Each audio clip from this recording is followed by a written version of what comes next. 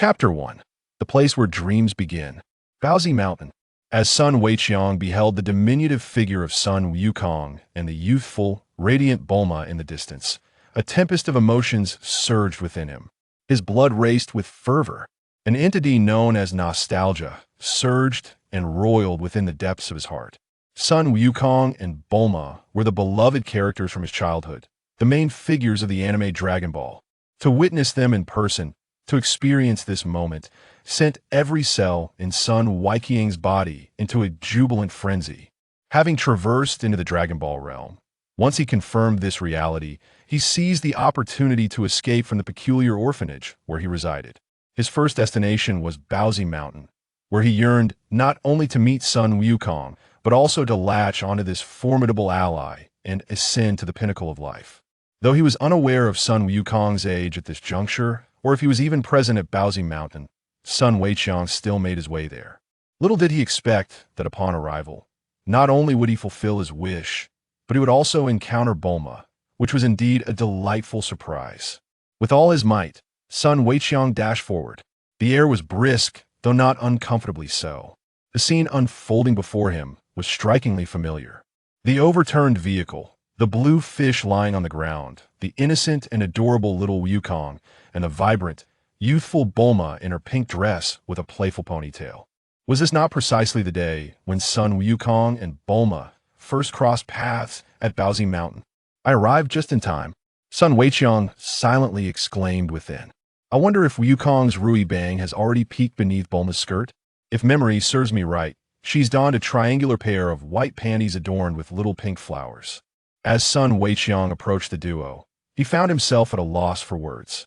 Surely he couldn't say he was thrilled to meet them? That would feel rather odd. Bulma, be cautious of Wukong. He might. He hesitated, feeling it was inappropriate to suggest such things upon first meeting. Fortunately, after some initial awkwardness, Sun Weiqiang managed to join this originally two-person group, now a trio. On their way to Wukong's home, Bulma inquired, "By the way, I haven't asked for your names yet." "I am Wukong, Sun Wukong. And you?" Sun Wukong replied, dragging the fish's tail while glancing back at them. "I am Weiqiang, Sun Weiqiang." He mimicked Wukong's introduction. "You share the same surname as me." Wukong's eyes sparkled with excitement, as if he had discovered a new world. "Yes, indeed," Sun Weiqiang nodded, secretly thinking how adorable little Wukong truly was. The term adorable often feels out of place when used for boys, yet it fit little Wukong perfectly. "Bulma," shyly stammering, said in Bulma. "What a peculiar name." Wukong laughed heartily. Bulma frowned and retorted, "That's annoying. That's precisely why I didn't want to say it." Sun Weiqiang found no humor in Bulma's name, yet he couldn't help but chuckle along with Wukong, who was giggling. Wukong turned back, playfully mimicking Bulma, "Ha ha ha. Stop it. I don't even like my name." Bulma pouted, crossing her arms in frustration, oblivious to the fact that Wukong was treating her as if she were Bulma herself. Before long, they arrived outside a small hut. "Hey, wait for me," Wukong exclaimed, setting down the fish and pushing open the door, just in time to see Grandpa flash a light. "Grandpa," he murmured softly. "What's wrong?" Bulma asked, trailing behind him. Wukong stood frozen. "Grandpa is talking." "But didn't your grandpa pass away?" Bulma questioned, puzzled, until she too saw it. "It's the Dragon Ball," she exclaimed excitedly, pointing forward. Sun Weiqiang, standing to the right of Wukong, remembered the unfolding events vividly. Though he wasn't entirely clear on every detail of the Dragon Ball storyline, the scene before him mirrored his memories almost perfectly. Almost perfectly, because he was the difference. "Step back." Bulma gleefully shoved Wukong aside and hurried to grasp the Dragon Ball resting on the table. Sun Weiqiang mused, "Well, in this instance, Bulma can push Wukong aside and hell simply forget." "Hey, don't touch Grandpa." Wukong rushed to intervene, placing a hand on Bulma's rear. "Grandpa, is this it?" Bulma held up the Dragon Ball, looking at Wukong. "Yes, this is the only relic Grandpa left for me." Wukong snatched it back, declaring, "Even if you're a girl, you're not allowed to touch it. Look, Grandpa is glowing. It seems he wants to tell me something." "It's the first time he's done this," Wukong said innocently and adorably. "Is that so?" Sun Weiqiang leaned in, scratching his crew cut, feigning curiosity. He felt the need to assert his presence now that he had joined this original trio. He couldn't merely stand by and watch such an action would be rather dull. Right? Grandpa never glowed before, Wukong affirmed. I suppose I should enlighten you, Bulma began, opening a small pouch at her waist to reveal 2 Dragon Balls. Look, it's Grandpa. Do you mean you have 2 grandpas? Wukong gaped in astonishment. Bulma has 2 grandpas? Sun Wukong feigned surprise, acting a bit foolishly. He acknowledged his foolishness, but deemed it acceptable for the sake of blending in.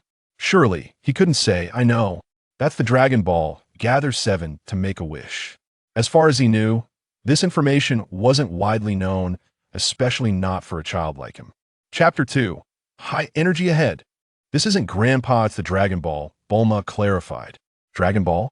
Wukong looked down at the Dragon Ball he held in his hands. Sun Wukong observed the so-called Dragon Balls in their possession, his brows furrowing in confusion. Yes, your Dragon Ball resonated with these 2, which is why they're glowing, Bulma explained further. Bring your Dragon Ball over for a look, she instructed, placing her 2 Dragon Balls on the table.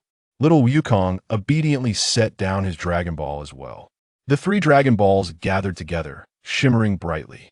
Wow, how beautiful! Sun Wukong exclaimed, his eyes widening in awe. They're all glowing. Wukong was genuinely innocent and untainted. Bulma lifted 1 Dragon Ball and recounted its origin. I found this ball in my family's warehouse and thought it was strange, so I investigated, only to discover it was a very magical orb. What's so magical about it? Wukong asked, reclaiming his Dragon Ball. Sun Wukong followed suit and picked up the last Dragon Ball, pretending to inspect it, feeling its cool surface. He grasped it with his fingers, and it felt firm, not soft, but he believed if it were softer, the tactile sensation would be even better. For reasons unbeknownst to him, Sun Wukong suddenly associated it with something inappropriate and found his gaze drawn to Bulma's rather suggestive features. Bulma proceeded to enlighten them on the Dragon Ball's magical properties. That's amazing, Wukong exclaimed in wonder. How incredible, Sun Wukong echoed, equally impressed. So if one collects all 7 Dragon Balls, any wish can be granted, Wukong remarked, astonished. Bulma continued, I heard that long ago, someone collected the Dragon Balls and became a king, but that was ages ago. Really? Someone became a king? That's possible? Sun Wukong was taken aback. Presence 1. Yes.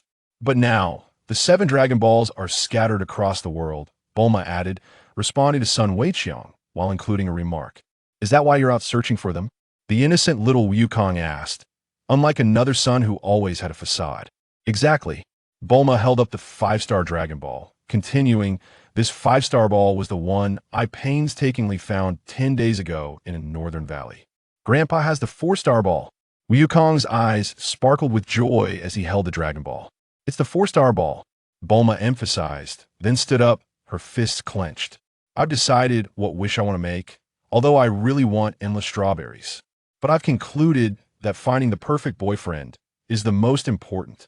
Bulma clasped her hands together in front of her, articulating her wish. Turning her back, she looked at Wukong and smiled. I've shared my secret with you, so please lend me your 4-star ball. No way.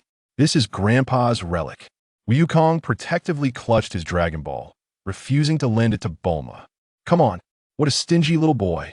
You won't use it anyway, so just lend it to me. Bulma pressed again. Naya.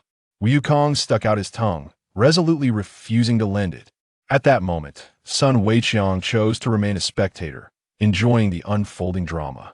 One must admit, enjoying Dragon Ball and experiencing it firsthand are worlds apart. The latter offers a vastly superior experience. Sun Wukong mused contentedly.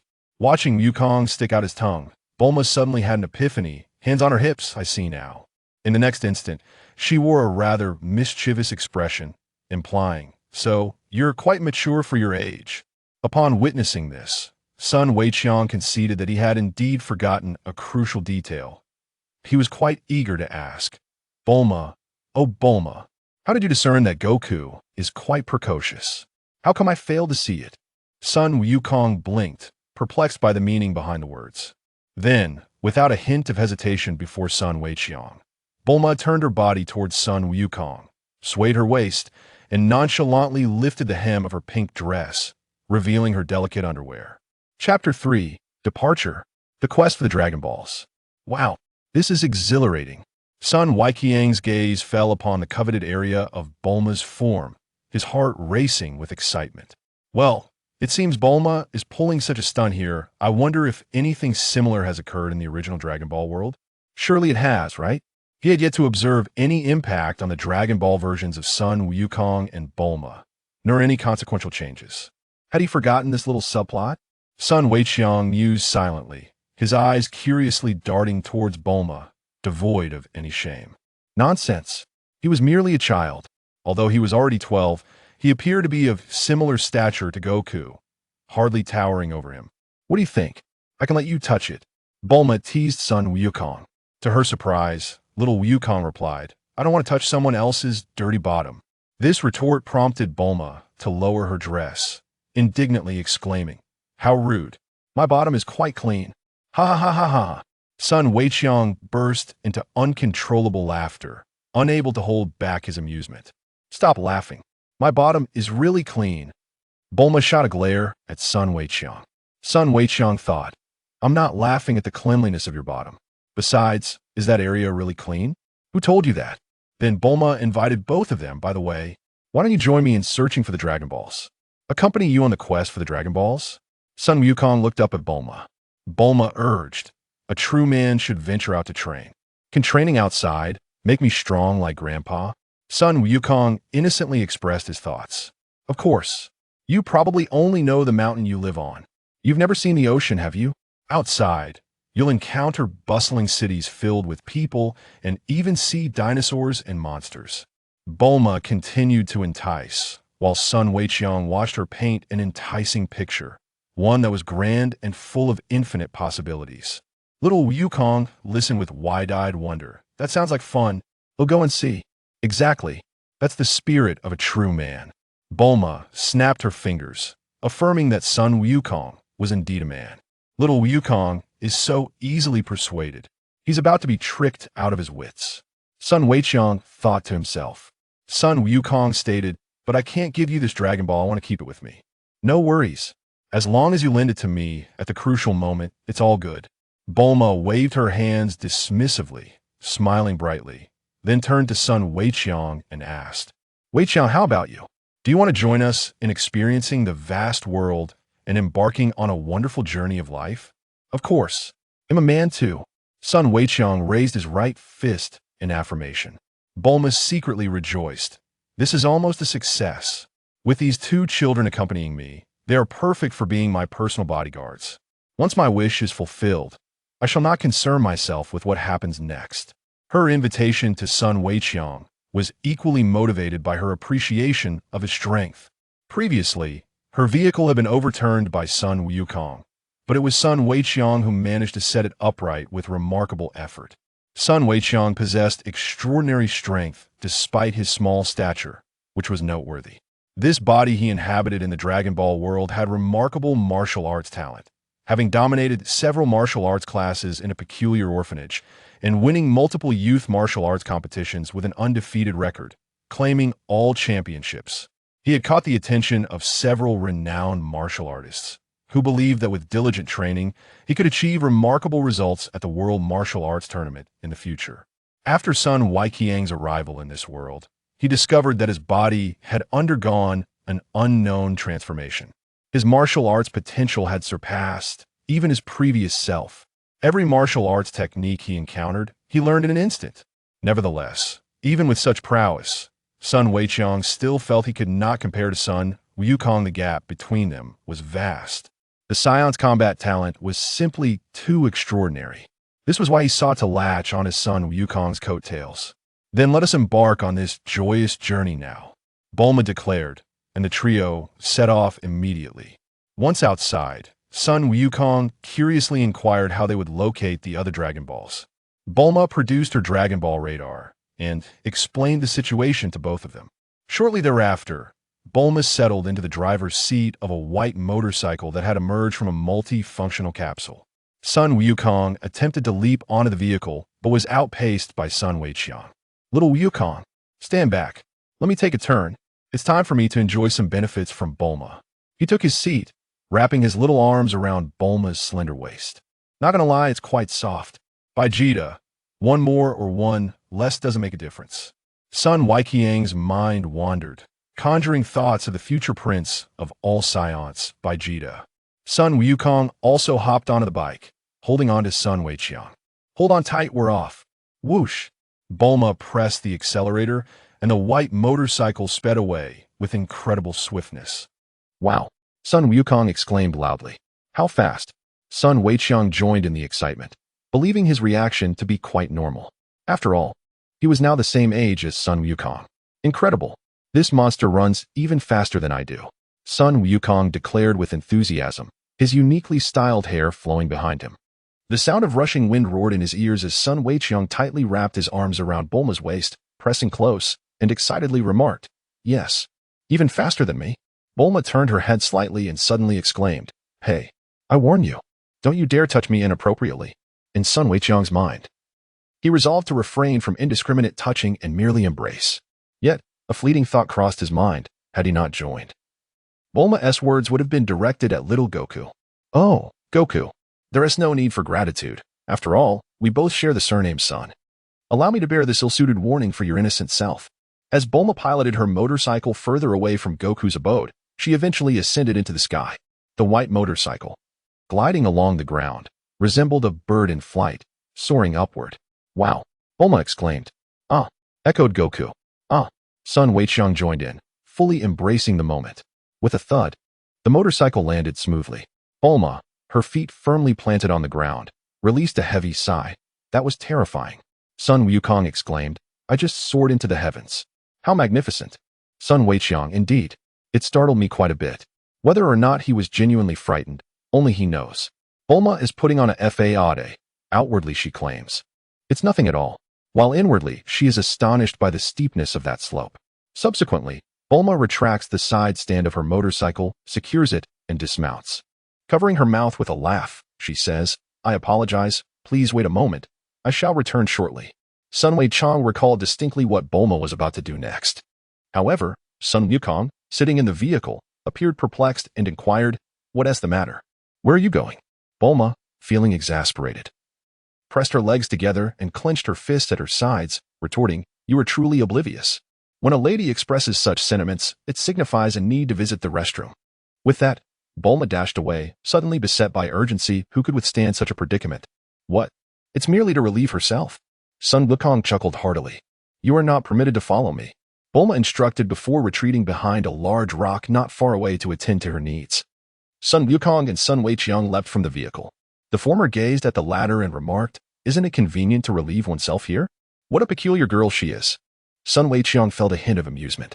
Although he held a profound impression of this segment of the Dragon Ball storyline, experiencing it firsthand evoked a different sentiment. At that moment, a cry for help pierced through the air. Help? Sun Weiqiang was aware of what was about to transpire, yet he refrained from informing Bulma in advance. If he had disclosed it, how could he justify his foreknowledge of such an eventuality? Bulma would most likely perceive him as having ulterior motives. Regardless, the issue was not significant. Goku alone could adeptly resolve it. Chapter 4. There were days worth remembering. Sun Wukong inquired, "Weiqiang, what has transpired?" "I have no idea." "Wukong, let us hasten over to take a look," Sun Weiqiang replied. Thus, the two swiftly made their way there. "No way. Hey, have you been bitten by a snake?" "I have come to rescue you," Wukong shouted as he rushed forward. "I feel the same." Sun Weiqiang followed closely behind. Subsequently, they arrived behind a large rock where Bulma was about to relieve herself and beheld Bulma ensnared by a winged, single-horned dinosaur. "Ah!" Bulma trembled in fear. "Who are you two rascals?" the dinosaur inquired. "I am Sun Wukong. Are you her friend?" Wukong asked, gazing up with an innocent expression. "Foolish little Wukong. Is this your understanding of the term friend?" Sun Weiqiang shot Wukong a glance, a thought stirring within him. "Indeed," the dinosaur replied, wrapping Bulma with its tail. Then inexplicably producing a rope from somewhere. "I have something to say to her. You two wait here until we return." "Oh, Wukong, did you not see how Bulma is struggling with all her might?" Sun Weiqiang remarked, somewhat exasperated. Yet he understood that this was Wukong's nature, naive and blissfully unaware. The ensuing events unfolded just as Sun Weiqiang was familiar with in the world of Dragon Ball. Sun Wukong found himself bound to a great tree beside a massive boulder, with the peculiar distinction that he was not alone in his predicament. Remarkably, he had also willingly accepted this fate, albeit with notable differences. "We are both tied up," murmured the young Wukong. "Indeed." Sun Wei stifled a laugh. "Well then, it appears we are two simpletons. Farewell." The great dinosaur flapped its wings and ascended into the sky. "It has been far too long since I savored human flesh. I shall relish it slowly." The dinosaur chuckled heartily. Bulma was terrified. The dinosaur had just released its tail from her grasp, and she clung tightly to its leg, fearing that a moment's lapse could send her plummeting from the heavens, reduced to a mere puddle of flesh. "Hey, how long must I wait?" Sun Wukong shouted into the sky. Sun Weiqiang quietly observed from the side. "What are you doing? Come and save me." Bulma in the sky cried desperately, tears like dewdrops cascading down. "You two fools. Idiots. What? You want us to rescue her?"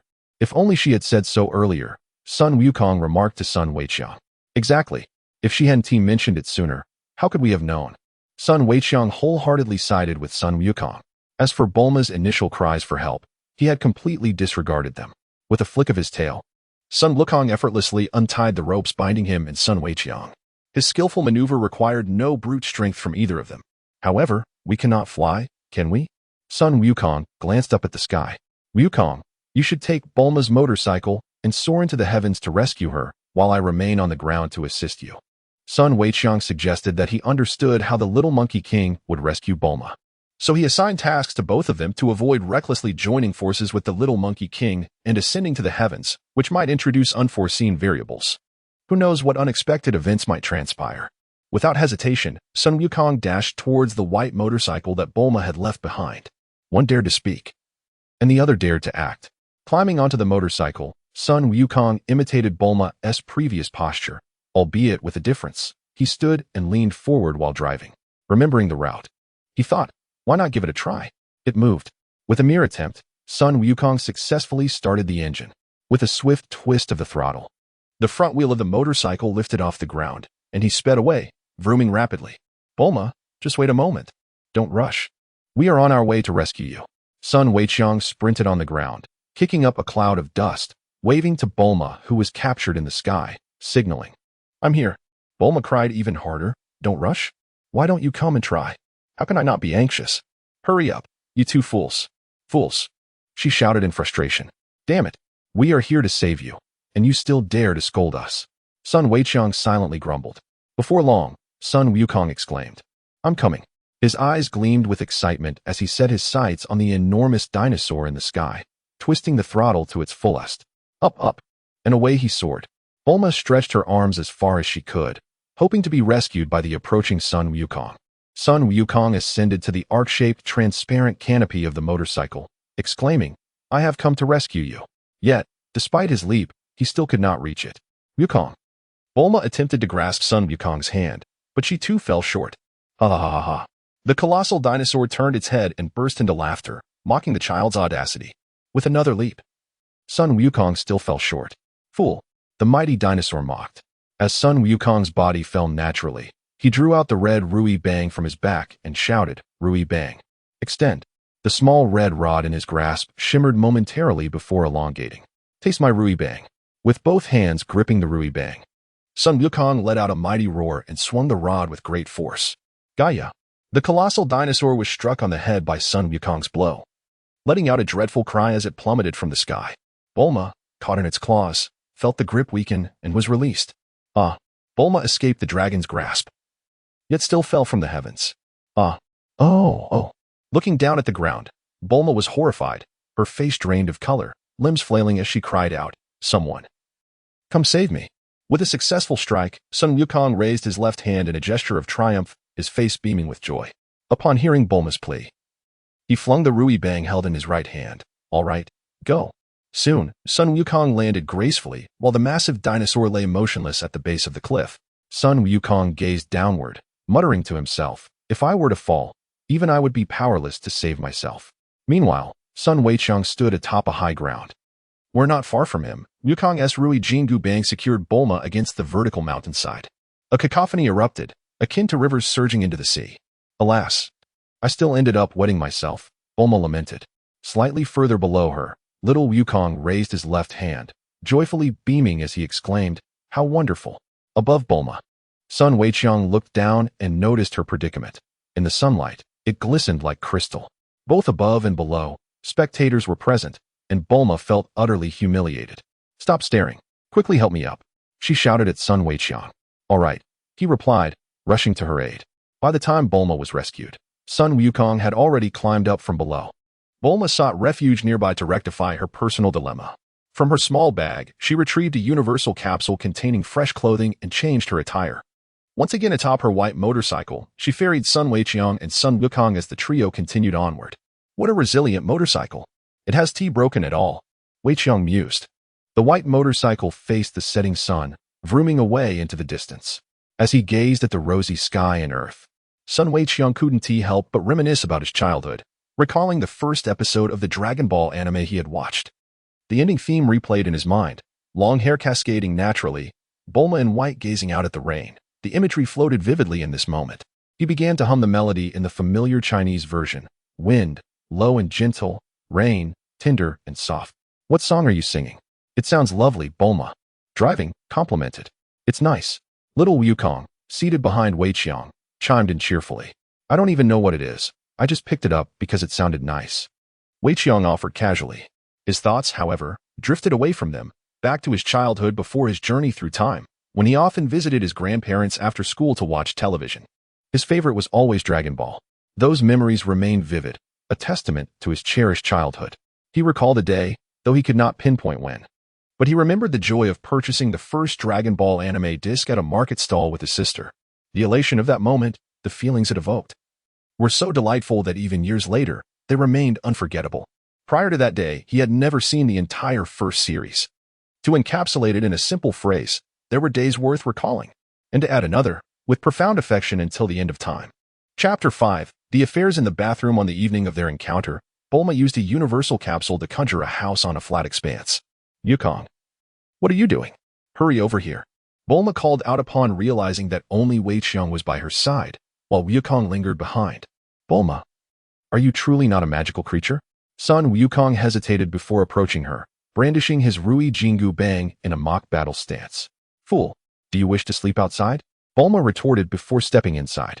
Sun Weiqiang entered and waved to Sun Wukong, saying, "Wukong, come in swiftly." Sun Wukong exclaimed, "Wonderful. Bulma, turn on the lights." Upon entering the room, his astonishment was palpable as he gazed around, exclaiming, "How is it that it looks just like daytime in here?" He placed his belongings on a table, and Bulma remarked, "Wukong, don't you even know what an electric light is? I never imagined one could be so uninformed." Little Wukong truly displayed such a level of ignorance, as Sun Weiqiang quietly added. Sun Wukong wandered about, gazing with curiosity at the myriad of sights he had never encountered before. Upon reaching the television set, he was startled by its sudden activation. Nearby, Bulma held the remote control, wearing a smug smile. "Bulma, what are those little people doing in there?" Sun Wukong exclaimed, his eyes wide with fascination as he fixated on the screen. Bulma switched the channel, and the program featuring a guitarist transitioned to a scene where a couple was about to kiss. Sun Weiqiang exhibited no particularly noteworthy reaction. It was merely a kiss.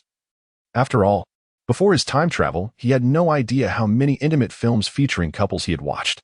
Sun Wukong stood bewildered, turning his head to see Bulma so engrossed in the screen.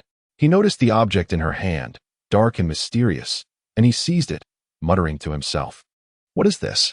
On the television, the couple seemed on the verge of a kiss, while Bulma chanted, "Come on, come on. Just 1 centimeter and 8 millimeters to go." At that pivotal moment, the channel abruptly changed. A large black monster turned its back and, without hesitation, unleashed a torrent of fire. Bulma was so startled that she fell to the ground. "Ha ha ha ha." Sun Wukong pointed at Bulma, laughing uncontrollably. Bulma questioned, "What are you doing?" Sun Wukong inquired, "Are you hungry? You seem to be drooling." It was only then that Bulma realized, wiping her mouth, she retorted, "Mind your own business." Rising from the floor, she glanced at Sun Wukong, then at Sun Weiqiang, pinching her nose as they both exclaimed, "You reek. Dinner can wait until after you've had a bath." "A bath? What is a bath?" Sun Wukong asked, puzzled. "Heavens, you don't even know what a bath is?" Bulma exclaimed, her expression one of disbelief. "How disgusting." "Weiqiang, what about you? Surely you know what a bath is?" She questioned Sun Weiqiang. I know I love to smell nice. Sun Weiqiang proudly patted his small chest. Bulma sighed in relief, grateful that at least one of them was somewhat normal. Shortly thereafter, in the bathroom, Sun Wukong and Sun Weiqiang stood completely unclothed. By the edge of the bathtub, Bulma knelt, beckoning the two, come here, come here. I'll help you bathe. Hurry up. This is bathing? Sun Wukong waddled forward, his little legs moving outward, gazing at the tub and tilting his head in confusion. Wukong, that's not bathing. That's the bathtub, the place for bathing. Sun Weiqiang explained, pointing at the tub. Oh, so that's how it is. Little Wukong exclaimed, enlightenment dawning upon him. You two little rascals. Can't you at least cover yourselves? Bulma thundered. Is it necessary? Little Wukong replied, holding the towel horizontally in front of his face. Exactly, Sun Weiqiang echoed. Though he used his towel to cover his chest, Sun Weiqiang naturally understood precisely where Bulma referred to, yet he refused to cooperate, displaying a brazen disregard for propriety. Why is it that little Wukong can do it, but I cannot? He pondered. Shortly after, Bulma personally bathed the two of them. And only after that did she attend to her own cleansing. In the living room, Weiqiang remarked, just now, Bulma washed us. And now it is our turn to wash her. Sun Wukong responded enthusiastically. Indeed. Weiqiang nodded in agreement, feeling the logic in Wukong's words. You are absolutely right. Let us proceed to give Bulma a delightful bath, especially since she wet her skirt earlier today. Ah, yes. I almost forgot about that. Little Wukong blinked his bright, expressive eyes. Thus, in a fleeting moment, the two appeared before Bulma, who was luxuriating in a bath filled with bubbles. Upon seeing them, Bulma froze for an instant, then quickly submerged herself in the tub, only to re-emerge a second later, exclaiming, What are you two little rascals doing here? With hands on his hips, little Wukong confidently declared, You just washed us, so now it is our turn to wash you. Exactly, Weiqiang echoed. No need, you two. Leave me be. Bulma waved her hands dismissively, her expression one of disdain. Quickly get out. Go on. Women are truly peculiar, little Wukong remarked, pointing to his own chest in curiosity. I never expected that the backside would be located in this place. Sun Weiqiang stood to the right of Sun Wukong, gesturing with both hands in front of him, indicating that it was somewhat small. Upon entering, he and Wukong observed that although there were numerous bubbles above, the contours were distinctly visible. In truth, it was not small at all. However, Bulma's chest was indeed not as ample as her posterior. Who among ordinary individuals possesses a chest larger than their backside? Sun Weiqiang certainly knows, but knowing is one thing, while expressing it is quite another. Bulma exclaimed, How foolish. That is not the backside at all. This is my chest. Sun Wukong inquired, The chest? Sun Weiqiang thought to himself, I am aware. I simply chose not to show it, hee hee. This is precisely what little babies adore most about men, Bulma said, her cheeks flushed. However, I do not fancy your backside. Little Wukong declared, hands on his waist. Shaking his head, Sun Weiqiang thought to himself, little Wukong. This is where we differ. At the very least, he undoubtedly enjoys watching. As the saying goes, if you don't watch, you miss out, and once you do, you'll crave more. I have already stated that this is not merely a matter of physical attraction. Bulma retorted, for youngsters like you. It is far too early to be interested in a woman's bosom. Sun Weiqiang, no? I am already intrigued. He thought to himself, but did not voice it. Little Wukong replied, I am not a little ghost. Sun Weiqiang replied, I suppose I am not a little kid either. Am I? How old are you all this year? Bulma casually remarked, How old could you possibly be? With such a short stature, are you even 8 years old, little one? Sun Weiqiang, I am 12 years old. Sun Wukong, 14 years old. Bulma, 14, 12. The bathroom fell into an abrupt silence. Then, amidst the chaos of shower gel, shampoo, and various bottles, Bulma reached out and hurled them at the two. Little Wukong and Sun Weiqiang fled the bathroom in a rush. Bulma's roar echoed. How infuriating. One is 5 years younger, and the other is 3 years younger. Both are peeping toms. Perverts. Scoundrels. How outrageous. Sun Weiqiang remarked, Bulma, you're mistaken. We are both 12 years old. Goku believes that after 11 comes 14, if his memory serves him correctly. Excluding the age prior to our journey, 38 minus 26 equals 12. I am indeed 12 years old. During dinner, Bulma, little Goku, and Sun Weiqiang encountered a predicament when Goku found himself unaccustomed to bread and similar fare, prompting him to venture out in search of sustenance, with Sun Weiqiang accompanying him. In the world of Dragon Ball, little Goku represents a future ally he yearns to be close to. Although this connection may be easily forged, Sun Weiqiang still desires to foster a deeper bond. After all, Son Goku is undoubtedly his favorite character in Dragon Ball, without exception, especially the younger version of Goku. Chapter 6. Airplane Big Bird Fat Chicken Under the Moonlight. Amidst the woods, the agile forms of Sun Wukong and Sun Weiqiang dance through the branches, gracefully landing upon the forest floor. Weiqiang, there is nothing here. After searching for so long, I only found a centipede, little Goku conveyed, clutching a sizable centipede in his left hand as he conversed with Sun Weiqiang. Then we shall continue our search, Sun Weiqiang replied, spreading his hands in resignation. Suddenly, a rumbling sound echoed above the two boys. As Sun Wukong gazed upwards, his eyes brightened upon the sight of a magnificent bird. "We must capture it, Weiqiang," he exclaimed. Certainly, Sun Weiqiang recognized it as an aircraft. Yet this did not deter him from following the whim of the little Wukong. If memory served him right, inside the plane were Pilaf's two subordinates, Ashio and Xiaowu. Soon after, the initial encounter between the little Wukong and them was sparked by this grand avian. He refrained from informing the little Wukong that it was an airplane, understanding that if the little one knew it was inedible, he would lose interest in pursuing the bird. Thus, he inadvertently altered the course of this narrative, a change Sun Weiqiang had not intended. The small aircraft descended gracefully. The young maiden Xiaowu and the yellow dog Ashio emerged from within, each bounding forward. Before long, the moonlight broke through the shrouded clouds, revealing a scene that filled them with dread. They halted abruptly, rooted to the spot. The ground and trees were strewn with corpses of varying shapes. Not far away, a red light flickered. "Did you see that?" Ashio, clad in ninja attire, looked up at Xiaowu. She replied, "It could possibly be a Dragon Ball. Let us investigate." Meanwhile, Sun Wukong and Sun Weiqiang treaded upon several thick branches, leaping high and descending from above. Ashio turned his gaze towards the two children, barking, "What do you intend to do?" Xiaowu retorted, "What a ridiculous outfit. These two are undoubtedly country bumpkins."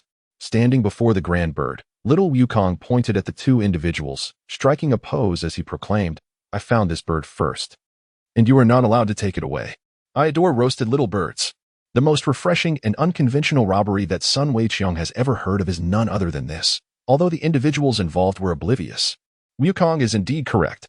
We were the first to discover this bird. If you wish to seize it, you must consider our might. Sun Weiqiang and little Wukong formed an oblivious duo. He raised his fist before him, speaking with determination while pursing his lips, his expression earnest, exuding a presence that matched little Wukong's. What were these two youngsters discussing? Ashu stared in bewilderment. "You two little boys should hurry home and get some sleep," Xiaowu casually remarked. At that moment, Xiaowu and Ashu heard an unusual sound behind them. Turning around, they gasped in horror. "It's a wolf." Little Wukong's eyes sparkled as he gazed at the pack of wolves, his mouth moving. They looked quite delectable. The wolves closed in around them. Bang, bang, bang, bang, bang. On their side, little Wukong and Sun Weiqiang unleashed a flurry of punches and kicks. No wolf could withstand more than 2 or 3 blows before collapsing. "Weiqiang, you are remarkably strong. Are all the people outside this formidable?" Little Wukong managed to speak while fending off a wolf. "It's not too bad, but there are certainly many out there who are stronger than me," Sun Weiqiang replied, holding back another thought. "Many more who are weaker." As for what outside specifically referred to, perhaps it simply meant Earth. There are so many. Little Wukong's eyes gleamed with aspiration, excitement coursing through him as he intensified his attacks. With a powerful kick and a punch, he could easily fracture bones, or, in more severe cases, strike a fatal blow, leaving the wolves howling in agony. Sun Weiqiang expressed to the wolf pack, "This is not my concern. I truly did not intend this." Meanwhile, the two individuals remained relaxed, exchanging casual banter while fending off the wolves. In stark contrast, a man and his dog found themselves in dire straits. "Help! Help!" cried Axiu and Xiaowu, desperately pursued by the pack, wishing they could sprout an extra leg to escape. After exerting tremendous effort, Axiu and Xiaowu finally managed to return to the safety of the airplane they had boarded. With a thunderous roar, the aircraft descended into the sky. "Oh no, my prey!" Little Wukong exclaimed as he glanced skyward and immediately gave chase. Wolves leaped onto him, clinging to his body in numbers. Unfazed, little Wukong remained undeterred. His body was as resilient as steel, rendering the wolves' attempts to bite futile, only resulting in their teeth shattering. Thus, as he sprinted, with wolves clinging to him and wielding his Rui Bang, Sun Wukong bellowed, "Stretch forth, Rui Bang." The magical staff elongated, one end grounding itself while the other soared skyward, lifting both Sun Wukong and the wolves. However, as they ascended, the wolves clinging to little Wukong began to tumble down from the sky. Sun Wukong soared into the sky and delivered a powerful kick to the fleeing bird. With a resounding thud, the aircraft trembled. Inside, Ashu and Shiwu were filled with terror. What was happening? With that formidable kick from Sun Wukong, the airplane plummeted towards the ground. Moments later, a deafening explosion erupted as the aircraft crashed, illuminating the sky with a brilliant blaze and sending plumes of smoke spiraling upward, obscuring the sun. Sun Weiqiang and Sun Wukong arrived at the site of the plane crash. Little Wukong tapped the wreckage with his Rui bang, producing a solid sound, revealing that it was not a bird. Haha. Sun Weiqiang couldn't help but laugh. Weiqiang, what are you laughing at? Little Wukong inquired, looking at him. I just remembered, this is a plane. Later, Sun Weiqiang planned to explain everything to little Wukong. Fat chicken. A glimmer of food appeared in little Wukong's eyes. Can we eat it? He again tapped the large wreckage with his Rui bang, wondering if it was hard enough to bite into. Is it delicious? Wukong. It's a plane, not a fat chicken. Flying is not the same as fat. A machine is not the same as chicken or duck, Sun Weiqiang said, covering his forehead with his right hand, feeling speechless.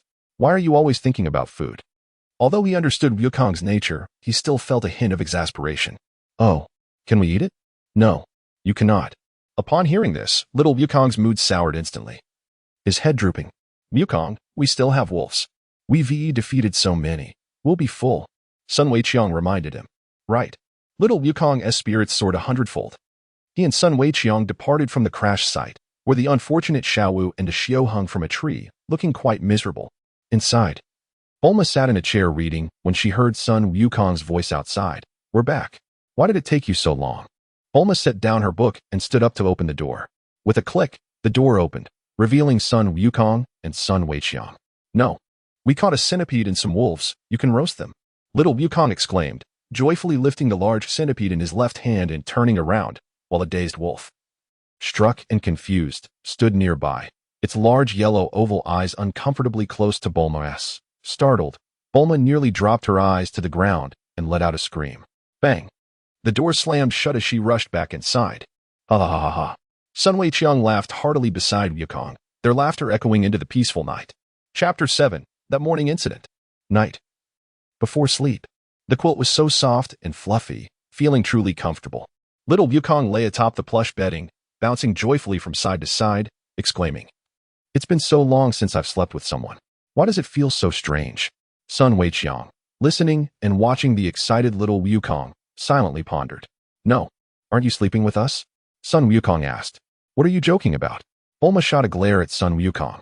The blanket is laid out for you on the floor. I'll sleep in my own bed. Can't we sleep together? Sun Wukong asked, bewildered. Of course not. You're already 14, and Weiqiang is 12, Bulma emphasized. Grandpa's thigh is so soft, it makes a great pillow. Little Wukong said, cradling his head with his hands, reminiscing about his grandfather, Sun Gohan. What? Wukong, you want to use my thigh as a pillow? Bulma shouted. Sun Weiqiang's eyes darted between the two individuals, pondering to himself, this suggestion is quite splendid. But I must be included. Little Wukong was soundly asleep, yet Sun Weiqiang, lying on the floor's carpet beside him, found himself unable to slumber. Unexpectedly arriving in the Dragon Ball world, he now inhabited a 12-year-old body, only slightly taller than the stocky little Wukong of the same age. However, the most significant aspect was that today marked the delightful occasion of his first encounter with little Wukong and Bulma at Baozi Mountain, where he had seamlessly integrated into their group. This was, undoubtedly, the happiest moment since Sun Weiqiang's arrival in the Dragon Ball universe. Sun Weiqiang lay motionless, his hands cradling his head, gazing intently at the ceiling. What should he do next? According to his previous thoughts, aside from firmly clutching onto the future potential of little Wukong and following the trajectory of the Dragon Ball narrative, there was no need to contemplate any alterations. But is it truly sufficient to simply proceed in this manner? Sun Weiqiang pondered to himself. What else could he do? What could he possibly change? Or rather, what necessitated change? Was it within his capability to effect such change? And if he found himself incapable, what consequences would ensue? Sun Weiqiang found himself at a loss, pondering for an extended period without arriving at a conclusion. He resolved to take a step forward and see where it led him. After all, this was a rare opportunity in his lifetime. Merely following the plot of Dragon Ball seemed rather lacking in substance. As he contemplated, Sun Wukong gradually slipped into a fragrant slumber. Though he retired late, he awoke early, intentionally. For he was acutely aware that on this very morning, little Goku was up to something. Shouldn't they collaborate? It felt remiss to disregard Prince Vegeta.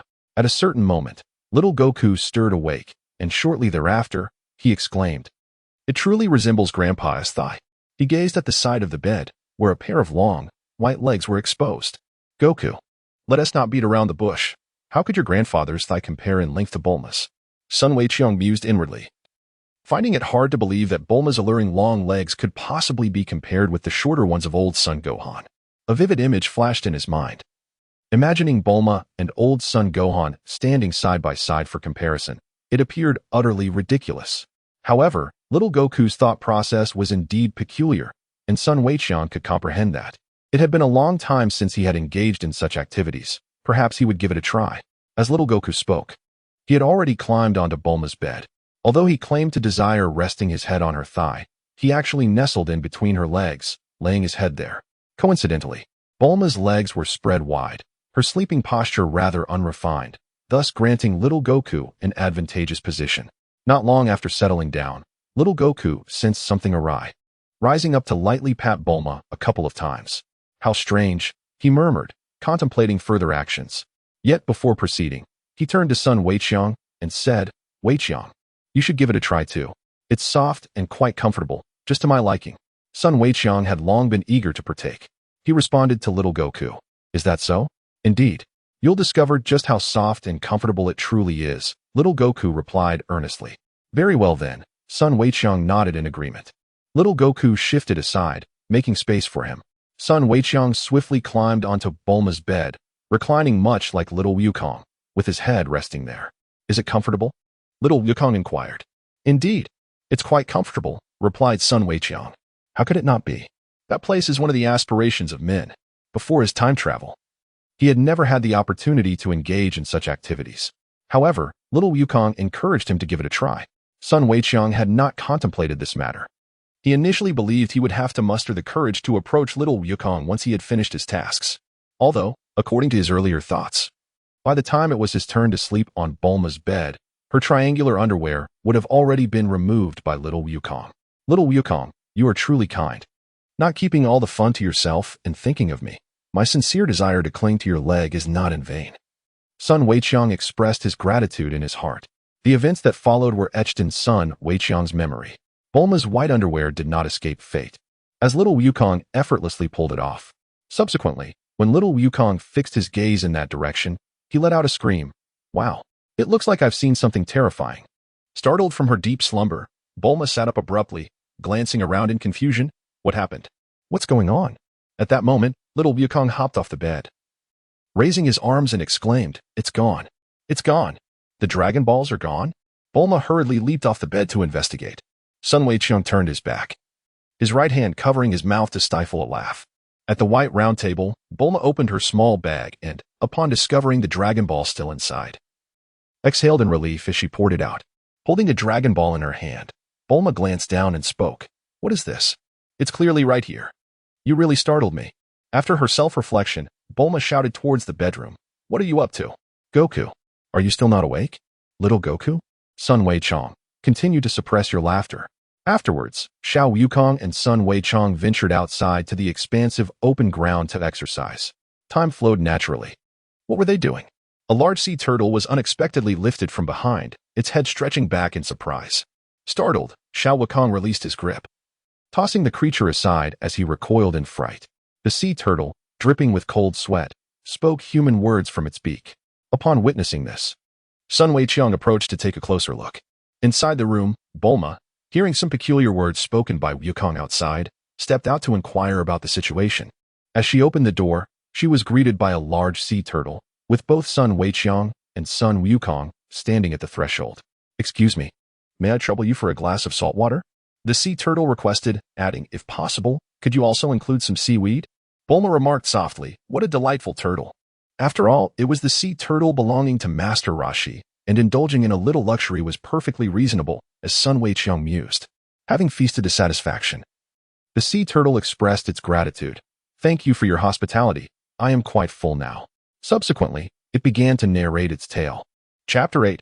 A single punch to the face? Are you insane? After a thorough exchange among the three and the turtle, little Wukong proposed to escort the lost sea turtle back to the ocean.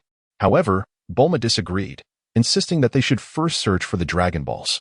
Sun Wukong was undoubtedly aligned with the powerful figure. Thus, Bulma, with her hands firmly on her hips, issued a warning to the two. If you choose to leave my side now, you shall never again cross my path. Little Wukong glanced at Bulma and then hoisted the great sea turtle onto his back, securing his grip. I apologize. The sea turtle expressed contritely. Little Wukong responded with a cheerful smile. No worries at all. We should return Mr. Sea Turtle to the ocean right away. He turned to Sun Weiqiang and added, if you grow weary, I can take my turn carrying Mr. Sea Turtle. Sun Weiqiang proposed initially. I won't tire so easily. Little Wukong asserted confidently, adding with a grin. As long as there's food. Sun Weiqiang chuckled and began to run alongside little Wukong. You two fools. Country bumpkins. Do not ever return.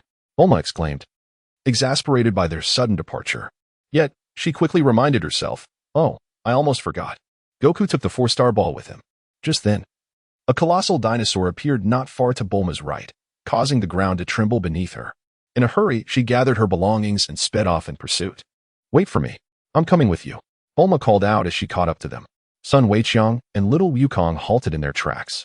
Didn't you say you never wanted to see us again? Little Wukong asked, bewildered by their quick reunion. Indeed. Bulma, you just said that. Sun Weiqiang chimed in. You both are utterly unappealing. With that, Bulma pressed the accelerator and drove ahead. Sun Wukong ran ahead, exclaiming, you are afraid of being alone, aren't you? Bulma smirked. How absurd. My objective is the Dragon Ball you possess. Is that so? Then why didn't you mention it earlier? You declared that we should never meet again. Sun Weiqiang identified the logical inconsistency. How annoying. You two little brats are truly insufferable. Bulma retorted. My apologies. I imagine you find me rather heavy. I've gained a bit of weight recently. The great turtle on Sun Wukong's back said apologetically. Rest assured, it's no trouble at all, merely a trifle. Sun Wukong replied with a smile. I can walk down by myself, the great turtle added. What a joke. Bulma scoffed, riding a white motorcycle beside Sun Wukong, her green hair flowing in the wind. She turned her head and quipped, if we let you walk, we would take a month just to get there. Indeed. Sun Weiqiang unusually concurred with Bulma. Little Wukong inquired, how far is it to the seaside from here? The trio and the turtle paused as Bulma checked, estimating it to be about 2 kilometers away. Little Wukong declared, then we shall soon behold the ocean. The great turtle remarked, I can already scent the brine of the waves. Sun Weiqiang pondered, in other words, I am soon to meet Master Roshi. Master Roshi, the mightiest being on earth, will, without a doubt, soon take Sun Wukong under his wing to learn the art of combat. Just the thought fills him with anticipation. The trio, accompanied by a turtle, pressed onward. However, after traversing a distance, a command echoed, halt. A colossal one-eyed tiger appeared, its imposing figure radiating confidence as it let out a triumphant cackle. You little brat, hand over that sea turtle. I have a particular fondness for sea turtles, it drooled menacingly. Bulma, shaken with fear, stammered, lifting her left hand. Please, take it. Wukong, quickly. Give it the turtle. Little Wukong stuck out his tongue. If you leave the turtle with me, I shall spare your lives. Before the massive one-eyed tiger could finish its menacing proclamation, it suddenly toppled backward, its enormous form crashing to the ground, a torrent of crimson blood erupting from its mouth, painting the air with its vibrant hue. With a thunderous impact, the earth reverberated. Little Wukong, Bulma, and the great sea turtle all gazed skyward at Sun Weiqiang, who descended from above. He had no intention of altering the Dragon Ball narrative, yet dealing with such inconsequential minions posed no challenge. Sun Weiqiang landed steadily, his hands tucked into his pockets. Well done, exclaimed Bulma, taken aback. Weiqiang, you were truly impressive. You knocked that great tiger down with a single punch. Little Wukong praised. It's nothing special. You could do it too, Wukong, Sun Weiqiang replied with a smile. His words rang true, as in the original Dragon Ball storyline. Little Wukong also felled the great tiger with just one punch. However, prior to delivering that blow, little Wukong had engaged in a playful exchange with the tiger. Sun Weiqiang had no intention of playing with this giant turtle. He was no longer a child, having been nearly 30 at the time of his crossing. Young man, you have saved my life. I am truly grateful, the sea turtle expressed. It was but a trivial matter. Sun Weiqiang waved his hand dismissively. Mr. Turtle, are you truly delicious? Sun Wukong inquired of the large sea turtle on his back. I assure you, I am not delectable at all, quite the contrary. I am notoriously unpalatable, the sea turtle replied in a fluster, cold sweat trickling down its face. From your demeanor, I would concur that you seem far from appetizing.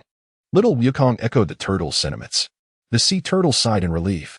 The trio, along with the turtle, continued their journey.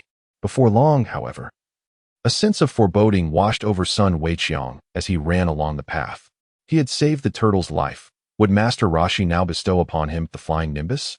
As far as he recalled from the original Dragon Ball narrative, it seemed that Master Roshi gifted the nimbus to Goku precisely because he had rescued the turtle. Such a development. Sun Weiqiang possesses a degree of self-awareness. He recognizes that the nimbus cloud is beyond his capability to control. Prior to his journey through time, although he had remained single since birth and lacked practical experience, he was not ignorant of the nuances of relationships. Indeed, he had accumulated a considerable understanding, making him somewhat knowledgeable in matters of desire. In his youth, he had indulged in countless films, and by the age of 18, he had already embarked on a path from which there was no turning back. In summary, Sun Weiqiang perceives himself as far from being a person of pure intentions. If memory serves him correctly, one must possess a state of purity to master the nimbus cloud. This presents a dilemma. Had he contemplated this earlier, he would have refrained from taking action. Alas, he has dug a pit for himself. What on earth was he thinking? Sun Weiqiang secretly berated himself. 2 minutes later, the trio and a turtle arrived at their destination. Before them lay an expansive ocean, with waves crashing against the shoreline. The sky a brilliant blue adorned with clouds of various shapes. Well. Upon seeing the sea, little Weiqiang exclaimed joyfully, his beautiful Casio eyes sparkling. He dashed forward, gazing at the ocean without blinking, exclaiming in delight, how wonderful! We finally made it. This is the sea. The turtle was equally exhilarated. Of course, responded Bulma. This marked little Weiqiang's first encounter with the ocean, as well as Sun Weiqiang's. The two stood facing the sea, basking in the warmth of spring. Prior to their journey, Sun Weiqiang had lived for 26 years in his hometown without ever venturing out, never having visited the beach, despite being from Guangdong, a region rich in coastal areas. As the turtle entered the water, facing Sun Weiqiang, he felt an unsettling premonition. I am truly grateful, my young friend. You have saved my life. Indeed, that dreadful feeling was confirmed. Sun Weiqiang's mood suddenly transformed to face the sea, as winter had arrived. Let's go home, he said, almost adding, don't come back. Take care, Mr. Turtle. Xiao Wukong bid farewell. Bulma refrained from uttering any compliments. It was already commendable that she had not spoken ill of the lost turtle that had consumed several hours of their time to return it to safety. As the turtle prepared to leave, it said, could you wait here for a moment? I would like to present you with a gift. A gift? Xiao Wukong murmured. It wouldn't happen to be the Dragon Palace treasure box, would it? Bulma remarked with her hands on her hips. What is meant to arrive will indeed arrive. Sun Weiqiang pondered. I will return shortly, so please do not wander off, the turtle insisted once more. Wait a moment. We do not have time to wait for your return, Bulma exclaimed as the turtle swiftly swam away. Chapter 9. The gift from the turtle sage. Thank you for your patience. The turtle returned, carrying another individual upon its back. This person, a bald elder wearing sunglasses and a turtle shell, was none other than the turtle sage. Good afternoon, everyone. The turtle sage greeted Sun Weiqiang and the others. What a stylish old gentleman, Bulma remarked as she observed him. Who are you, old man? Xiao Wukong inquired. I am called the turtle sage, he replied, leaping down from the turtle's back. Turning to the turtle, he asked, who rescued you?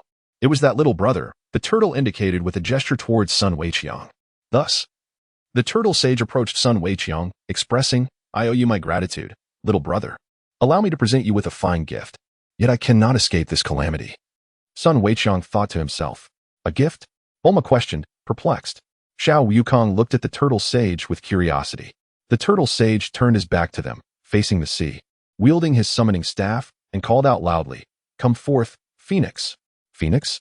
Bulma exclaimed in astonishment. What is a phoenix? Xiao Wukong asked. Bulma explained. It is a bird that never dies.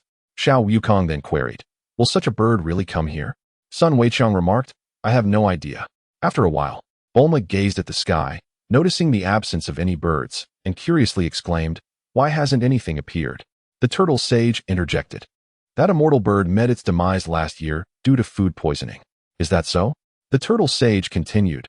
My apologies, I had completely forgotten. Bulma expressed her confusion. How could an immortal bird possibly die? The turtle sage replied, I named it the immortal bird in the hopes that it would never perish.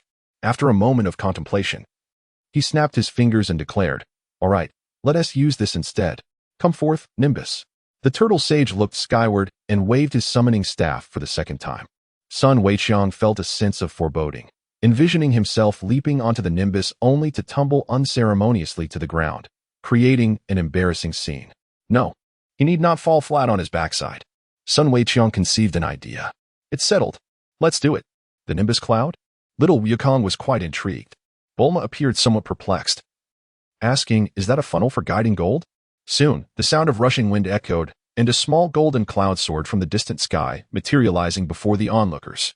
Master Roshi explained, This is the Nimbus cloud, a gift for you. Without hesitation, and before the gaze of several witnesses, Sun Weiqiang leaped onto it. As expected, he did not land with a thud, nor did he gracefully settle atop the Nimbus. Instead, his entire head was enveloped by the low-hanging cloud as he emerged from within. Little brother, your mind is not clear, Master Roshi remarked, observing Sun Weiqiang. Sun Weiqiang was eager to explain to the old man. I never claimed to possess a pure heart. The elderly gentleman appeared quite perplexed, inquiring, What do you mean? While Sun Weiqiang understood the situation from an informed perspective, he was currently unaware of the full context. Bulma and little Wukong turned their gaze toward Master Roshi. The wise old man articulated, Only those with a pure heart can ride the Nimbus and soar freely through the skies. In essence, only well-behaved children are permitted to use it. Why then can't Weiqiang? Bulma pointed at Sun Weiqiang and questioned Master Roshi. Bulma, you could simply state that I am not a well-behaved child. Sun Weiqiang thought to himself, stifling a retort. Clearing his throat, Master Roshi coughed deliberately, making his point unmistakably clear. It seemed that this young lad, despite his tender age, might not have the right mindset for utilizing the Nimbus. Little Wukong's eyes sparkled with excitement. So we can fly? I thought it was for eating. Bulma pressed further. Why do you possess this cloud, Master Roshi? What is its connection to you? Let us not delve too deeply, Master Roshi replied, unwilling to divulge the details. Unless, of course, his gaze fell upon a youthful beauty clad in a pink gown, her figure striking. Eventually, as per the original Dragon Ball narrative, Master Roshi bestowed the Nimbus upon Sun Wukong. After all, he had carried the turtle for most of their journey, only relinquishing the burden when exhaustion overtook him. Once the Nimbus was gifted to Sun Wukong, Master Roshi declared, Allow me to demonstrate. Sun Weiqiang longed to ask, Why didn't you demonstrate earlier? But he reconsidered, realizing that Master Roshi might not have had the chance before Wukong leaped upon the Nimbus. As he spoke, Master Roshi jumped onto the Nimbus, landing with a resounding thud, much to Sun Weiqiang's anticipation. Ouch, ouch! Master Roshi exclaimed in pain, clutching his backside as he fell. Bulma erupted into laughter, pointing at the fallen Master Roshi. While the sea turtle expressed concern, Are you all right, Master Roshi? Little Wukong stared in bewilderment. Sun Weiqiang joined in the laughter. Old man, you're no different from me. No. I have my wits about me. You do not. Master Roshi retorted, demonstrating the contrast between his graceful descent and the old man's unfortunate landing. What is happening? The sea turtle pondered, sweat trickling down Master Roshi's brow as he leaned against the turtle's shell, grappling with his own lack of awareness in this matter. Let me give it a try. Little Wukong exclaimed, leaping onto the Nimbus and landing securely. I'm riding it. He cheered, bursting with joy, his face radiant with glee. Remarkable. He has tamed the Nimbus so quickly. Master Roshi commended, as little Wukong gleefully soared into the sky, riding the winds. After a brief moment, Master Roshi turned to Sun Weiqiang. Little brother, since you cannot use the Nimbus, allow me to present you with something else. What is that? Another gift? Sun Weiqiang pondered. Though the original Dragon Ball story culminated in the Nimbus being given to Sun Wukong, the alteration in circumstances, stemming from his earlier unintentional defeat of the ferocious tiger, had already set a different course. Master Roshi waved his summoning staff once more, proclaiming, Come forth, flying turtle. Oh, so you intend to gift me the whirlwind turtle? Sun Weiqiang realized. Moments later, a peculiar sound echoed from above, and the flying turtle descended. This creature, akin in size to the sea turtle, was black in color, its limbs retracting into its shell, capable of expelling flames to achieve liftoff. albeit with limited capacity and a tendency to induce dizziness in its passengers. Chapter 10. Look, look, look. Little Wukong joyfully circled the skies atop the nimbus before swiftly returning. Incredible! Thank you, he exclaimed, brimming with gratitude towards Master Roshi. Astounding! You have mastered the nimbus in no time, Master Roshi praised. As little Wukong erupted into laughter once more, ready to embark on further adventures with the cloud. Sun Wukong had no intention of having little Wukong carry him off to explore the skies. Even if he did, the timing was far from appropriate. The crux of the matter lay ahead, and as someone who fancied himself a connoisseur, Sun Wukong was keen to seize the opportunity. He could not afford to overlook it. Hey there, old man, how about you gift me a nimbus too? Bulma pointed at herself. Here it comes, Sun Wukong mused inwardly. Is there any hope for this girl? Master Roshi inquired of the sea turtle. Not at all, the sea turtle replied bluntly. But I distinctly gifted you a bucket of salt water. Bulma reminded him. Regrettably. There is only one nimbus. I'll just have to offer you something else, Master Roshi said, stroking his beard. He leaned closer to Bulma and whispered his proposition. You're a sage. How can you even voice such terms? The sea turtle could hardly bear to listen. And he won't die? Even sages sometimes wish to glimpse a woman's undergarments. Master Roshi rationalized his desires. Now I understand why you are incapable of riding the nimbus. The sea turtle remarked with a hint of disdain, glancing aside.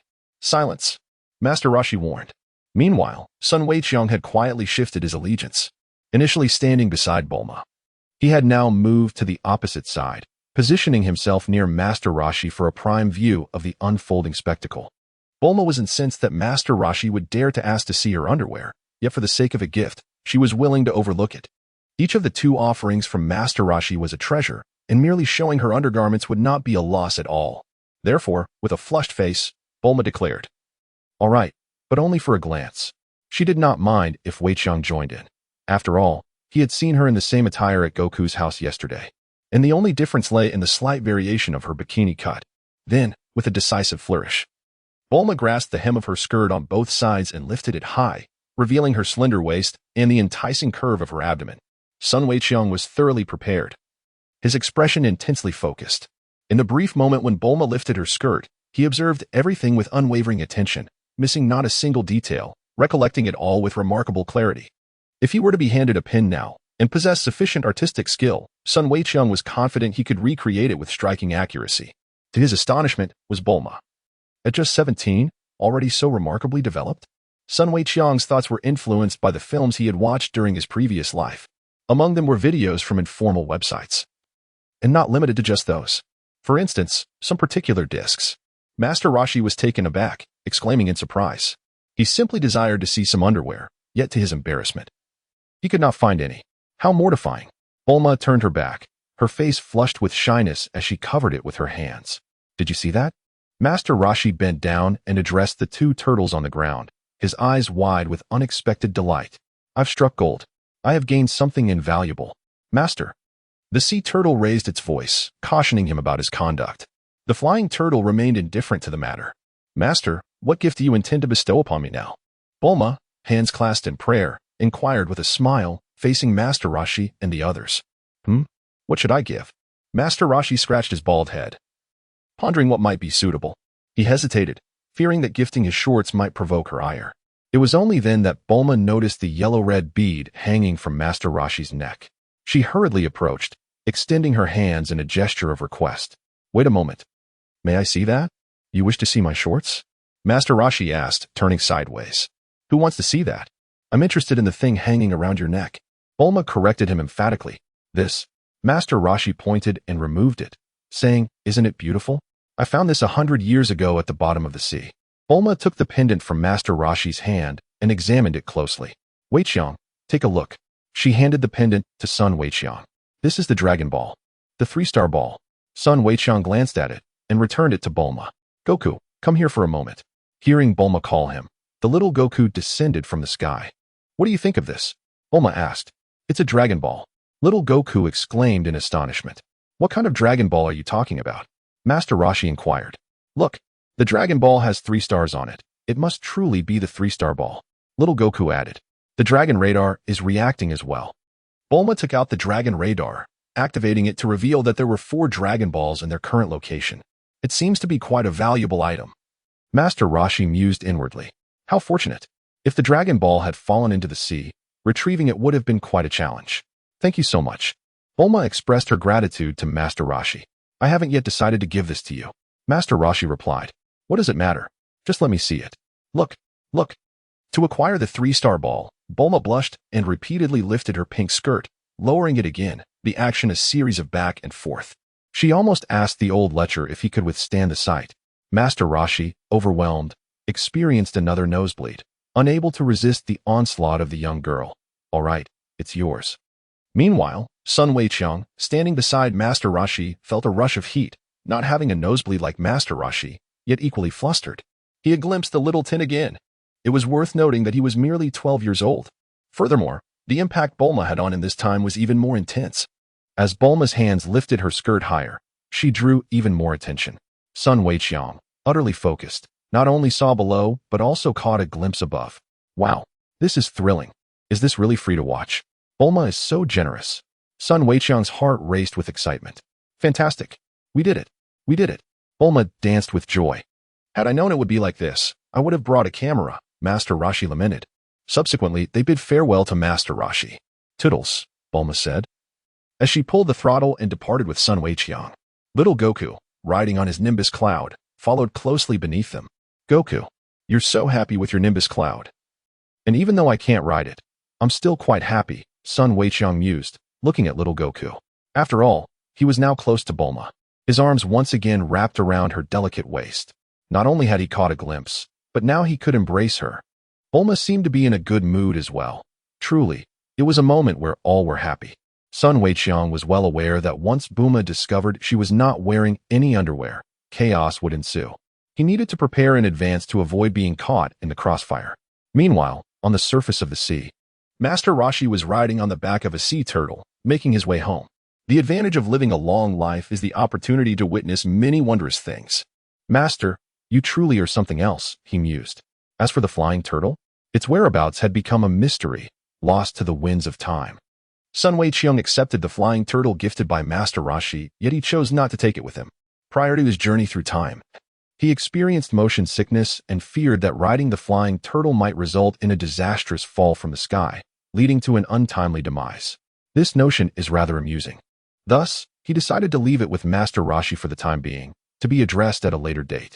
Master Roshi, indifferent to the matter, continued to let the flying turtle roam free. Its presence or absence was of little consequence to him. Chapter 11. The Revelation. The house transformed from the universal capsule had been entered by Bulma, while Sun Weiqiang and Sun Wukong fortuitously remained outside. Soon, a piercing scream echoed from within. My underwear. Little Wukong, assuming something was amiss, promptly leaped off his Nimbus cloud and dashed inside to investigate the situation. Outside the door, Sun Weiqiang cautiously peered inside. Sensing that something was amiss, Bulma, what is troubling you? Little Goku inquired as he approached Bulma's side. Why is my underwear here? Bulma's eyes widened in disbelief as she gazed at the pure white garment that should have been adorning her body. Trembling, she stammered, could it be that? In the presence of Sun Wukong and Sun Weiqiang, she recollected her earlier actions, touching herself in both front and back. Realization dawned upon Bulma. Indeed, she had let her guard down. She had left herself vulnerable. I wasn't wearing any underwear when I showed it to Master Roshi and the others. They saw everything. They saw it all. Sun Weiqiang remained ever prepared to depart from this realm of strife. The reason he did not flee immediately was his desire to witness firsthand how the enraged Bulma would unleash her fury upon little Wukong. Would it mirror the original Dragon Ball narrative, or would there be subtle deviations? This curiosity was also why he refrained from informing little Wukong and stopped him from rushing indoors moments ago. Little Wukong was his most cherished character from Dragon Ball. Yet this did not preclude Sun Weiqiang from harboring a mischievous heart. Perhaps it was not mischief, but rather an acceptance of reality. He simply wanted to observe the unfolding spectacle. At this moment, little Wukong, with his hands clasped atop his head, responded with jovial laughter to Bulma's earlier inquiry. Don't take it so seriously. Even without that, one can still live. What on earth is going on? Bulma inquired. I just wanted to see it this morning. Little Wukong replied candidly, entirely oblivious to the gravity of the situation. Did you remove my underwear? Bulma confronted Sun Wukong, her heart ablaze with indignation. What is underwear? Little Wukong questioned innocently. This. Bulma, in her fury, displayed her pure white undergarment. Yes, that's right. Little Wukong's expression was one of sincerity. Then, out of nowhere, Bulma produced a sleek black submachine gun and unleashed a barrage of fire upon Little Wukong. Ouch! That hurts! Little Wukong exclaimed, covering his head and making a hasty retreat, shouting, Bulma, what sorcery are you wielding? Ouch! Ouch! Ouch! Ouch! Ouch! This is for making me remove your underwear. Ah! Bulma roared in a prolonged scream, her gun never pausing for a moment. Little Wukong bolted outside, with Bulma hot on his heels. Sun Wukong had already sensed the impending danger and made his escape. Little Wukong could withstand the barrage of gunfire. But Sun Wukong was uncertain if he could endure the same. Although he believed his current strength could match Wukong's in a contest of strength, he suspected that. In terms of physical resilience, he fell short. In other words, even if he could survive a few hits from Bulma's submachine gun, injury was almost inevitable. Stop right there. You lecher. Ouch. What sorcery is this? The sound of gunfire echoed around them. Let us see if you dare to take off my underwear again. I'll hit you. Ah, it hurts. It hurts. Weiqiang, Bulma is hurting me. Wukong, it's fine. You can hold on. Keep it up. I believe in you. The cacophony of voices and gunfire filled the air. Time passed without notice. The surroundings transformed back into the original capsule, and Bulma sternly warned Sun Wukong, Wukong, if you dare to sneakily take off my underwear again, I will take you down. Ouch! Why are you hitting me? Little Wukong, bewildered, rubbed his aching body. Before their departure, Bulma had remarked on Wukong's flying nimbus. Using your nimbus for transportation must be quite effortless, right? The old man said that only good children can ride the nimbus, Wukong replied. Ah, so you've realized I'm not a good child? Sun Wukong thought, gazing at him. What did you say? I am a kind-hearted and innocent girl, Bulma insisted. Indeed, Bulma, you are kind-hearted and innocent. Yet you occasionally pull out a gun and shoot. Any ordinary person would have perished countless times, Sun Wukong mused inwardly. Wukong then suggested to Bulma, why don't you try riding it? Without hesitation, Bulma jumped on. However, her experience was markedly different from Sun Wukong's safe dismount or Master Roshi's comical fall.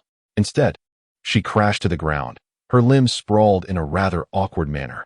I knew it, Wukong commented, crouching slightly to offer his assessment. Why is this happening? Is it a crime to be too beautiful? Bulma fumed. I have never encountered someone so shameless, Sun Wukong remarked, hands in pockets, tilting his head to glance at Bulma. What did you say? Bulma turned her face away, glaring at him fiercely. I do not repeat myself, Sun Wukong replied, arms outstretched defiantly. How infuriating.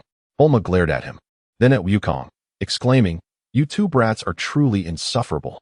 I can't stand it. Soon, the trio departed to search for the fifth Dragon Ball. Below, Wukong rode his nimbus in the lead, while Bulma drove behind, with Sun Wukong embracing her from the rear. You're so slow, Wukong called back. Shut up. It's against traffic rules to speed, Bulma retorted. Wukong, a man should not rush. Take it slow. Slow is better, Sun Wukong mused, feeling a bit whimsical at that moment. Listening to the two, one complaining about the slow driving while the other admonished for speeding, and with him wrapped around Bulma's waist, his thoughts inevitably wandered. Thus, the tent of thoughts appeared for the fourth time that day. Setting aside the two occasions when Bulma had lifted her skirt, there was also an innocent natural phenomenon that occurred that morning, certainly early for a 12-year-old. Sun Wukong swiftly closed the small distance between himself and Bulma. Yet he was a moment too late. What are you doing, Weiqiang? What are you using to push against me? Bulma inquired, glancing back slightly. In an instant, realization dawned upon her as she felt Weiqiang's hands encircling her waist. What could he possibly use? A sudden nudge? You little rascal, let me out of this car. Sun Wukong wished to express that this was truly unintentional. It was beyond his control. What could he possibly do? Subsequently, as the trio continued on their journey, the man behind Bulma shifted his position to rest upon the back of little Wukong. Sun Wukong quietly remarked, there it goes, already down. Weiqiang, why did Bulma refuse to let you sit? Little Wukong inquired curiously. Sun Wukong. Chapter 12. The Wulong and the Fifth Dragon Ball 3 days later. Sun Wukong and his companions arrived at a tranquil village. Indeed, it was in close proximity. Bulma held the Dragon Ball radar, which indicated the location of the fifth Dragon Ball. However, the stillness of the surroundings was rather unsettling. Was there truly no one residing here? Bulma surveyed the area, perplexed by the eerie silence that enveloped the village, devoid of any human presence. What could be the reason for this? It seemed implausible if the village were abandoned. it would surely appear dilapidated.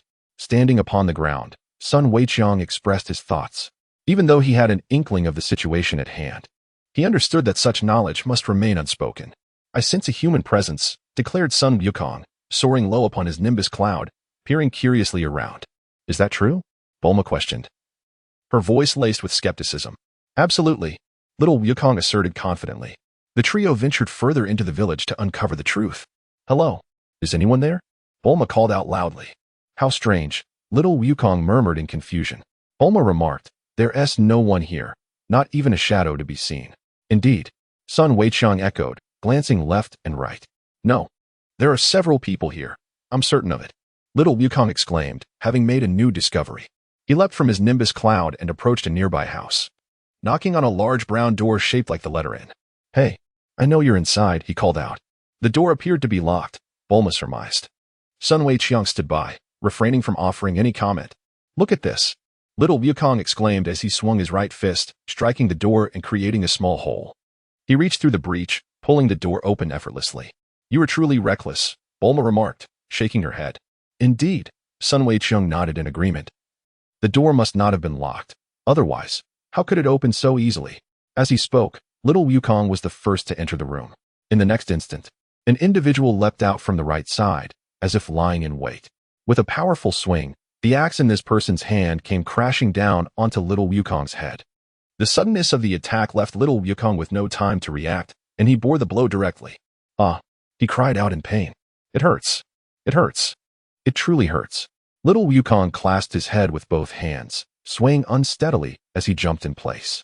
A large bump had formed on his scalp. Ah! Bulma screamed in fright. Sun Weiqiang. Alas, little Wukong could not evade this misfortune.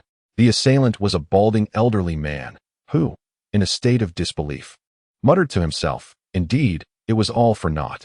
The axe in his hand, shattered from striking little Wukong's head, slipped from his grasp and fell to the ground. What are you doing? How detestable! Little Wukong exclaimed, furiously drawing forth his Rui Bang, striking a defiant pose. That hurt, do you not realize? I beg your pardon. Lord Oolong, whatever provisions or riches you desire, I shall provide, the elderly balding man implored, clasping his hands together in supplication. Please, spare my daughter. Oolong? Bulma interjected. What did you say? Who is Oolong? Little Wukong inquired, perplexed. A pig of peculiar hue, Sun Weiqiang informed him inwardly. Before long, a throng of villagers arrived. Drawn by the commotion. What is happening? This is not Oolong. Indeed, I thought Oolong had returned. It struck me as odd that Oolong would arrive so early today. The elderly balding man's daughter, having soaked the towel in a basin of cold water, wrung it out and applied it to the swelling on little Wukong's head, asking, Are you all right? I am perfectly fine. I am quite strong. Little Wukong replied. Had you struck me, I would have perished long ago, Bulma remarked, turning her face away in discontent. The elderly balding man, visibly uneasy, offered, I truly apologize. Sun Weiqiang mused. If it were I who had been struck, I would have been grievously harmed. Little Wukong turned his head to glance at the silhouette of the elderly man's daughter, who smiled at him, but in that moment, the boy, as stubborn as iron, suddenly raised his right hand and, turning around, delivered 3 resounding slaps to her lower region. The girl instantly flushed crimson, frozen in place. At a loss for words, little Wukong innocently asked, You are a woman, are you not? Unable to bear it any longer, Bulma approached and delivered a punch to the top of little Wukong's head. Bulma, what are you doing? He questioned, covering his head. I shall not permit your reckless behavior, Bulma retorted, facing little Wukong with a firm voice. Subsequently, Bulma turned and inquired, By the way, who is this Oolong you mentioned earlier? The elderly balding man began to explain, and upon hearing him, Bulma opened her bag and produced a Dragon Ball, asking, Good sir, do you possess one of these? She presented it for his inspection, and the balding elder scrutinized it, murmuring, This is the first time I have seen such a magnificent object. At that moment, an elderly woman entered and declared, I possess a ball that is identical to yours. Baozi, you have one? The balding elder inquired. The elderly woman rummaged through her pocket and produced a yellow-red ball, asking, Is this it? Bulma, little Wukong, and Sun Weiqiang approached eagerly. That is indeed it, Bulma exclaimed with delight. This is the 6-star ball, little Wukong added. Sun Weiqiang, having heard all you have said, what more can I contribute? The elderly lady briefly recounted the origin of the bead in her hand, This was once picked up by my grandmother long ago. Madam, how about this? If you bestow upon us this bead, we shall assist you in vanquishing that fiend known as Oolong, Bulma proposed. The majority of the onlookers gazed at Bulma in astonishment, questioning if they had misheard her. The elderly lady exclaimed, "How splendid! Is this true? I am delighted by your intention, but as a young girl, it may prove too arduous for you to confront Oolong." Bulma replied, "It is not I, but these two little rascals who shall face Oolong." She gestured towards Weiqiang and Wukong. However, at that moment, the little Wukong performed an astonishing act, playfully striking the elderly lady's private area 4 times, surpassing even the previous girl in audacity. Bulma was left thunderstruck on the ground, while Weiqiang, having anticipated this, found it somewhat manageable. Yet, he felt compelled to inquire of Wukong, "Little Wukong, why do you not spare even the elderly lady?" Upon completing his antics, Wukong pointed at her and chuckled. "You are a woman, aren't you?" His words and actions rendered the elderly lady bashful, as she murmured, "Little brother." Bulma quickly retaliated, delivering a punch to Wukong's head, exclaiming, "Enough! This is not the time for such foolishness." Though Bulma understood that Wukong was not actually touching a woman's thigh, she felt compelled to express it thus. Subsequently, after some discussion, Bulma devised a rescue plan to retrieve the girls from the village who had been abducted by Oolong. Sun Wukong disguised himself as the daughter of a bald old man, adorned with a pink headscarf featuring circular patterns and a deep pink long skirt. "Why must I wear such attire?" Little Wukong lamented, discontented. Before long, the ground began to tremble. Outside the village, a towering monster, several meters high with 2 horns, donned a pristine white suit and held a large bouquet of flowers in its left hand. "It's Wulong! Run! Run!" The villagers hurriedly sought refuge. Chapter 13. The Rescue Plan in Progress. How bothersome. Wouldn't it be simpler to defeat it in one fell swoop? Little Wukong muttered to himself outside the bald old man's dwelling. Sun Wukong concealed himself not far behind him, taking refuge behind a residential building. Bulma's rescue plan was to have little Wukong disguise himself as the daughter of the bald old man, returning home with Wulong, in order to trace the whereabouts of the girls abducted by Wulong in the village. Sun Wukong understood that with little Wukong's prowess, the situation could be effortlessly resolved, albeit not in accordance with Bulma's plan. His presence here was primarily to facilitate cooperation, following little Wukong to locate Oolong's abode. They would vanquish Oolong and rescue the young maidens, should Bulma's scheme unfold smoothly. Seconds passed, and the formidable monster materialized not far behind little Wukong. Grinning wickedly as it proclaimed, "I have come to welcome you, dear little girl. You are to become a bride, yet you bring only a stick as your dowry?" The creature noticed the item behind the young girl. "Indeed. Hurry and take me away." Little Wukong remained rooted to the spot, his voice echoing out. What a fool. How can his acting be so lacking? Surely, the monster would grow suspicious. Meanwhile, Bulma peered through the gaping hole in the wooden door that Sun Wukong had shattered. Observing the unfolding scene outside, the monster, detecting a discord in the girl's tone, grinned widely, its pig-like visage contorting as it remarked, "Do not be angered. Why harbor such fury? I am, after all, a most considerate and gentle soul." Sun Weiqiang remained motionless, pondering Oolong's self-proclamation as a person. He thought to himself, "No. You are a pig, a little lecherous pig. Why are you trembling?" The great demon gazed at the young girl and inquired, "Oh no, I really need to urinate. I can hardly hold it in." For some reason, little Wukong suddenly felt an urgent need. "I see, you are frightened by my appearance, aren't you?" The great demon pointed to himself and understood the situation. "Very well, I shall transform." With a mighty shout, the great demon underwent a metamorphosis in the blink of an eye. "Is this acceptable now, little girl?" The great demon transformed into a middle-aged man, resembling a lewd version of Mori Kagoro, or perhaps you prefer a younger lad.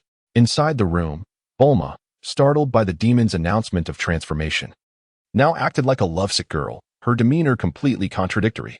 With stars of affection sparkling in her eyes, she pushed the door open and stepped out. "Hello. Nice to meet you. My name is Bulma, and I am 16 years old." Bulma gazed at the middle-aged handsome man, nearly drooling, as she shared her name and age with him. Little Wukong was utterly flabbergasted. What the heck? Bulma is acting like this too? Sun Wukong was astonished, his memory failing him. "What is your bust size?" the faux Mori Kagoro inquired. Bulma, unreservedly, tugged at her unzipped jacket, revealing her well-defined silhouette, her face blooming like a peach blossom as she smiled and declared, 85. 85. The faux Mori Kagoro gestured with both hands, imagining the delightful sensation of touching her smooth skin. His mind conjured images, and he reflected, but she is already 16, older than me, though that is acceptable. Yulong, you are so handsome. Bulma, lost in infatuation, sweetly praised. Should I choose the younger girl or the more mature lady? This is a difficult dilemma. Yulong found himself in a quandary. Perhaps I should take both. Yes, that idea is splendid. Yulong had made a decision but soon realized that his little girl had vanished. After searching around, he spotted her at a distance, behind a tree, relieving herself. What a bold little girl. I've only heard of girls sneaking to urinate while bathing. But who would have thought she would dare to do so in broad daylight? Yulong rushed over, deep in thought, but wondered how she managed it. When Yulong saw her, he was taken aback and exclaimed, "You are not that girl from yesterday." Having relieved himself, little Wukong turned back, curious. How did you know without slapping your thigh? You vile creature. You dared to deceive me. Yulong was enraged and commanded, "Transform." Instantly, he morphed into a large black bull with white horns. Beware. The consequences of provoking me are dire. Yulong declared, "I am exceedingly strong." Bulma regained her composure, blushing as she murmured, "Oh no. I just saw a handsome man and momentarily lost my senses." She took a few steps back and slammed the door shut. "Your behavior is truly troublesome." Inside, the balding elder remarked to Bulma, quickly adding, "This is not good. Not only has our rescue plan failed, but we have also angered that demon Yulong. Don't worry, my daughter." The balding elder comforted her, placing a hand on her shoulder and explaining why she should feel at ease. "You must have understood what that lady meant. She will take your place and marry the Yulong demon." "Thank you, Bulma." The girl expressed her gratitude. "Could you refrain from making decisions on my behalf? Who would want to marry that demon?" "I refuse." Bulma was furious. Her voice rang out. "Wukong, change the rescue plan. First, eliminate that demon." "Wonderful," little Wukong exclaimed. Eager to comply, he swiftly removed the girl's headscarf and skirt, thinking, "Why didn't I do this from the start? But you must not kill him. We need him alive to reveal his lair."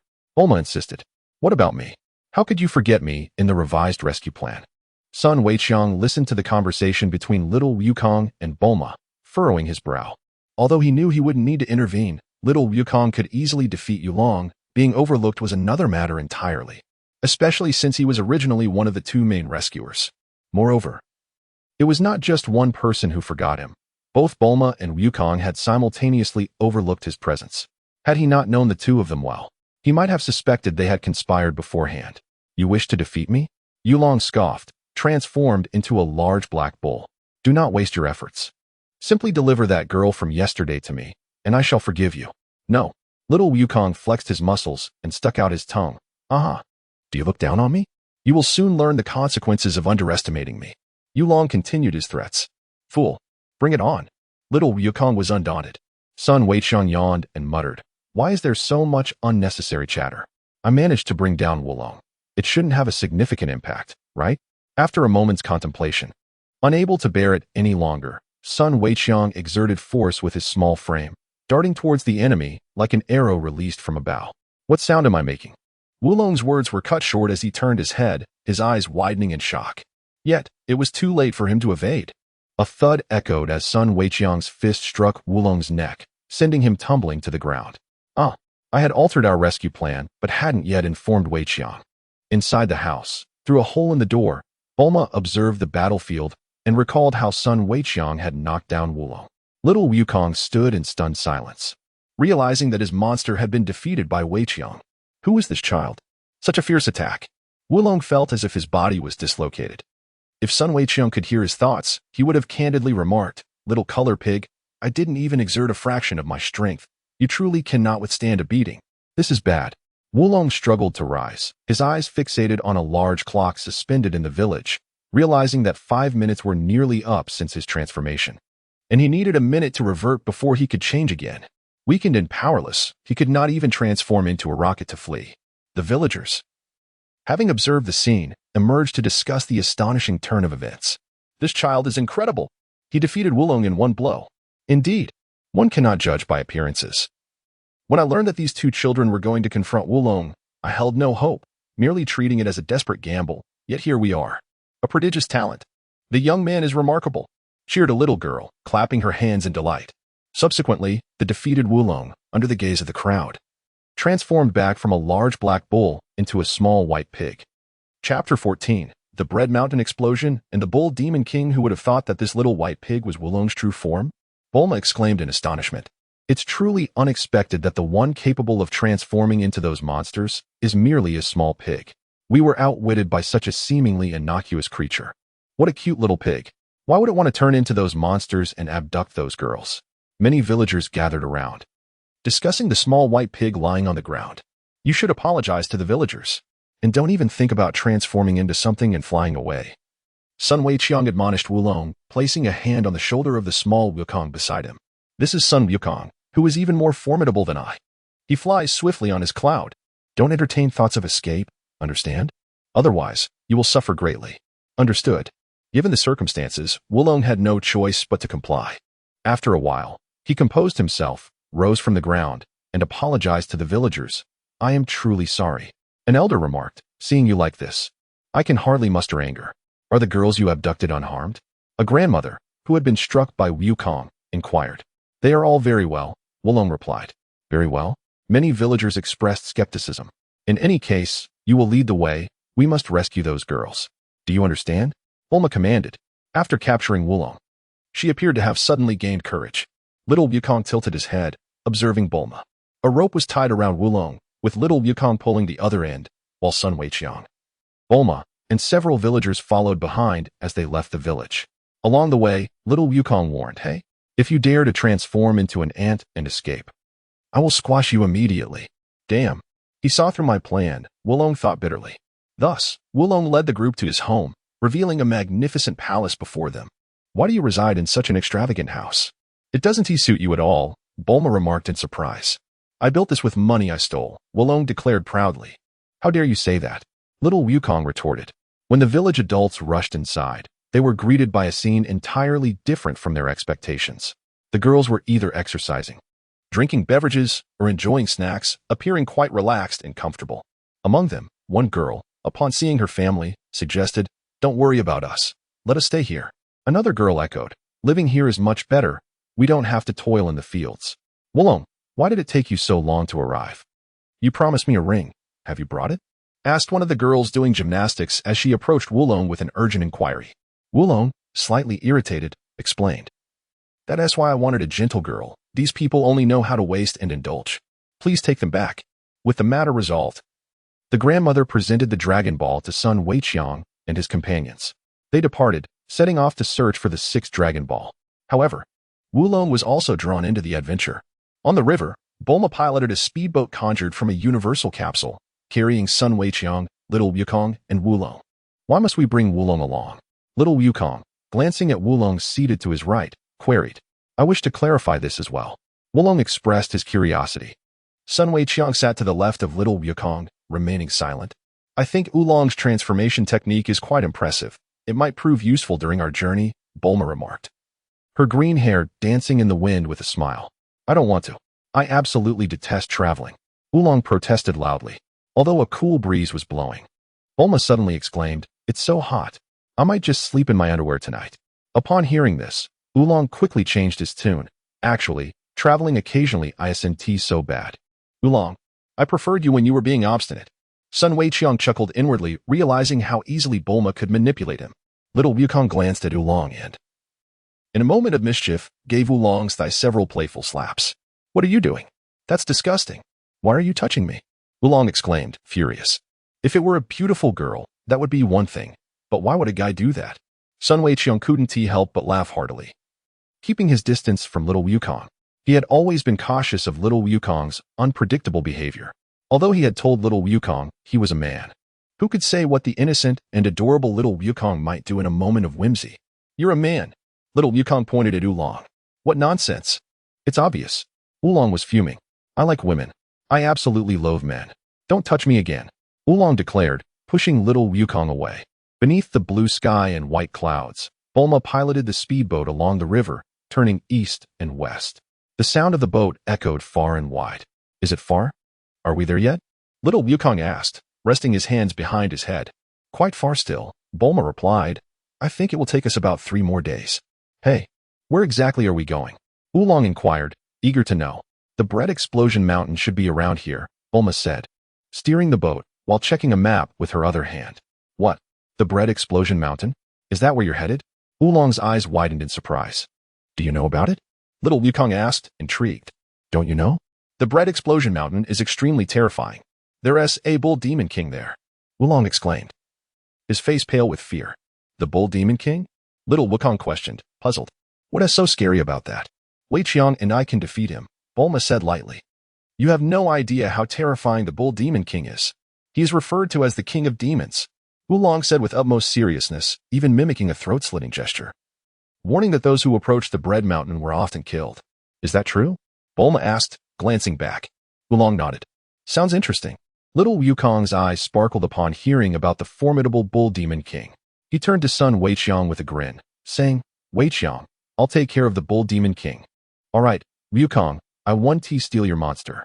Sun Weiqiang nodded, indicating he would refrain from intervening, having already claimed 2 monsters from Wukong over the past few days. I'm telling you, I absolutely refuse to go. I absolutely refuse. Oolong continued to shout. In the next moment, transformation. Oolong transformed into a red fish and dove into the water, bidding farewell. Chapter 15. Sun Weiqiang's first time? The speedboat, now halted, had Bulma at the helm, while little Wukong jumped onto the deck, watching where Oolong had entered the water and sighed. I can't do anything about him. I'm going to catch him now. Wait. Bulma tried to stop him, but it was too late. Little Wukong quickly shed his clothes and plunged into the water to capture Oolong. With a splash, he moved with remarkable agility. If only you displayed such skill in the village, I wouldn't have to compete with you for monsters, Sun Weiqiang thought to himself. In the river, Oolong lamented. I don't want to die alongside them. What are they thinking? As a red fish, he felt utterly frustrated. Stop. Little Wukong spotted him as soon as he entered the water. Oolong quickly realized Wukong was chasing him. What a stubborn guy. Weiqiang isn't here. But he is still after me. Oolong decided to flee, convinced that it was best to escape before engaging. Little Wukong pursued but soon lost track of him. Surfacing beside the speedboat. I lost him, he reported. Actually, catching Oolong doesn't have to be so complicated. Bulma chuckled, her voice carrying over. She revealed a pair of pure white underwear, recently removed by Wukong 3 days prior, and hooked it with a fishing line, saying, Look at this. Huh? What is that? Little Wukong climbed onto the speedboat, gazing at Bulma with wide eyes, seemingly oblivious to the events of 3 days ago. Freshly removed underwear. Bulma beamed, seeming to have everything under control. Sun Weiqiang testified. He recounted the events with the innocence of a Na'vi boy. Bulma's claim that her fresh underwear had just been removed was indeed true. He witnessed it firsthand. Just moments ago, after little Wukong jumped into the water, Weiqiang turned away, admonished by Bulma not to peek. Why? He asked, puzzled by her request. What did Bulma intend to do? Just turn around. She insisted. But why? Weiqiang inquired further. In the water, Wukong might struggle to catch Oolong, and I have devised a simple and feasible solution, she explained, a faint blush creeping onto her cheeks. What solution? Weiqiang appeared genuinely confused, reminiscent of the innocent curiosity of little Wukong, yet he sensed that he was on the verge of uncovering the truth. Just missing the crucial piece of information. Despite his familiarity with the Dragon Ball narrative, his memory was not infallible, and he had forgotten much. Eventually, Bulma, hesitantly, revealed her straightforward plan to Weiqiang. Accordingly, he complied with her request and turned his back to her. With their backs to each other, Bulma commenced her actions. Though doubts lingered regarding Weiqiang's intentions. After all, this youth had watched without intervening when little Wukong had removed her underwear 3 days prior. Bulma later learned from Wukong that she suspected Weiqiang's impure thoughts, believing he seized the opportunity to gaze upon her private areas. Additionally, he had seen her without underwear on multiple occasions while with Master Roshi and had not warned her, nor did he refrain from making advances in the car. As she began to remove her outer shorts, Bulma cast a glance over her shoulder, questioning whether Weiqiang was peeking. He was not. He remained resolutely turned away. Thus, Bulma hastened her movements. Just as she crouched down to remove her white panties, Weiqiang, feigning innocence, asked, Are you done yet? Why so slow? He turned back with calculated intent. Although he had not seen Bulma remove her outer shorts, the sounds of her actions were unmistakably clear. Timing his moment perfectly, he seized the opportunity unexpectedly. To his surprise, the outcome exceeded his expectations. The sight of Bulma, her alluring figure before him, captivated his attention. Her crouched position accentuated her curves, and with his discerning eye, he glimpsed various enchanting details. Who could resist such a sight? Weiqiang observed what any normal man would naturally expect to see in such a situation. "Ah!" Bulma exclaimed in alarm, quickly donning her panties again, standing to face Weiqiang. Her anger palpable. "How dare you peek?" "No, absolutely not," Weiqiang protested, shaking his head and raising his hands, insisting he had merely looked openly, not secretly. "You saw it and still deny it?" Bulma seethed, fists clenched at her sides, standing on tiptoes to shout at him. "I was merely asking if you were done," Weiqiang replied. "Then you need not have turned around." Bulma's chest heaved with frustration. "But you never said I couldn't. I asked you to turn around." "Which implied that." "True, you asked me to turn, and I did, but you never specified how long I should remain that way. I simply turned back to inquire if there was an issue. Is there a problem with that?" "Indeed, there is a significant problem." Bulma found herself at a loss for words. Thus, the matter was left unresolved. Following this incident, Bulma reiterated her warnings. Yet the plan remained unchanged as she proceeded to remove her underwear once more. Sun Wukong did not deliberately observe this time. Rather, he felt an overwhelming sense of joy. Firstly, he firmly believes that by persevering, you will undeniably contribute to the illustrious reputation of Baozi in the future. Secondly, if he previously rode on the coattails of little Wukong to gain advantages from Bulma, disregarding certain facts, such as the involuntary nature of his body and Bulma's proactive gestures, this marks his first genuine initiative. To be honest, it was quite exhilarating. The recent image. The posture, the allure, simply exquisite. White, grand, round, perky, and beautiful. Had he merely followed the Dragon Ball storyline without deviation, this occurrence would not have transpired, which would indeed have been rather lackluster. Sun Wukong pondered quietly. Since he had arrived, perhaps he could follow the narrative, drawing upon his familiarity with certain aspects of the Dragon Ball storyline.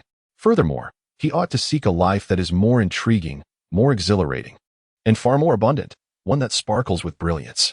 For instance, he aspired to become the strongest individual on Earth, surpassing the current mightiest warrior, Master Roshi, and even eclipsing the future Earth's supreme champion, Krillin. Given that this body he inhabited post-transmigration possessed exceptional martial arts talent, it must not be squandered.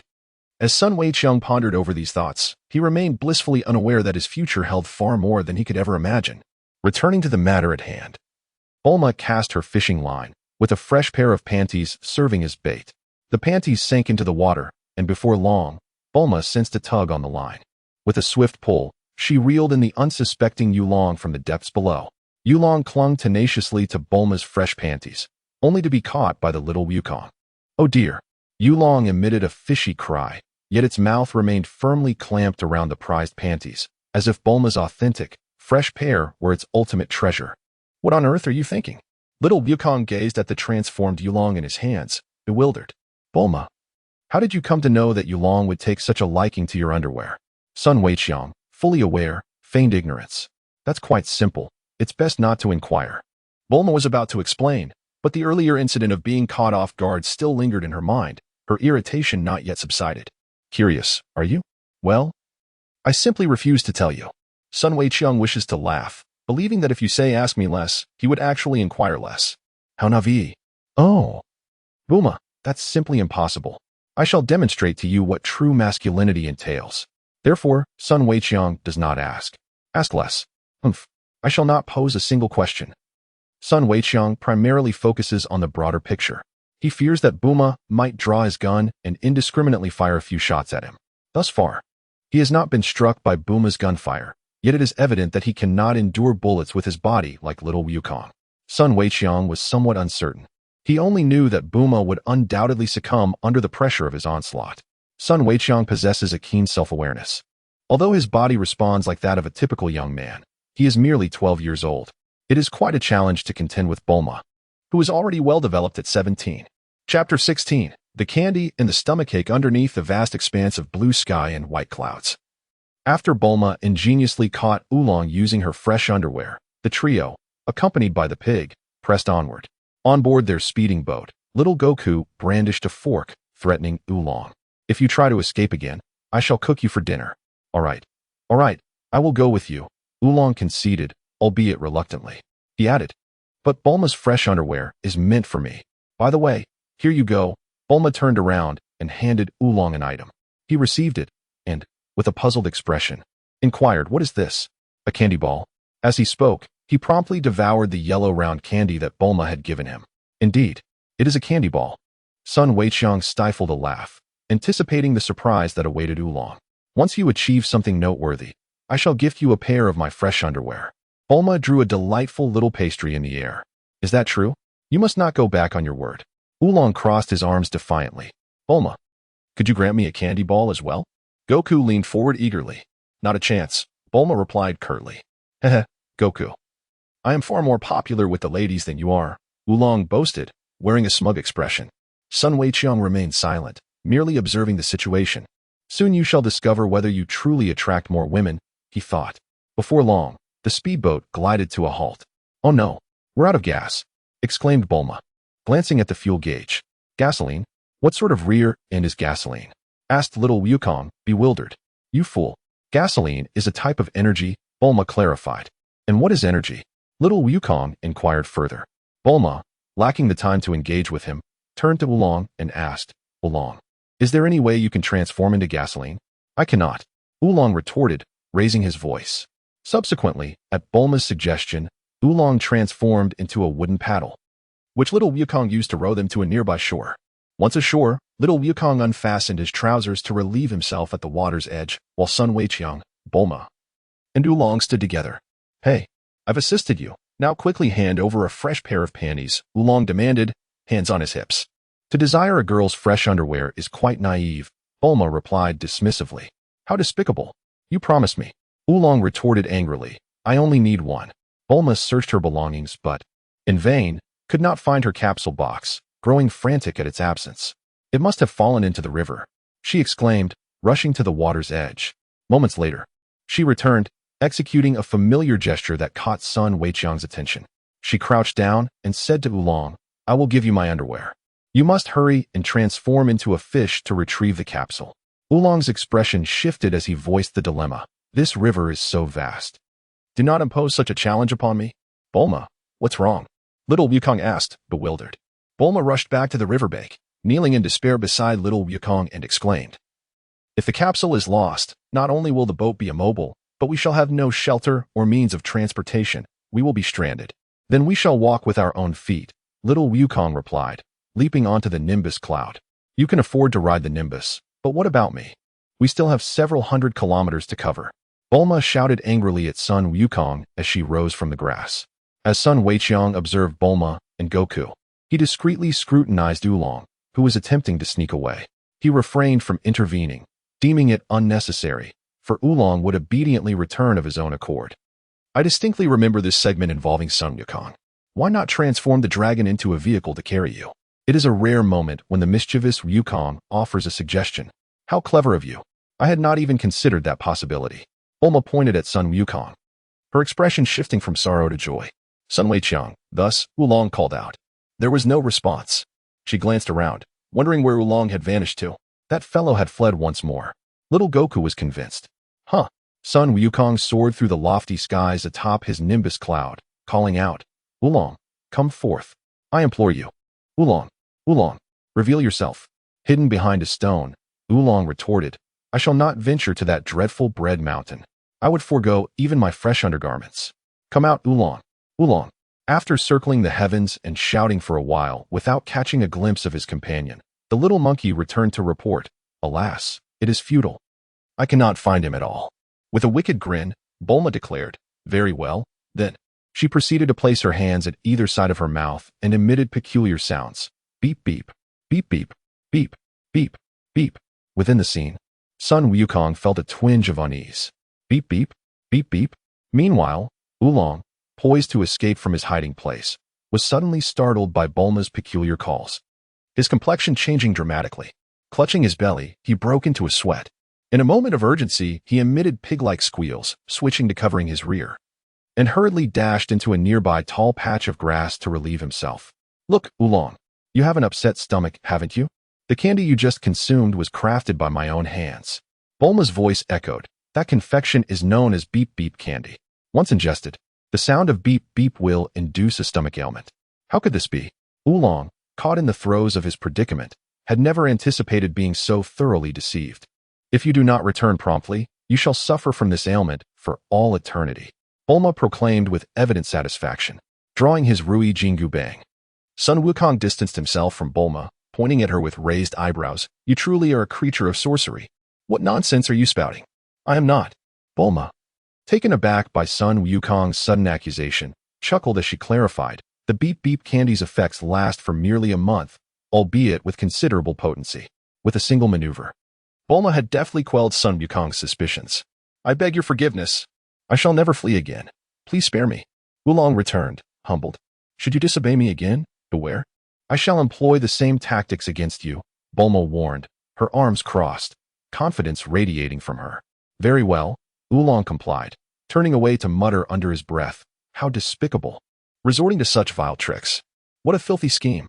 Sun Wukong approached Oolong and remarked, fortuitously, I did not consume that candy. Otherwise, I would be in dire straits. Infuriated, Oolong roared at Sun Wukong. Would you like to exchange places?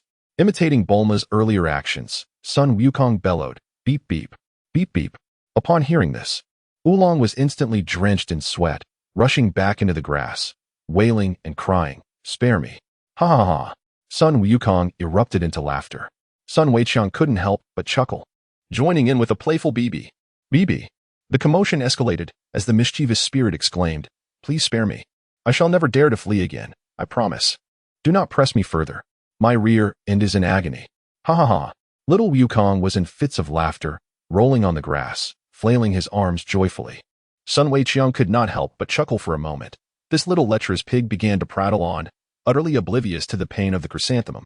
Ha ha ha. Bulma cackled wickedly. Let's see if you dare to run away again. Chapter 17. The wilderness. After Yulon had a good meal and took a brief rest, Bulma said, Yulon, transform into a motorcycle for me to ride. I understand. Transformation. Yulon replied. Is this a motorcycle? Your understanding is rather outdated. Bulma stepped forward, ready to give a poor review. Stop being so picky and get on quickly, Yulon urged, transforming into what appeared to be an electric bike. Well, it's better than walking, Bulma said as she plopped down onto it. However, her weight immediately flattened Yulon. Hold yourself up.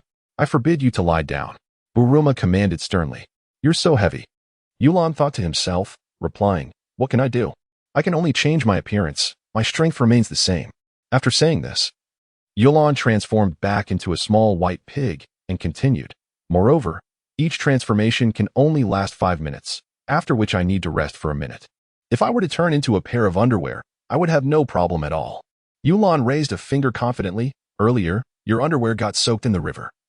And with no underwear left to wear, I would have the utmost confidence in transforming into a pair of underwear. Transformation, Yulon commanded, changing into a pink triangular pair of underwear, which bore a smiling face in the center that cheerily said, don't be shy, just wear me. Bulma was furious. Can you even wear what you've transformed into? She slapped Yulon hard on the face, sending him crashing to the ground. I guess we can only walk now. From a low altitude, Sun Wukong looked down at the pitiful Yulon. Indeed, Yulon is too weak to withstand anything. Even Bulma cannot bear it. What a feeble little white pig, Sun Weiqiang offered an objective assessment. Under the scorching sun, the trio of Sun Weiqiang, Sun Wukong, and Yulon traversed the wilderness, resting in a secluded spot. A short distance away lay a cave known as Tempered by 1,000 Blows. At the cave's entrance, Puyala spotted them through binoculars and hurried inside to report. Young Master Lepin, an opportunity to make money has arisen, Puyalu exclaimed as he seated himself at a wooden chair by a round table, sharing what he had observed. It's been a long time since any prey passed by, Lepin remarked with delight. Puyalu, let us go meet them. Yes, young Master Lepin, Puyala nodded in agreement. Outside the cave, 2 boys and a pig appeared to be rather impoverished. With his hair flowing in the wind, Lepin peered through his binoculars and mused, but they might have universal capsules, Puyalu reminded him. Meanwhile, Yulon patted his belly, saying, I'm hungry too. I'll go see if there's any food. Sun Wukong stood up, volunteering, and asked, do you like pork? How could I possibly like that? Yulon jumped up from the ground, glaring at Sun Wukong in anger. Ha ha, Wukong, you're going to make me die of laughter. Sun Weiqiang chuckled heartily. At that moment, a sound emerged from a distance, stirring up a cloud of dust. What is that? Yulon inquired. Lepin and Puyalu are coming, Sun Weiqiang thought to himself. Before long, Lepin and Puyalu appeared before Sun Weiqiang, Sun Wukong and Yulan. Who are you? Sun Wukong asked. Lepin, descending from his flying vehicle and brandishing a sword at his waist, replied, I am Lepin, the bandit who dominates this wilderness. I am Puyalu. Puyalu introduced himself. Considering you are just children, I do not wish to bully the weak. If you wish to survive, hand over your money and universal capsules. Lepin gestured with his right hand. Hey, aren't you the crybaby Puyalu? Yulan pointed at him. Yulan, Puyalu recognized him. Do you know each other? Lepin inquired. Yes. It's that Yulan who often bullied me when we were in the southern kindergarten. Puyalu recounted briefly. Younger pigs bullying the weak is an unforgivable act. Puyalu, I shall avenge you, Lepin declared with confidence. You're the one bullying the weak. Yulan retorted, hiding behind Sun Wukong and Sun Weiqiang. Young Master Lepin. Yulan is the pig who was expelled from kindergarten for stealing the teacher's underwear, Puyalu revealed. Lepin remarked, then he is truly beyond saving. You lecher. I despise you the most, Puyalu shouted, sticking out his tongue at Yulan. This despicable fellow reminds me of unpleasant past events, Yulan said. Fists clenched and eyes narrowed in anger. I think you're pretty much the same as before. Sun Wukong turned his head and commented. Enough about the past.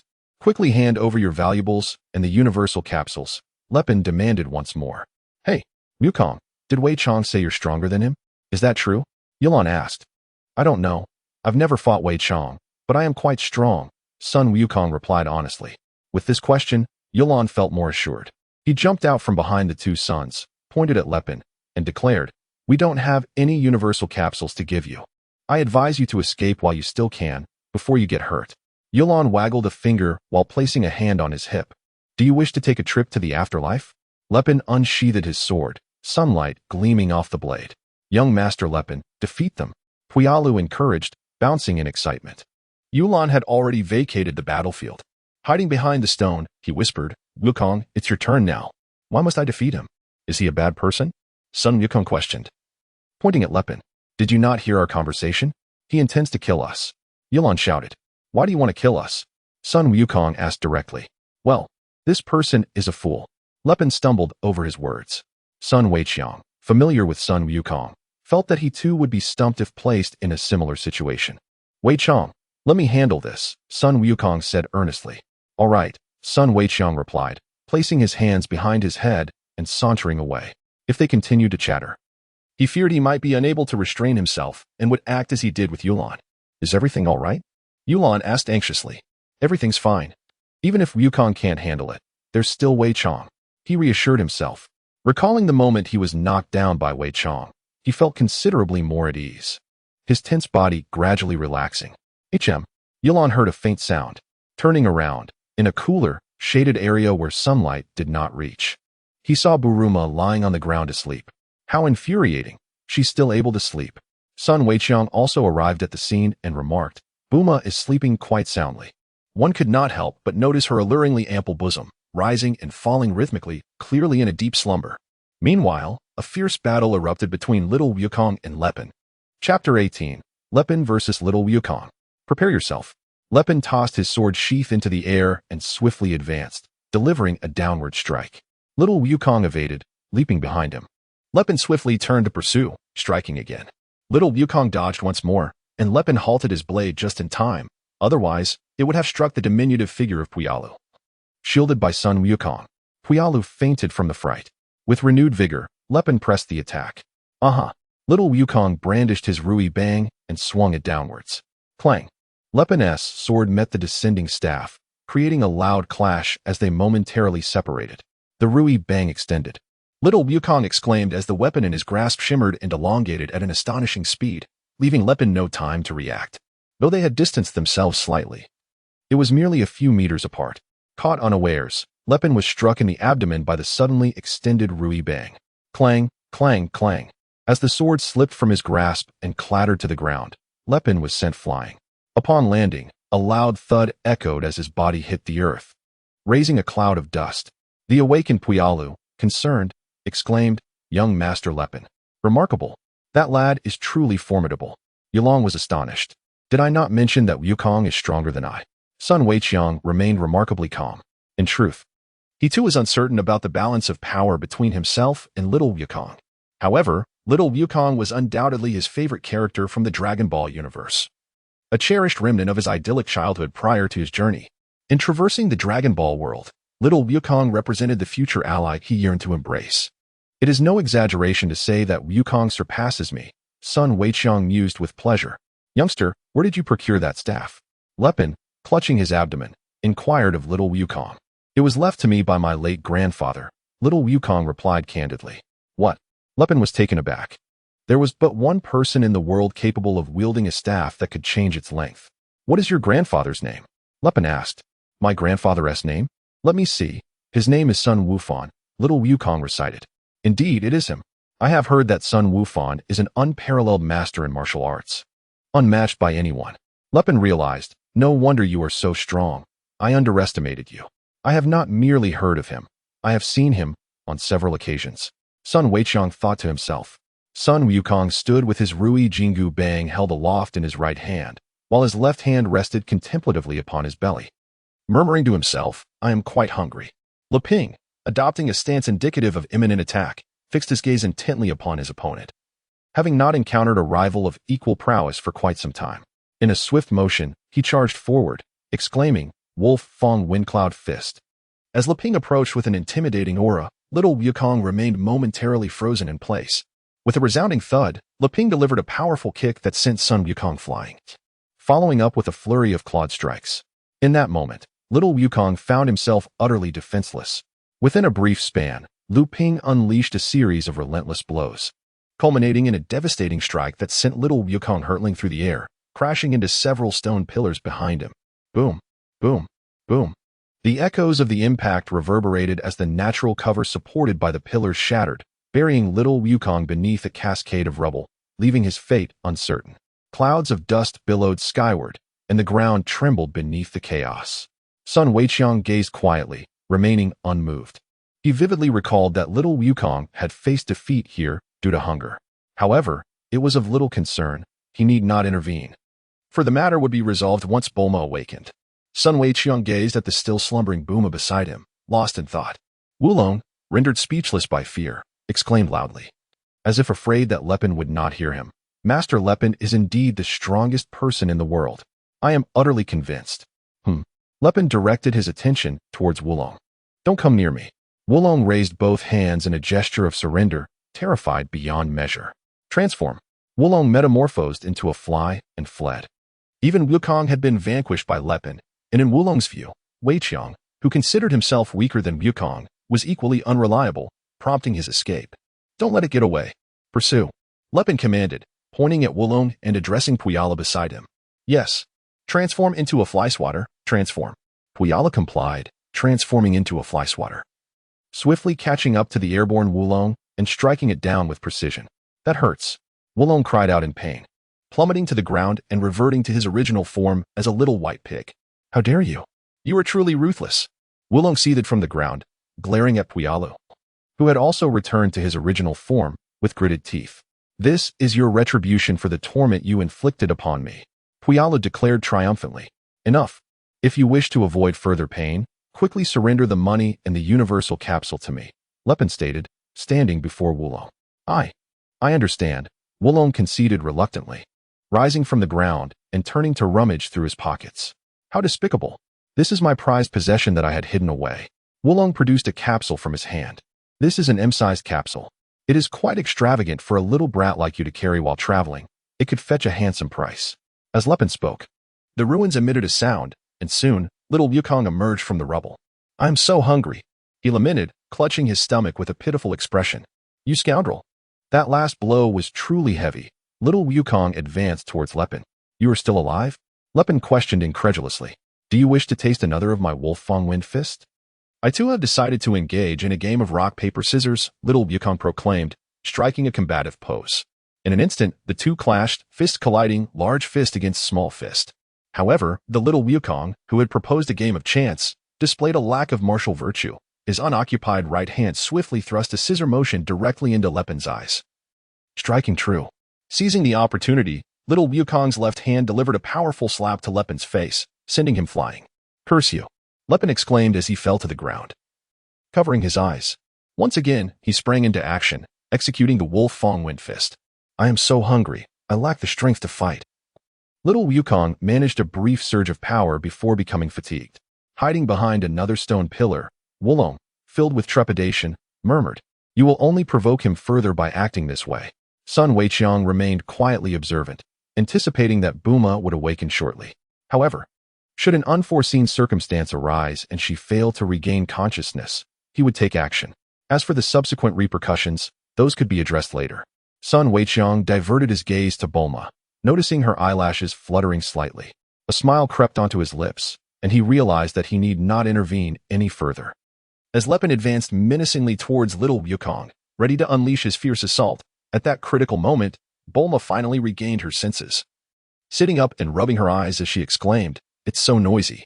How can anyone sleep in this racket?" Lepin paused his attack, fortuitously facing Bulma. Stuck in a stalemate. Lepin's face flushed crimson, and he collapsed to the ground. "Young Master Lepin." Puyalu rushed over. "Puyalu, we must retreat for now," Lepin instructed. "Understood," Puyalu replied. As they piloted their flying vehicle away, Lepin's voice echoed, "Listen well, I will definitely acquire that capsule." What happened? Why did he suddenly act like that? Wulong emerged from behind a stone pillar, his face emblazoned with confusion. Bulma, exchanging glances with Lepin, stood up and pointed in a certain direction, inquiring with a smile, "Hey, who was that person just now?" "He was quite handsome." Chapter 19. Matters inside and outside the RV. Lepin and Puyalu returned to the Forge of Trials. "How infuriating. I never realized there was a woman amongst us," Lepin exclaimed, pounding his fists on the round table. "This cannot continue. The moment I see a woman, I become unnervingly anxious. I do not dislike women, but, no matter, even with a woman present, I must seize that capsule." Inside the RV fashioned from a universal capsule, Bulma voiced her dissatisfaction while lounging on a long sofa. "Why haven't you taken out the RV capsule you brought? How stingy." Wulong glanced at Wukong and Weiqiang, remarking, "Why are you two eating so ravenously?" "I'm hungry," little Wukong replied, gnawing on a giant leg of meat. "Me too," Sun Weiqiang echoed. Bulma, fiddling with her hair, lamented, "After walking through so many dusty places, my hair is practically parched. Is there a bathroom here?" "Over there." Wulong guided Bulma to the bathroom. "It's so small," Bulma complained, resigned to using the handheld shower. "Still complaining. Thanks to me, there's a place to bathe." Wulong snorted. "Does this room have hot water?" Bulma inquired. "Of course. Not only hot water, but also soap and shampoo," Wulong retorted angrily. "What do you take me for? Do you think I can't afford hot water?" Afterward, noticing Bulma with her hands on her hips, seemingly searching for something, Wulong asked, "What are you looking for?" "A peephole," Bulma admitted candidly. "How could there be such a thing?" Wulong declared firmly. "Really? You absolutely must not peek. Do you understand?" Bulma turned, hands on her hips, pointing at Wulong with a stern expression. "Yes," Wulong replied, chuckling, peeking. "My ambitions are far greater than that." That night, King Pilaf, we have located them. Xiaowu and Ashu operated machinery near the RV, with Xiaowu conversing with Pilaf. "All right, commence the operation plan. Failure is not an option," Pilaf commanded. "Understood." Xiaowu hung up and said, "Let us go." She and Ashu exited the machinery, approaching the side of the RV, where Ashu retrieved a timed bomb, set the timer, peeled away the specialized tape, crouched down, and prepared to install the bomb under the vehicle. A few seconds later, thud, thud, thud. Xiaowu heard footsteps approaching and whispered, "Someone's coming." She tapped Ashu on the back, urging, "Are you done yet?" "What's wrong?" Ashu turned to face Xiaowu. "Look, the bomb is stuck to my hand. Quickly. Get it off." Xiaowu gasped in shock. "I can't get it off." Ashu struggled to detach the timed bomb from his left hand, but it was firmly stuck. "Honestly, I'll escape first." Xiaowu chose to flee at the first sign of trouble. As she made her escape, Ashu followed after her. Meanwhile, Lepin and Puyalu arrived beneath a large tree. It seems to resemble an RV, so that universal capsule is indeed an RV capsule, Lepin mused. "This makes it difficult to steal," Puyalu remarked. "Regardless, Puyalu, according to plan, you will go inside shortly, find that woman, and lure her out. As long as she is not present, we are assured victory," Lepin confidently declared. Inside the RV, Wulong, little Wukong, and Sun Weiqiang sat together on the long sofa. "I wonder if that thief will come tonight," Wulong inquired. "I'm not afraid of him. Now that I'm full and rested, I will certainly not lose in a fight against him," little Wukong proclaimed, resting his hands behind his head. "Indeed, I believe a well-fed Wukong can triumph over Lepin." Sun Weiqiang nodded in agreement. Do you really want to go to Bread Mountain? It's a terrifying place. Wulong questioned further. There are Dragon Balls there, little Wukong replied. Huh, Dragon Balls. What are those? Wulong asked, intrigued. I have a Dragon Ball. Let me show you, little Wukong said. Retrieving the Dragon Ball, he carried with him for Wulong to see. Is this a Dragon Ball? Wulong scrutinized it with his pig-like eyes. At this moment, Sun Wukong found himself contemplating. Bulma was in the shower, and it was not yet her boyfriend Lu Ping's turn for a delightful view. To be frank, Sun Wukong also wished to sneak a glance, wholeheartedly adhering to his motto, why not look if one can, and if one looks, one desires to see more. Had he not been preoccupied with the alluring peaks of the scenery yet unseen, he might have encountered Lu Ping and engaged in a brawl. He would have already seized the opportunity to slip out and peer through the bathroom window. As for Bulma, he had scrutinized her from head to toe, leaving no detail unobserved. Everything he ought to have seen was witnessed, and even that which he should not have seen was laid bare before him. Alternatively, he could have boldly entered to assist Bulma with her bath, yet the bathroom door was securely locked. Alas, such a splendid opportunity squandered. Sun Wukong's thoughts lingered. Inside the steamy bathroom, the showerhead released jets of warm water cascading over Bulma. In high spirits, she hummed a tune, thoroughly enjoying her bath. Outside the caravan, Lu Ping and Puyalu arrived at the scene. It appeared there was a woman's voice, which Lu Ping faintly detected. If the other two were fast asleep, it would be far easier to lure that woman out, Puyalu suggested. I'll take a look, he said. Rising from his crouched position, Lu Ping turned to observe. And by coincidence, Bulma had just turned around, her front fully exposed to his gaze. In an instant, Lu Ping was left stunned, overwhelmed by an immense shock. He crouched down, wide-eyed, as if he had encountered the most terrifying sight in existence. Completely paralyzed, he trembled uncontrollably. Young Master Lu Ping, what is the matter? Puyalu inquired urgently upon witnessing the scene. Inside the bathroom, Bulma, with her chin lowered, rinsed her lathered hair. Sensing something, she glanced towards the bathroom window. What was that noise? Lu Ping and Puyalu covered their mouths tightly. Moments later, Lu Ping exclaimed, "This is truly a nightmare. I have witnessed the most magnificent sight in the world." His brows raised, eyes widened, and his body curled into a ball, fist clenched tightly. What? Young Master Lu Ping, what did you see? Puyalu asked, curiosity piqued. At that moment, another voice emerged from inside the caravan. It was the voice of a little demon. Lu Ping and Puyalu shifted positions to eavesdrop on their conversation. So, if we gather 7 Dragon Balls and summon the dragon, any wish we make will be fulfilled? Isn't that wonderful? Any wish can be granted? Indeed, that is what Bulma said. And how many have you collected so far? 5.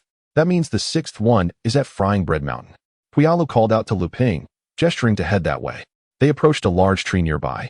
Lu Ping said, "You heard everything they just said, right?" "Yes." Lu Ping, brimming with excitement, declared, "They said any wish can be granted." "Exactly. Great. I want the dragon to grant me a physique that allows me to be unashamed in front of women." Lu Ping's eyes sparkled with enthusiasm. Puyalu collapsed onto the ground in exhaustion.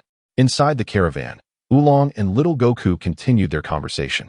To this day, I am not particularly interested in the Dragon Balls. Why not? Because I am only interested in women.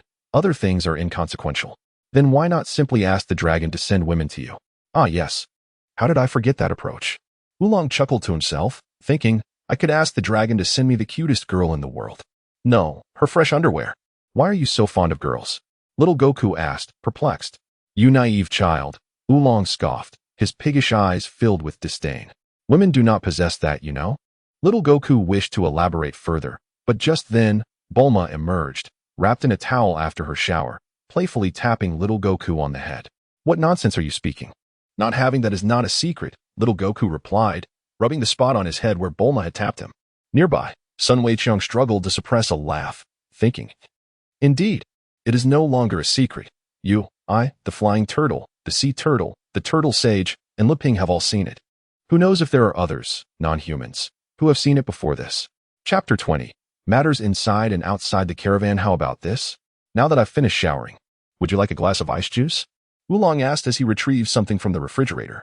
Aside from being lecherous, you're actually quite a decent person. Bulma complimented him. Let us omit the lecherous part, Oolong replied, handing Bulma a glass of ice juice. Thank you, Bulma said as she accepted it and took a sip. Ha ha ha, Oolong thought to himself as he observed Bulma enjoying the ice juice, feeling that his plan was halfway successful. Little Goku also took a glass of ice juice from Oolong and exclaimed, "This is really sweet," sticking out his tongue. Oolong likewise prepared a glass for Sun Wukong. Sun Wukong was aware that a sedative had been introduced into the fruit juice, yet he could not recall the specific substance. However, he was cognizant of the fact that its effects would induce sleep.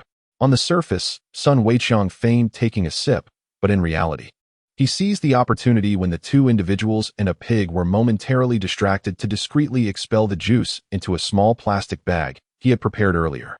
He had no intention of revealing this matter to Bulma and Little Wukong before they consumed the drugged juice. Sun Wukong pondered deeply, realizing that once he informed them, the likelihood of being met with furious reprimands and a subsequent beating was high. However, the potential ramifications that would follow remained uncertain. After all, tonight's visitors were not solely Lepin and Puyallo. There were also Ashu and Xiaowu. Conversely, could Sun Wukong seize this opportunity to engage in some audacious endeavors? That was precisely what he yearned to witness. Sun Wukong's gaze fixated on the ample form of Bulma, who was wrapped in a towel, his anticipation palpable. The clumsy Oolong could gaze upon her, as could her boyfriend, Yamcha, and I too could behold her beauty. As Sun Wukong's thoughts swirled, Oolong was conversing with Little Wukong. "This juice will enhance your strength." "Really?" Little Wukong exclaimed, finishing it in one gulp. He then inquired, "Oolong, why aren't you drinking?" Oolong replied, "I already had some earlier." Bulma yawned and remarked, "I suddenly feel sleepy. Where's the bed?" She glanced at Oolong. "Just climb the stairs, and you'll find it," Oolong answered. "Is that so?" She responded, proceeding to ascend the stairs. On her way, she cautioned the two, "You both must sleep downstairs. Oolong, if you misbehave while I'm sleeping, I'll make sure you suffer from a stomach ache again." Oolong acknowledged, "I understand. Also, make sure you wash the clothes I need for tomorrow before morning." He reiterated, "Got it." With that, Bulma finally made her way upstairs. With such a perfect figure. Why is her temperament so dreadful? I wonder how her parents raised her. Oolong grumbled. Before long, Sun Wukong, seated on the long sofa, had drifted off to sleep, followed by Sun Wukong. The sedative and the juice had begun to take effect. Once they were sound asleep, Oolong contemplated, "I will take full advantage of Bulma. I will indulge thoroughly." Outside the RV, a scene unfolded where Xiaowu and Ash were as frantic as ants on a hot pan. Xiaowu asked, "Is it done yet?" Ash responded, "Not yet. We can't stop it. In one more minute, it will explode. What do we do now?" Xiaowu was nearly paralyzed with fear from the dreadful news, keeping her distance from Ash while hiding behind a tree. "You ask me, but who can I ask?" Ash's right hand clutched the timer tightly, pressing buttons in a desperate gamble for survival. After a flurry of actions, Ash sighed in relief, feeling a burden lift. "What's wrong? Are you okay?" Xiaowu peeked out from behind the tree.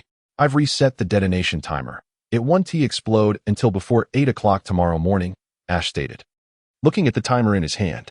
Inside the RV, seeing the two slumbering figures on the sofa, Oolong thought, "It seems the sedative has fully taken effect." With a sly grin, he approached the staircase, glancing up towards the entrance. He stealthily ascended the stairs, chuckling to himself.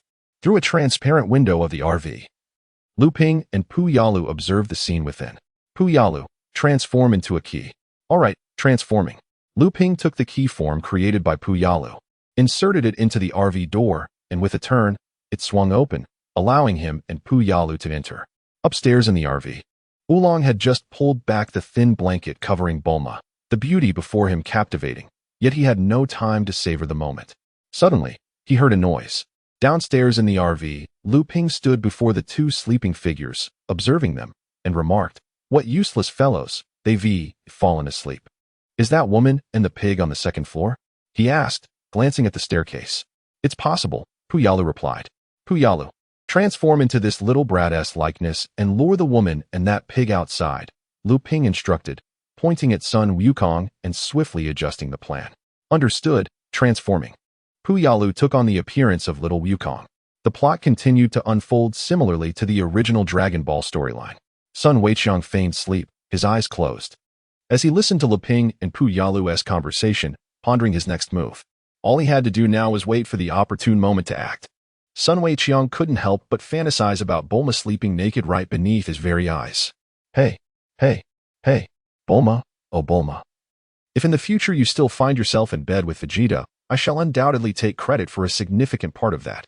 Sun Weiqiang found himself reminiscent of Prince Vegeta. After all, although he harbored feelings for Bulma, he merely observed her without contemplating any profound interactions in the future. Little did Sun Wukong know that soon, his mere observations would evolve into something more significant. He had not envisioned any deeper exchanges, yet outside the realm of mere observation, other possibilities awaited. Upon hearing a sound, he pondered, could it be that someone had awakened? With this thought, Wulong peeked down from the staircase, only to behold Sun Wukong ascending towards him. How could this be? I distinctly administered the most potent sedative. Wulong was filled with disbelief. What should I do?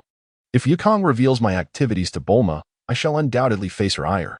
Panic-stricken, Wulong quickly devised a plan, rushing to cover Bulma with a blanket. Transform.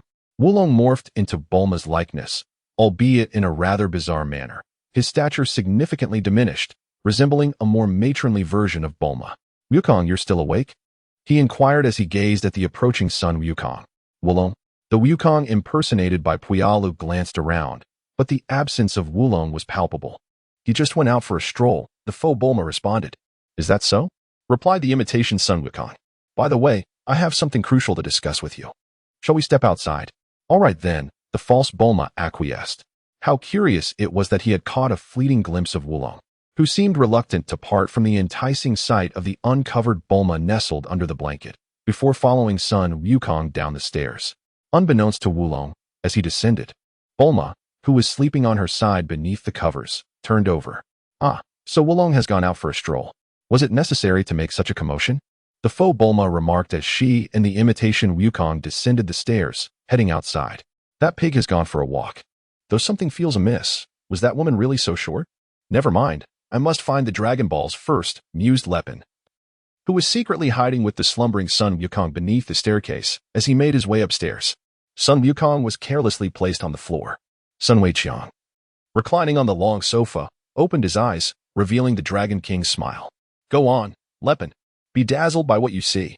After witnessing the spectacle, it was nearly time for him to take his turn. Chapter 21. Matters inside and outside the RV. Lepin ascended to the upper floor and was immediately captivated by something on the bed. What could that bulging object be? As he approached for a closer inspection, he wondered if this would go unnoticed. He had already taken the Dragon Ball.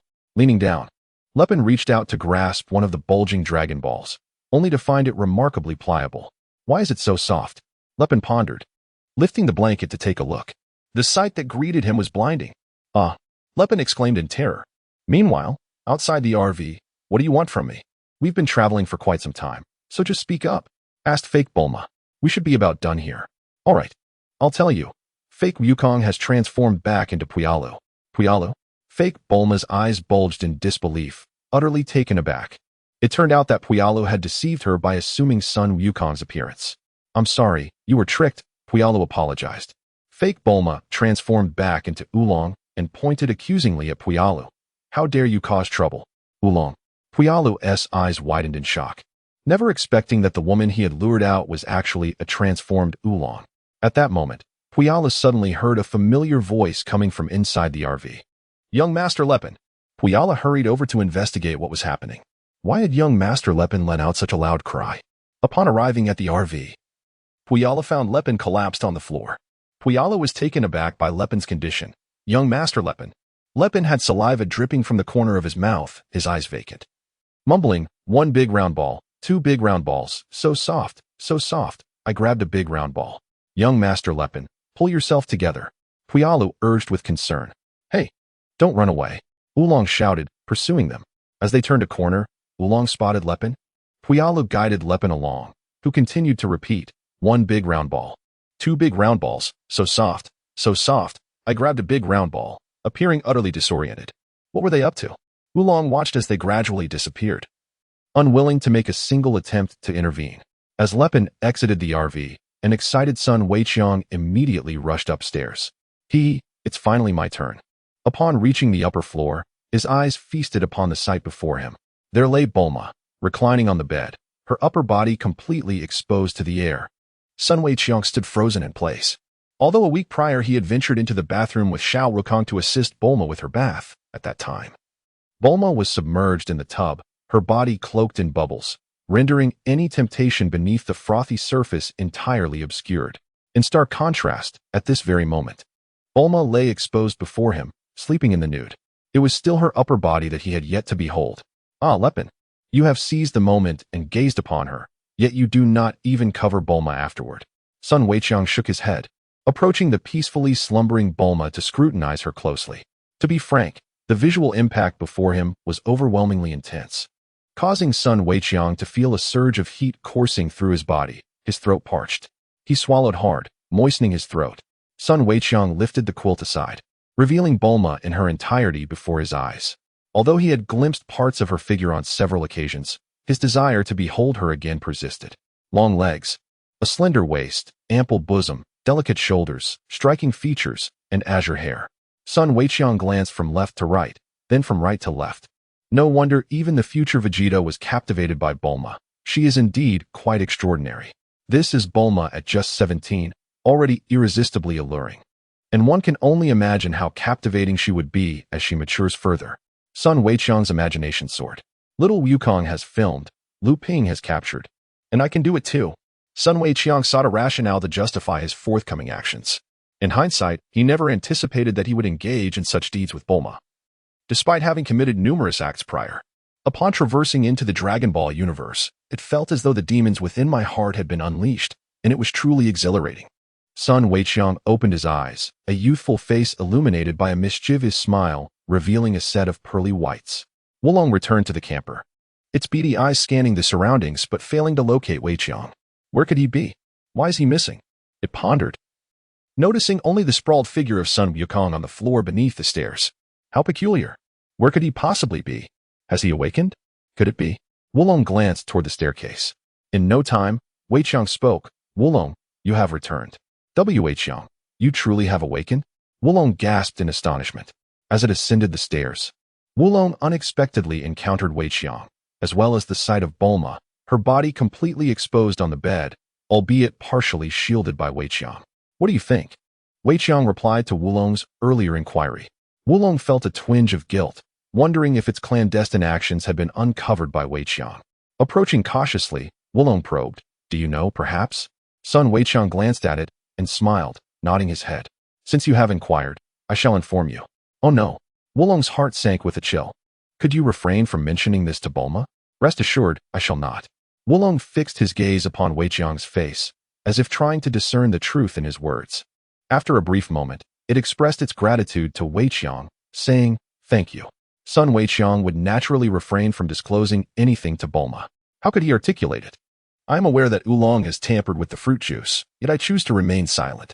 Consequently, you, in your slumber, were rudely awakened by Lepin's vigorous grasp of a Dragon Ball on your person. Nevertheless, Sun Weiqiang pondered for a moment, considering that if Bulma were to discover the antics of Lepin, she might very well be delighted. After some reflection, he realized that there was indeed a possibility.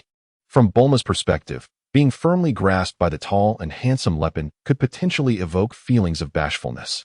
Perhaps she would even contemplate how to sneakily indulge in such encounters while he slumbered. After all, why not explore the other side as well? Or, she might proclaim, now that you're here, why not stay the night? I have more than just a pair of striking assets to offer. Even more audaciously, she might exclaim, look, just look. I'll reveal everything for you. As dawn broke, Bulma emerged, wrapped in a thin blanket, murmuring to herself, how peculiar, I feel rather foggy-headed.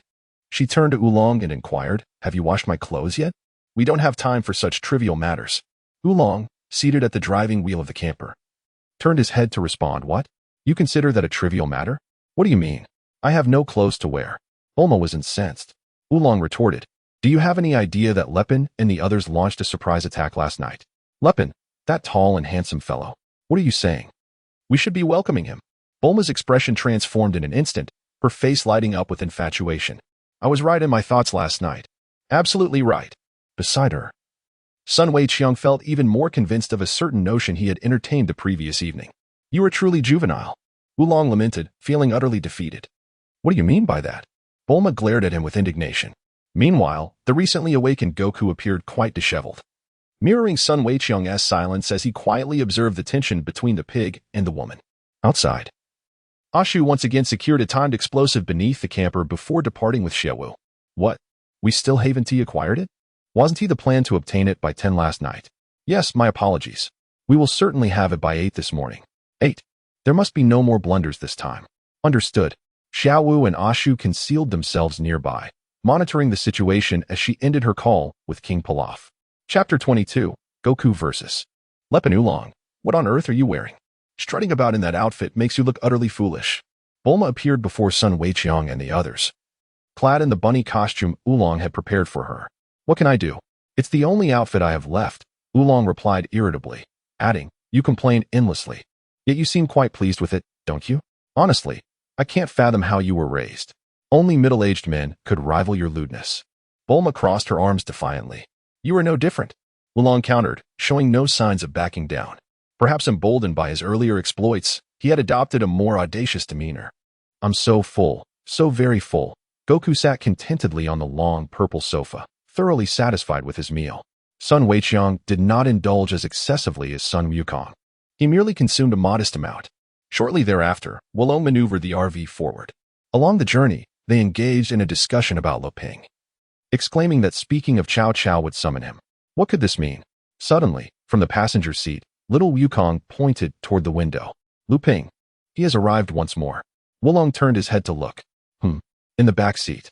Sun Weiqiang gazed out of another window and spotted Lu Ping's group driving alongside them, with Puyalu at the wheel. How could they have returned again? Sun Weiqiang could not recall the events that transpired here. He only knew that the RV, named Wolong, had encountered some issues on the road, though the specifics eluded his memory. Had that handsome fellow returned? Inside the RV, Bulma learned that Lu Ping had arrived, and she covered her face with her hands, which instantly flushed with excitement. Lu Ping crouched atop the vehicle, shouldering a rocket launcher, aimed at his target, and fired. Where was he? Bulma, brimming with enthusiasm, leaned against a window, eager to catch a glimpse of Lu Ping. However, instead of the person she sought, she was confronted with an unexpected sight. It was a shell. Boom. It struck with precision. Wolong managed to bring the RV to a halt, and Sun Weiqiang, along with Sun Wukong, disembarked from the vehicle. What on earth are you planning to do? Little Wukong demanded fiercely. Sun Weiqiang first glanced at the discarded vehicles and, facing Lepin and his companions, boldly declared, Are you feeling a bit too frisky? Young Master Lepin. It seems that woman has fainted, remarked Puyalu, donning a pair of black-framed glasses. Lepin nodded, aiming his rocket launcher at Sun Weiqiang and his group, threateningly demanding, You three better hand over the Dragon Balls. How does he know about the Dragon Balls? Oolong pondered. You fool. Didn't he come by last night? He must have been eavesdropping on your conversation with Wukong. Sun Weiqiang shot Oolong a sharp glance. If you refuse to comply, I will make you feel the sting of pain. Lepin threatened once more. I certainly won't give them to you. Little Wukong retorted, playfully pulling at the sides of his mouth and sticking out his tongue in a cheeky grimace. In the next instant, little Wukong charged at Lepin. Fool, do you wish to be slain by Lepin? Oolong exclaimed, attempting to dissuade him. Fear not. Wukong is not so easily vanquished, Sun Weiqiang calmly assured. The little rascal seems eager for another bout with me, Lepin thought, handing his rocket launcher to Puyalu. Kid, do you want to experience the taste of my Wolfang fist? Lepin proclaimed loudly. I was defeated yesterday because I was too hungry. Now it's different. I am well fed, little Wukong replied, his spirit soaring. Bang. The two engaged in combat, exchanging blows. Yet, in just a few exchanges, Lepin found himself knocked down by a swift kick from little Wukong. I won. Oolong exclaimed with great delight. Sun Weiqiang refrained from voicing his opinion, fully aware that the well-fed little Wukong was no match for Lepin. What is the matter? Do you still wish to fight? Little Wukong inquired. Cursed be it, Lepin exclaimed, rising from the ground, his right hand gingerly brushing against the corner of his mouth where he had been struck, feeling a lingering ache. Young Master Lepin. Puyalu rushed over, and upon witnessing Lepin's state, transformed into a mirror. As Lepin gazed into it, he was dismayed to find not only his right cheek swollen, but also a missing white tooth. My tooth is gone. My handsome face is ruined. Lepin cried out in horror, pointing an accusatory finger at Sun Wukong. Mark my words, he declared before hastily retreating to his vehicle, starting the engine, and making his escape. Little Wukong stood in a daze, bewildered. Is he really leaving just like that? Wukong, you are truly extraordinary. I shall regard you with newfound respect, Wolong commented, approaching little Wukong. Oh, it's nothing, little Wukong replied modestly, then added, but the vehicle is broken. It seems we have no choice but to walk. Wolong sighed in resignation. Sun Weiqiang nodded silently, for he had nothing to contribute. The plan of the crafty Lepin had faltered, prompting him to reconsider his strategy. They must undoubtedly locate the 7 Dragon Balls, correct? Let us await their discovery, and then seize them all at once. Truly, young Master Lepin possesses a sharp intellect. Ha. Lepin's triumphant laughter echoed, only to be interrupted by the discomfort of his swollen lips. Alas, how it hurts. As Sun Wukong and his companions made their way towards the Bread Mountain, Xiaowu and Axiu stood before the dilapidated RV belonging to Wulong. The explosion they had just heard must have been the sound of a timed bomb, Xiaowu remarked. Strange, though, it isn't even 8 o'clock yet. Axiu pulled out his pocket watch to check the time. Perhaps the timer on the bomb malfunctioned. Regardless, let us hasten to find the Dragon Balls. With that, Xiaowu dashed into the RV to search, closely followed by Axiu.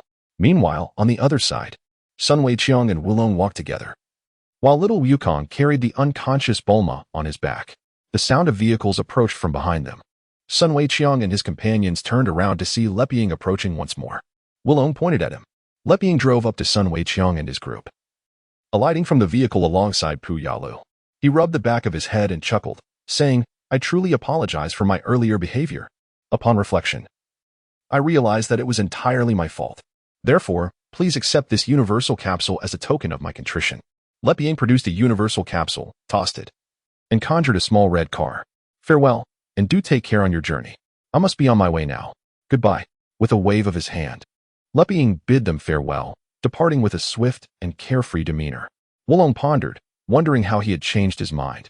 It turned out he was a good person after all. Little Wukong bestowed upon Weiqiang a card signifying his goodness. Sun Weiqiang offered a faint smile, remaining silent. The current Lu Ping was not a benevolent individual. He desired that we acquire a mode of transportation to expedite our quest for the 7 Dragon Balls, facilitating our efforts to seize them. Otherwise, traversing on foot would prolong the journey indefinitely. This situation seemed too fortuitous to be genuine. Wulong harbored doubts about Lu Ping's seemingly altruistic intentions, speculating whether he had concealed explosives within the vehicle. However, the innocent little Wukong believed in his integrity. Yet, Wulong still sensed something amiss. Shortly thereafter, a thunderous explosion reverberated across the wilderness. What led to this calamity? I remain uncertain. A Xiao and Xiaowu fell victim to the timed explosives they had installed, both appearing quite disheveled. Fortunately, much like the previous incident, they emerged with their limbs intact, albeit looking rather worse for wear. Sun Weiqiang and his companions entered the crimson sedan and set off, while Ping and Pu Yalu trailed closely behind. Chapter 23. The Bread Mountain and the Bull Demon King. 2 days later, a red car came to a halt. Look, that is Bread Mountain, the driver, Wulong, remarked. Before them stood the majestic Bread Mountain, engulfed in towering flames, surrounded by an inferno. The trio, accompanied by a pig, disembarked from the vehicle. No wonder it feels so hot, Bulma realized. Perhaps it is best if we do not go any closer. The Bull Demon King resides there, Wulong suggested. You have mentioned the name Bull Demon King repeatedly. Is he truly formidable? Bulma inquired. Are you genuinely unaware? In short, the Bull Demon King is exceedingly terrifying. Otherwise, he would not bear the title of the King of Demons, Wulong vividly illustrated. Do you see that castle atop the mountain? That is the castle of the Bull Demon King, where he stores the treasures he has plundered. Many have attempted to steal them, yet none have ever succeeded. Then, the 6th Dragon Ball must be within. Bulma gazed longingly at the castle. Is the Bull Demon King also inside that castle? Little Wukong was eager to know. No. The Bull Demon King guards the mountain path leading to the castle. Wulong shook his swine-like head. I heard that while he was out having a picnic with his child, the entire mountain suddenly ignited. The flames were so fierce that even he could not return to his castle. How do you know such intricate details? Bulma was quite curious. Sun Weiqiang, along with Sun Wukong, turned their gazes toward it. Naturally, this excerpt is present in high school textbooks. The source of the misunderstanding, is it not? Wulong, weren't you expelled for stealing your female teacher's underwear during kindergarten? Sun Weiqiang expressed his skepticism. Let us not speak of that matter any further. How does this relate to my familiarity with high school textbooks? Wulong wished to elaborate, but recalling how Weiqiang had concealed that incident for him the previous night, he chose to let it slide. Secretly, however, he cursed, infuriating. You are so lecherous, having seen Bulma in her entirety, yet only I am aware of it. Well, you are all already aware of the details. I advise you to return home. With that proclamation, Wulong swiftly slipped into the car. What a jest! Having arrived here, how can one simply give up? Bulma was incensed. Wulong retorted, "Are you seeking death? No matter how formidable Wukong and Weiqiang may be, they could never hope to match the strength of the Ox King. Is the Ox King truly so powerful? I wish to see him," young Wukong mused, casually sitting on the ground with his head tilted. "I shall not accompany you. You are merely courting disaster." After uttering those words, Wulong drove away. Hearing the sound, young Wukong rose and called out, "He has fled again." "Wait, Wulong," Bulma shouted. Wulong did not return. Beep, beep. Bulma unleashed her ultimate move. Sun Wukong chuckled and shook his head, exclaiming, "Oh, what a blunder. How is it that you never learn from your mistakes?" Not far away, Wulong jumped out of the car and rushed to the roadside, clearly suffering from an upset stomach. His voice echoed, "I understand now. I'll join you. Just stop nagging, for heaven's sake." "Ouch. This is hopeless," Sun Wukong muttered, realizing Wulong truly did not learn from his missteps. "And still nagging? Don't you think you've had enough?" With that, he decided to assist, loudly calling, "Nag. Nag. Nag. Nag. Nag. Nag. No. Weiqiang, please stop. Don't keep nagging." Wulong cried out in pain. "Ha ha ha ha." Little Wukong laughed heartily. "Nag. Nag." He chimed in as well. "Can everyone please stop yelling?" Wulong shrieked in agony. Once he had relieved himself and caught his breath, he took the wheel of the red car, guiding Sun Weiqiang and the others closer to the bread explosion mountain. A minute later, they arrived at a nearby village. The three of them, along with a pig, exited the vehicle. Bulma retrieved the Dragon Ball radar, which indicated that the Dragon Ball was located within a castle. "I believe if we can fly in, obtaining the Dragon Ball will be a trivial matter." "Hey, Wukong, can you retrieve the Dragon Ball from the castle?" Bulma inquired. Little Wukong, who was toying with a skull he had found on the ground, replied, "I'll have to give it a try to find out." "Then please do. Just give it a shot." Bulma smiled encouragingly. Little Wukong nodded in agreement. Sun Weiqiang thought to himself, "Little Wukong is so easily persuaded. Just mention a volcano, and off he goes." Setting the skull aside, Little Wukong shouted to the skies, "Nimbus cloud. You fool. I've told you countless times not to shout." Wulong snapped angrily, fearing the arrival of the Bull Demon King. The Nimbus cloud soared down from the heavens, and Little Wukong leaped onto it, declaring, "I'm off to assess the situation." Whoosh. The Nimbus cloud took flight.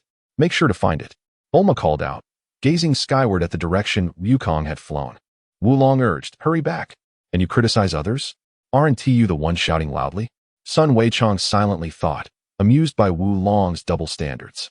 "It's so hot," Little Wukong exclaimed as he flew over the castle. "Is this the place? Perhaps it's feasible," he mused before diving down. "It's so hot. Ouch. Ouch. It's scalding." Little Wukong shot out from the bread explosion mountain, ultimately landing in a clear pool. "Honestly, he has no perseverance at all," Bulma lamented. "I told you so. Why don't we just all go home and sleep?" Wulong chimed in, mocking. "Damn it. I wish I could toss this one person and one pig into the fire just to see what happens." "What nonsense are you spouting? Especially you, Bulma. No perseverance at all. If you're so capable, why don't you try?" Sun Weiqiang cast a mischievous glance at the duo. "Weiqiang, what kind of look is that? What are you planning?" Bulma questioned as she noticed the unusual glint in Sun Weiqiang's eyes. "Weiqiang, what is wrong with you?" Wulong felt a twinge of fear. Just then, a towering figure appeared behind Bulma and the others, flinging a massive axe. Thud! The axe whizzed past Bulma, striking a wall with tremendous force, sending a gust of wind that ruffled Bulma's flowing green hair. As Bulma and Wulong turned around, their faces were filled with terror. "What brings you here?" the imposing Bull Demon King demanded, reclaiming his axe. "Why, you are the Bull Demon King?" Bulma stammered, trembling in fear. Wulong was equally terrified. Sun Weiqiang felt rather indifferent, though the reason eluded him. Perhaps it was simply because the Bull Demon King was rather unremarkable? "Aren't you here to steal my treasures? Answer me," the Bull Demon King demanded. "We wouldn't dare. We merely happened to pass by," Bulma hastily fabricated. Indeed. Wulong was so frightened, he hardly resembled a pig. "Is that true?" The Bull Demon King leaned in, his massive head mere inches from Bulma's. "Ah." Bulma nearly wet herself, tears streaming down her face. "Weiqiang, Goku." Bulma took a few steps back, shouting as she ran behind Sun Weiqiang. Wulong mimicked her, scurrying to Sun Weiqiang's side. Just as the Bull Demon King and Sun Weiqiang locked eyes, the small Goku, cooling off in the water, heard Bulma calling for him. The magic staff, held by the monk, propped itself against the clear water pool while lifting small Goku out. tracing a long arc in the sky before returning to Sun Weiqiang and the others. Were you calling for me? Small Goku inquired as he landed, casually mentioning earlier. The bread mountain was too hot. I couldn't go in. Bulma clenched her legs tightly, scolding, "You fool. You really came to steal something, didn't you?" The Bull Demon King asked. "Uncle, who are you?" Small Goku innocently questioned. "Stop pretending. I'm going to kill you all." The Bull Demon King swung his massive axe down fiercely. Chapter 24. Goku and Chi-Chi's first encounter. The process encountered some complications. However, upon seeing Sun Wukong's Nimbus Cloud, the battle was effectively concluded. After conversing with Small Goku, the Bull Demon King joyfully hopped about, his enormous mouth cheering. "Wow, this is fantastic. I can return to my castle." Then, recalling that it was not the time for nostalgia, he said, "I wish to ask you for a favor. Would you be so kind as to comply?" The Bull Demon King addressed Sun Wukong, who was riding the Nimbus Cloud. "What is it?" Small Goku inquired. "Here's the situation," the Bull Demon King explained. "If you could retrieve the banana fan from Master Wutian, it would extinguish the great fire on the mountain. Would you ride your Nimbus Cloud to help me borrow it?" "All right, but you must give me a Dragon Ball," Small Goku replied with a grin. "What? A Dragon Ball?" The Bull Demon King questioned, puzzled. "This kind of thing. There should be some in the castle." Small Goku presented the Dragon Ball he carried. The Bull Demon King inspected it closely, recalling, "Ah, I've seen this orb before." "Very well. If you want it, I shall give it to you, no problem." "Wonderful!" Small Goku exclaimed with delight. Bulma rushed over to Small Goku, exclaiming, "Hooray! I can finally return alive." Oolong rubbed his piggy eyes, his racing heart finally relaxing. "Is that so?" Sun Weiqiang furrowed his brow, commenting, "This pig seems excessively fearful of death." Oolong looked up at Weiqiang, nodding his piggy head pitifully. "Goodness!" Sun Weiqiang blurted out. Meanwhile, Lu Ping and Puya Lu stealthily observed from behind a wall. "This is my first time seeing it. So the Dragon Ball is so small." "Indeed, it is quite petite, yet rather beautiful," Lu Ping remarked. "Then I shall go now," Small Goku declared, preparing to set off. "Wait a moment." The Bull Demon King had more to say. "Since I need the banana fan and have no suitable candidates, I must ask my only daughter, Chi-Chi, to seek Master Wutian alone. I believe she hasn't ventured far. You may find her and take her with you." "Chi-Chi," Small Goku repeated. The Bull Demon King extended his arms, saying, "Though she can be a bit petty, she is a good child. By the way, she could also be your bride." "Bride?" Small Goku was taken aback, uncertain of what that entailed. Oolong stifled a laugh, already envisioning what the Bull Demon King's daughter might look like. "Oolong, you're jumping the gun. Chi-Chi is not what you imagine." Sun Weiqiang understood Oolong's thoughts. In the next moment, the Bull Demon King produced a photograph. "Look, this is her picture. In any case, I'll just take her with me," Small Goku said. "Wow, how wonderful. She looks so adorable." Oolong couldn't help but exclaim. "Humph. Perverted pig." Bulma crossed her arms, turning her face away to avoid the sight of such a lewd creature. From behind the wall, Lu Ping and Puya Lu were astonished to discover that the girl they had just encountered, whom Lu Ping had kicked down, was actually the Bull Demon King's only daughter. Their hearts raced wildly. After bidding farewell to Small Goku, he soared away on his Nimbus Cloud. Moments later, he asked, "Is your name Chi-Chi?" As he hovered low on his Nimbus Cloud. Before him stood Chi-Chi, clad in a bikini and a cape, helmet adorning her head. "Yes. My name is Chi-Chi. Who are you?" "Many people seem to know my name today. I understand now. You've fallen for me, haven't you?" Chi-Chi declared, pointing at him loudly. "You are the daughter of the Bull Demon King, correct?" Small Goku asked, somewhat dazed. "How do you know my father?" Chi-Chi queried. "Uncle Bull Demon King asked me to borrow the banana fan and said to find you along the way," Small Goku explained. "What? Are you telling the truth?" Chi-Chi clasped her hands in delight. "I'll take you on my Nimbus Cloud. Come aboard." Small Goku gestured to the golden cloud beneath him. "Can this cotton-like thing carry people?" Chi-Chi asked. "Only those with pure hearts may ride it," Small Goku replied after reflecting. "Then there's no problem. My heart is as clean as a flushing toilet," Chi-Chi asserted confidently. She attempted to climb onto the Nimbus Cloud but struggled slightly. "Hurry up," Small Goku urged. Eventually, Chi-Chi grasped Sun Wukong's tail, pulling herself up. "I'm on." But Sun Wukong ended up falling down. "What happened?" Chi-Chi asked, puzzled. "Don't grab my tail." Small Goku stood up to explain. "When you grab my tail, I lose all my strength." "How strange. Why does your bottom have a tail?" "Indeed. That tail on his backside was his weakness." "Yes, Lu Ping. I heard that too." Ping and Puyalu had arrived here slightly earlier than small Goku. After all, Ping had kicked Chi-Chi down earlier, unaware that she was the Bull Demon King's daughter. Upon realizing this, he rushed over, reviving the unconscious Chi-Chi before noticing small Goku's arrival. Seizing the opportunity while Chi-Chi was distracted, Ping and Puyalu hid nearby. In the air, small Goku rode the Nimbus cloud, taking Chi-Chi to borrow the banana fan. At some point, he reverted to his old antics, but this time, he employed his feet. Smack! Smack! His feet landed precisely on the triangle of Chi-Chi's blue underwear. With a flurry of black hair, small Goku turned back, saying, "You truly don't have that. You're a girl, aren't you?" "Ah!" Chi-Chi cried out loudly, "Get away," as she kicked her legs wildly. In the midst of her words, she pushed Sun Wukong off the Nimbus cloud. Naturally, he fell straight down, landing with a thud. Chi-Chi, unable to control the Nimbus, crashed headfirst into a tree. Another loud thud. When Sun Wukong mounted the Nimbus again, he asked, "What is going on? Why are you suddenly angry? What are you talking about? You shouldn't be so lewd." Chi-Chi appeared quite furious, yet in her heart, she thought, having been touched, she had no choice but to marry the young man before her. Sun Wukong took Chi-Chi back to the vast ocean he had previously encountered, realizing it would be impossible to locate Master Roshi there. They decided to ask someone instead. "Yes, dear," Chi-Chi exclaimed joyfully. "What did you say, dear?" Sun Wukong turned back, puzzled. "Oh, nothing. I'm so sorry," Chi-Chi replied, laughing shyly as she covered her face with her hands, suddenly feeling a bit warm. Before long, on the ocean's surface, Sun Wukong asked a dolphin, "Excuse me, do you know where Master Roshi's home is?" The dolphin replied, "I do. Just swim straight that way. His home is on that small island." "Thank you," Sun Wukong said, following the dolphin's directions, and soon he and Chi-Chi arrived at a small island. Chapter 25. The turtle school's Kamehameha. The small island beneath Sun Wukong and Chi-Chi's feet was none other than Kame House, where Master Roshi resided. Upon arrival, Sun Wukong explained their situation.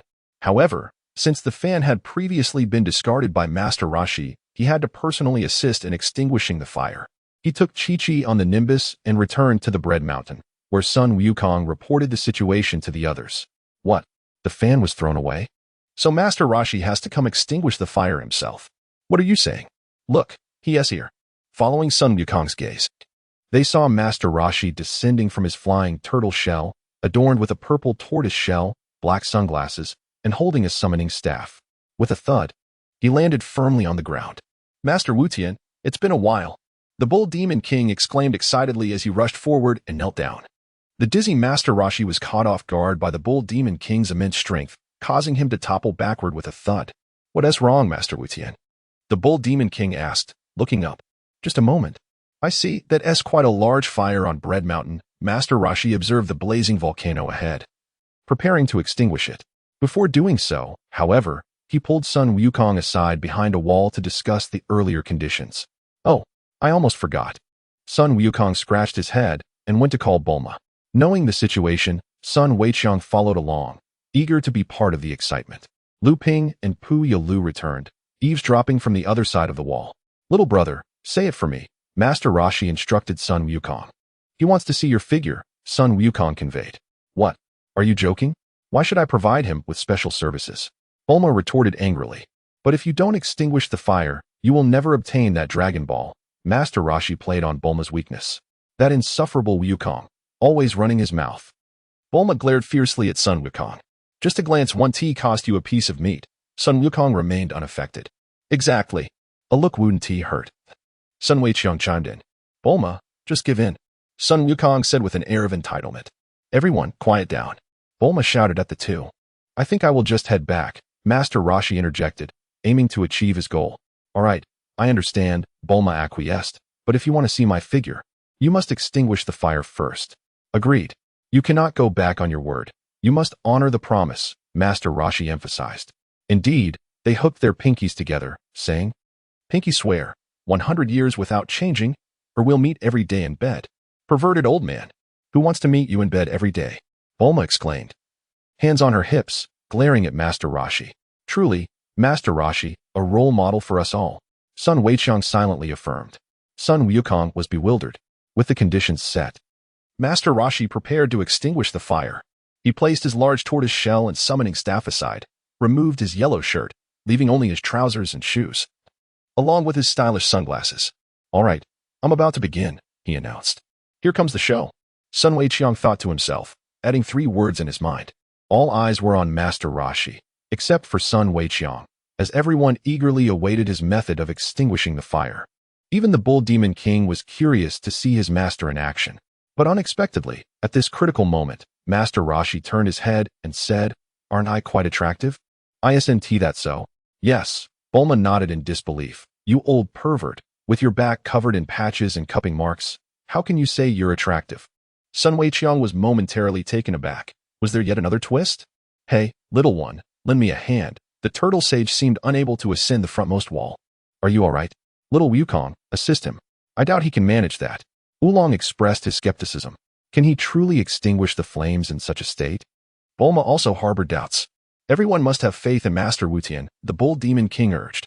Sun Weiqiang harbored suspicions that the old turtle was merely laying the groundwork for his subsequent display of prowess. How could he possibly be unable to scale a wall barely over a meter high? Not to mention, a gentle leap would suffice. "Oh, Master Rashi, you are indeed a connoisseur of grandiosity." Then, to the astonishment of those present, the frail form of Master Rashi suddenly swelled, transforming in an instant from a feeble old man into a muscular powerhouse, leaving the onlookers wide-eyed. But that was not the end. Before Sun Weiqiang and his companions, the muscles of the formidable Master Rashi surged once more, growing even more robust. It was about to unfold. "Teacher Wutian's Kamehameha!" the Bull Demon King exclaimed with excitement. Blue energy gathered in Master Rashi's hands as he unleashed it with a resounding ha. A tremendous force erupted from within him, surging towards the volcano ahead. After a blinding flash of light, Master Rashi sat atop the wall, his physique returning to its original state. The fiery eruption that once threatened was completely extinguished. "Although the flames are out," the Bull Demon King stammered, "the castle and the entire mountain have been reduced to rubble." The crowd gasped in disbelief. "It's all gone." "Perhaps I overdid it." Master Rashi sheepishly scratched his head, causing the onlookers to faint in astonishment. "Grandpa, that move was incredible. Will you teach me, please?" Little Wukong implored. "Eager to learn," Master Rashi replied. "Mastering the Kamehameha requires at least 50 years of training." He gestured with his left hand, emphasizing the duration. 50 years. Little Wukong was taken aback. Determined, he attempted to replicate Master Rashi's previous technique, gathering blue energy in his hands. He directed it towards a nearby red car, successfully dislodging a wheel with a powerful strike. "I did it, but it pales in comparison to Grandpa Rashi's feat," Little Wukong murmured, gazing at his hands. The Bull Demon King praised. "Remarkable. Truly the grandson of Gohan." "Excuse me? Gohan? Son Gohan?" Master Rashi inquired. "Teacher, you didn't know?" At that moment, another surge of blue energy manifested. "Huh." Sun Weiqiang mimicked the technique, aiming at the same red car. With a resounding crash, he pierced the car door, creating a gaping hole the size of an adult's head. "Am I really that formidable?" Sun Weiqiang marveled at his own prowess. He was aware of his exceptional talent in martial arts, but this level of strength was beyond his expectations. The innate martial arts aptitude of this body was already impressive, but what transformations had occurred since his arrival in this realm? It seemed to surpass all prior capabilities. Sun Weiqiang had gained some understanding of this phenomenon and was aware that he could master any martial arts technique at a mere glance. The Turtle School's Kamehameha was no exception. He could execute it effortlessly. However, he was taken aback by its potency, which surpassed even that of Little Wukong. In other words, he recognized his strength, yet he was astonished by just how formidable he truly was. Moreover, he had not even unleashed the full force of the Kamehameha in that instance. Not only was Sun Weiqiang stunned by his own capabilities, but everyone present was equally astonished. "Weiqiang, you are incredible. You pierced through the car?" Little Wukong exclaimed, his eyes wide with disbelief. "Weiqiang, is this the same strength you claimed surpasses Wukong?" Wulong, shaking his head in disbelief, seemed ready to pen the words "I can't believe it" in bold letters. How astonishing. Bulma covered her mouth, her eyes filled with incredulity. More powerful than Wukong? Chi-Chi was equally flabbergasted. Had it not been for her prior encounter with Wukong, she would have considered this short-haired youth, who bore a striking resemblance to Wukong, a worthy candidate for marriage. "Oh dear. Chi-Chi, how can you think like that? You are a girl destined for your future husband. You mustn't entertain such thoughts." Chi-Chi blushed deeply, her gaze shifting to Little Wukong. My future husband is quite remarkable too. Sun Weiqiang, little Wukong. Like you. I have a profound fondness for the verdant Gita, but I never intended to overshadow you. The bull demon king, Master Rashi, the flying turtle, and even the elusive Puyalu and Lepin, all gazed in astonishment, their eyes wide and their teeth bared in disbelief. The mere presence of one Sun Wukong is astonishing enough. But to have another Sun Weiqiang as well? This is truly extraordinary. Chapter 26, Invitation? Wish? Pact? Butterfly? Would you care to visit my home? After a period of diligent training, perhaps you might even surpass me. Master Rashi extended an invitation to Sun Wukong and Sun Weiqiang. Is that true? Once all the Dragon Balls are gathered, I shall certainly visit you. Grandpa, exclaimed little Wukong with excitement. I too shall accompany Wukong when the time comes.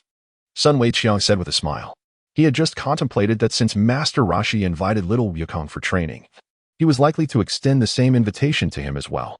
After all, he seemed to possess even greater potential for cultivation than little Wukong. It would be unreasonable to overlook him. Although Sun Wukong had a deceased grandfather, Sun Gohan, the exhilaration in Sun Weiqiang's heart was undeniable upon hearing Master Rashi's direct invitation to both of them. For these past days, in the stillness of the night, he often pondered his future. He considered the path he should take, what he truly desired in life, and the significance of his arrival in the Dragon Ball world.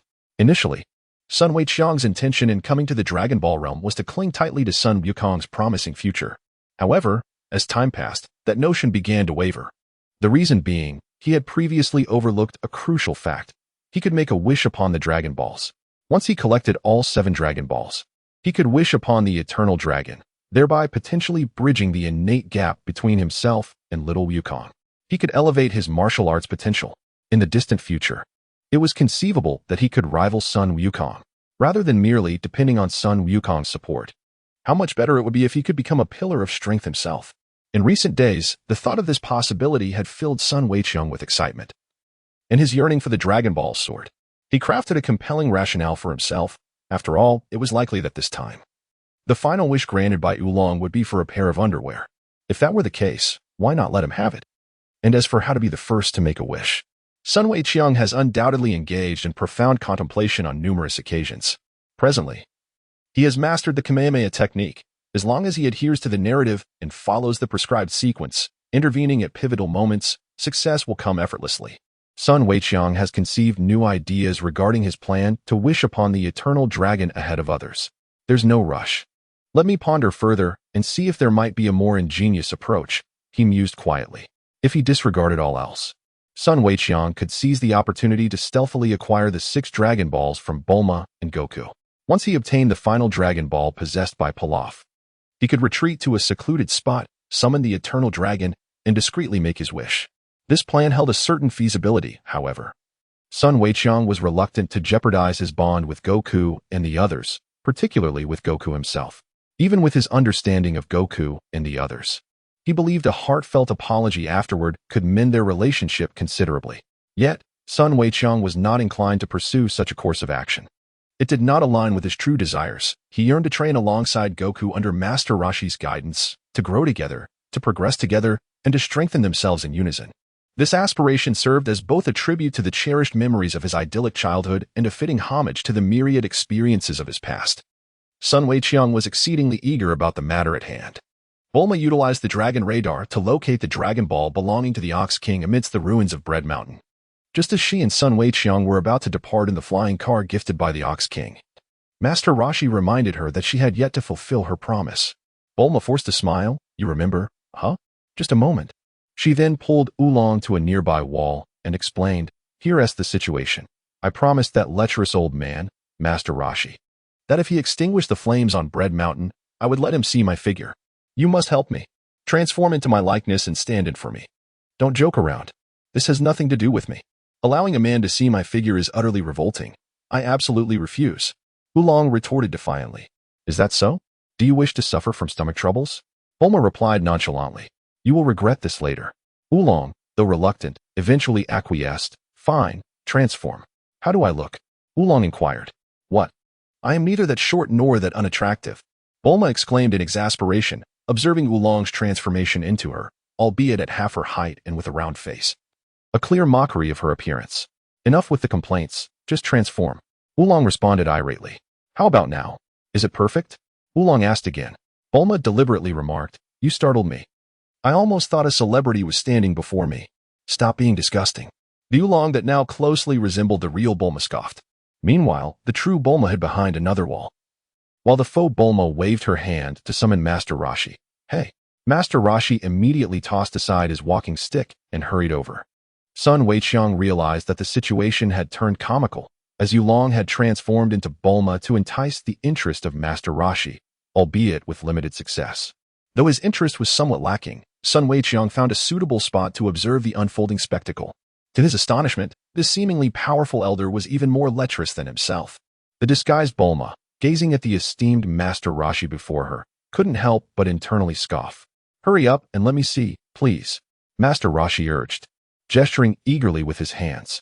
Moments ago, the fake Bulma had expressed her disgust, yet now she had entirely transformed, covering her face with her hands as if to suggest, how innocent you are, is merely looking all that you desire.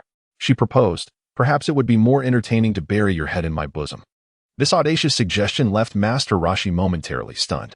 Come on, bury your head in there, the fake Bulma beckoned, pointing to her ample chest while making enticing gestures. Master Roshi followed suit, his gaze ensnared and captivated, as he became utterly absorbed in the moment, his rhythm entirely dictated by the fake Bulma. That fool, why expose himself to such an extent? The real Bulma thought to herself, seething with anger as she observed secretly. Let us get started, commanded the fake Bulma, swiftly removing her bunny girl top. Master Roshi was taken aback, blood rushing from his nose. Simply burying his head would have brought him unparalleled joy. Yet he had not anticipated the removal of clothing. Oh dear, how can anyone withstand this? Well, is it really this exhilarating? Sun Wukong was vaguely aware that Bulma had asked Oolong to take on her appearance to showcase her figure to Master Roshi, but he had largely forgotten the details, only to be astonished by the audacity of Oolong's performance. Indeed, it seemed that only men could truly understand the desires of other men. Yet, one couldn't help but wonder how Master Roshi would react upon learning the truth. Surely, his expression would be nothing short of spectacular. Sun Wukong amusingly pondered. Afterwards, the turtle hermit was momentarily overwhelmed with excitement, exclaiming to himself, how fortunate I am. Being a man is truly wonderful. Bulma and the transformed Oolong gathered together. You idiot, you've gone too far. Bulma scolded, hands on her hips, delivering a punch to Oolong's piggy head. I put in so much effort, and instead of praise, I get hit. Don't call me next time. Oolong huffed, sulking. What next? What kind of girl do you think I am? Bulma, infuriated, continued to pummel Oolong. Don't come any closer. Help. Someone's trying to kill me. Oolong hastily retreated, shouting for help. Bulma chased after him. In contrast, little Goku and Chi-Chi shared a much warmer moment. Goku. When I grow up, you must marry me. Marry? What are you talking about? You know perfectly well. Chi-Chi's cheeks flushed with embarrassment. All right, if that's what you want. Then I will. Little Goku replied from the car. I'm so embarrassed, Chi-Chi said, covering her face shyly. Sun Wukong approached little Wukong, and Chi-Chi overheard their conversation. Wukong. This time I shall ensure your victory is more comprehensive. Sun Wukong mused quietly to himself. He had some understanding of why Chi-Chi became the way she did after marrying Sun Wukong in the future. Yet, it could not be entirely blamed on her. Wukong bore some responsibility as well. Under normal circumstances, perhaps things would have unfolded similarly. However, now that I am here, everything in the future shall be altered by my presence. I wonder how changing Chi-Chi might affect their son, Sun Wukong. Would he continue on the path of a scholar? Or would he follow in Wukong's footsteps? If he were to become such a version of Sun Wukong, it would indeed be something to anticipate. Or perhaps. Sun Wukong's thoughts surged. This matter remains distant, and he resolves to take his time. The wings of this butterfly may indeed possess the power to alter everything. Farewell. Take care, everyone. Goodbye. He bids farewell to Master Roshi, the Ox King, Chi-Chi, and the Flying Turtle. Sun Wukong, Little Wukong, Bulma, and Oolong boarded the flying vehicle gifted by the Ox King, embarking towards the final Dragon Ball. This time, Sun Wukong dismissed the notion of bringing along the flying turtle bestowed upon him by Master Roshi. What a jest! Master Roshi himself was in such a state of disarray upon arrival. Had Sun Wukong taken the turtle, he would have fared no better. Besides, Master Roshi needed to return to Kame House via his own flying turtle. Lepin and Puyalu continued to trail closely behind Sun Weiqiang and his companions. Chapter 27. Whispers in the Sky. Departing from the ruins of the Bread Mountain, Bulma piloted the light green flying vehicle high into the skies. Only one Dragon Ball remained. I can hardly wait to see what the Shenron looks like, Bulma exclaimed to little Wukong, while Sun Weiqiang mused, soon, Wukong, you shall behold it. His thoughts drifted to the pivotal moment of gathering all 7 Dragon Balls and making a wish to Shenron. Let us proceed.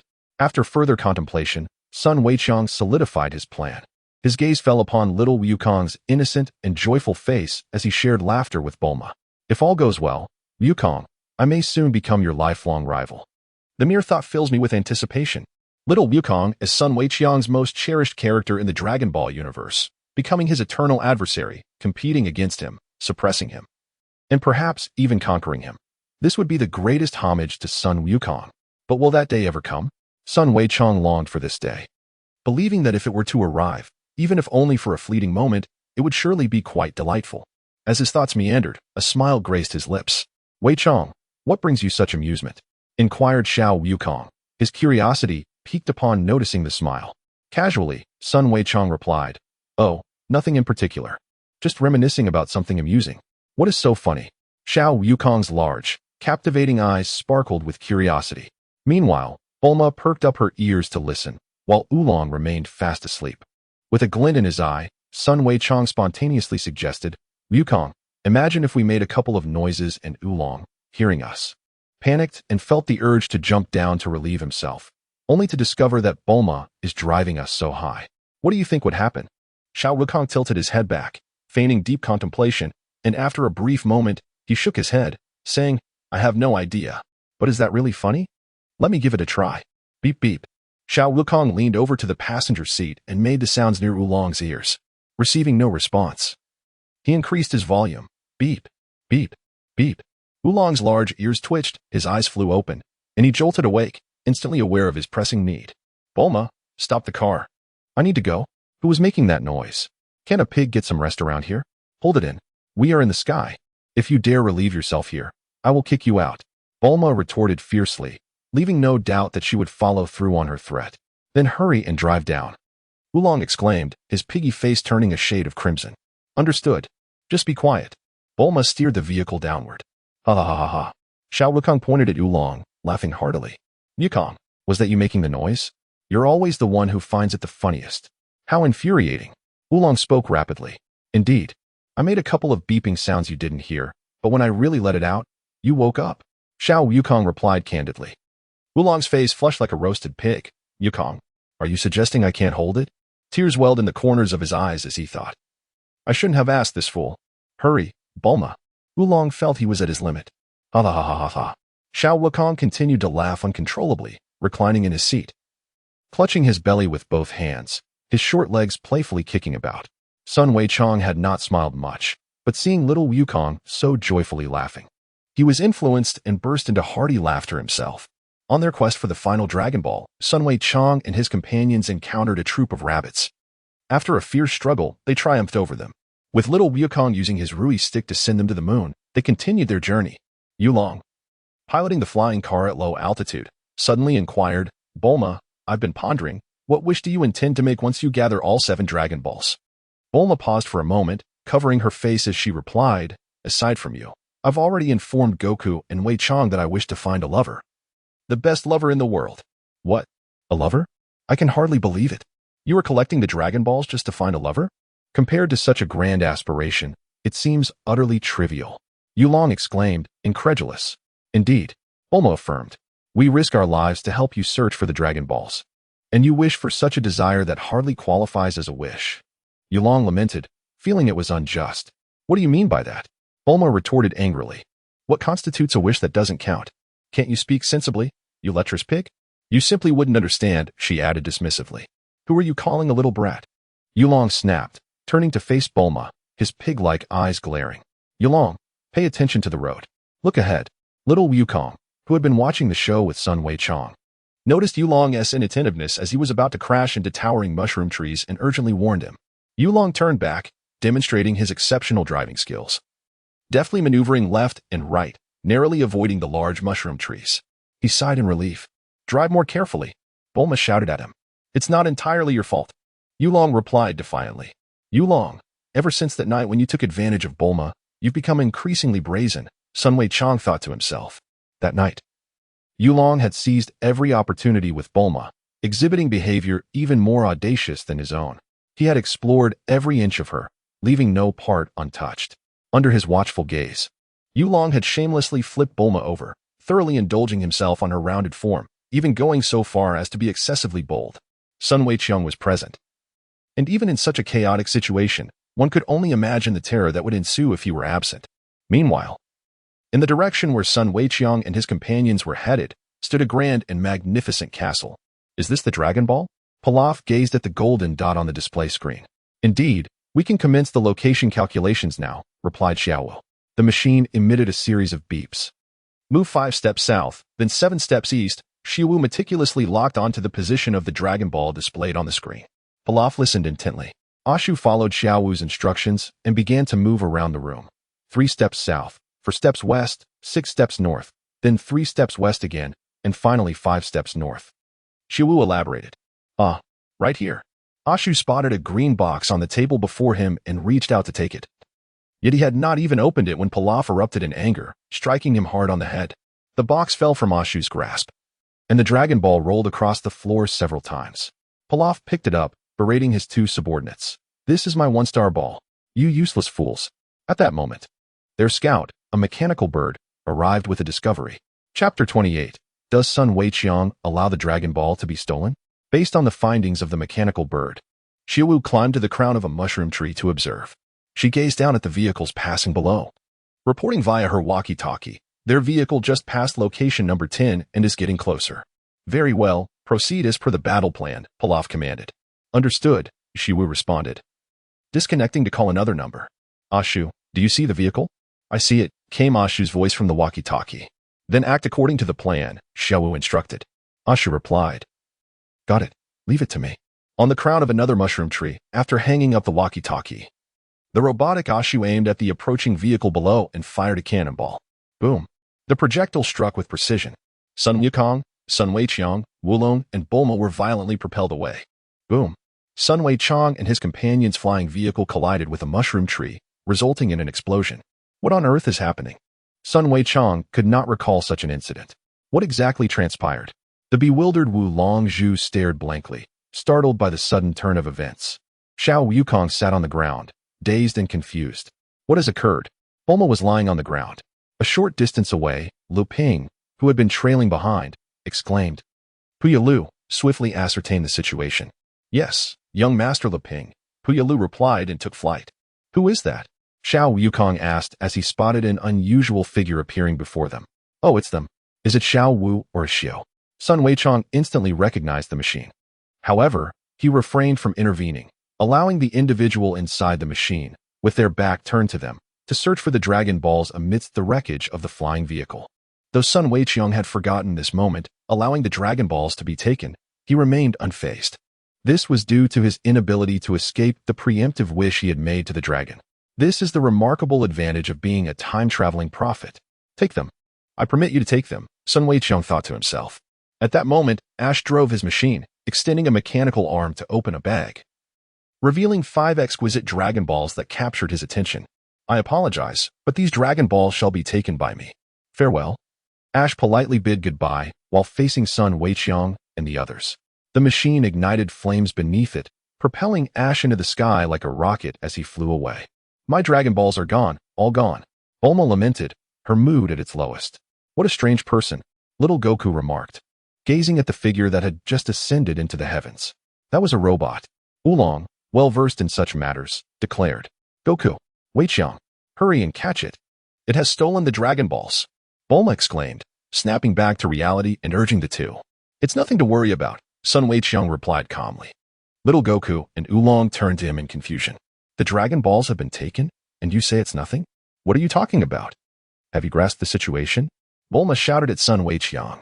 Sun Weiqiang, with his left hand in his pocket and remaining silent, gently pointed with his right hand towards the gray pouch at Wukong's waist, which held a Dragon Ball. Indeed, there was another Dragon Ball with Wukong. Bulma's face instantly lit up with joy.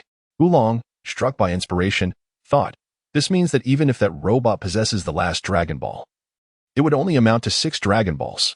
Without Wukong's Dragon Ball, it cannot make a wish. Precisely. If it indeed has a Dragon Ball, we can follow the Dragon Ball radar to locate it and gather the 7 Dragon Balls. If it does not, we can simply retrieve the 5 missing Dragon Balls. Bulma let out a sigh of relief. That's the plan. Sun Weiqiang nodded, recognizing the potential in the young minds. Weiqiang, you remain remarkably composed, Bulma praised, her gaze towards him sparkling with admiration. While Weiqiang was indeed younger, shorter, and somewhat naive, he was not inherently flawed. If he were to grow taller, with his current looks, he would undoubtedly become quite the handsome young man. Oh dear, what am I thinking? Why am I feeling intrigued by a 12-year-old boy? Bulma snapped back to reality, resolving to think no further on the matter. Sun Weiqiang, you may have been right earlier, but I cannot be considered wicked, can I? Bulma, are you serious? Setting aside certain previous facts, if only you were aware of the events that transpired that night, you would think differently. Also, do you fancy the emerald-haired Vegeta as well? How amusing. Unfortunately, I harbor no interest in a deeper connection with you. Haha. Bulma, hands on her hips, burst into laughter. Calling him a fool. Doesn't he even realize he is missing a Dragon Ball? Ha ha ha. In the next moment, Bulma embraced Goku, expressing her gratitude. Thank you, Goku, for keeping the Dragon Ball on you instead of with the others. Bulma pressed her face against Goku's, and as she did, she began to nuzzle him. Don't do that. Don't do that. Little Goku protested. Oolong, pointing to himself with his piggy snout, remarked, let me take your place, Goku. That night, he had groped Bulma numerous times, more than enough. But can active and passive experiences truly be compared? Moreover, the former was conducted in secret while the latter was entirely forthright. There was no comparison. Oolong felt a pang of envy, nearly drooling. Bang! Bulma delivered a swift kick to Oolong's pig face. Then, with determination, she pointed forward, declaring, let us go. I will be the one to gather all 7 Dragon Balls. With the Dragon Ball radar, I will locate their whereabouts and reclaim them. Fine. How shall we do that? Our vehicle is already broken, Oolong inquired, covering his injured face. Bulma waved her finger, her eyes sparkling with mirth as she replied, have you forgotten? In the town where we encountered the rabbit army, I bought numerous capsules, but just as Bulma mentioned this, she remembered, I placed all the capsules in the bag meant for holding the Dragon Balls. Recalling this, Bulma's mood soured once more, and she began to weep, sobbing uncontrollably. Sun Weiqiang was at a loss for words. Miss, could you please stabilize your emotions? Lepin had already grasped the situation. How infuriating. They snatched my Dragon Ball. What should we do? Puyalu inquired. There's nothing we can do. We must assist them once more. Lepin replied. But with that woman around, are you not afraid? Puyalu questioned. I am gradually getting accustomed to it, Lepin said, blushing as he lowered his head. Then resolutely declared, I must overcome my fear of women. I will. It's so noisy. Can't you just walk on your own feet? Little Goku remarked. It's easy for you to say, Bulma sobbed. If only Bulma could ride the flying Nimbus, Oolong said, hands in pockets. You're no better off, Bulma retorted. At that moment, Lepin appeared with Puyalu before them. Lepin. Bulma instantly transformed into a lovesick state. What are you all doing standing here? Lepin asked playfully. To his surprise, Bulma jumped onto his flying car, blushing, and exclaimed, Mr. Lepin, your timing is perfect. You can help us. Meanwhile, she tossed Puyalu into the back seat. Let us hitch a ride, please. Bulma winked charmingly at Lepin, making it impossible for him to refuse. Who could withstand such a lure? Oolong and Sun Weiqiang got on board, while Sun Wukong rode his Nimbus in pursuit. Earlier, when they encountered the rabbit army in town, Lepin and Puyalu had rescued Bulma, who had been transformed into a carrot. Consequently, their group dynamics improved significantly, at least on the surface. Soon after, Bulma said to Lepin, Mr. Lepin, could you please close your eyes? Lepin thought he misheard, his face a mixture of astonishment and confusion. Bulma asked me to close my eyes? Both eyes closed. Bulma's tone was filled with temptation. Is she going to kiss me? What should I do? Lepin was frantic, stealing glances at Bulma. Hurry up. Are you unwilling? Bulma intensified her approach. This is bad. I might die. Lepin forced his eyes shut. Upon seeing this, Bulma told Puyalu, You too. Both Lepin and Puyalu closed their eyes while Bulma retrieved the Dragon Ball radar. Oh Bulma, your words are easily misinterpreted. Was it necessary to say that? Sun Weiqiang mused silently. After gathering his resolve, Lepin waited with his eyes shut, but when Bulma delayed the kiss, he grew impatient. Is it not done yet? Done. Bulma replied joyfully. Urban women have intricate schemes. Fortunately, I hail from the countryside, Oolong observed. Shut up, Bulma snapped. Do you want to get sick? Oolong instantly became a mute little white pig. Is it over already? Lepin realized afterward. Mr. Lepin, please proceed west for 25 kilometers at your utmost speed, Puyalu instructed. Bulma's previous antics with Wukong repeated, albeit with a different individual. Please, will you? Her face pressed against Lepin's, with a face as radiant as a peach blossom. Lepin floored the accelerator, propelling the flying car into the air. Oh, Bulma, how can Lepin withstand this? Sun Wukong pondered. The peculiar Bulma, while Lepin sped ahead. Little Goku muttered to himself, pursuing on his nimbus. Inside the castle, Pilaf gazed at the several Dragon Balls before him, his eyes gleaming with excitement as he spread his arms wide. Haha, I have gathered 7 Dragon Balls. I have finally collected all 7.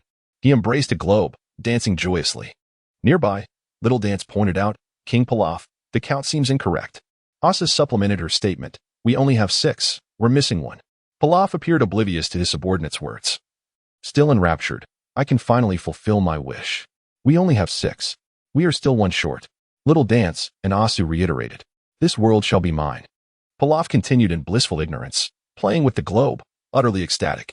Your Majesty, we are 1 Dragon Ball short. Little Dance and Asa chimed in unison. Through the efforts of 1 man and 1 dog, Pilaf finally regained his senses. What? Counting the Dragon Balls one by one, he realized the absence of the 4-star ball. Little Dance and Asu rummaged through the stolen bag, but found no trace of the missing 4-star ball. You 2 useless fools, Pilaf bellowed. Subsequently, the trio stared at the display screen. Is this Dragon Ball detector truly functioning properly? Pilaf inquired. Rest assured, my king, Little Dance confidently replied. The screen indicated the locations of the 6 Dragon Balls, and at that moment, a light that was rapidly approaching. Pilaf exclaimed. The last 4-star ball is coming right to us. Ha! Soon, I shall possess all the Dragon Balls, and this world will be mine. Indeed, my king. Little Dance and Asu affirmed. Sun Weiqiang and his companions arrived before a towering, vintage castle. Is this the castle of Pilaf? A thought stirred within Sun Weiqiang. How grand it is. Little Wukong gazed at the colossal structure, exclaiming, it's even larger than my palace. Who could reside here? Oolong remarked with a hint of imbalance. Who resides here is of little consequence. Anyone bold enough to seize my Dragon Balls will face my wrath. Bulma declared, arms crossed and eyes glinting with fierce determination. Her ponytail swishing. Young Master Lepin, are you all right? Puyalu inquired with concern. Lepin, still seated in the flying car, bore the expression of someone overwhelmed by an invisible force. Raising his clenched fist, Puyalu, I swear, I must obtain the 7 Dragon Balls. Puyalu replied yes. Inside the castle, in the surveillance room, Xiaowu reported, King Pilaf. Those individuals have arrived. They came swiftly. It appears they possess Dragon Ball detectors. Pilaf, contemplating, issued an order. Lure them in as planned. Xiaowu and Ashu responded, understood. Outside the castle, Sun Weiqiang thought to himself, my plan to wish ahead is nearing fruition. Clenching his fists tightly, he felt an exhilarating surge of energy coursing through his veins, his heart pounding with fervor.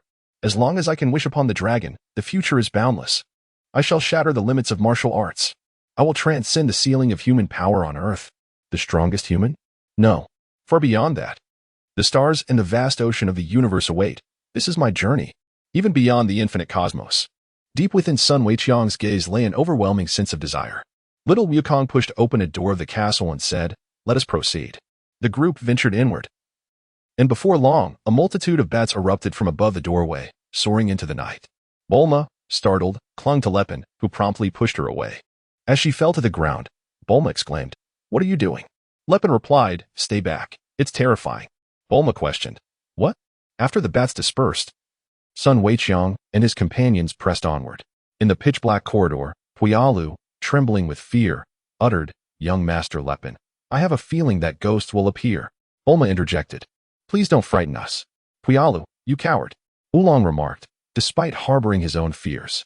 Puyalu retorted, Oolong, if you're so brave, why not go ahead and scout the path? Humph. You think I would? Not a chance. Oolong huffed, shaking his snout. Sun Weiqiang thought to himself, as long as no unforeseen circumstances arise, my plan is bound to succeed. He treaded carefully, remaining vigilant to the movements around him. Sun Weiqiang pondered whether his existence would usher in unforeseen changes. This was not a scenario he desired. For according to the original Dragon Ball storyline, the Pilaf gang had seized the 4-star ball from little Goku, summoning the Eternal Dragon, which was the crux of Sun Weiqiang's meticulously devised wish plan. He did not wish for any unexpected variables to emerge mid-course. Nevertheless, this did not imply a complete forfeiture of opportunity on his part. Comparatively, the advantage of a time traveler and prophet was decidedly more secure. After all, if Oolong could preemptively make a wish before the Pilaf trio, it stood to reason that he, too, could outmaneuver a mere little white pig. Especially since he was forewarned and prepared.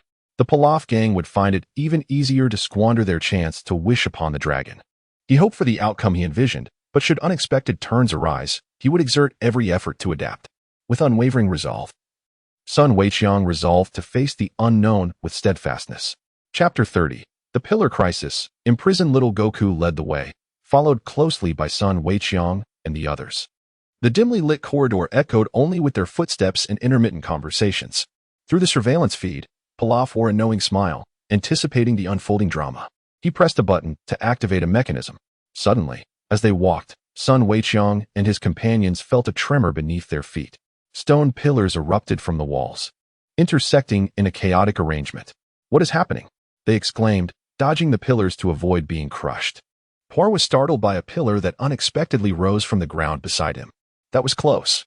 Oolong, too, was taken aback, his pig face contorting in shock. However, Lu Ping, Sun Weiqiang, and little Goku managed to evade the danger with relative ease. Just as Bulma breathed a sigh of relief, more pillars continued to encroach upon their space. One moment, they were in peril. The next, another wave of danger struck. "Help!" A pillar appeared directly beneath Bulma, propelling her towards the ceiling. Just as she was about to be crushed, Lu Ping, closest to her, kicked the pillar apart. With a thud, Bulma fell from above, and Sun Weiqiang caught her. "Huh? Why is it so soft?" Sun Weiqiang realized, to his surprise, that he had inadvertently pressed against Bulma's left breast. Lu Ping landed with style, striking a cool pose, but was soon surrounded by emerging pillars, preventing him from maintaining his composure and forcing him to act. A horizontal pillar nearly swept past him. Lu Ping braced himself, leaning back just in time to avoid disaster. "Extend, Nyoibo." Little Goku swung his staff, breaking the pillar above Lu Ping. However, the fractured pillar landed on him. "Ouch, that hurts." Little Goku continued to spring into action. Sun Weiqiang accidentally pressed against Bulma's ample bosom, and as he set her down, he inadvertently slid his hand over her. This incident was distinct from that night, when he had secretly taken advantage of her, and it was also different from the overt advances he had made previously. This time, he feigned ignorance to seize the moment. "Thank you, Weiqiang." Bulma expressed her gratitude, for without his embrace, she would have fallen flat on her backside. Sun Weiqiang nodded slightly, his bare hands effortlessly dismantling the surrounding stone pillars. Once the dust settled, apart from himself and the little monkey king, who remained unscathed, the others appeared rather disheveled. Their conditions quite pitiable. The little monkey king gazed at them in a daze. Sun Weiqiang quietly observed them. "Wukong, how could you be so despicable?" Lepin exclaimed as he pushed aside the stone pillar that had pinned him down, glaring at little Wukong. Bulma rushed towards Lepin. "Mr. Lepin, I am so frightened, utterly terrified. Just a moment ago, if it weren't for you." Lepin, trembling and overwhelmed, could hardly bear it. "I can't take it anymore." He ran off to the side. Puyala flew over. "Young Master Lepin, are you all right?" "How strange." Little Wukong expressed his confusion. "Bulma, allow me. I will let you cling to me as you wish. You can embrace me to your heart's content." Oolong, with a mischievous grin, gestured his pig-like hands as if to offer her a hug. "Get lost, you lecherous pig. What on earth is happening? You can't just act so recklessly." Bulma shot him a glare. "As if you are any different." Oolong retorted with disdain. "What did you say? Are you suggesting you need to relieve yourself?" Bulma threatened. No. Oolong vigorously shook his head, flailing his arms in front of him. To relieve oneself here would certainly cost him his life. These creatures are remarkably resilient. Not a single one can be killed. Pilaf watched the surveillance footage, muttering under his breath. Who created that trap? He angrily pointed at the screen. Without Aishio around, only Xiao Wu responded. It was indeed King Pilaf. Pilaf turned away, seemingly acknowledging his own handiwork. "This trap is quite impressive. If it had eliminated them all in one go, how would the game proceed? I truly am a genius." Pilaf blushed as he rephrased his earlier statement. Xiao Wu remarked, "I have never encountered such shamelessness." In the surveillance footage, As they departed from the area of the shattered stone pillars, Sun Weiqiang and his companions cautiously entered a dark passage, sticking closely to the wall. Everyone be careful. The enemy is unlike any other, Lepin warned. Mr. Lepin is right, Bulma concurred. Are they very strong? Little Wukong inquired. Sun Weiqiang, not bad. Bulma and others? Wulong, Puyalu, shall we discuss a truce for now? Puyalu, all right. After the group walked for a while, what is this? Little Wukong curiously gazed at an unknown object on the ground. It is an arrow, but its direction remains a mystery. Lu Ping expressed his thoughts. If we follow its direction, what might we encounter? Bulma pondered aloud. Sun Weiqiang recalled the plot here, though his memory was somewhat hazy. Analyzing solely based on the direction indicated by the arrow on the ground, since the enemy allowed them to see it. There is a low probability that following the arrow leads to a trap, but it could also be otherwise. It is difficult to ascertain. Perhaps it is merely a tactic to draw their attention, aiming to keep them here longer, thus providing the enemy with extra time to set up their plan, which is not outside the realm of possibility. However, Sun Weiqiang felt that his rational analysis might be an overestimation of the Pilaf trio, as they likely do not possess such complexity of thought. Indeed, the direction of the arrow could very well be an obvious trap. If that is the case, viewing it from another perspective, could it not also be considered a form of profound wisdom masquerading as folly? Here too, Wukong dashed to another spot, discovering a second arrow. Let us go over and take a look, suggested Lu Ping. The group proceeded cautiously, vigilant of their surroundings, their eyes scanning the area and ears attuned to every sound. Sun Weiqiang followed the team, led by little Wukong, as they proceeded in the direction indicated by the arrow. What a reckless endeavor. Yulong shared this sentiment, but refrained from voicing it, not wishing to intervene and alter the course of events that could affect his plans. Every so often, there was an arrow marking their path. As the guide, little Wukong seemed oblivious to the potential dangers. They remained silent, the only sound being the echo of their footsteps, creating an eerie stillness that sent shivers down Sun Weiqiang's spine, as if something ominous was about to transpire. Then, abruptly, they reached a dead end. Little Wukong had led them into a corner, with no path ahead.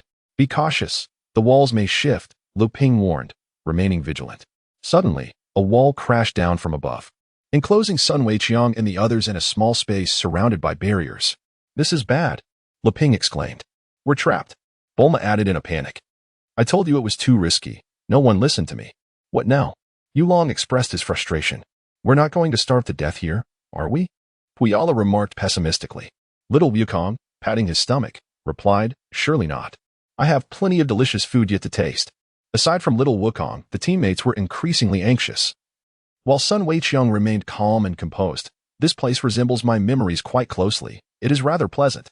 Observing the surveillance footage, Xiaowu remarked, Lord Pilaf. I have them confined. They were caught in such a foolish trap. Pilaf found it hard to believe.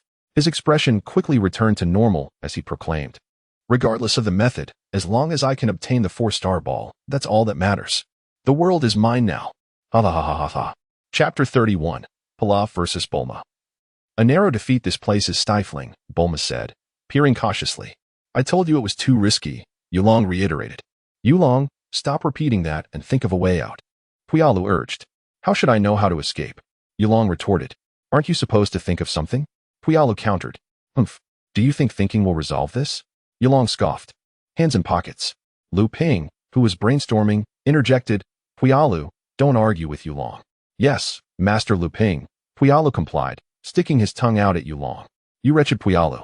You have no integrity, Yulong disdainfully remarked, their recently reconciled friendship crumbling once more. Sun Weiqiang shook his head in silence, pondering how they could still bicker even when ensnared by the enemy. Bulma, what is happening? Inquired the naive Goku. Bulma explained, we have fallen into the enemy's trap. A trap? Is that something edible? Goku mused, displaying his ignorance. Oolong, recognizing Goku's naivety, was taken aback by the extent of his obliviousness. Truly remarkable. You fool. We have been captured by the enemy. Bulma chastised. Oh, I see. Goku replied with a chuckle. This is so frustrating. If I had known, I wouldn't have followed the arrow's direction and would have avoided falling into the enemy's trap. Bulma lamented. In the monitoring room, Pilaf reveled in his aspirations. The moment of my dominion over the world is finally drawing near. Just then, Ashio and Shiwu returned from outside. Shiwu reported, King Pilaf.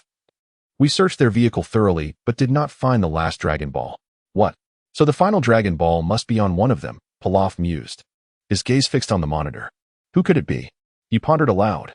Perhaps the Dragon Ball is nestled between that man's legs, suggested Xiaowu.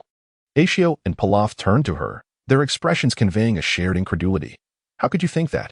Pilaf retorted, you should know that I detest tasteless jokes. Yes, I acknowledge my mistake, Xiaowu admitted, lowering her head in contrition. On the monitor, Wolfang fist. Lu Ping unleashed his signature move against a wall. Huh. Goku joined in with a punch to another wall. Huh. Sun Weiqiang followed suit. Their combined efforts bore no fruit, as the walls remained unscathed. Lu Ping, panting from exertion, exclaimed, damn it. This wall is too thick. Goku added, my punches can't break through either. Sun Weiqiang, mine is the same. Above a wall. A screen displayed the head of Pilaf, who exclaimed, foolish creatures. This sturdy wall cannot be breached by your feeble fists. Who are you? Bulma inquired. I am the great King Pilaf. He replied candidly. You are the one who stole my Dragon Balls, aren't you? Bulma clenched her fist in indignation. Indeed. I took them, but I am still missing one, Pilaf admitted. Shall we break the window and escape? Little Goku suggested, pointing. Simpleton, that is a television, Lepin explained. Do you possess the 4-star Dragon Ball? Hand it over, or you shall regret it, Pilaf warned, directing his gaze at the woman. Bulma retorted defiantly. I refuse to give it to you. Fool. Idiot. Simpleton. She pulled the corners of her mouth wide and stuck out her tongue, making a face. Pilaf, infuriated, declared. It seems you are determined not to comply, then do not blame me for my ruthlessness. He activated a mechanism, causing an opening in the ceiling above Sun Weiqiang and the others, from which a mechanical hand emerged and seized Bulma. Bang. The opening shut. Lepin said pessimistically. This is bad. Bulma is in trouble now.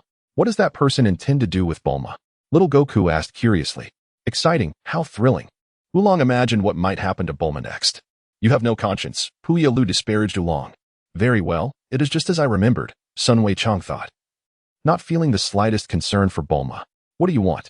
Let me go? Bulma protested as the mechanical hand brought her before Pilaf and his companions. Hee hee. Pilaf chuckled maliciously. Now tell me, where's the last Dragon Ball? Hurry. Bulma raised her right hand, defiantly displaying her middle finger. You egotistical fool. I will never tell you. Is that so? You are so reckless? Very well, I shall grant your wish. Pilaf's face twisted into an evil grin. What does he plan to do to me? Bulma felt a surge of fear, her face drained of color at the thought of being overpowered and ravaged by him. Sun Weiqiang and the others watched through the television on the wall. Do not bully her. Please do not bully her. Lepin prayed. Oolong, with an excited expression, envisioned a scene in his mind, Bulma crying out in despair, her voice unheeded by the heavens or the earth. While Pilaf bound her alluring form with a tortoise shell and spread her long, delicate legs apart, Oolong's eyes remained glued to the screen, afraid to miss a single moment of beauty. Puya Lu felt concerned for Bulma. Sun Weiqiang was unlike the others. He was acutely aware of what was about to transpire, harboring no extraneous thoughts, merely gazing quietly. Little Wukong, on the other hand, was utterly perplexed. Lord Pilaf, do you truly intend to instill fear in Ashu, causing him to cling to Xiaowu? Please, do not do this. Xiaowu could no longer bear to watch. Pilaf emitted a sinister laugh, disregarding his two subordinates, and approached Bulma. Overcome with terror, Bulma shut her eyes. Pilaf sent her a playful kiss. Xiaowu and Ashu lowered their heads, their faces flushed. Well? What do you have to say now? Pilaf inquired. What just happened? Bulma was bewildered. I bestowed upon you a flying kiss, Pilaf replied, his cheeks reddening with embarrassment. Such a lecher. Xiaowu and Ashu covered their faces, unable to continue watching.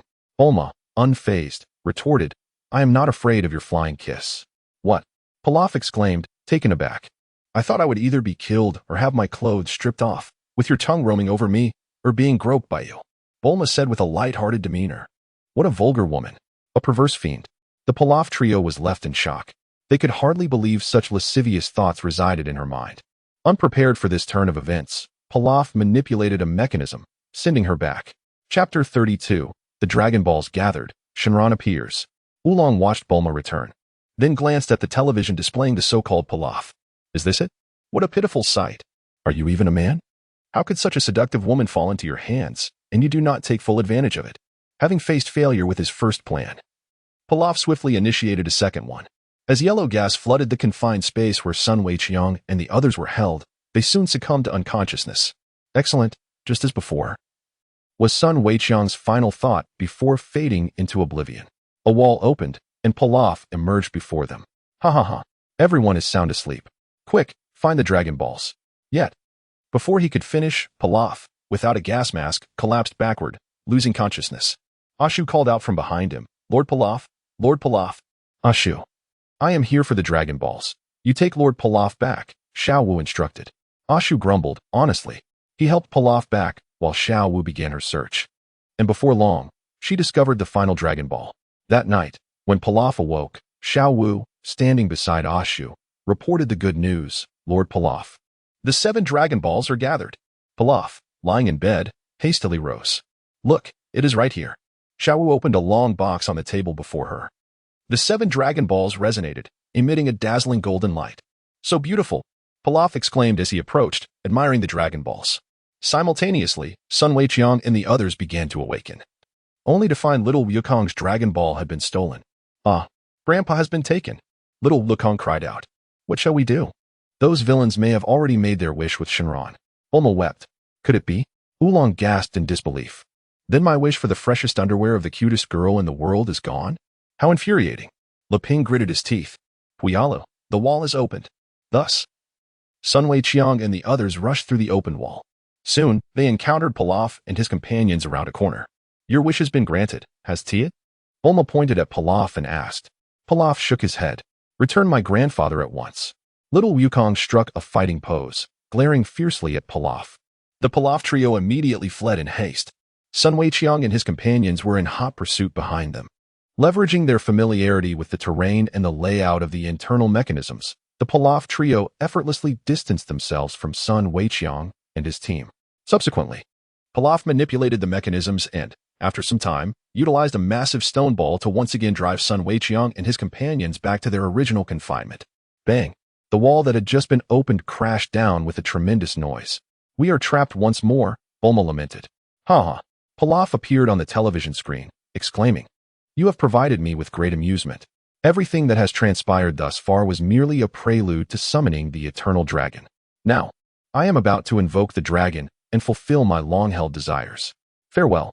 With that, the screen went dark, and Pilaf vanished from the television, departing the castle with Shala and Aishio.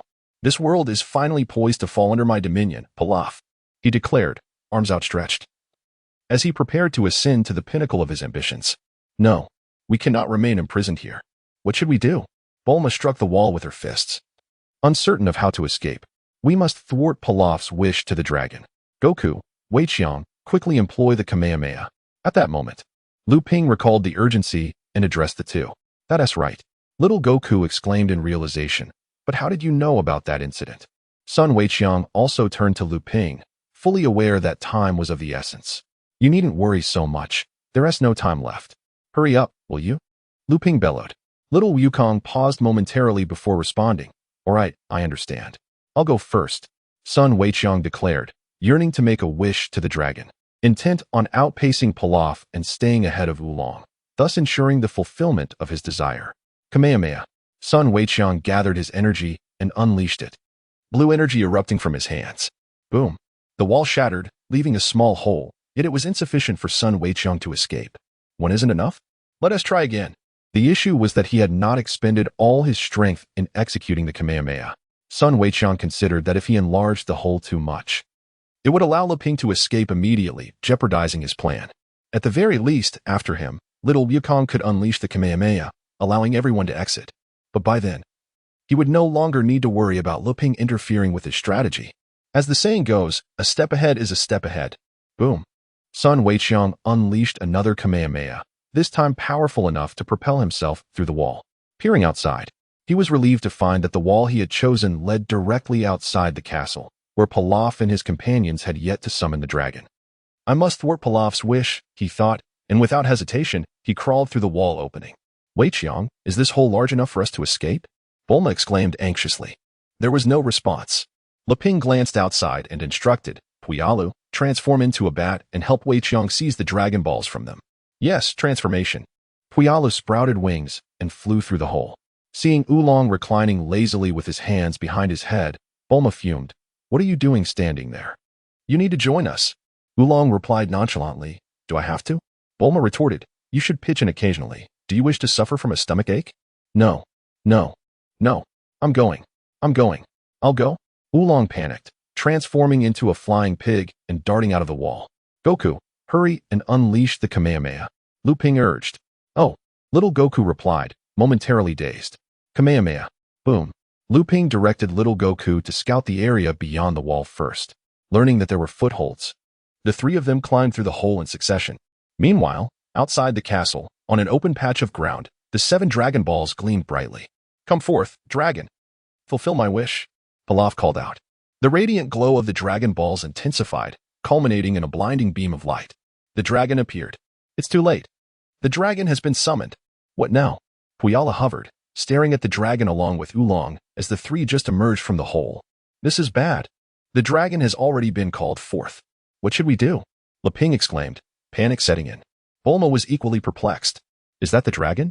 Little Goku wondered. Excitement bubbling within him as he realized the moment to have his wish granted had finally arrived. Is it you who called me? The dragon inquired. Weiqiang had been awaiting this moment, having arrived at the scene undetected, as Pilaf and his companions were captivated by the dragon's presence. In Weiqiang's mind, this was the optimal outcome. Conversely, had he been discovered by Pilaf's trio, his actions would have been thwarted before he could make his wish. At this moment, Weiqiang's heart raced with exhilaration. Before the dragon could finish its sentence, he sprinted towards it, and within less than a second of its words, he leapt high into the air, presenting himself before the dragon and declaring his wish. Yes, it is I. My wish is to maximize my martial arts talent. Weiqiang proclaimed loudly. He had contemplated this wish deeply. Initially, he considered asking for the strongest scion bloodline within the dragon's capabilities. But he concluded that maximizing his martial arts talent would be equally advantageous, if not superior. As he expressed his desire, Weiqiang descended, filled with anticipation, gazing at the dragon. How did that little brat manage to get out? Pilaf fumed, taken aback by the unexpected turn of events.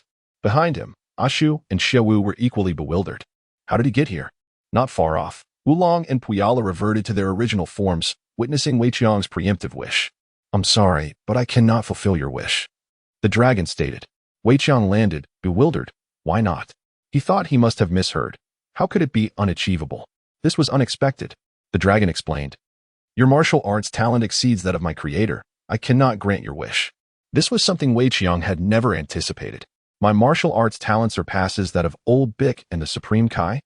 Initially believing he had no chance, Pilaf was suddenly presented with a twist of fate. He quickly directed his wish to the dragon. Dragon, I want the entire world. However, a pig trampled him, interrupting Pilaf's wish, and Oolong boldly declared, I want the freshest underwear of the cutest girl in the world. Having just witnessed Weiqiang's failure, Oolong rushed forward, emboldened to make his own wish. The dragon's red eyes gleamed with amusement. Then, from the sky, a pristine white pair of underwear with a hint of yellow descended, landing precisely atop Oolong's head. Is this the freshest underwear of the cutest girl in the world? Oolong inhaled deeply, instantly invigorated by the scent, expressing a blissful pig-like grin. How infuriating, Pilaf snarled, rising from the ground with a twisted expression. Your wish has been granted. Farewell, the dragon replied, shimmering with golden light before transforming back into the 7 Dragon Balls, soaring higher into the sky, scattering in different directions. Why are the Dragon Balls flying apart? Little Goku inquired curiously. The night was tranquil, and the sounds carried far. The events of Weiqiang's failed wish, followed by Pilaf's wish being interrupted, and Oolong's successful wish, reached the ears of little Goku and his companions. I know the reason. The 7 Dragon Balls scatter around the world after the dragon fulfills a wish, Bulma explained. So my grandfather's relics are gone. What should I do? Little Goku's expression darkened. Oolong, still wearing the underwear atop his head, had not reveled in his victory for long. Capture that pig-like creature, Pilaf commanded. Oh no. Oolong dashed away, with Xiaowu and Ashu in pursuit. Pilaf turned to the first wishmaker and glanced back at the castle, realizing everyone else had fled. He ordered, capture them all. Get them all. Puyalu run. Oolong called, dragging Puyalu along as they fled. The failed wish was an unexpected turn for Weiqiang. Yet, another surprise awaited him. Little Goku inadvertently glanced at the full moon hanging in the sky. Goku, hurry and run. What are you waiting for? Liu Ping urged. Goku, what's wrong? Bulma noted the vacant expression in his eyes. Liu Ping stepped forward to pull little Goku along, but his foot froze mid-motion. Goku's body began to change. His clothes ripped apart as he transformed into a massive gorilla. Liu Ping and Bulma stood in shock. What kind of monster is that? How infuriating. For decades, I have painstakingly built this fortress with sweat and tears, only to see it wantonly destroyed. Utterly unforgivable. Absolutely unforgivable. Upon witnessing the monstrous being that had inexplicably appeared and was wreaking havoc on his castle, Pilaf, filled with fury, hurriedly summoned Xiaowu and Ash. 2 minutes later, outside the castle, Lepin, gasping for breath, exclaimed, "We finally managed to escape." "Yes, you can put me down now, can't you?" Bulma shyly replied, nestled in Lepin's right arm. Realizing the situation, Lepin promptly tossed Bulma forward. In a moment of urgency, he had clutched her and fled from the clutches of the gorilla transformed by Sun Wukong. Despite being thrown by Lepin, Bulma seemed unfazed. Instead, she covered her flushed cheeks with both hands and gazed at Lepin with a charming expression. "Did I just hold a girl? I can't believe I didn't faint." Lepin thawed in disbelief. "Lepin, Bulma, what are you doing here?" Sun Weiqiang called out from 8 meters away.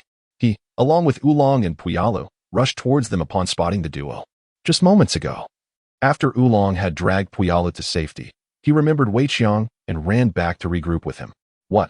That giant gorilla was transformed by Wukong? Sun Weiqiang, Puyalu, and Oolong were all taken aback by this revelation. Sun Weiqiang was undoubtedly feigning ignorance. Failing to do so would raise suspicions among Bulma and the others, leading them to ponder whether he possessed knowledge about Sun Wukong's transformation into a gorilla, as well as the reasons behind it. How could he possibly know?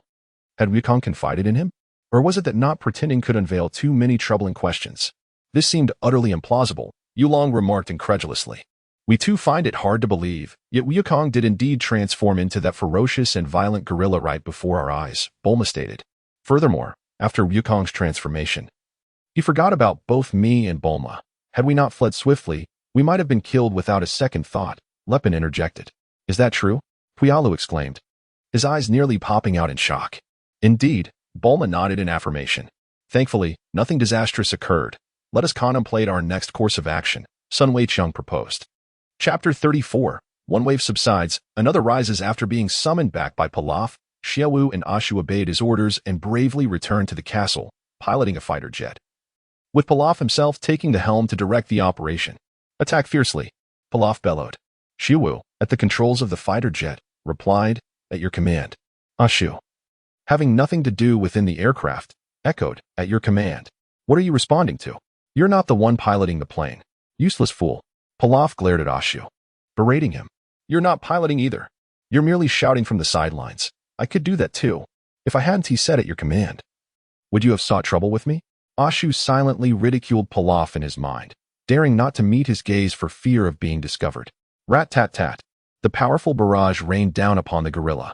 Witnessing this, Lepin felt a surge of concern for Sun Wukong, his expression anxious as he shouted, "Wukong, that fierce assault. I wonder if he's all right." "Wukong, he should be fine, right?" Bulma queried uncertainly, although she had fired at him several times. The most powerful weapon had merely been a submachine gun, which Wukong had withstood effortlessly. However, it paled in comparison to the destructive force unleashed by the aircraft. Wukong Puyalu clasped his hands together in prayer for him. Only Sun Weiqiang remained unperturbed regarding little Wukong's safety, jesting. "The ones who should be worried are Pilaf and his trio. Have faith in Wukong. He will be unharmed," Sun Weiqiang stated calmly. "Attack! Attack! Attack! Increase the firepower. Strike down this monstrous beast. Eliminate it." Pilaf snarled. "Understood," Xiaowu replied. "Why aren't you responding to me?" Pilaf directed his gaze at Ashu. "Your Majesty, you previously stated that I was piloting the plane, so there is no need for me to respond to your orders," Ashu spoke, harboring a bad premonition. "That was then. This is now. Foolish wretch." Pilaf cursed. "I knew it," Ashu thought bitterly, concealing his expression for fear of retribution. Rat-tat-tat. Xiaowu unleashed a continuous barrage at the gorilla, finally provoking its wrath. The gorilla charged towards the fighter jet, but under Xiaowu's nimble maneuvers, it found itself powerless against her. However, this terrified Pilaf, who anxiously inquired, "Is this monstrous creature about to go berserk?" "No problem," Xiaowu confidently asserted. "But this creature is unnaturally resilient. After all this shooting, it seems unaffected. Cursed creature." Resorting to the final measure, Pilaf growled. "Launch the Pilaf special missiles." Xiao acknowledged yes. 3, 2, 1. Launch. Whoosh. Shiwu fired a Pilaf special missile. Ashu thought to himself, finally, some peace. Wukong. Lepin shouted. Wukong. Bulma shrieked. Wukong. Yulong squealed. Wukong. Puyalu whispered a prayer. Sun Wukong exclaimed, Wukong. Suddenly, a tremendous explosion reverberated through the air. It struck true. Ashura and Xiaowu were filled with exhilaration. Ha ha. Pilaf erupted in triumphant laughter. Boom. The colossal gorilla collapsed. Bulma, Lepin, Puyalu, Oolong, and Sun Wukong were all astonished, with the last one feigning surprise. Sun Wukong was aware of the subsequent developments, yet he still had to maintain his facade. Xiaowu maneuvered the aircraft above the colossal beast. Ha ha ha.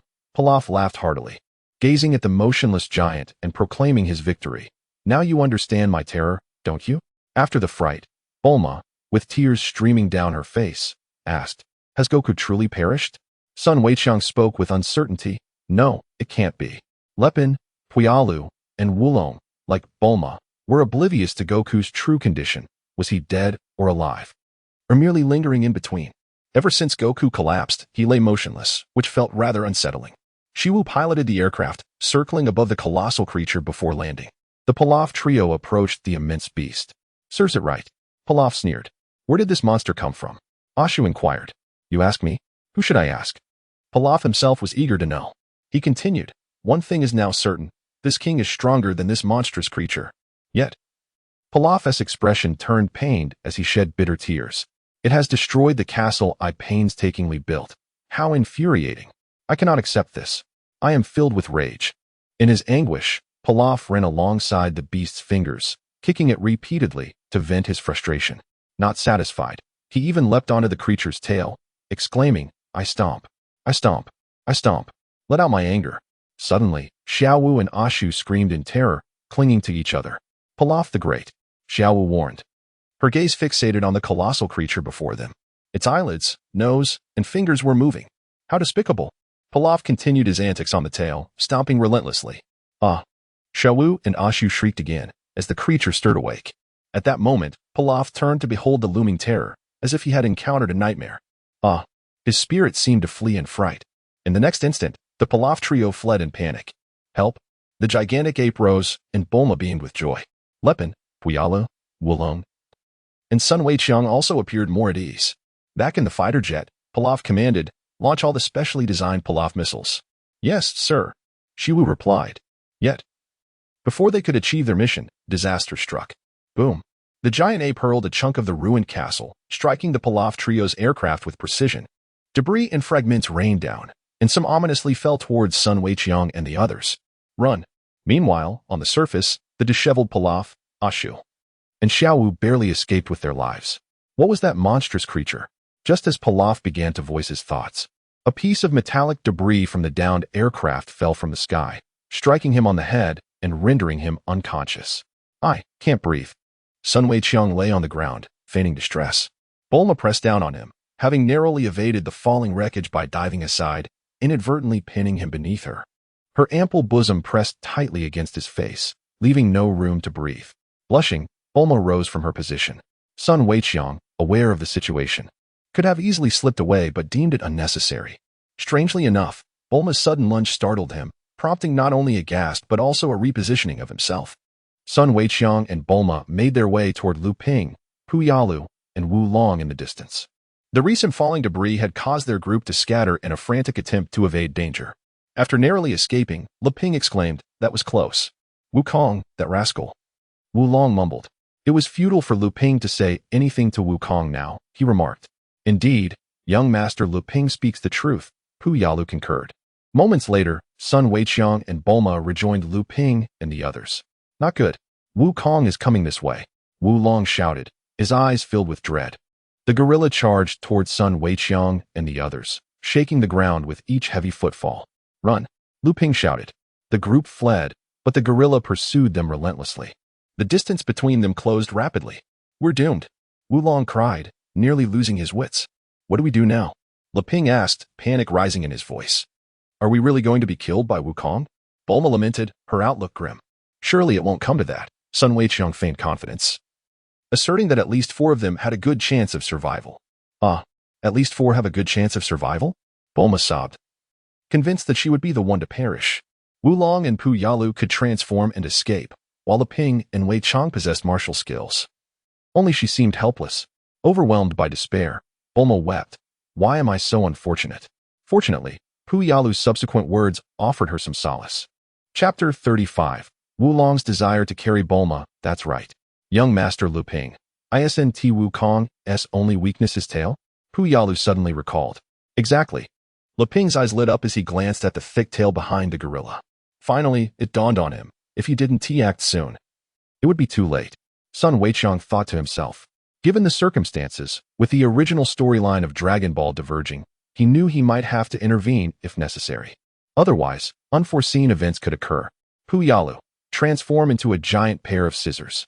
If you can sever Wukong's tail, he may faint or revert to his original form. Leping instructed. Yes, young Master Leping, transforming now. Pu Yalu complied without hesitation. Leping urged, look for an opportunity to cut off Wukong's tail. Hurry up.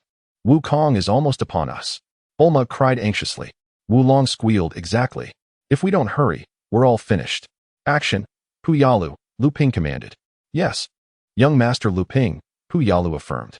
The giant scissors broke away from the group, flying low, while the gorilla paid it no heed. Pu Yalu maneuvered behind Wukong. Help? Bulma glanced back and nearly lost her composure, witnessing the gorilla closing in. In a moment of panic, she clung tightly to Sun Weiqiang's back. Is she really that frightened? He thought, feeling her long legs pressing against him and her soft form nestled close. Weiqiang, put Bulma down, let me take over. Wulong wished to say, consumed by envy. Thankfully, Bulma had leapt onto Wukong's back. Had she jumped onto him instead, both of them would surely be doomed. Leping reflected with relief. Seconds later, a decisive snip echoed as Pu Yalu's giant scissors severed Wukong's tail. The gorilla halted abruptly, shrinking rapidly in place. The ground ceased to tremble under heavy footsteps. Could it be? Sun Weiqiang and his companions halted, turning to gaze back. Pu Yalu, splendid work. Leping praised with a smile.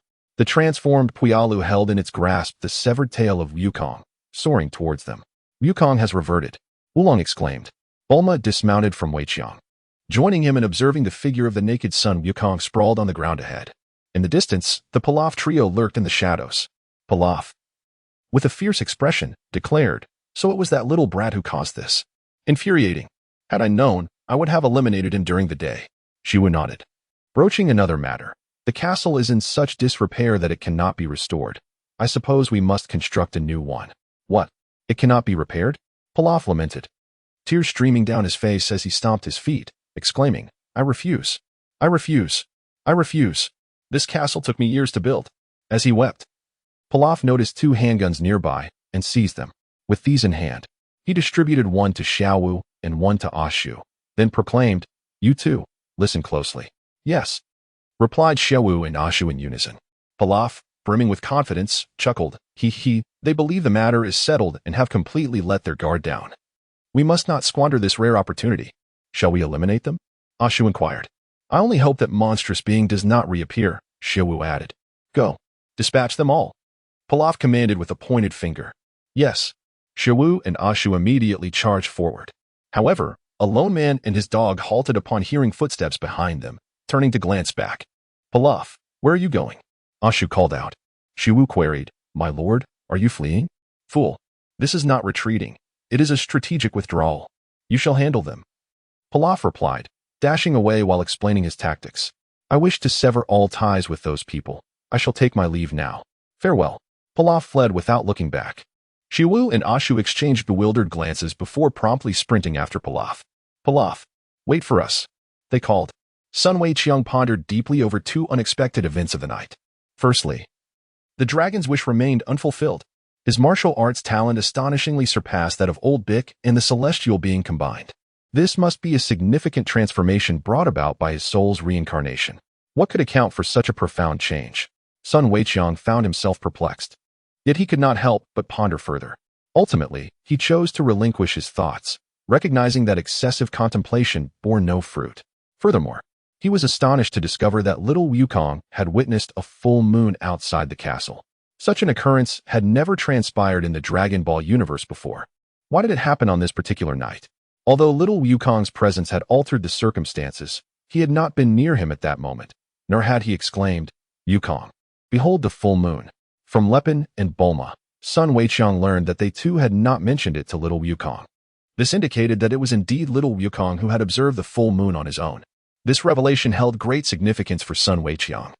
Having followed the narrative of Dragon Ball closely, he believed that all events unfolded as he remembered them. However, the transformation incident involving little Wukong that night revealed to him that this was not the case. Consequently, it suggested that the future developments within the Dragon Ball realm he was familiar with might diverge in unexpected ways. This uncertainty, which had manifested that very night, hinted at the existence of possibilities that lay beyond his prior knowledge of the Dragon Ball universe. Sun Weiqiang pondered for a considerable time. In light of this, he recognized the necessity for corresponding changes in his behavior. He could no longer approach the people and events around him with the perspective of a time-traveling seer. For instance, if Bulma were to embrace him tightly tonight without his cooperation, and should they fall to the ground, there was a genuine risk of being trampled by the pursuing Goku, the mighty gorilla. However, the question remained, what should he do? It was indeed a perplexing dilemma. Sun Weiqiang seemed to have grasped the situation, yet he remained uncertain about the course of action. After all, in the original Dragon Ball universe, his memories were far from complete. Beyond his influence, there existed potential variables, such as the unexpected transformation of little Goku into a gorilla, leaving him perplexed. It was indeed a daunting predicament. Unable to make sense of it all, Sun Weiqiang decided to set his thoughts aside. As a new day dawned, everyone except little Goku was awake. The group surrounded the peacefully sleeping little Goku. With a playful grin, Oolong, wearing the most adorable fresh underwear of the world's cutest girl, stood with his hands in his pockets, observing little Goku, and remarked, "Honestly, we have all suffered because of him, and yet here he is, sleeping soundly. However, if it weren't for Goku's transformation, they might not have escaped at all." Leping recalled the formidable battle machine of Pilaf and chimed in. "That's true," Bulma agreed, bringing up the question once more. But why is Goku able to transform into a gorilla? The novel can be downloaded using the open-source and free Starstring downloader developed by Xingyu. If you obtain this novel file through a proxy download and the vendor did not provide the software source code or an open-source address, please request an immediate refund and report the vendor. Author's email, xingyuoutlook.com. Author's QQ, 201-759-3710. Official QQ group, 149050832. Official TG group, https, Me FQ Tool Chapter 36, Parting Ways. Poir remarked, "Once Goku awakens, we can simply ask him, 'Fool, how could Goku possibly divulge such a terrifying matter?'" Oolong scoffed at Poir. "Dimwit, don't you understand the art of subtlety? Perhaps Goku might just reveal it himself." Poir retorted. Sun Weiqiang observed quietly, saying nothing and doing nothing. After a short while, little Wukong turned over and awoke. He raised his chubby little hands, exhaling with a big yawn. Standing beside little Wukong, Oolong had his hands in his pockets and greeted him, "Good morning." "Hi." Little Wukong chuckled merrily, perhaps feeling quite cheerful after a restful sleep. Oolong, with a hint of annoyance, retorted, "What do you mean by hi, you bothersome fellow?" Little Wukong sat up and looked around, puzzled.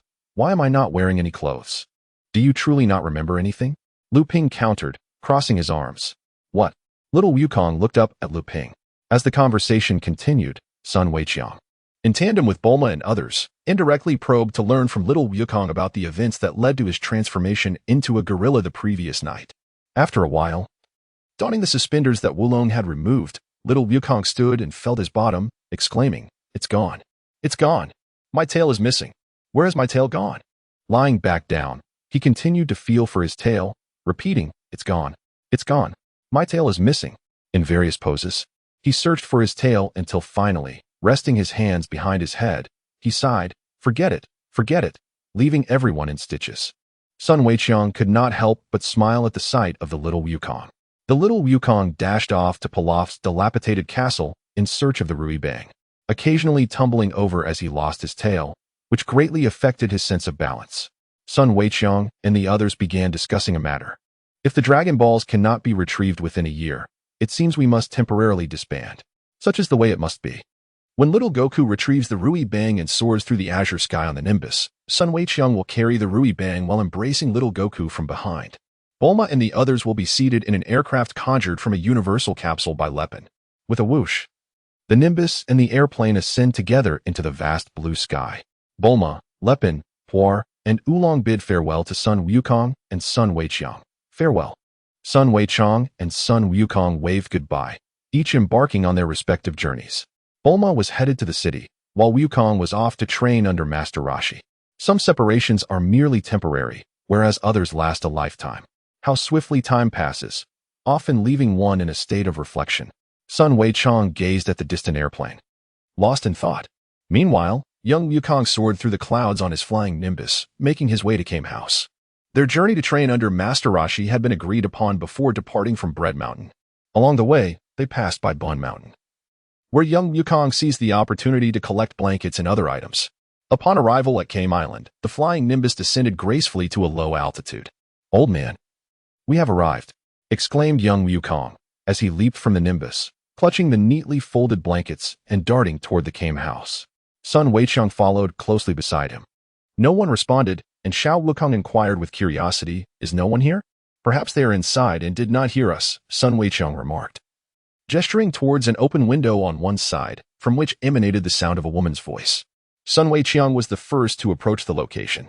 He set down his belongings at the entrance, followed closely by little Wukong. As the window opened, Sun Weiqiang leaned against it, and his gaze fell upon a television program featuring beautiful women engaged in fitness exercises. 1, 2, 3, go. Lift your legs high. 1, 2, 3, go. Squeeze your hips and compress your waist. Alongside the sounds from the television, Master Roshi chimed in. 1, 2, 3, go. Lift your legs high. 1, 2, 3, go. Squeeze your hips and compress your waist. What a sight. It turned out that little Wukong was also peering through the window with Sun Weiqiang, having climbed onto the outer sill, seemingly captivated by the spectacle. At that moment, Master Roshi's attention was entirely fixated on the alluring figures of the women on the screen, particularly their thighs and the eye-catching, voluptuous curves. He was so engrossed that he hardly noticed little Wukong's loud announcement of their arrival from outside. "Grandpa!" Little Wukong exclaimed as he entered through the window. 1, 2, 3, lift your head and tighten your abdomen. 1, 2, 3, legs apart. Master Roshi continued to chant along. What does it mean to be focused? This is what it means to be focused. Sun Weiqiang was amused and followed him inside. Observing that Master Roshi showed no reaction whatsoever, little Wukong approached him, clenched his fists, and with all his might, bellowed, "Grandpa!" "Ha ha!" Little Wukong burst into laughter as he witnessed Master Roshi being startled, causing him to lean awkwardly to the side. Sun Weiqiang also smiled and approached. "What is going on? Is it you?" The turtle hermit sitting on the floor said while covering his left ear. "We have come here to cultivate, Grandpa." Little Wukong has something to say. Sun Weiqiang nodded in agreement. Master Roshi said, "Just wait a moment, just a moment." His attention remained fixated on the television program before him, as he continued to chant another set of movements. 1, 2, 3, 4, 5, 6, 7, single leg stance for ease. Master Roshi swayed rhythmically, quite in tune with the flow. "Grandpa, I'm hungry," little Wukong remarked, patting his belly. "There's a refrigerator in the kitchen. Feel free to find something to eat." Master Roshi gestured with his right hand. Little Wukong walked in the direction he indicated, with Sun Weiqiang following suit. It is undeniable that, despite being somewhat frivolous, Sun Weiqiang found little to no interest in the outdated program that lay before him. Before his transmigration, he had viewed far more stimulating, entertaining, and engaging content that was unsuitable for children. Even so, he gradually lost interest, finding it all rather mundane, and eventually ceased watching altogether, unless something exceptionally captivating could draw him in for a fleeting moment. 7, 6, 5, 4, 3, 2, 1.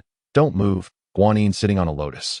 Master Roshi reveled in his own splendid world, even embellishing the theatrics. Stay still. Stay still. I want to move. 1, 2, 3, 3, 2, 1. This time, I'll take the wheel. While Master Roshi indulged in his merriment, Sun Weiqiang and Sun Wukong were already prepared to begin their endeavor. The refrigerator door swung open, releasing a blast of cold air. "Wow, it's so cold. It's like winter in here," little Wukong exclaimed. Sun Weiqiang. This is what the old man referred to as a refrigerator. "Oh, so this is a refrigerator. How fascinating." Little Wukong's eyes widened in wonder. And then he dug in. "Wow, this tastes great. Weiqiang, you should try some too." "All right. Wow, this is even more delicious. Weiqiang, have a bite. How about it? Isn't it tasty?" It's delightful. Chapter 37. The Punctual Girl? As Master Roshi finished watching the show and approached the kitchen, he was taken aback. Leaning against the refrigerator, little Wukong had a round belly, exposing his tummy, his little hands patting it with a look of utter satisfaction. Beside him, Sun Wukong gazed at him, an expression that could almost read, "Wukong, you truly have an appetite. Why is the refrigerator empty?" Master Roshi was dumbfounded. "Did you two consume all the food?" Little Wukong chuckled. "While this may be true, I scarcely had even a tenth." Sun Wukong mused silently. Master Roshi exclaimed, "This is outrageous. It was my food for an entire week." Later on, he continued, "My training is quite rigorous. Do you both understand?" Master Roshi sat at the table, conversing with the two. "It's all right. I want to become stronger than Master Roshi," little Wukong declared, standing nearby. "I feel the same way," Sun Wukong echoed. Master Roshi chuckled. "Oh ho ho ho, so that's it, you wish to surpass me." Little Wukong imitated Master Roshi's laughter, saying oh ho ho ho ho ho. Sun Wukong was amused by his antics. "However, I will not allow you to train without a purpose. Bring me a charming young lady, and then I shall agree to teach you martial arts." This was the entrance requirement that Master Roshi proclaimed for the new era. Little Wukong, with his chubby hands resting on the table, gazed at Master Roshi with a puzzled expression and asked, "What does charming mean?" Wukong, charming refers to a fair-skinned, beautiful girl with long legs, a curvy figure, and an appealing demeanor. A girl who possesses 2 or 3 of these traits, alongside her beauty, can be considered charming, provided her character is decent. Naturally, the more traits she embodies, the more perfect she becomes. Bulma, for instance, possesses all 6 attributes. Sun Wukong kept his thoughts to himself, harboring them internally. Master Roshi elaborated. "A charming girl is one who is lively, adorable, and pure. So charming means cute and lively." Little Wukong understood. "If I bring one, will you teach us martial arts?" "Of course." Master Roshi made a gesture of affirmation. "That sounds easy," little Wukong declared with confidence. "Weiqiang, I can bring back a charming girl myself. Just wait for my good news." "All right." Sun Weiqiang had no strong desire to accompany little Wukong. Whether he went or not was inconsequential. Little Wukong made 2 trips on his Nimbus cloud, but the women he brought back did not meet Master Roshi's expectations. On the 3rd attempt, Master Roshi asked Weiqiang to join him to assist in the selection. Just as little Wukong and Sun Weiqiang were about to embark on their quest for a girl, Wukong pointed at the sea and exclaimed, "Old man, what is that coming this way?" Master Roshi squinted outside his house. "It doesn't seem to be an old turtle. That is a small boat, and there are people on it," he observed. Sun Weiqiang's eyesight was exceptional. He recognized the bald little monk on the boat, who looked exactly like Krillin from his memory. As Krillin navigated the boat, he picked up a bundle resting on it, and with a heavy step on the deck, he leaped into the air, performing several flips before successfully landing on Kame House, burying himself into the ground. The 3 approached. Master Roshi regarded the newcomer, Wukong. "Pull him out." "Okay." Little Wukong used his small hands to extract the figure from the earth. Krillin dusted off his bald head and expressed his gratitude, saying, "Thank you." He smiled at the elderly man before him and inquired, "You are Master Roshi, correct?" "Indeed," Master Roshi affirmed. Krillin stood straight and introduced himself. "My name is Krillin, and I have traveled from distant Tokyo. I humbly request that Master Roshi accepts me as a disciple and guides me in my training." "Thank you." He bowed deeply in respect. Master Roshi explained, "It is indeed a long journey to come here, and I commend your efforts. However, I regret to inform you that I do not take on disciples easily. You may as well give up and return home." Krillin gazed at Master Roshi with determination, thinking, "I am well prepared." He promptly retrieved a book from his bundle, its pink cover adorned with an alluring image of a woman. "This is a small token of respect. Please accept it, Master." Krillin presented it with both hands. Master Roshi accepted the book and began to peruse it. "Oh my, this is quite something." His gaze shifted to the bottom of the page, and he noted its uniqueness. As he flipped through the pages, he reconsidered his previous statement to Krillin, saying, "I shall consider it." Whether Master Roshi was genuinely contemplating it, Sun Weiqiang could not tell, but he was indeed engrossed in the book, his face buried in its pages. Clearly, Krillin had done his homework on Master Roshi and had strategically presented this enticing book, thereby unlocking the door to Master Roshi's tutelage. "By the way, who are you two? Are you also disciples of the Master?" Krillin turned to the pair. "Yes, I am Sun Wukong," little Wukong pointed to himself. Sun Weiqiang introduced himself. "My name is Sun Weiqiang." Krillin, with his small, squinty eyes, scrutinized the two individuals before him and remarked, "You do not appear to be martial arts practitioners." "I have a deep passion for martial arts," little Goku responded, seemingly oblivious to the question posed. "What? Do you wish to challenge me?" Sun Wukong raised a fist, speaking with an irritable tone. In the realm of Dragon Ball, little Goku was Sun Wukong's favorite character, far eclipsing Krillin in his esteem. At that moment, observing Krillin's infuriating expression, Sun Wukong felt an overwhelming urge to teach him a lesson, to showcase his strength. Krillin spread his hands wide, casting a sideways glance at Sun Wukong. "Are you jesting with me?" Sun Wukong casually placed his left hand in his pocket while his right hand brushed over his slightly longer black crew cut. Tilting his head and smirking, he quipped, "Do I need to joke with you? Who do you think you are? A bald head. Your head resembles a pachinko ball." Little Wukong chimed in. "What are you all talking about? I am a person dedicated to martial arts, hence the shaved head." Krillin, flustered, exclaimed with wide eyes, "Look, Master Wu-Tian has also shaved his head. Are you talking about me? I am naturally bald," the turtle sage interjected while engrossed in his book. The atmosphere became awkward. Soon, the turtle sage finished reading and addressed Krillin. "Your name is Krillin, isn't it?" Krillin responded eagerly, "Yes." The turtle sage continued, "If you wish to train under me, there is one condition. You must bring a beautiful girl for me. Tell me, do you know my preferences?" Krillin, exuding confidence, leaned in and whispered his thoughts. "You are quite knowledgeable and skilled," the turtle sage remarked. "Thank you for the compliment, Master." Krillin bowed in gratitude. Sun Wukong dismissed the turtle sage's words, saying, "You have yet to witness my true potential. If I were to reveal just a fraction of my skill, The turtle sage instructed them to embark on their journey atop the Nimbus Cloud. Nimbus Cloud? What is that? Krillin pondered, perplexed. "Come on, Krillin," little Wukong said, carrying Sun Wukong on his back as he appeared behind Krillin on the Nimbus Cloud. "You can stand on top of the cloud." Krillin turned to see. Little Wukong added, "It's quite comfortable. Unfortunately, he can't sit." Sun Wukong understood this well. Suddenly, with a loud thud, Krillin fell from the Nimbus Cloud. Dazed, he exclaimed, "Why can't I ride this Nimbus Cloud?" The turtle sage approached, stating, "Only those of pure heart can ride it. I sense your intentions may not be pure." Faced with the advancing Master Wu-Tian, Krillin panicked. "How could I dare? I merely wish to cultivate formidable martial skills to win the affection of girls." The turtle sage replied, "That is indeed an impure motive. Please, Master Wu-Tian, I beg you to accept me as your disciple. I will offer you everything."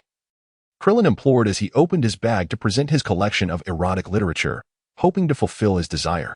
The first book caught the turtle sage's eye, featuring a strikingly beautiful woman on the cover. The turtle sage crouched down, perusing it, his eyes gleaming behind his sunglasses as he muttered, "Amazing. Wonderful." Consequently, Krillin rejoined little Wukong and Sun Wukong on the Nimbus Cloud, now a trio. Upon their return, they brought back a woman named Lan Qi. Chapter 38. Moving Islands and the 100-meter race came house. "Fantastic. You all did splendidly." Upon seeing the girl they had brought back, the turtle sage exclaimed in excitement, announcing that he accepted the three as his disciples. Success. Sun Wukong and Krillin were in high spirits, and the occasionally playful Sun Wukong shared their joy. "Welcome to my humble abode, beautiful miss," greeted Master Roshi to the enchanting newcomer. "Good day, sir. I am Lan Qi," she introduced herself, her gentle demeanor accentuated by her deep blue hair. After a brief exchange of pleasantries with Master Roshi, the five of them donned the traditional turtle school attire, preparing for a collective training session. However, the sudden appearance of a fly caused Lan Qi to sneeze, and in an instant, she transformed into a different visage, her deep blue hair shifting to a striking gold. "Where am I? This does not appear to be a prison," Lan Qi exclaimed as she scanned her surroundings. Then, inexplicably, she produced a submachine gun and aimed it at the group, unleashing a barrage of fire. "You perverts!" she shouted. The sound of gunfire echoed, rat-a-tat-tat, rat-a-tat-tat, rat-a-tat-tat-tat-tat. "Ah, well. Ouch, ouch, ouch." The four men, clutching their heads in panic, were all struck by bullets. Sun Wukong deliberately sought to test his own limits, otherwise, upon sensing the impending danger, he would have discreetly slipped away. After all, he had already ascertained that he would not be easily felled by a mere submachine gun. He was simply curious to discover how painful it could be to be struck. With a sudden flurry of gunfire, the wild-haired Lan Qi, adorned with golden locks, unleashed a barrage from her submachine gun. A gust of wind swept across Kame House, causing her hair to dance before her face. Achoo! In an instant, Lan Qi transformed back into her gentle persona with deep blue hair. She ceased her firing and apologized. I am so sorry. My apologies. Whenever I sneeze, my personality changes. You see, she remarked with a playful smile, scratching the back of her head. Came Senin, little Goku. Krillin, Sun Weiqiang, I am aware. Subsequently, Master Roshi transformed the Kame house back into a universal capsule. He retrieved another capsule and conjured a hovercraft. A party of 5 boarded the vessel and departed from Kame Island. To facilitate the training of his 3 disciples, Master Roshi guided them to a more expansive isle. Upon this vast and boundless island, he summoned the Kame house from the capsule and remarked, before dinner, let us engage in a brief session of training. Sun Weiqiang spoke casually, all right, Grandpa. Please, Master, guide me. Krillin bowed slightly. Where's Goku? Where has he gone? The turtle sage glanced around.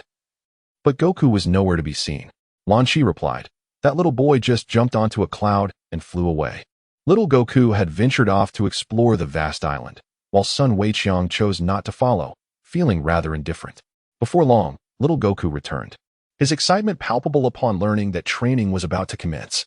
Krillin crossed his arms and cast a sidelong glance at Goku standing to his left, thinking, what a brainless fellow. I shall seize this opportunity to demonstrate just how vast the gap in our abilities truly is. Little Goku took center stage, with Sun Weiqiang positioned to his left. At that moment, Lan Qi appeared as if she was about to sneeze. Alarmed, the turtle sage, Sun Weiqiang, Sun Wukong, and Krillin swiftly dashed behind a nearby boulder to hide. Sun Weiqiang was weary of enduring bullets. While they could not kill him, the pain was excruciating. It is no wonder that previously, little Wukong cried out in agony when struck by Bulma. The pain was indeed real. The 4 of them cautiously peeked from behind the large rock, only to discover that it was merely a false alarm. Deep blue. Gentle Lan Qi had not transformed into the wild, golden Lan Qi. Little Wukong exclaimed, what a surprise. It was just a yawn. Sun Weiqiang, I thought she was about to transform again. Krillin, you startled me quite a bit. Master Roshi gazed at Krillin. Fool. How can you be frightened by a woman like that? How will you ever become a master? Krillin bowed in apology. I'm sorry, Master Roshi. It appears you two have double standards. Sun Weiqiang raised an eyebrow in contemplation. Master Roshi inquired, Krillin, have you ever practiced martial arts before? Krillin replied, I trained for 8 years at Shaolin Temple. Master Roshi, what about Weiqiang? Sun Weiqiang candidly stated, I have attended martial arts classes at the orphanage for several years. Master Roshi did not inquire further of Goku, for he was aware that the late Sun Wukong had, to some extent, imparted knowledge to him during his lifetime. Thus, it appears that the 3 of you possess some foundational skills. However, I must first gain a brief understanding of your abilities. Are you prepared? As Master Roshi concluded his statement, he posed the question. Always ready. Sun Weiqiang silently affirmed. Master Roshi continued, the distance from this rock to that tree is precisely 100 meters.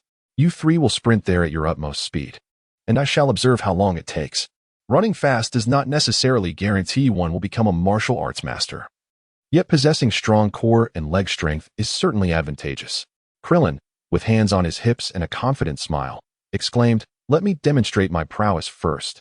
Master Roshi replied, oh, you are quite self-assured. Just a tad.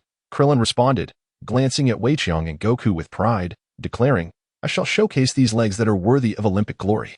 Sun Weiqiang pondered silently. I wonder if I can outrun Krillin and Goku? Master Roshi retrieved a pre-prepared stopwatch and made his way to the other side of the tree. Krillin positioned himself on this side of the rock, ready to sprint. Little Goku and Sun Weiqiang sat beside the rock, watching intently. Master Roshi's voice rang out. Ready, set, go.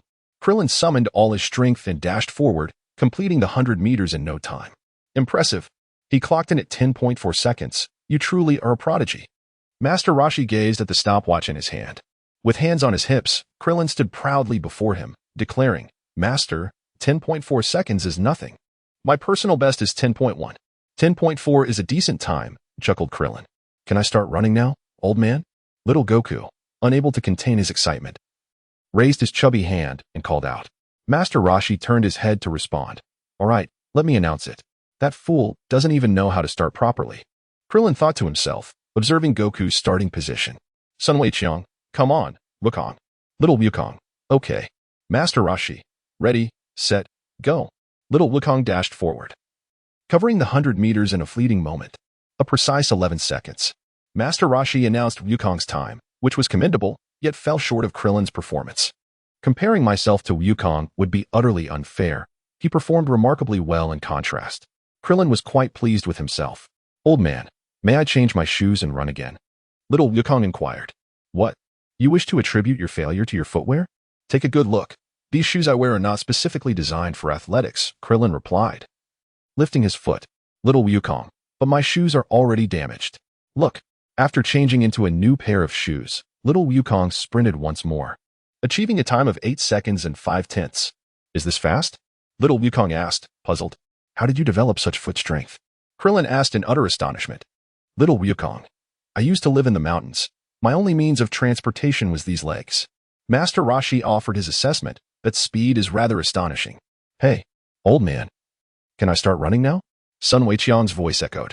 Master Roshi, then let's begin. Are you ready? Sun Wukong, I'm ready. Master Roshi, then let's begin. Get set, go. Chapter 39. The different pursuits of finding stones. Weiqiang cannot possibly be faster than me. Absolutely impossible. This was Krillin's thought before Sun Wukong took off. However, once Weiqiang began running, Krillin was uncertain. Could he truly be faster than me? Then Krillin was astonished. Although Weiqiang couldn't catch up to Goku, his time for the 100 meters was an impressive 9 seconds flat.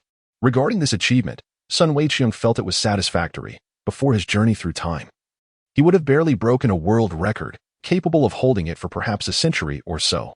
You three are remarkable. Yet you have not surpassed the limits of humanity. To become a successful martial artist, one must transcend the physical boundaries of humankind, a feat that may prove challenging. Master Roshi remarked as he removed the maroon tortoise shell from his back. At this moment, Sun Wukong took on the persona of Master Roshi. Step back. I am about to show off. He recalled that Master Roshi was also going to attempt a 100-meter dash, though he forgot the exact time. Nonetheless, it was all about showing off a good performance. Krillin, keep an eye on me. Master Roshi handed the timer to Krillin. Teacher, are you going to run as well? Krillin inquired. Yes, I've been a bit inactive lately, so I may be a bit slow, Master Roshi replied as he stretched his limbs. Sun Wukong, here it comes. The astonishing record for Master Roshi's 100-meter sprint is 5 seconds and 6. A stunned Krillin exclaimed this result. This time, it can be considered quite impressive. Master Roshi, carrying his shell, remarked. Truly remarkable, Grandpa. Little Goku's sparkling eyes gleamed with admiration. This is what it means to transcend the limits of human capability, Master Roshi stated. You three are still young. With some rigorous training, you should be able to achieve a time under 5 seconds. You old lecher, I find your future prospects quite appealing. Sun Wukong silently approved. Later, when Master Roshi felt parched, Krillin went to fetch him a beer from the turtle house. Suddenly, Achu. What was that sneeze? Master Roshi. Sun Wukong and Sun Wukong simultaneously turned towards the turtle house. They saw Krillin rushing out in haste, pursued by the wild-haired Lan Chi, brandishing a kitchen knife. You little bald head. Stop right there. Do you hear me? Are you tired of living? Wild Lan Chi shouted as she chased after him. As Sun Weiqiang and his companions sensed the impending danger, they swiftly concealed themselves within the nearby thicket. Curiously, Master Roshi was timing them with a stopwatch, noting a remarkable 100 meters in 8 seconds and 8/10. This fellow, Krillin, was approaching the very limits of human capability. I shall chop you into slices and feast upon you. The wild and fierce Lan Chi continued her relentless pursuit of Krillin. Achu, what am I doing here? The gentler Lan Chi. Her hair transformed back to a deep blue, mused aloud. At her feet lay a sharp kitchen knife, precariously angled against the ground, having narrowly missed severing Krillin's most private parts. Though he escaped unscathed, the pallor of fear washed over Krillin, who trembled as he sat on the ground. He stared at the knife, which was alarmingly close between his legs, thinking, that was close. I nearly ceased to be a man. What a close call. Before dusk, Master Roshi casually picked up a stone and inscribed a turtle character upon it, tossing it forcefully away for Sun Weiqiang and his 2 companions to locate. Only the one who found this stone bearing the turtle symbol would be able to enjoy dinner that evening, implying that at most, only one of them would dine, while at least 2 would go hungry. What? No dinner allowed. Upon hearing the rules regarding the stone's retrieval, both Krillin and Sun Wukong were thrown into a state of panic. Is it merely a meal? Besides, that meal is poisoned, Sun Weiqiang pondered, concluding that losing might indeed be preferable, avoiding the meal altogether. How would he explain his knowledge of this matter? Thus, he remained silent. Furthermore, Master Rashi stipulated that if none of them found the stone within 30 minutes, all three would be deprived of dinner. Without delay, Krillin and Wukong dashed off in search of the stone, while Sun Wukong smirked and followed closely behind. The trio raced towards the direction where Master Rashi had tossed the stone, but soon they reached a steep cliff. Wukong glanced at it, and, without hesitation, leaped down. "You can't be serious. Wukong, are you trying to die?" Krillin exclaimed in shock. "I often traverse mountains. This little slope poses no challenge to me," came Wukong's confident reply. "Krillin, you should jump as well. Given your stubbornness, I doubt you'll face any issues," Sun Wukong encouraged with growing enthusiasm. "Don't be ridiculous," Krillin scoffed, casting a disdainful look at Weiqiang as though to say, "Do you think I'm foolish?" "Stone, where are you?" Wukong's voice echoed as he searched. "If you wish to jump, go ahead. I shall take a detour," Krillin retorted, turning to flee. If Wukong found it first, dinner would be lost. Observing Krillin's rapidly retreating figure, Sun Wukong felt no urgency. "Go ahead and search. I shall forego it for you." He settled at the cliff's edge, gazing at the setting sun. Indulging in the tranquility of the twilight sky, the sun was nearing the horizon, casting a vibrant hue across the sky, where shades of crimson and white mingled, forming four majestic dragons in the clouds, gracefully poised as they seemed to breathe towards the sun. It was a breathtaking sight, rich with sentiment. Sun Wukong gazed intently, his pupils involuntarily dilating. At that moment, two birds glided across the shimmering river surface, illuminated by the glow of the setting sun. The rosy clouds and solitary wild goose soared together, while the autumn waters harmonized with the vast expanse of the sky. Sun Wei could not resist uttering this timeless adage, well known to all prior to his journey. "How beautiful it is." Meanwhile, on his way, Krillin had a change of heart. It was utterly impossible to locate that stone within such a vast jungle in a mere 30 minutes. As Krillin's mind whirled, a cunning grin spread across his face. And he thought, "I have it. This shall be my course of action." He then sought out a stone of similar size to that which Master Rashi had cast aside, borrowed a pin from a nearby resident, and inscribed the character for turtle upon the stone, using a pin of the same style as Master Rashi's. With great satisfaction, Krillin wrote the same character on his stone. Task accomplished. He hurried back to Kame House, where the remaining task was to feign the appearance of someone who had endured great hardships. At Kame House, the gentle Launch hummed a tune while cooking. Master Rashi, peering through the kitchen door, found his gaze fixated on Launch's ample posterior swaying beneath her exceedingly short skirt. "What delectable dish have you prepared this evening?" Master Rashi feigned inquiry, his eyes unwaveringly glued to Launch's figure. "We're having hot pot. I bought a fresh fish at the market." Launch replied cheerfully. "Is that so?" I can hardly contain my excitement. Master Rashi approached her from behind, positioning himself near her ample form, hands poised to seize and knead a handful. However, at that critical moment, Krillin burst through the door, exclaiming, "Master Rashi." Noticing the absence of anyone in the living room, Krillin quickly made his way to the kitchen, deliberately portraying a breathless demeanor. Upon hearing Krillin's voice, Launch turned, knife in hand. Had Master Rashi not dodged swiftly, she would have inadvertently thrust it into his face. The fright caused Master Rashi to stumble backward, crashing into the table, which shattered upon impact. Launch glanced at the knife in her hand, her lips murmuring, "I'm so sorry, truly." "Oh, it's nothing," Master Rashi chuckled, patting his head as if nothing had occurred. "What's the matter, Krillin?" Master Rashi asked as they stepped outside the kitchen. Krillin feigned exhaustion, panting and extending the stone. "Master, I finally found it." "Oh, let me see," Master Rashi replied, taking the stone into his hands. A moment later, he smashed the stone onto Krillin's bald head. "You rascal! How dare you take advantage of the situation?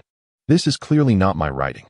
"I'm sorry," Krillin exclaimed, hastily retreating from Kame House, determined to find the true stone. I found it! I found it!" Krillin exclaimed, guided by Goku's voice through the jungle. As Krillin appeared, Sun Wukong joyfully held up the stone for him to see, grinning broadly. "Now I can have dinner." "You truly are resourceful," Krillin marveled. Little Goku pointed at the stone. "It has the old man's scent on it." Krillin responded, "Even so, how can you be certain it is this one?" "Sun Wukong, there are inscriptions from the old gentleman on the stone." "Look," Krillin replied, "the characters could also be fabricated." "I was just exposed like that a moment ago." Sun Wukong innocently inquired, "Is that true? Bring it to me, so I can take a look." Krillin took the stone from Wukong's hand and burst into laughter, exclaiming, "Ah ha ha, what a fool." As he continued to gaze at the stone, he sprinted away. "You scoundrel! Give it back to me." Little Wukong chased after him. Krillin's voice echoed. The world of competition is exceedingly ruthless. Stop right there, little Wukong shouted, his voice resonating up to the precipice. It seemed that I should descend soon. Sun Weiqiang cast one last glance at the breathtaking sunset before leaping down. The cliff was adorned with numerous protruding rocks, which served as footholds for Sun Weiqiang, instilling him with the confidence to make such a daring jump. On the other side, Krillin dashed across the precarious wooden bridge. With a swift motion, he struck the ropes binding the bridge, severing them. Stop! Little Wukong plummeted from the air. Krillin, overjoyed, thought dinner was secured. However, upon regaining his footing, little Wukong relentlessly pursued him.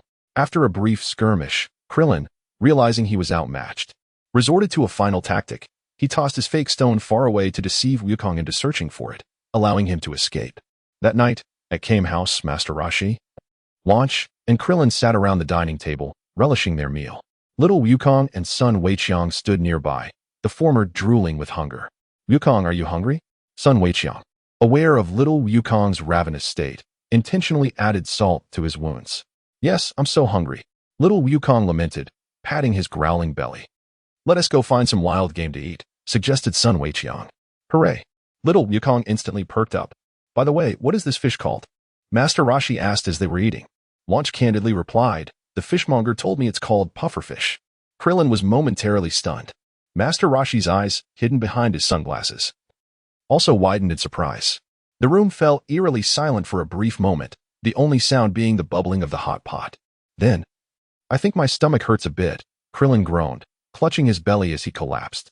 I feel the same, Master Roshi said weakly, also sinking to the ground. I think I'm affected too, Launch remarked, sharing the same fate. Weiqiang, what is wrong with Grandpa and the others? Little Wukong asked, bewildered. Sun Weiqiang announced, I have been poisoned. After several days of recuperation, Master Roshi, Launch, and Krillin finally regained their health. One day, at 4:30 in the morning, Master Roshi woke Krillin and Sun Weiqiang, who were sleeping alongside him.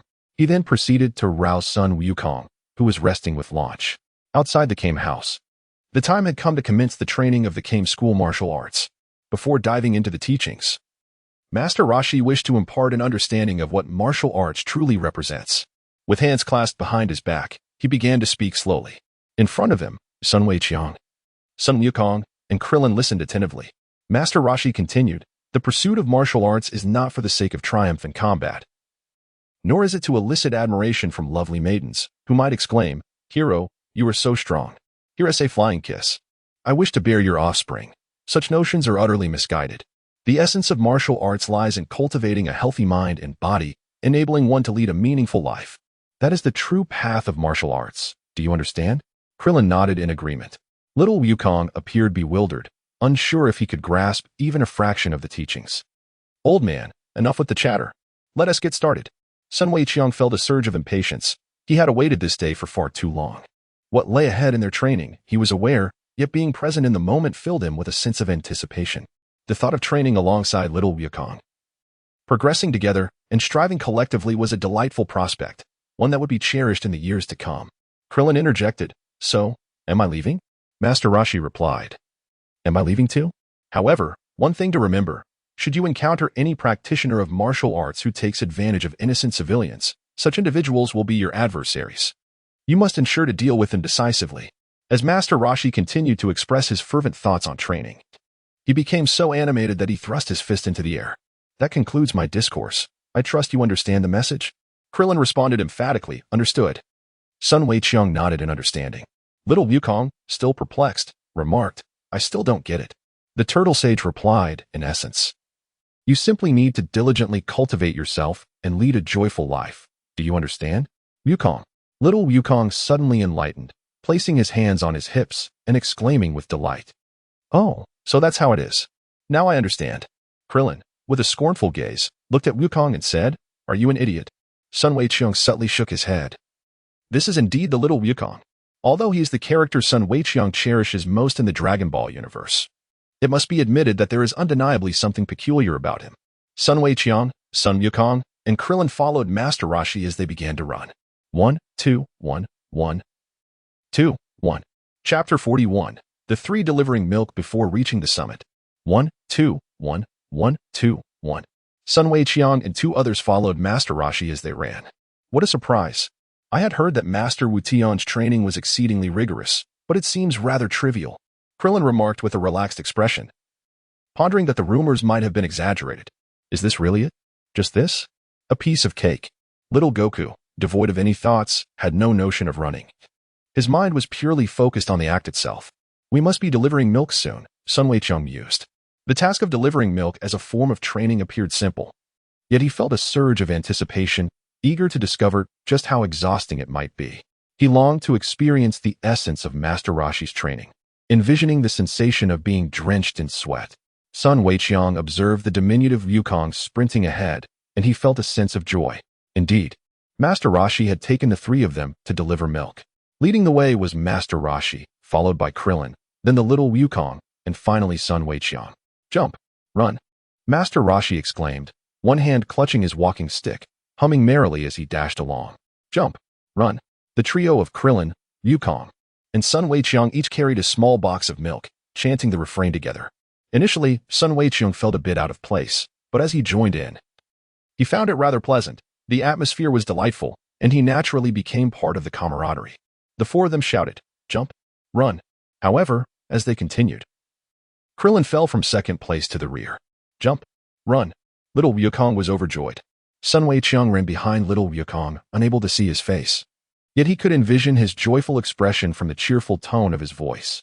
Unlike Krillin, who, while speaking of jumping and running, already felt somewhat out of sync with the rhythm. Time flowed naturally, with families delivering milk one after another. Eventually, Master Rashi waved his summoning staff and announced a new training task. Henceforth, they were to run around the 2 rows of sacred trees, shouting round and round. What? Upon hearing this, Krillin felt a shiver run down his spine, pondering how many kilometers they would have to run. Little Wukong, somewhat perplexed, murmured, round and round. Let's go?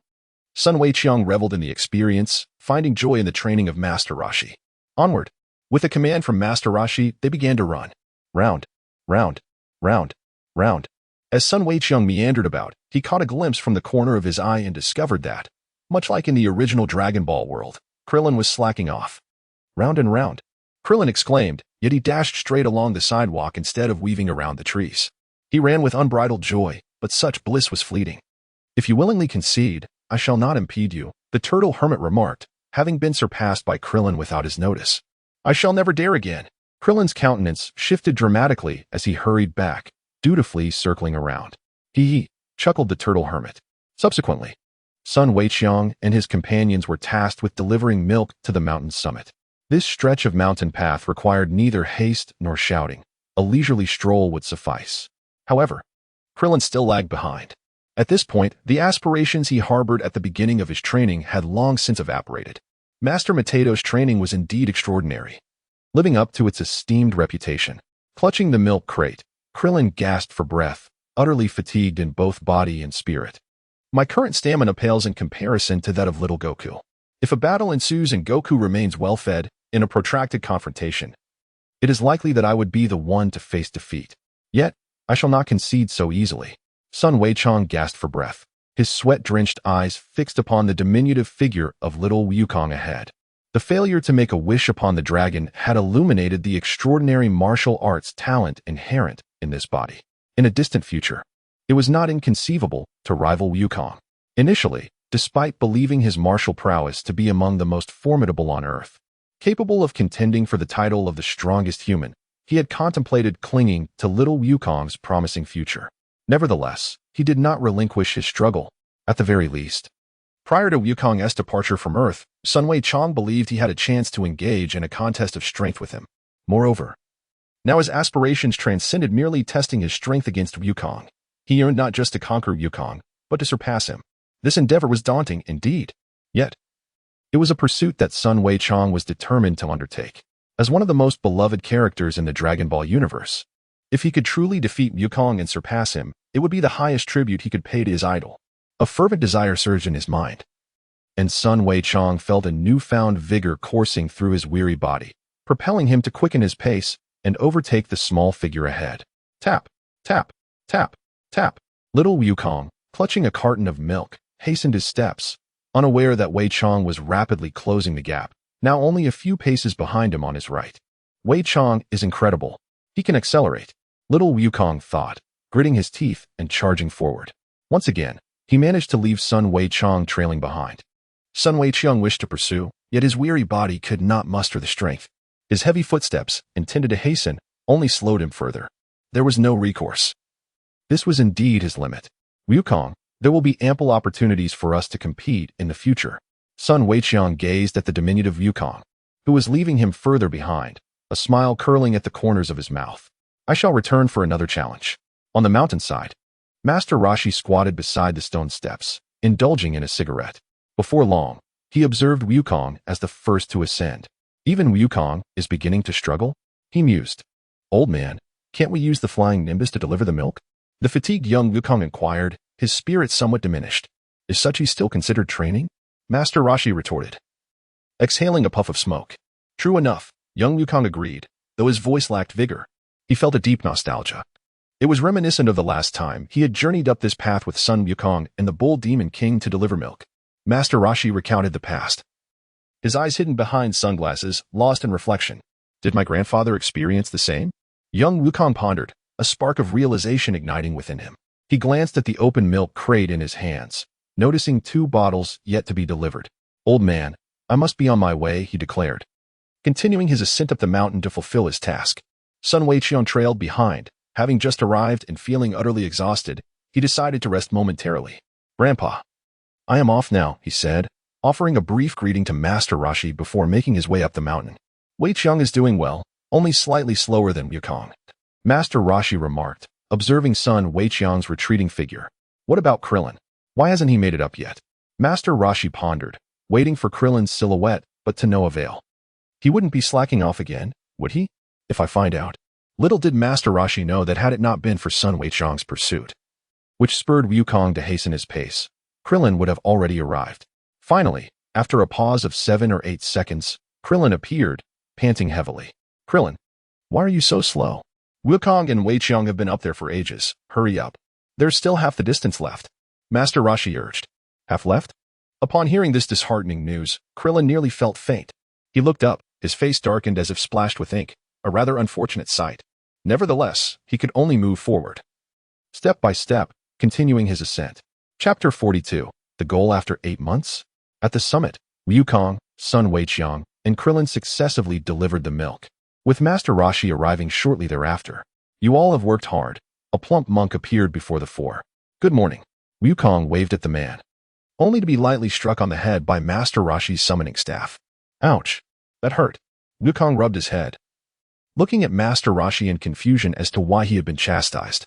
You should say good morning, hello instead of just good morning, Master Roshi corrected. What kind of reasoning is that? Sun Weiqiang questioned, while Krillin stifled a laugh. Good morning, hello. Wukong complied obediently. Teacher Wutian, it's been a while, the plump monk said kindly. Indeed. It has been a long time, Master Roshi replied with his left hand behind his back, right hand holding the staff upright. You seem to be in good spirits. How has your disciples' training been? The monk inquired. We've just begun training today, so I cannot say yet. However, I believe these 3 have potential, Master Roshi responded. Teacher Wutian thinks we have potential, Krillin exclaimed, glancing at Weiqiang and Wukong, thrilled by this commendation. Wukong was overjoyed. Sun Weiqiang was in high spirits. Who wouldn't enjoy being praised? His companion was none other than Master Roshi. The trio held hands, exuberant and beaming with joy. 0. Master Roshi remarked to the chubby monk. If we train diligently, we should be ready to compete in 8 months. Are you referring to the World Martial Arts Tournament? The chubby monk inquired. The World Martial Arts Tournament? Krillin exclaimed in surprise. Little Goku asked, what is that? You truly don't know about the World Martial Arts Tournament? Krillin leaned closer to Goku, his small eyes regarding him with disdain. Little Goku nodded. The World Martial Arts Tournament gathers martial arts masters from across the country to determine who is the greatest of all. Krillin explained with excitement. You really have no idea. As he enthusiastically elaborated, little Goku displayed a keen interest. Krillin tightened his fist with exhilaration. The World Martial Arts Tournament is held once every 5 years in the South, and only 8 individuals get the opportunity to compete in front of an audience. Each time, martial artists from around the globe participate, and those who manage to win the preliminaries and enter the top 8 are already considered remarkable. Sun Weiqiang remained silent, knowing that Krillin would speak. His thoughts were consumed by the question of whether he could defeat Goku at this upcoming World Martial Arts Tournament. Could he even triumph over the formidable Jackie Chan, who was disguised as Master Roshi? In his memories of the original Dragon Ball universe, Master Roshi, in the guise of Jackie Chan, had struggled significantly to overcome Goku. If he could truly conquer Goku, perhaps he could also have a chance against Master Roshi. Well, he thought, why not give it a try? He would strive towards this goal. If he failed, so be it. But what if he succeeded?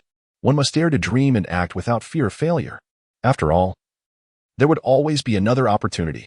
Sun Weiqiang set a new milestone for himself and encouraged his spirit. Upon hearing Krillin's narrative, little Goku exclaimed, I really want to compete. Can we actually participate, Master? Krillin's eyes widened in excitement. Master Roshi replied, if you commit to your training diligently, then I shall allow you to enter. This was indeed thrilling, exclaimed the plump monk. Wow, how wonderful. The trio of Sun Weiqiang, Krillin, and Goku was filled with joy. However, Master Roshi added, one thing to keep in mind, my permitting you to participate does not imply that I expect you to win the championship. The world is not as easy as you may think. My agreement to let you compete is based on the belief that having a goal will motivate you to engage more earnestly in your training. Do you understand, Master? It's not solely up to you. You'd better tread carefully, or you might find yourself in a predicament. I am not jesting. Sun Weiqiang gazed intently at Master Roshi, contemplating deeply. Krillin remarked, as long as we can make it to the semi-finals at the World Martial Arts Tournament, I'll be satisfied. Little Goku was brimming with eagerness. We must continue our milk deliveries, so farewell, monk. Master Roshi bid goodbye to the plump monk as he descended the mountain with Sun Weiqiang and Krillin. After completing their milk deliveries, the four returned to the outside of Master Roshi's abode. Exhausted, little Goku, Sun Weiqiang, and Krillin lay on the grass, panting heavily. This is utterly exhausting. At that moment, Sun Weiqiang craved nothing more than a well-deserved rest. What joy in training! Whose ridiculous notion was that? For the next 8 months, you will be delivering milk every day, and that is your early morning training, Master Roshi declared. Now, let us resume our morning training. Sun Weiqiang, Sun Wukong, and Klin were all astonished. Moreover, Sun Weiqiang had hoped that after delivering the milk, he could at least enjoy a brief respite. Yet he was taken aback by the swift transition to the next phase of training. He couldn't help but ponder, is such intensity truly bearable for a human? The turtle hermit's subsequent training arrangement after the milk delivery was to assist the farmers in plowing the fields. With his summoning staff, the turtle hermit gestured towards a certain direction, where farmers toiled nearby. Little Wukong, seemingly perplexed, exclaimed, plowing the fields? Goodness! Are we really going to plow the fields by hand so soon? Sun Weiqiang silently exclaimed, his expression one of astonishment as he gazed towards the direction indicated by the turtle hermit. Krillin hung his head, embodying the very essence of reluctance. The turtle hermit approached a farmer to negotiate, then turned back and called out to Sun Weiqiang and the others, hurry over. If you don't move quickly, you might miss breakfast. Whether it was delivering milk or farming, such training was unprecedented during their time at the Shaolin Temple. Krillin muttered to himself as he followed Wukong and Weiqiang towards Master Wutian. Little Wukong spat into his hands and, along with Krillin, picked up a hoe to begin their labor, while Sun Weiqiang feigned enthusiasm, also grasping a hoe to join in. However, after only a few strokes, the voice of the turtle hermit echoed nearby. You cannot use the hoe. You must plow the fields by hand. Do you understand? With your hands. This training is not solely to strengthen your waist and wrist, but also to develop your hand strength. Are we really expected to plow such a vast field with our bare hands? Krillin exclaimed in fright. Sun Weiqiang, who had been aware of this beforehand, felt little discomfort. It was not as though he was required to plow by hand in a manner that could lead to dire consequences. For the moment, it seemed manageable. Though he had never attempted it before, he believed it lay within his capabilities. After all, if little Wukong and Krillin could manage, there was no reason he could not as well. Sun Weiqiang, little Wukong, and Klin engaged in a fierce contest of barehanded combat. Before long, Klin gazed despondently at his hands, lamenting the wear on his nails. Master Roshi took a leisurely puff from his cigarette and remarked, Klin, you are slowing down. With that, Klin could no longer afford to hesitate and buried himself in diligent labor in the field. His fingers ached slightly.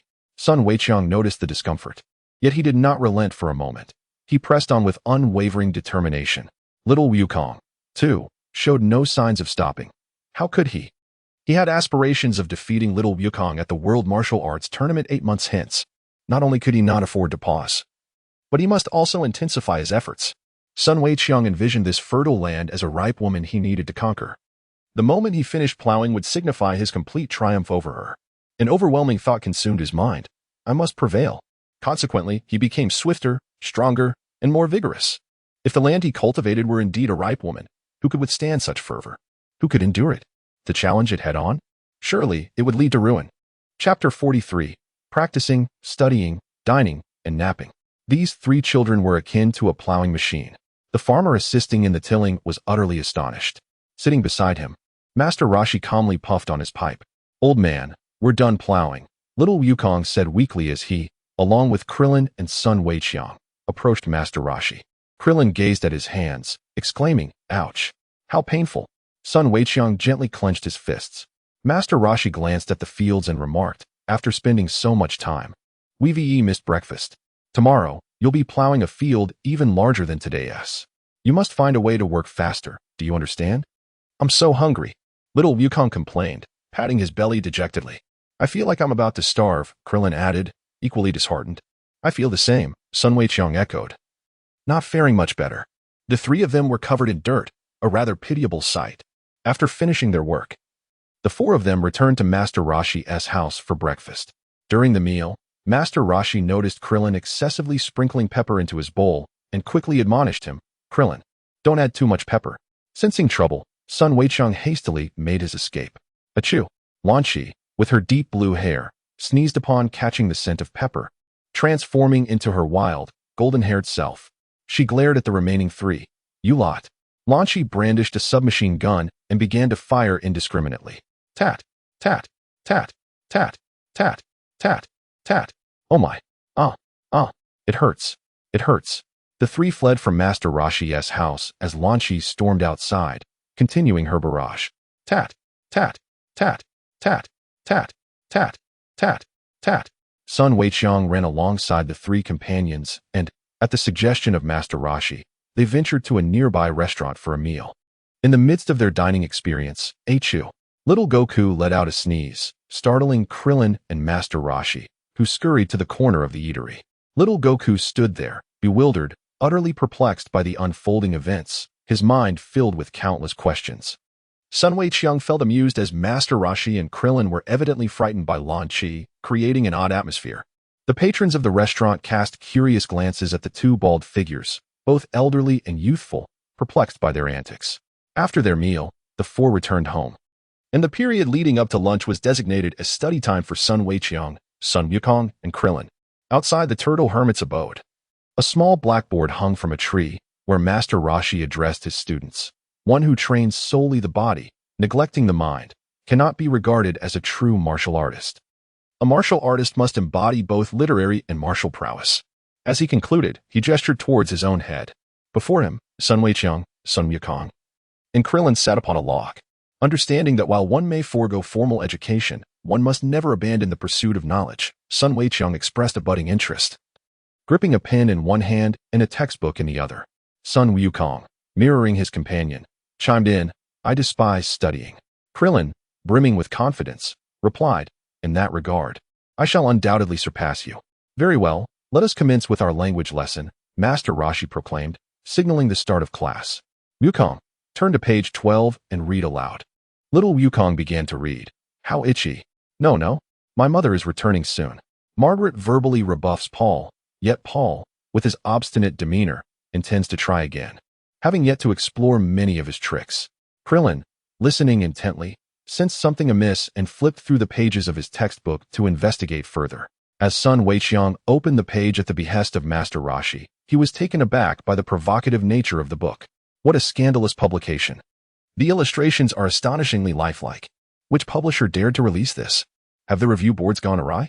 How could such a work see the light of day?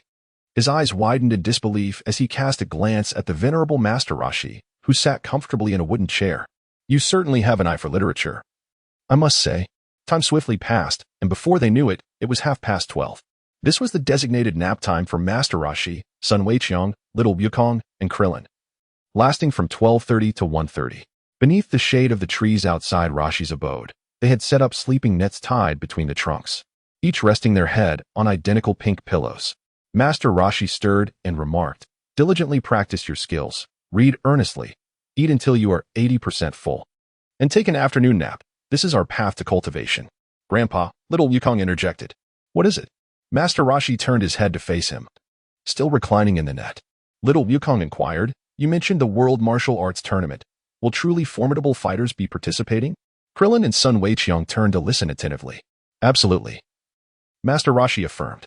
Masters from all corners of the world, including ourselves, will gather in one place. For those who practice martial arts, breaking into the top 8 of the World Martial Arts Tournament is the pinnacle of their aspirations. Little Wukong added, while we rest here, there are likely many individuals engaging in rigorous training elsewhere. Indeed, Sun Weiqiang responded, closing his eyes. He contemplated the challenge of defeating little Wukong and even Master Rashi at the tournament in 8 months' time. Merely training at the same intensity as little Wukong would not suffice. He needed to push himself further. However, it was essential to balance work with rest. If the body did not receive adequate recuperation, it would not bode well. He resolved to find the right equilibrium, to carve out extra time, pondering how to enhance his training regimen.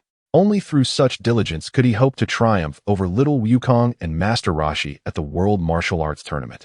This ambition was not a fleeting thought for Sun Weiqiang. He was determined to strive relentlessly toward it. Unity of knowledge and action, he would endeavor to achieve it. After their midday slumber, Sun Weiqiang, Xiao Wukong, and Klin accompanied Master Rashi to a construction site on the island. Their forthcoming training would consist of laboring at this location.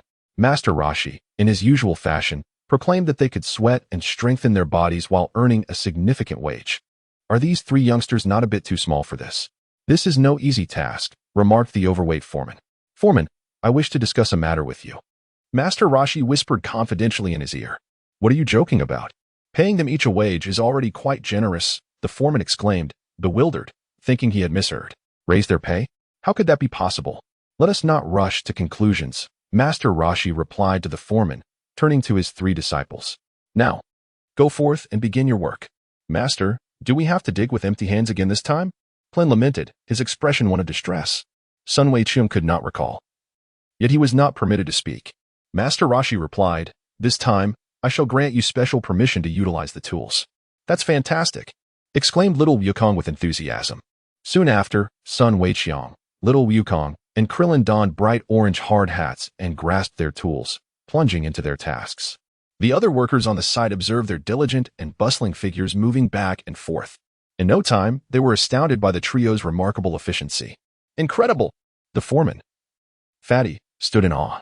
Master Rashi added fuel to the fire. Hey, if you don't pick up the pace, I want to permit you to participate in the World Martial Arts Tournament.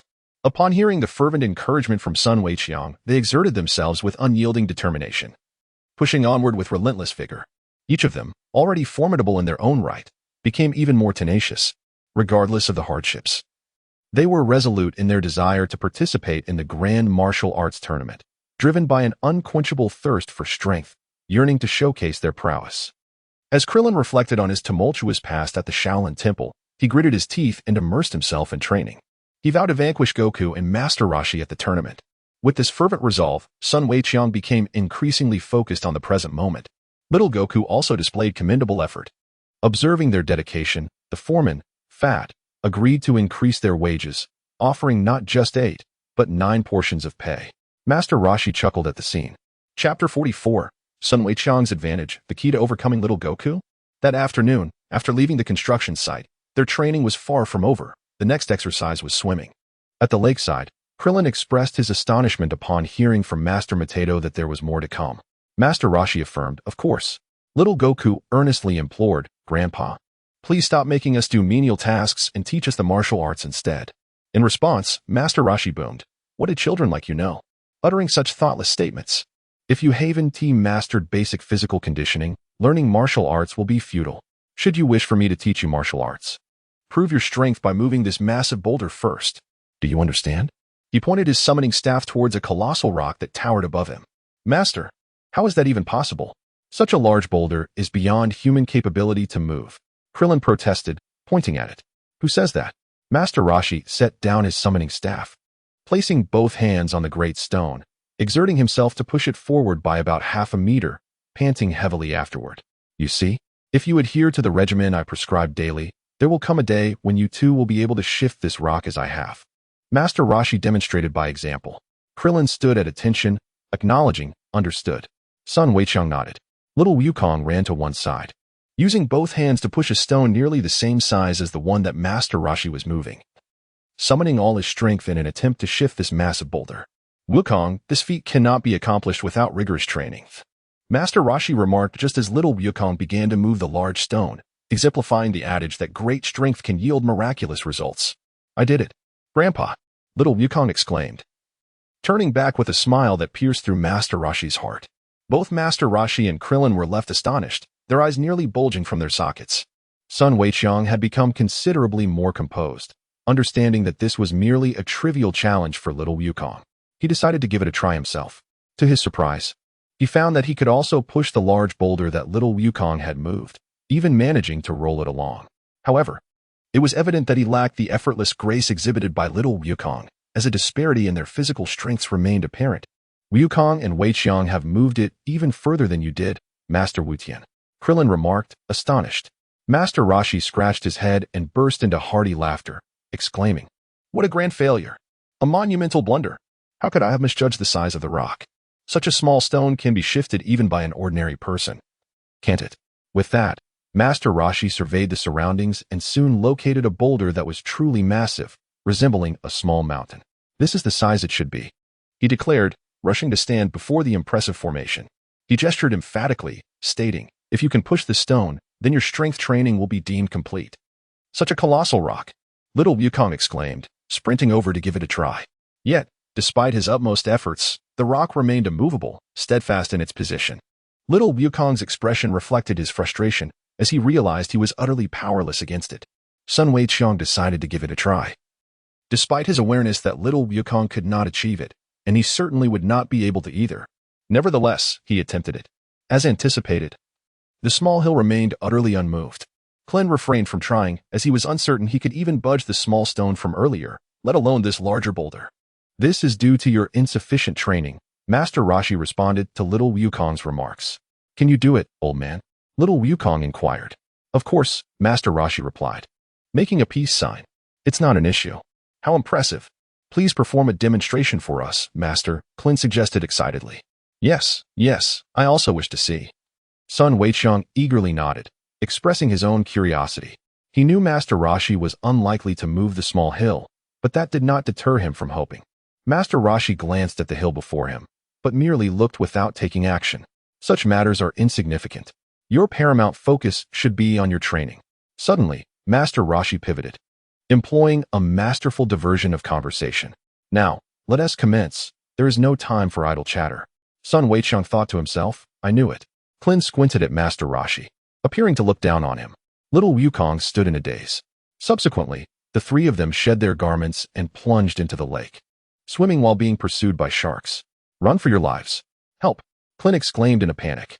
"Damn, this is exhilarating," Sun Wukong thought. Wow, little Wukong cried out. Once their harrowing swim concluded, the trio emerged on shore, donned their clothes, and prepared for the next phase of training. 3 ropes were tied to a tree, each tethered to the waists of Sun Wukong, Krillin, and little Wukong. "I'm in for a world of trouble," Sun Wukong thought, apprehensive about the fate that awaited him. However, with no turning back, he steeled himself. "Listen closely, this is a training exercise for reflexes," Master Roshi declared with a hint of amusement. "What is the purpose of binding us with ropes?" little Wukong asked, perplexed. "Within the range of the ropes, you must effectively evade an onslaught of needle attacks from the enemy, understood? Now, I shall commence my attack." After his explanation, Master Roshi approached the tree, using his summoning staff to strike a wasp nest, which promptly sent the wasps fleeing into the nearby thicket. "Quickly, you must hide, or you will be stung," Master Roshi kindly warned. Yet, dozens, if not hundreds, of bees had already emerged from the nest, launching an assault on the trio below. Help! It hurts so much. How can we evade this? We are bound." They cried out in distress. "Hey, why aren't you running?" Master Roshi encouraged. "Run? Where can we run? We are all tied up." Sun Wukong felt a surge of frustration. Training was one thing, but who desired such torment? In a previous life, this would have been tantamount to seeking death. As expected, all 3 were left with numerous swollen welts from bee stings. Fortunately, Today's training session concluded with these painful reminders. Sun Wukong, along with his companions, returned to the turtle hermit's abode, their heads bearing the marks of a recent encounter.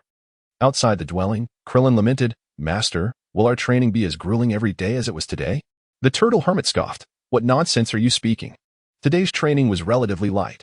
From tomorrow onwards, for several consecutive months, you will not only repeat today's exercises, but also bear this turtle shell upon your backs. Only then will you comprehend why I am known as the turtle hermit." With a flourish, he produced a small, dark purple turtle shell for the trio to behold. That night, after dinner, Sun Wukong stepped out of the turtle hermit's house for a stroll. Although he referred to it as a walk, his true intention was to ponder deeply. Initially, he had aimed to carve out time for additional training, to intensify his efforts in preparation for the World Martial Arts Tournament in 8 months, where he aspired to defeat both Little Wukong and the turtle hermit himself. However, after enduring the turtle hermit's grueling daytime regimen, the prospect of further physical training that night seemed daunting. He feared it would hinder his performance in tomorrow's practice.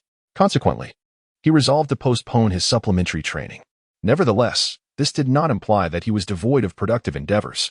In certain respects, he recognized his distinct advantages over Little Wukong. As the saying goes, one should exploit their strengths to counteract the weaknesses of others. Sun Wukong understood this principle and was determined to leverage his advantages, which could potentially prove pivotal in his confrontation with Little Wukong at the upcoming tournament, should they face off. Chapter 45. Calming the mind, harnessing energy, mastering energy, amplifying energy. Sun Wukong walked along, arriving at the lakeside where he had been pursued during his swimming training in the daylight. "What is this feeling?" he murmured. The advantage of Sun Wukong over Little Wukong lies in the Kamehameha.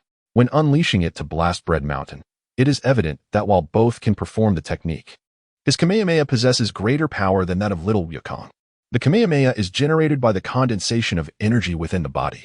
But what exactly is this energy? Sun Wukong pondered this question. He could only recall a phrase from the original Dragon Ball world that described Qi as tranquil as the sky, as swift as lightning. Yet, based solely on these two statements, it remains challenging to comprehend the true essence of Qi.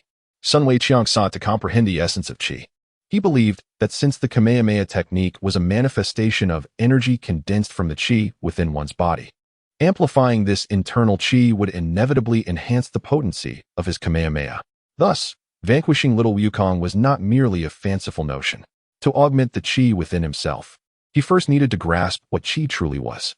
What constitutes this force? What are its inherent characteristics? Only through this understanding could he learn to control, utilize, and wield it with effortless precision. On this foundation, he could then contemplate methods to magnify it. Sun Wukong's approach is as follows. First, to comprehend it, then to master it, and finally, to expand it. Instances like him and Little Wukong exemplify this, as they learned the Kamehameha technique merely by observing Master Rashi. Without any foundational understanding of Qi, relying solely on innate talent without a trace of skill. Sun Wukong believes that the full power of the Kamehameha technique exerted by the two of them has not managed to unleash the entirety of the energy contained within their bodies, nor even half of it. It is essential to return to the fundamental question, what is Qi? To comprehend it and master it is to maximize the potential of the energy within, thus unleashing the greatest force that resides within oneself. Sun Wukong gazed at the rippling waters of the moon-reflecting lake before him. He contemplated seeking guidance from his master, the turtle sage, yet ultimately refrained from doing so. He imagined that the turtle sage would admonish him for his lofty aspirations, suggesting instead that he focus on diligently honing his physical prowess. Sun Wukong was not deterred by the fear of judgment. Rather, another reason for his reluctance to consult the turtle sage lay in the master's seemingly limited understanding of Qi.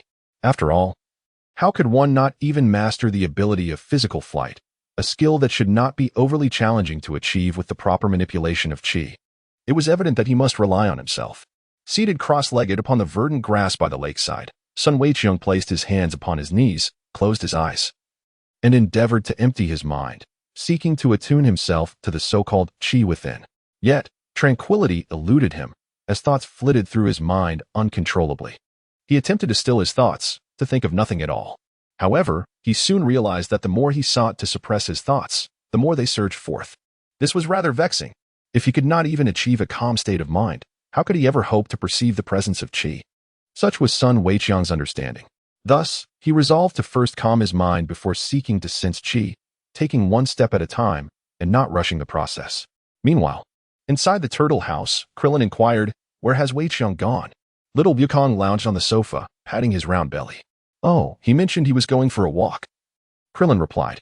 "A walk," Little Wukong murmured, then exclaimed, "I'm so full." Like Sun Wukong, both of them had consumed a special potion prepared by the turtle sage, which had alleviated the swelling from numerous bee stings they had endured during the day. In the kitchen, the gentle Lan Qi, with her deep blue hair, tidied the dishes while humming a tune. Unbeknownst to her, the turtle sage stealthily approached from behind, his gaze fixated on the enticing sway of her ample figure clad in a yellow fitted skirt. The enticing curves danced before his eyes, intoxicating him with desire as he poised his hands to seize the moment.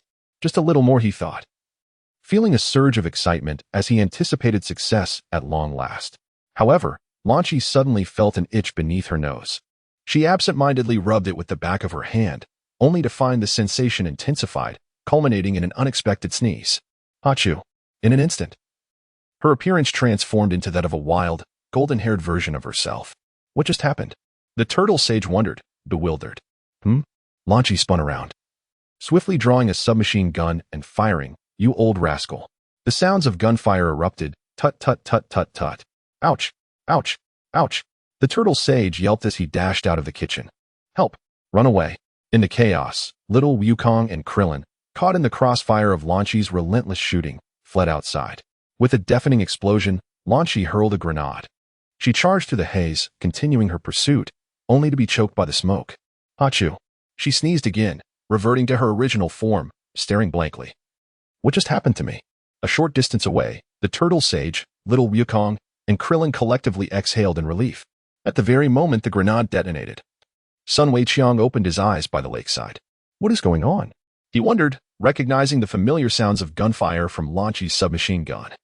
But puzzled by the nature of the explosion, Sun Wukong rose to return and see if any changes, unknown to him, had occurred. Much like the transformation of Little Wukong into a gorilla outside the Pilaf castle. From that day on, every evening after dinner, Sun Wukong would come to the lakeside to sense the existence of qi, quietly attuning himself to its essence. Within a few days, Master Roshi, Krillin, and Little Wukong became aware of his endeavors. Sun Wukong had not concealed his actions. He had no intention of doing so. His aim was to defeat Little Wukong in a fair manner. As night fell by the lakeside, Master Roshi learned from Weiqiang about his nightly practices of sensing and understanding qi. He did not deter him, allowing him to explore, for martial arts requires such exploration. A martial arts prodigy like Weiqiang, who had demonstrated the Kamehameha technique with remarkable efficacy after witnessing it just once, could not be measured by ordinary standards. Although Master Roshi believed that Weiqiang's pursuit of breakthroughs in qi would demand considerable time and effort, perhaps yielding only a slim chance of success, he refrained from dissuading him. If it were a common individual, it might be one thing, but for a talent like Weiqiang, he encouraged bold experimentations, provided he exercised caution to avoid missteps. "I possess limited knowledge of qi, but allow me to share my insights," Master Roshi began, acknowledging his own lack of depth in this area compared to his rival, Master Krang. "Thank you for your guidance, Master." Sun Wukong expressed his gratitude.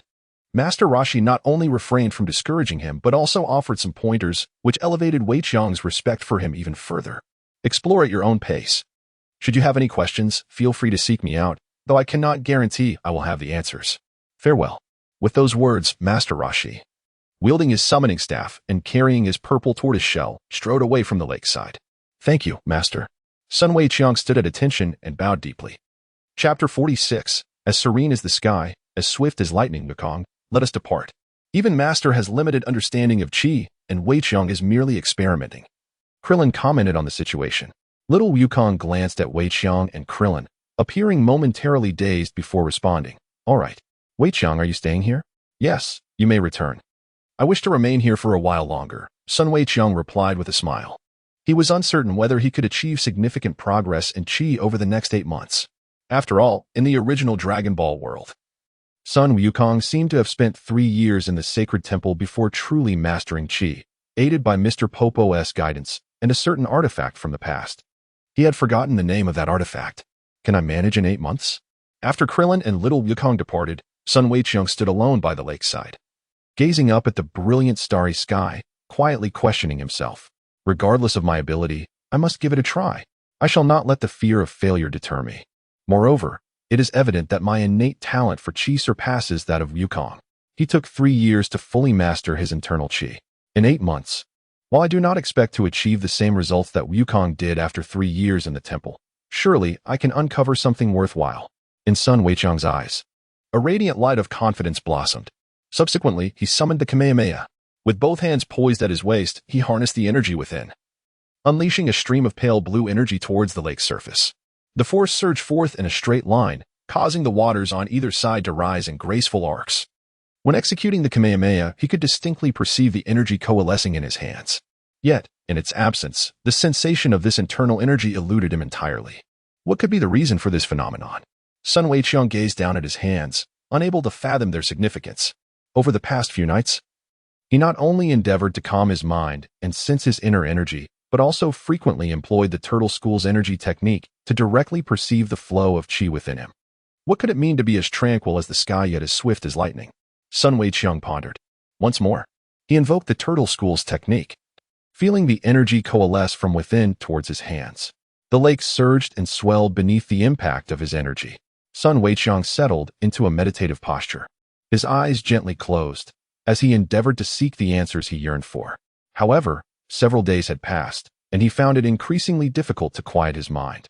A myriad of thoughts danced through his consciousness, accompanied by vivid images. That day at the home of little Wukong on Baozi Mountain, when Bulma, in her pursuit of the 4-star Dragon Ball, playfully lifted her pink skirt, revealing her delicate white floral panties. That night, Bulma had bathed both him and little Wukong for the first time. Subsequently, he and little Wukong sought to reciprocate by bathing Bulma. Early one morning, both he and little Wukong found themselves nestled against Bulma's intimate areas, with little Wukong even removing Bulma's pristine white panties. These myriad images and distractions rendered Sun Weiqiang incapable of achieving tranquility. Had he erred in his approach? Sun Weiqiang conceived this idea. No, it may be premature to declare it erroneous at this moment. Sun Weiqiang closed his eyes and exhaled deeply, sensing the restlessness within. Do not rush, take your time, he reminded himself. While he understood this principle, there were moments when comprehension did not translate into action. Knowing and doing are two distinct matters. 3 months swiftly passed. The night was serenaded by the symphony of cicadas by the lakeside. Sun Weiqiang opened his eyes while seated on the ground, a faint smile gracing his face. It had not been easy. After 3 months, he finally found the ability to enter a state of tranquility at will. It turned out that achieving calmness was rather simple. He had mastered the art of tranquility, realizing that entering this state was not as challenging as he had once believed. It was straightforward. When he desired to quiet his mind, he simply needed to eliminate the very thought of that desire, and he would naturally slip into a meditative state. If numerous obsessions stirred within his heart, he merely chose to disregard them. This act of disregard meant that he could consciously avoid even the thought of those distractions. Otherwise, the more he pondered, the more thoughts would accumulate, making it increasingly difficult to find peace. Conversely, by remaining unaffected and undisturbed, with a clear and empty mind, tranquility would ensue effortlessly. Yet, such simplicity had consumed 3 months of his life. He pondered whether the next 5 months would yield any results in his cultivation of energy. It is worth noting that during these 3 months, due to the rigorous training imposed by Master Turtle Sage, Sun Weiqiang's initial physical conditioning had stagnated, failing to materialize as planned. He lacked the time and energy to engage in physical training, forcing himself to do so, much like at the beginning, would lead to insufficient rest at night, adversely affecting his daytime practice, an unwise trade-off. Therefore, Sun Weiqiang devoted his surplus time at night solely to cultivating a sense of energy and tranquility. Over this period, he recognized several misconceptions in his initial understanding. Initially, Sun Weiqiang's conceptual framework regarding energy was as follows. Enter tranquility, sense energy, control energy, augment energy. He discovered that entering tranquility and sensing energy could occur simultaneously. It was not necessary to first achieve tranquility to sense energy. By practicing the Turtle School's techniques, he could directly perceive energy. The act of controlling energy, mastery over it, improved with each application of the Turtle School techniques. As for augmenting energy, with the strength gained from diligent practice during the day over these 3 months, the energy within him naturally grew. This was most evident when he executed the Turtle School techniques, where he felt a significant enhancement in power, at least 2 or 3 times greater than before. Armed with these corrected self-perceptions, Sun Weiqiang's understanding of energy soared. He believed he was nearing a profound connection with energy. Convinced that it would not be long before he comprehended what it meant to be as serene as the sky and as swift as lightning. However, days turned into weeks, and weeks into months. For months elapsed, yet Sun Weiqiang remained trapped at the final step, feeling tantalizingly close to grasping energy's essence. Just a hair's breadth away from its existence, yet inexplicably stuck. It was akin to lying in bed next to a temptress, utterly exposed, who allowed you to indulge at will. You had done everything required, yet the final step eluded you, and, inexperienced, you could not find the entry point. Surely, one could not substitute with an alternative approach. The situation of Sun Weiqiang is such. The distinction lies in his desire for a chrysanthemum, which he is unable to procure. Where might it be imported from? Where could it possibly be? Why can I not seem to find it? Is it truly so arduous? Sun Weiqiang continues his search. In this pursuit, unknowingly, another fortnight has slipped away. Night falls by the lakeside. Sun Weiqiang opened his eyes and gazed up at the starry sky, murmuring to himself, as tranquil as the heavens, as swift as lightning. Could it be that I have misremembered? Is this not a description of anger? Surely not. Yet if my memory serves me correctly, why then am I so perplexed? Closing his eyes once more, Sun Weiqiang descended into a state of tranquility, achieving a depth of calmness unparalleled in history. Sun Weiqiang's perception of everything around him was remarkably vivid. It seemed as though he could even see the ripples on the surface of the lake, despite his eyes remaining closed. This detail, however, was inconsequential. What truly mattered was that, without employing the turtle school's Kamehameha technique, Sun Weiqiang had finally become aware of the existence of qi within him. It was as serene as the sky and as swift as lightning. This referred to the static and dynamic nature of qi. The static qi, akin to the tranquil sky, explained why it had taken him so long to sense its presence. Conversely, the dynamic qi was readily perceptible, its accumulation and release akin to the flash of lightning. Sun Weiqiang opened his eyes, a vibrant glow dancing within them. Rising to his feet, he lifted his right hand, gathering a blue aura in his palm before releasing it. "Ah, I comprehend now. I truly understand," he exclaimed joyfully. With a mere thought, Sun Weiqiang directed the energy within him, slowly elevating into the air. This outcome was entirely anticipated. Just over 7 months. Only 7 short months. I am indeed a genius. Hovering low, he could not help but praise himself, exhilarated beyond measure. He gazed towards the direction of the Kame House, eagerly anticipating the upcoming World Martial Arts Tournament, where he would face off against Little Wukong and Master Roshi. In the remaining days, he resolved to familiarize himself thoroughly, aiming to astonish them when the time came.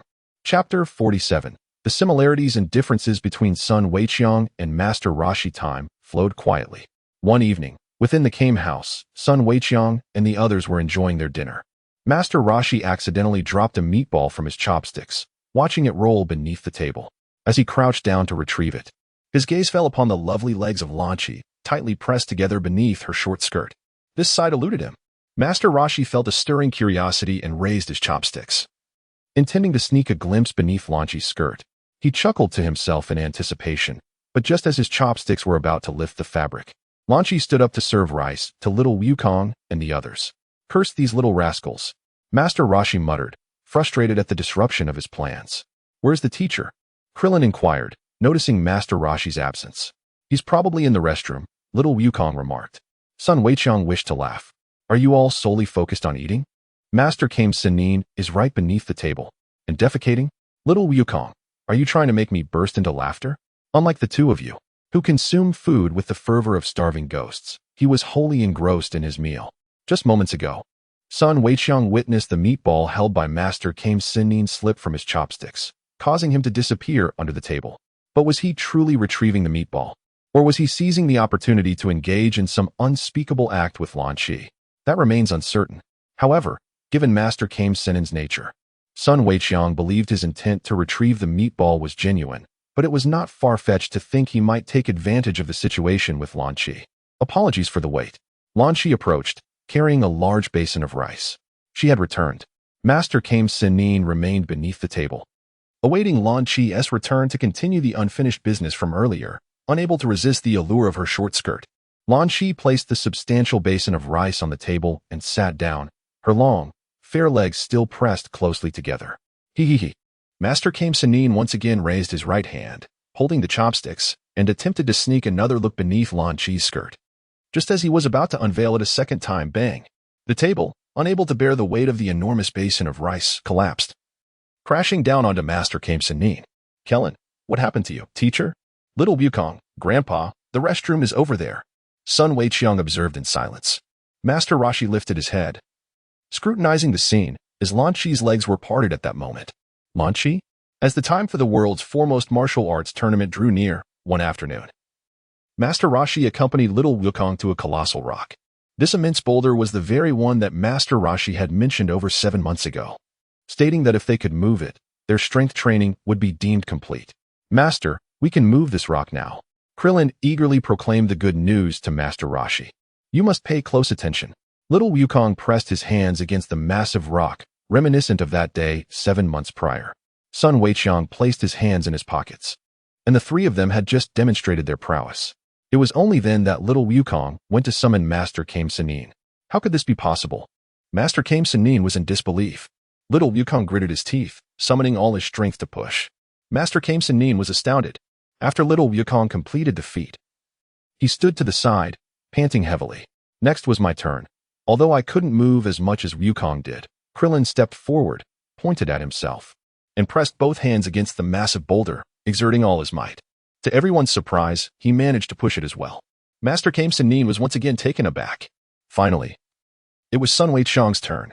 He too moved the colossal rock, achieving a distance slightly greater than Krillin's but a tad less than Wukong's. Sun Weiqiang was sweating profusely. Gasping for breath, his gaze fixed upon Little Wukong. Undeniably, much like before, there remained a discernible gap in strength between him and Little Wukong. A chasm that seemed impossible to bridge, let alone surpass. Master Rashi was still in a state of astonishment. Grandfather, can you teach us the martial arts now? Little Wukong exclaimed, clenching his fists in excitement. Krillin and Sun Weiqiang turned their attention to their master, Rashi. Sun Weiqiang understood that Master Kame had not imparted any specific arrangement of martial arts techniques to them. It should be fine, Master Kame replied. He thought to himself, over 7 months ago, when their training had just begun, he had jokingly mentioned moving this large stone, never expecting that all three of them would take him seriously and actually accomplish it. Remarkable, truly astonishing. Finally, they could learn martial arts. How wonderful. Krillin was equally eager.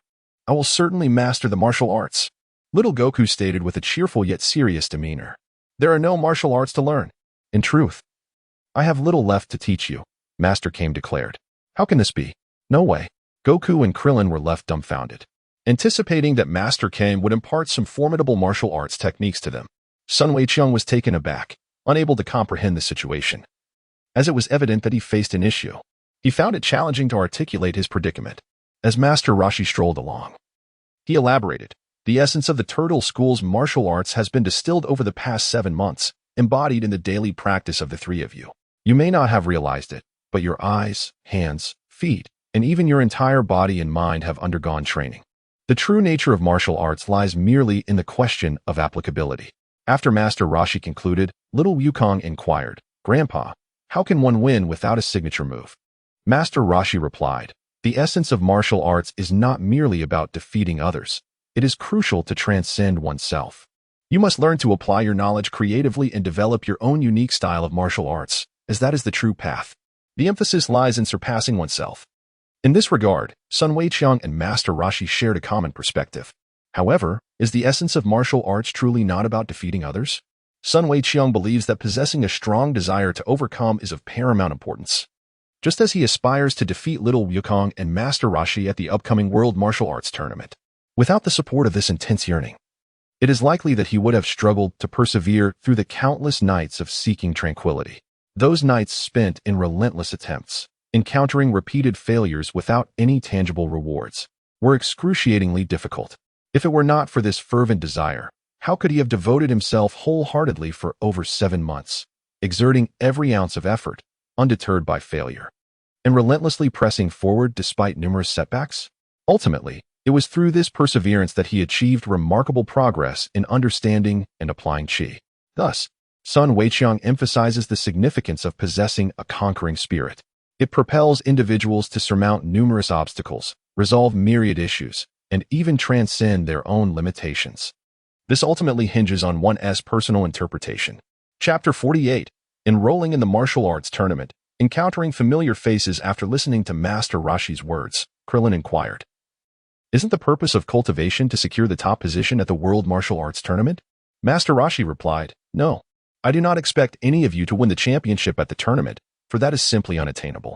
My intention in having you participate is to help you recognize the limits of your abilities, motivating you to strive for greater heights. Unattainable? I beg to differ. Sun Wukong thought to himself, wishing to voice this sentiment. Yet, he was uncertain of his own capacity to triumph over Master Rashi, even against little Wukong. He could not assert absolute confidence. He could only acknowledge the possibility of defeating him, but true clarity would only emerge through direct competition to discern who is superior. Sun Weiqiang's anticipation grew, as he hoped for the day when he could face off against little Wukong and his master, Master Rashi, at the Grand Martial Arts Tournament. Master Rashi continued, In the month leading up to the tournament, I do not intend to teach you any new techniques. You shall continue your previous training. But you must don a heavier turtle shell. He removed the maroon turtle shell from his back and held it before him. You will replace it with this shell, weighing 40 kilograms. With a thud, Master Rashi released the large turtle shell, which struck the ground with a dull thump. As night fell, the chirping of insects filled the air, and the gentle evening breeze rippled across the surface of the lake. Sun Weiqiang sat cross-legged in the low sky. Having completed his evening practice, the World Martial Arts Championship would commence the day after tomorrow, and with his current comprehensive strength, he should surpass little Wukong by a slight margin. He felt confident in this regard, confidence derived from his understanding and application of Qi, as well as his ability to unleash a greater Qi than that of little Wukong. Presently, in terms of mastery over Qi, he might still fall short compared to Wukong, who had trained for 3 years in the temple according to his memories. However, defeating the current little Wukong would not be an easy feat, yet he held a glimmer of assurance. He hoped that at the World Martial Arts Championship, he could finally encounter little Wukong and Master Rashi. He had awaited this day for a long time. If he were to emerge victorious, that would be splendid. Yet, should he face defeat, it would not matter. Sun Wukong aspired to conquer little Wukong and Master Rashi, yet he yearned even more for the opportunity to engage them in a fierce battle. On the eve of their departure, the gentle Lan Qi, with her flowing deep blue locks, unveiled a grand box containing 3 exquisite outfits. Wow, new clothes, exclaimed Krillin, his eyes sparkling with excitement. Did you make these by hand, Lan Qi? Yes, Lan Qi replied with a hint of shyness. Thank you, Lan Qi. Sun Wukong expressed his gratitude. Lan Qi smiled softly. Go ahead and try them on. This is the first time I've worn such attire, little Wukong exclaimed, clutching the outfit Lan Qi had gifted him, while Krillin tugged him inside to change. Otherwise, given little Wukong's impulsive nature, he would have undoubtedly stripped right there and donned the outfit immediately. Once Sun Weiqiang, little Wukong, and Krillin had adorned themselves in the garments gifted by Lan Qi, they dashed out of the Kame house. They fit perfectly, Lan Qi said, her hands clasped together as she beamed with joy. You all look quite peculiar, she remarked. You too, came the playful retort. You are peculiar as well. Sun Weiqiang, Krillin, and little Wukong were all jesting at each other's expense. The trio donned identical blue attire, complete with blue ties and white dress shirts, topped off with large blue hats, thankfully, not green ones. A thought crossed Sun Weiqiang's mind. If you don't hurry, you'll miss the flight. Come on, let us move, Master Rashi urged. Make sure to give it your all. Lan Qi and Krillin exchanged handshakes. All right. Krillin dashed towards Master Rashi. Do your best. Lan Qi shook hands with little Wukong. Little Wukong also sprinted to Master Rashi. Make sure to work hard. Lan Qi then shook hands with Sun Weiqiang. We will.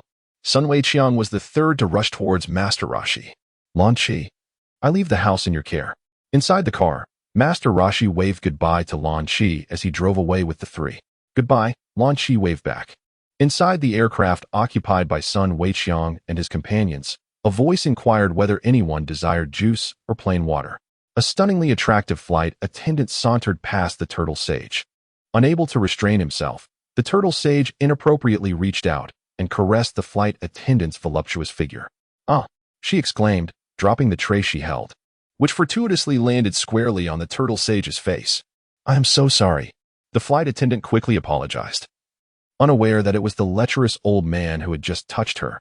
Master, you truly dare to act so boldly. How audacious to take advantage of the situation. Sun Weiqiang mused silently. Klin cast a contemptuous glance at Master Wu Tian, his small eyes conveying disdain. Meanwhile, Sun Wukong was peacefully asleep. Upon the airplane's descent, the quartet exited the airport and hailed a taxi, making their way to the venue of the world's greatest martial arts tournament, as night had already fallen. Sun Weiqiang and his companions alighted from the taxi and entered the venue of the Grand Martial Arts Tournament. A staff member, wielding a megaphone, announced, "Is there anyone who wishes to register?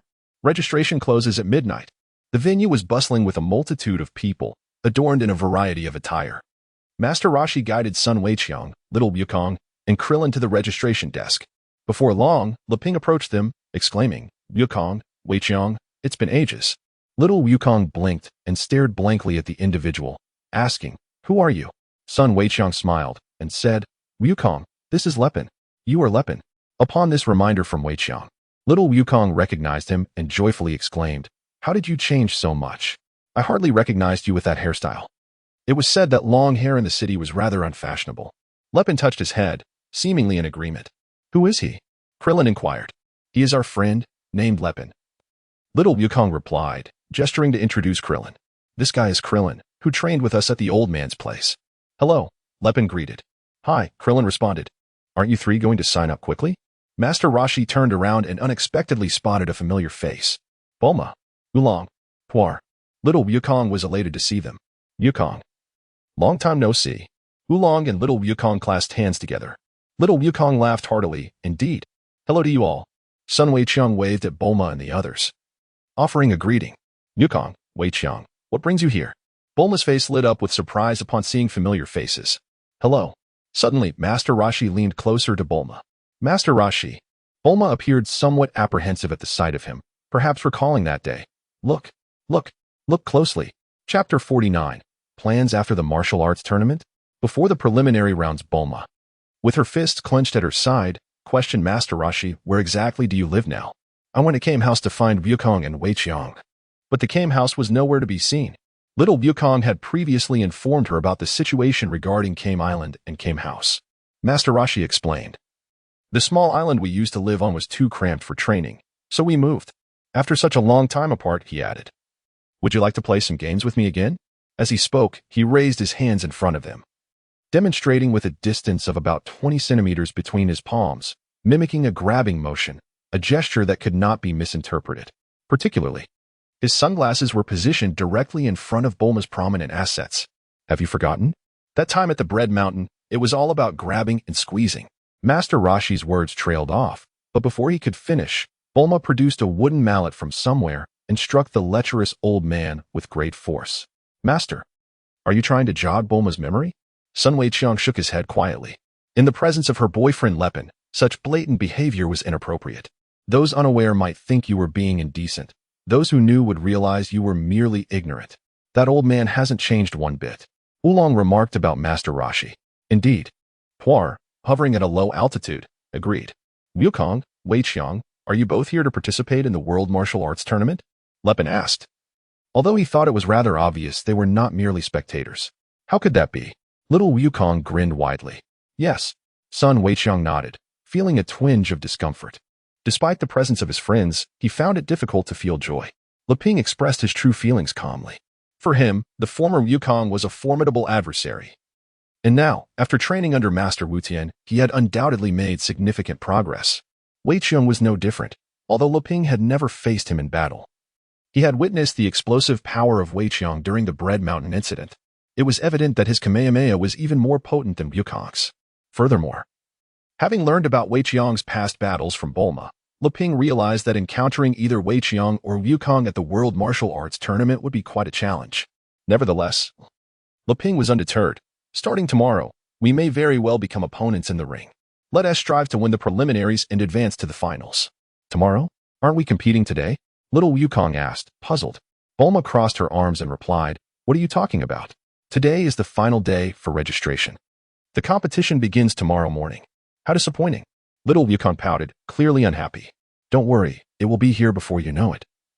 Sun Weiqiang reassured him with a pat on the shoulder. Krillin cast a sidelong glance at Wukong, as if to say, what is there to be disappointed about? That night, in the bedroom, Master Roshi, Krillin, Little Wukong, and Sun Weiqiang shared a large bed. While the other three drifted off to sleep, Weiqiang remained awake, staring at the ceiling. deep in thought. What transformations would his presence bring to the World Martial Arts Tournament? In the original Dragon Ball world, who would emerge in the top 8 and who would fall in the preliminaries? After advancing, would he have the opportunity to face little Wukong in battle? Would the champion still be Master Roshi in disguise as Jackie Chan? And after the conclusion of the tournament, what path lay ahead for him? This was not the first time Sun Wukong pondered these questions. One thing was certain, he would not embark on a risky training journey alongside little Wukong. It would not benefit either of them, for there were few capable of challenging both him and Wukong on this planet. To put it plainly, their combined strength was nearly invincible. This was not arrogance. Rather, for the good of both, the best choice was to part ways and pursue individual training. Yes, if all goes smoothly, once the World Martial Arts Tournament concludes, my first destination for training will be there. Sun Wukong contemplated for a moment and reached a decision. He recalled that after the conclusion of the world's foremost martial arts tournament, in pursuit of the Dragon Balls, little Goku would engage in a conflict with the Red Ribbon Army. Sun Wukong harbors no intention of intervening. He is reluctant to disrupt the course of events. This represents one of the pathways for little Wukong to grow stronger, a crucial aspect of his development.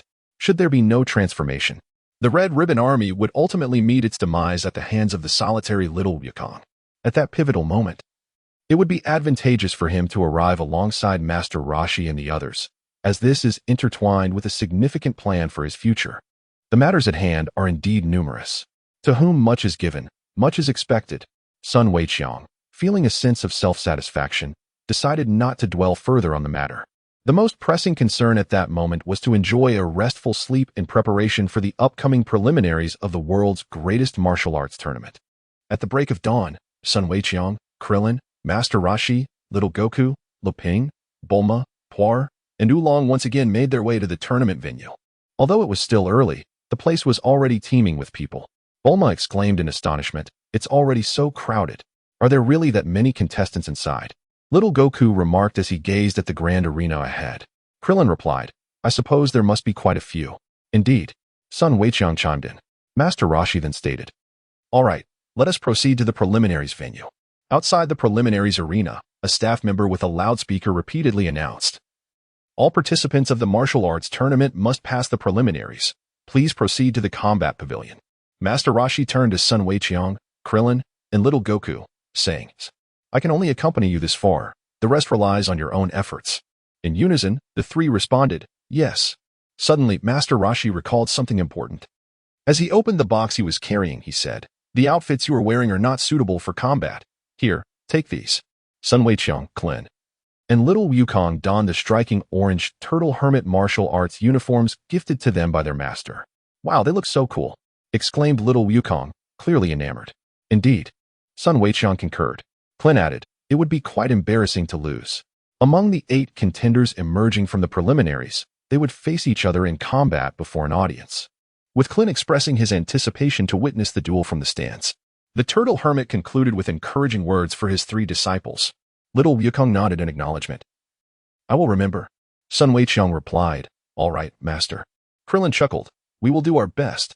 Beside them, Bulma cheered for her boyfriend. "You must win, Luping."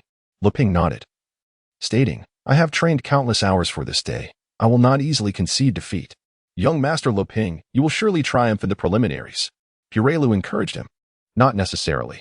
If Luping encounters either Weiqiang or Wukong in the preliminaries, he will undoubtedly lose." Oolong interjected, shaking his head, with one hand in his pocket and the other wagging a finger. "Oolong." Pirelu glared at him. "I am merely speaking the truth," Oolong replied, raising both hands in surrender. To Pirelu, he appeared a rather troublesome pig. Chapter 50. The top 8 of the World Martial Arts Tournament is announced before the preliminaries of the World Martial Arts Tournament commenced. Bulma stood outside the competition hall, gazing upwards in frustration. "Why are the windows so high?" she lamented. Turning to the small white pig behind her, she said, "Oolong, squat down and let me step on you."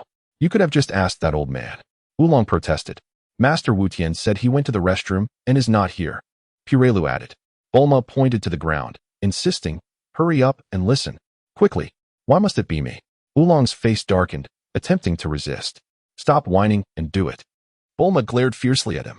"It's always like this. It's truly animal abuse." Oolong grumbled internally but reluctantly complied. He lay down obediently. "Go ahead." Bulma smirked. That's more like it. Oolong lifted his head, momentarily placated, for as Bulma lifted her leg to step on him. The temptation of her white underwear beneath her short skirt quelled his irritation. How splendid. There are benefits to this. Oolong reveled. Lift it a bit higher, hurry, Bulma commanded. While the allure of her white underwear was undeniable, Bulma was rather heavy. Oolong's mood soured once more. I see it, don't move, he exclaimed. So heavy. You mustn't fidget. Oolong urged as he supported Bulma with his shoulder. How infuriating. I can't see anything. Pirelu flew to the window to peer inside alongside Bulma. Soon enough, they spotted Weiqiang preparing to take the stage. So frustrating. So close, just a little more. Oolong wished to sneak a better look at Bulma's skirt, but found it challenging. Don't shake, Bulma admonished him. If I were just an inch closer, I could see. Oolong persisted. At last, I succeeded. Bulma's skirt fell entirely into Oolong's view. And he was overjoyed. I won. I succeeded. Bulma felt elated as Weiqiang easily defeated his opponent. So heavy. Please don't move, Oolong reminded her. Bulma, sensing something amiss, looked down and asked, how do you know Weiqiang won? Oolong remained silent. Just then, Pirelu spoke up. I spotted the young master. Where? Bulma inquired. Over at the second arena, Pirelu pointed. Indeed, it's Leping. Leping. Bulma waved her hands, filled with excitement. However, a large brute suddenly appeared before Bulma in the competition hall, startling her into losing her balance and falling backward. I can't see. I can't see. Bulma shouted as she sat on the grass, her face being shielded by Pirelu. Oolong felt an overwhelming sense of happiness as he lay before Bulma, unabashedly gazing at her parted legs. I see. I see it so clearly. Unbeknownst to him, he was not the only one watching. As Oolong glanced back, he noticed a large crowd had gathered, observing the scene. Help! I can't see. Bulma was still in shock. Don't look. Oolong stood up, attempting to protect her modesty. Pirelu, what are you doing? Bulma finally regained her composure and pushed Pirelu away from her face. I apologize, I got startled, Pirelu replied. It was only then that Bulma noticed Oolong and the large crowd staring at her white underwear, causing her to shyly toss Pirelu aside and hastily cover her short skirt. Meanwhile, within the competition hall, after winning his first match, Weiqiang was conversing with Sun Wukong and Krillin when two monks approached. Oh, isn't that Krillin? A portly monk and a lanky monk remarked. Senior brother, Krillin looked at them in fear. The lean monk said, long time no see. Ever since you left Shaolin Temple in tears, we haven't seen you. What brings you here? The stout monk, hands on his hips, chuckled. You're not here to participate in the World Martial Arts Tournament, are you? The lean monk patted Krillin's bald head. Indeed, I am participating, Krillin stammered. Don't joke around. There is no way you can win. Take my advice. The lean monk laughed. This is Arena 3. Which number are you? I am number 93, Krillin muttered, head bowed. That's quite unfortunate, the lean monk guffawed. Shall I tell you who your opponent is? Krillin looked up at his former senior brother. It's me, the lean monk teased, pointing his thumb at himself. Ah, Krillin turned pale. I can't wait to see how much you've improved, the stout monk chuckled, looking at Krillin. Smack. The lean monk playfully slapped Krillin on the head. Krillin, please go easy on me. They both departed, laughing heartily. How rude, Weiqiang criticized. Indeed, Sun Wukong concurred. Aware of the situation, those two were mere clowns from Krillin's past at Shaolin Temple. Soon, Krillin would teach them a lesson. They used to bully me at Shaolin Temple. I'm doomed. They are incredibly strong. I might as well forfeit. Krillin hung his head, devoid of confidence.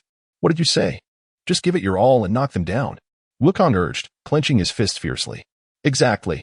Krillin, after Master Rashi's rigorous training, they aren't as strong as you think, Sun Wukong added.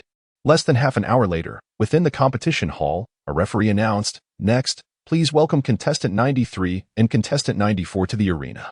It's my turn, Krillin said, visibly frightened from the stands of Arena 3. Go, Krillin. Wukong cheered. Sun Wukong urged, you can defeat him, Klin. Just face him. Upon encountering the foremost master of Shaolin Temple, Klin found himself in dire straits.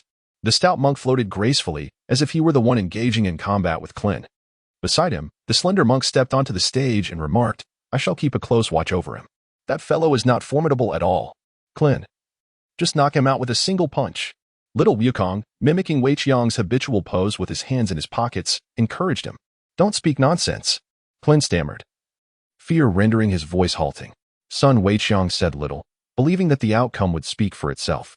On the arena, Klin faced off against the lean monk. who stood confidently with arms crossed. You did not flee? Such courage is indeed commendable. You must have gained some awareness, the lean monk remarked, a self-assured smile gracing his face. Clin, however, was gripped by fear, his heart racing in a frantic rhythm. Let the match begin, the referee proclaimed. Then I shall not hold back, the lean monk declared, striking a pose before unleashing a punch. Clin effortlessly dodged, leaping into the air, and as he descended, he delivered a kick that sent the lean monk hurtling away. The monk flew off the stage and crashed through the wall of the martial arts arena, still soaring. Clin was left astonished by his own prowess. Contestant number 93 claims victory, the referee announced, equally astonished. In the preliminary rounds of the World Martial Arts Tournament, 4 arenas within the martial arts venue hosted simultaneous matches, with each contest concluding within the minute rule, determining the top 8 competitors on this very day. Chapter 51. The Battle for the Top 8. Sun Weiqiang vs. Lan Fang within the martial arts venue. Sun Weiqiang ascended to the stage in Zone 4. He had effortlessly triumphed over one opponent after another, and now, with only one adversary left to defeat, he stood on the brink of advancing to the top 8 of the World Martial Arts Tournament. Go, Weiqiang. We are waiting for you in the top 8, shouted the already qualified little Wukong and Clin from beneath the stage in Zone 4. Indeed, Sun Weiqiang replied confidently. In this edition of the World Martial Arts Tournament, aside from little Wukong and Master Rashi, who might hinder his progress to the top 8, he believed no one else could impede his advance. Moreover, little Wukong and Master Rashi had not encountered him in the preliminary rounds. Sun Weiqiang watched as his opponent ascended the arena. She was a woman named Lan Fang. Had it not been for his presence, she would have undoubtedly secured a place among the top 8. Sun Weiqiang recalled this fact. Indeed, this charming and delightful young lad had effortlessly triumphed in his matches, capturing Lan Fang's attention. She had observed his previous battles and concluded that he was a formidable adversary who could not be defeated through conventional means. To conquer this young gentleman, she would need to employ unorthodox tactics. Lan Fang scrutinized Sun Weiqiang, her mind racing with strategies. Beneath the arena in Zone 4, a crowd had gathered to witness the spectacle. Initially, during the preliminary rounds, some had underestimated the youthful contender.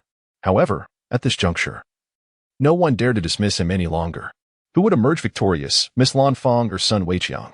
Both were exceedingly powerful, and only through their confrontation would the answer be revealed. This was a topic of animated discussion among the spectators.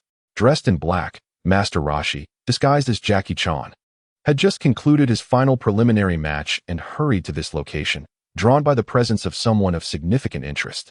His attention was not on his disciple Sun Weiqiang, but rather on Miss Lan Fang, that impudent boy. At this moment, Master Rashi yearned to step in for his disciple and engage in combat with Miss Lan Fang, envisioning a scenario where the battleground shifted from the arena to a more intimate setting. The match commenced. The referee of Zone 4 announced, "Be gentle, young man. I fear pain." Lan Fang cooed playfully, her crimson lips forming a kiss as she playfully blew it towards her opponent. Sun Weiqiang remained unfazed. "Woman, if you wish to converse with me in bed, that might be acceptable. On stage, you must be dreaming." Just as Lan Fang blew him a kiss, she swiftly approached Sun Weiqiang and unleashed a powerful kick. Humph! Sun Weiqiang's gaze sharpened. He stood his ground, motionless, and with his left hand grasped Lan Fang's right leg, forcefully flinging her off the stage. Ah! Lan Fang let out a piercing scream, desperately attempting to alter her trajectory mid-air to avoid falling from the platform, but was thwarted by an overwhelming force. Bang! Lan Fang crashed to the ground below the stage. Victory goes to contestant Sun Weiqiang, announced the referee of Zone 4. Oh, how it hurts. It's excruciating. It's unbearable. Lan Fang sat on the floor, feigning tears, yet her sobs flowed as freely as if they were genuine. Though she indeed felt some pain, given her years of martial arts training, it was hardly significant. Her pretense of crying served a purpose, to elicit sympathy from the younger opponent who had bested her. When he approached, she planned to launch a surprise attack, admonishing him. "Young man, you truly lack an understanding of cherishing the delicate. You've caused me pain, and I'm but 16, not much older than you, merely more developed." Before the match with Sun Weiqiang, Lan Fang had assessed her opponents and concluded that he was likely to be her most formidable challenger for a spot in the top 8. Thus, through her observations, she learned that this boy named Sun Weiqiang was 13 years old. Returning to the matter at hand, Lan Fang continued to weep. "It truly hurts. How could you treat a girl so roughly? Woe is me." Sun Wukong cast a fleeting glance at her before descending from the arena. Is this the charade one resorts to after a defeat? Do you take me for Nanmo? He vividly recalled the original Dragon Ball world, where Lan Fong, upon reaching the quarterfinals, had employed theatrics to bewilder her opponent Nanmu in their fierce contest for a spot in the semifinals. In the end, she had even disrobed, leaving herself clad only in a delicate pink bra and matching panties. Sun Wukong cast a fleeting glance at Lan Fong, just a mere glance. If he wished, he could prolong the battle, enticing Lan Fong to unleash her revealing technique against him, thus reaping the rewards and indulging his eyes. Surely, it would not be a daunting task to gain such an advantage. However, for Sun Wukong, standing upon the arena meant that the only distinction to be made was that of victory and defeat. Anything beyond that? Nothing else mattered. If a single strike could determine the outcome, then let it be so. 2 strikes would be superfluous. Sun Wukong candidly admits to being a lecherous individual. He also acknowledges that Lan Fong possesses remarkable facial features and an exquisite body proportion. Yet, what does it matter? Sun Wukong remained unaffected by Lan Fong's influence. Yet others were swayed. How could you mischievous rascal, cause such a delightful girl to weep? Exclaimed the turtle sage, disguised as Jackie Chan, unable to bear the sight. However, he swiftly regained his composure and covered his mouth in haste. Sun Wukong glanced at his master, the turtle sage, who was disguised as Jackie Chan. And a thought crossed his mind. Master, alas. Because of my presence, you can no longer indulge in your desire to touch Lan Fong's posterior. In his memory of the original Dragon Ball universe, Lan Fong had been defeated by Nam, collapsing onto the arena after shedding her outer garments. Amidst the attention of the crowd, his master, the turtle sage, had seized the opportunity to touch Lan Fong's pert rear adorned in pink panties. Little Goku looked towards Jackie Chan a few meters away and murmured, "It sounds like the old man's voice." Krillin nodded in agreement, coughing lightly. The turtle sage feigned a cough or two, attempting to appear nonchalant. He chose not to leave, as departing now would only draw the disciples' attention. Sun Wukong stepped down from the arena. Congratulations, Weiqiang. You've made it to the top 8 just like us. Xiao Wukong's attention shifted to him, beaming with joy as if he himself had emerged victorious. Thank you, Sun Weiqiang replied with a smile, shaking hands with Xiao Wukong in a somewhat passive manner. Xiao Wukong, overflowing with happiness, clutched his hands and bounced around gleefully. Seeing that her tears had no effect, Lan Fong ceased her sobbing. Rising from the ground, she swiftly approached Sun Weiqiang, glaring at him with fury, and declared, "I won't forget you, little brother." She articulated the words little brother one by one, emphasizing each syllable. Throughout her life, she had never been treated so rudely by a man. Never, despite her beauty remaining unaffected. Lan Fong could comprehend that this young man was simply too immature to appreciate the allure of a beautiful, voluptuous girl. What was particularly difficult for her to accept was how effortlessly he had defeated her, as if discarding trash. This was her inaugural participation in the Grand Martial Arts Tournament. And during the final stage of the preliminaries, she faced Sun Weiqiang. Aware of her own inadequacies, she resorted to using her beauty for the first time, only to find that he remained unmoved. Most importantly, this boy, who had so easily triumphed over her, was 3 years her junior. She had never lost to her peers before, let alone to someone younger. She felt utterly powerless. This is not over between us, Lan Fong declared fiercely before turning and walking away. Sun Weiqiang smiled. Is this not enough? What more do you desire? Do you wish to entangle yourself with me? Beware, or I might toss you onto the bed and enact my own form of justice. Allow me to demonstrate the myriad forms of intimacy. Over the past 8 months, Sun Weiqiang's physical development has inexplicably accelerated. At 13, he has grown half a head taller than before, although still quite short. It is not merely his stature that has changed. He has finally reached a point of usability, though the other party may not find it entirely agreeable. Sun Weiqiang remained oblivious. He had never experienced such a situation before, let alone inquired about another's feelings. Moreover, it is entirely plausible that some women might indeed prefer his current dimensions. As the saying goes, the world is vast and full of wonders. Some may even enjoy a mere brush, tantalizingly close, yet not fully penetrating. In Chapter 52, Wulong and Puyalu, is this Bulma?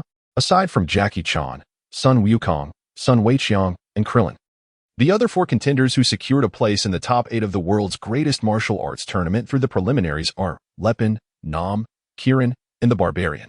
After a draw, the list for the semifinals was established. Match 1. Krillin vs. Barbarian Match 2, Jackie Chan vs. Lepin Match 3, Sun Weiqiang vs. Nam Match 4, Sun Wukong vs. Kirin. Upon the announcement of the matchups within the tournament venue, emotions ran high. Some rejoiced while others despaired. Sun Weiqiang felt a surge of excitement.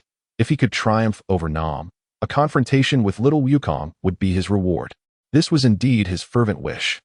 Should he overcome little Wukong, he would have the chance to contend for the championship against his master, the Turtle Hermit, who was disguised as Jackie Chan. Such prospects filled him with joy.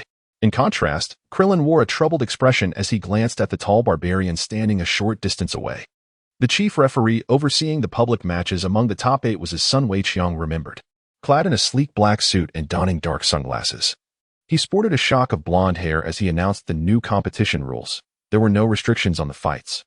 Victory would be determined by either knocking an opponent off the stage or forcing them to concede. However, striking the eyes or genitals was deemed a foul. What is a genitals? Little Wukong inquired as he stepped forward. The place where you urinate, the chief referee explained, bending down to address Sun Wukong. The match is about to commence, so please wait here and prepare to enter the arena, the chief referee instructed before departing. Wait, what about lunch? Little Wukong tugged at the referee's attire. My young friend, the competition is about to begin. Do you still wish to eat? Can it not wait until after the matches? The chief referee turned, bending down to respond. I want to eat now. Little Wukong insisted, raising his hand. Then I would appreciate it if you could arrange for a meal for him, the chief referee instructed a nearby monk. Understood, please come this way. The monk gestured with his arm, indicating a direction. Little Wukong asked Krillin, Weiqiang, and Lepin if they wished to join him for a meal, but when they all declined, he followed the monk alone. Sun Weiqiang was not hungry. The competition was about to commence, and he was eager to witness the match between Krillin and the barbarian. Although the outcome was already known, the experience of being present at the event promised a distinctly different sensation. The chief judge emerged from the Grand Martial Arts Hall, where the tournament was held. The entrance led directly to the public arena, and he approached the front, microphone and match list in hand, ready to officiate. Distinguished audience, I apologize for the delay. We shall now commence the 21st World Martial Arts Championship. The contestants for the first match are Mr. Barbarian versus Mr. Krillin. The second match features Mr. Jackie Chan against Mr. Lepin. The third match showcases Mr. Sun Weiqiang against Mr. Namo. The fourth match includes Mr. Sun Wukong versus Mr. Kirin. Soon after, the first match, the confrontation between the Barbarian and Krillin, was set to begin. Furthermore, the champion of this tournament would be awarded a staggering prize of 500,000 yuan. Before the first match commenced, we invite the director of the Grand Martial Arts Hall to greet the audience. Director, please take the floor. As the chief judge stepped aside, he gestured for the director to approach. The director, a Shar-Pei dog, wore an expressionless face as it took the microphone from the chief judge and stepped forward. Before it, the spectator seats were filled with eager onlookers. The audience cheered enthusiastically, their excitement palpable as they awaited the commencement of the matches. As the clamor subsided, a hush fell over the crowd. Perhaps many wished to hear the director's words. The Shar-Pei surveyed the audience and delivered a brief canine utterance. Woof. Some spectators were left speechless. Was that it? Others were stunned. Woof. Some pondered. Is that all? Thank you, director. The chief judge reclaimed the microphone now. I declare the first match officially begins. Contestants, please prepare to enter the arena. A wave of cheers erupted from the audience. Inside the Grand Martial Arts Hall, the chief judge's voice resonated. Krillin, you will surely win. Go for it. Young Wukong urged, clenching his fists in encouragement. Go for it. Sun Weiqiang echoed, raising his fist. Jackie Chan, Lepin, and others stood around them. Krillin stepped out of the hall, appearing somewhat anxious before the audience. The barbarian followed suit. The chief judge walked between the two, holding a handkerchief to his nose with one hand and the microphone with the other, swiftly introducing them to the spectators. On the left, we have the 13-year-old contestant, Krillin. On the right, we have the barbarian, who has never bathed since birth and emits a foul odor. In the front row of the audience, one could not believe Krillin was taking the stage for the first time. Oolong remarked, clutching his pig-like nose. How can someone smell that bad? Bulma echoed, also pinching her nose. It truly reeks. Poor agreed. To their right, two spectators commented, even a kid can compete. This tournament has lost its credibility. Isn't that so? Just 13? Has he weaned off milk? Can he really win the preliminaries and make the top 8? I suspect there's foul play. Indeed, if the director weren't a Shar-Pei, I'd suspect Klin is his son. What are you saying? Bulma turned and scolded them angrily. Although she had only met Klin last night, as a friend of Weiqiang and Wukong, he was her friend too. Such remarks about her friend were unacceptable. Oolong shot a glance at the two men who spoke ill of Klin, whispering, "Weaning at 13? Are you referring to your sons?" Poir remained silent, observing without comment. "What? Do you have a problem?" One man raised his chin, arms crossed, looking down at Bulma. "Are we wrong?" The other added, hands on his hips. "Is that right?" Bulma pulled out a gun, glaring at them. No. Put it down. Let us talk this out. We were wrong." Bulma aimed her gun at the other man. "And you?" The previously arrogant man raised his hands in terror, shouting, "I was wrong. Please lower it. Be careful not to misfire. That's more like it. Listen carefully. If I hear more nonsense from you two, I won't hesitate to shoot. We won't. We promise." The two men chuckled nervously, bowing in submission. Bulma then tucked the gun back into her waistband and turned her attention to the arena. Oolong was astonished, had Bulma, usually so hot-headed, displayed such loyalty? He had no idea. Poir was equally taken aback. This was not the Bulma he knew. What had changed? Chapter 53. The Barbarian Defeats Klin. In the public arena, the chief judge introduced the two contestants for the first bout and announced some regulations. Listen carefully. Anyone who falls off the stage is considered defeated. Being down for several seconds also counts as a loss, and voluntary surrender is an automatic loss. There is no time limit for this first match. Let the battle begin. Clang. A designated bell ringer was already prepared, striking the large gong to produce a thunderous sound. The audience erupted into even greater cheers. "Barbarian, take down that kid. Kid, defeat this stinky fellow who never bathes." Both competitors had their share of supporters among the crowd. Sun Wukong stood outside the venue of the World Martial Arts Tournament, observing the arena from the left side of the entrance. Little Wukong leaned against a wall. The barbarian, laughing heartily, charged at Klin. Klin effortlessly dodged the attack, much to the barbarian's surprise. Well, since you're so agile, prepare to face my foul breath whirlwind," the barbarian declared, preparing to unleash his technique. He opened his mouth wide, fists clenched at his sides, and summoned all his strength to blow a noxious gust of air towards Klin. What a stench! What on earth is that odor? Klin, lacking experience, stumbled and found himself disoriented. But there was more. The barbarian executed another move, gripping his only piece of clothing, a black pair of underpants, with his left hand, while his right hand delved inside to rub and scratch. Is this really happening? In the original Dragon Ball world, Sun Wukong recalled that Klin had triumphed over the barbarian, but the details had faded with the passage of time. Klin was in for a rough time. Sun Wukong's gaze shifted to the dazed Klin, wondering if the barbarian intended to concoct a muddy pellet to feed him. Sun Wukong swiftly discerned the nefarious intentions of the barbarian towards Krillin. Krillin. Little Wukong expressed his concern for Krillin. The barbarian, having prepared his foul concoction, extended his right hand from his undergarments. He concentrated the noxious essence in his fingertips and unleashed it upon Krillin with a forceful technique. Caught off guard, Krillin was unable to evade this assault and succumbed once more. How revolting! Krillin felt as though he were on the brink of collapse. With a sudden fall, he crashed onto the arena floor. "Krillin, what happened to you?" "Krillin!" Little Wukong shouted in alarm. Who could withstand such an ordeal? Sun Wukong mourned for Krillin in silence for 3 minutes. Unbeknownst to the audience, the chief judge, who presided over the match, had donned a gas mask and was now narrating the events with a microphone. The contestant Krillin has barely entered the arena before he has fallen, succumbing to the stench of bad breath, now compounded by the foul odor from his private parts. The barbarian has unleashed 2 successive attacks of noxiousness, an assault that no one could endure. As the chief judge's assistant began the countdown, he too wore a gas mask, and the audience, largely unaware of his arrival, only noticed him as he counted down the seconds. What a perverse technique! Bulma remarked disdainfully, pinching her nose. Oolong, with one hand gripping a pig's snout, waved the other. Krillin, get up. Pu Yualu, also pinching his nose, was astounded by the barbarian's bizarre martial prowess. Hey, come on, little guy. Get up, Krillin. Strangely, the 2 men who had previously dismissed Krillin were now cheering fervently for him. Get up. Defeat this barbarian. Others in the audience joined in, urging Krillin on. You can do it, little brat. Stand up. Among the spectators were many martial arts enthusiasts and practitioners who had witnessed Krillin deftly evade the barbarian's swift attacks, highlighting his extraordinary skill. It was no wonder he had reached the top 8 in the World Martial Arts Tournament at such a young age. True talent was indispensable. As the countdown reached 7, Krillin rose to his feet. Yet, he still felt somewhat unwell. At that moment, however, the barbarian seized him with his large hands, lifting him high and choking him. In no time, Krillin's face turned red. "I will choke you to death," the barbarian declared, gazing at the small figure in his grasp. The chief judge commented, "It seems the barbarian's prowess extends beyond mere body odor. His enormous hands are constricting Krillin's neck, and the poor contestant appears to be in considerable pain. Of course, who wouldn't suffer when their neck is being squeezed?" Krillin thought, upon hearing the commentary. Little Wukong cried out, "Quick, pry his hands loose."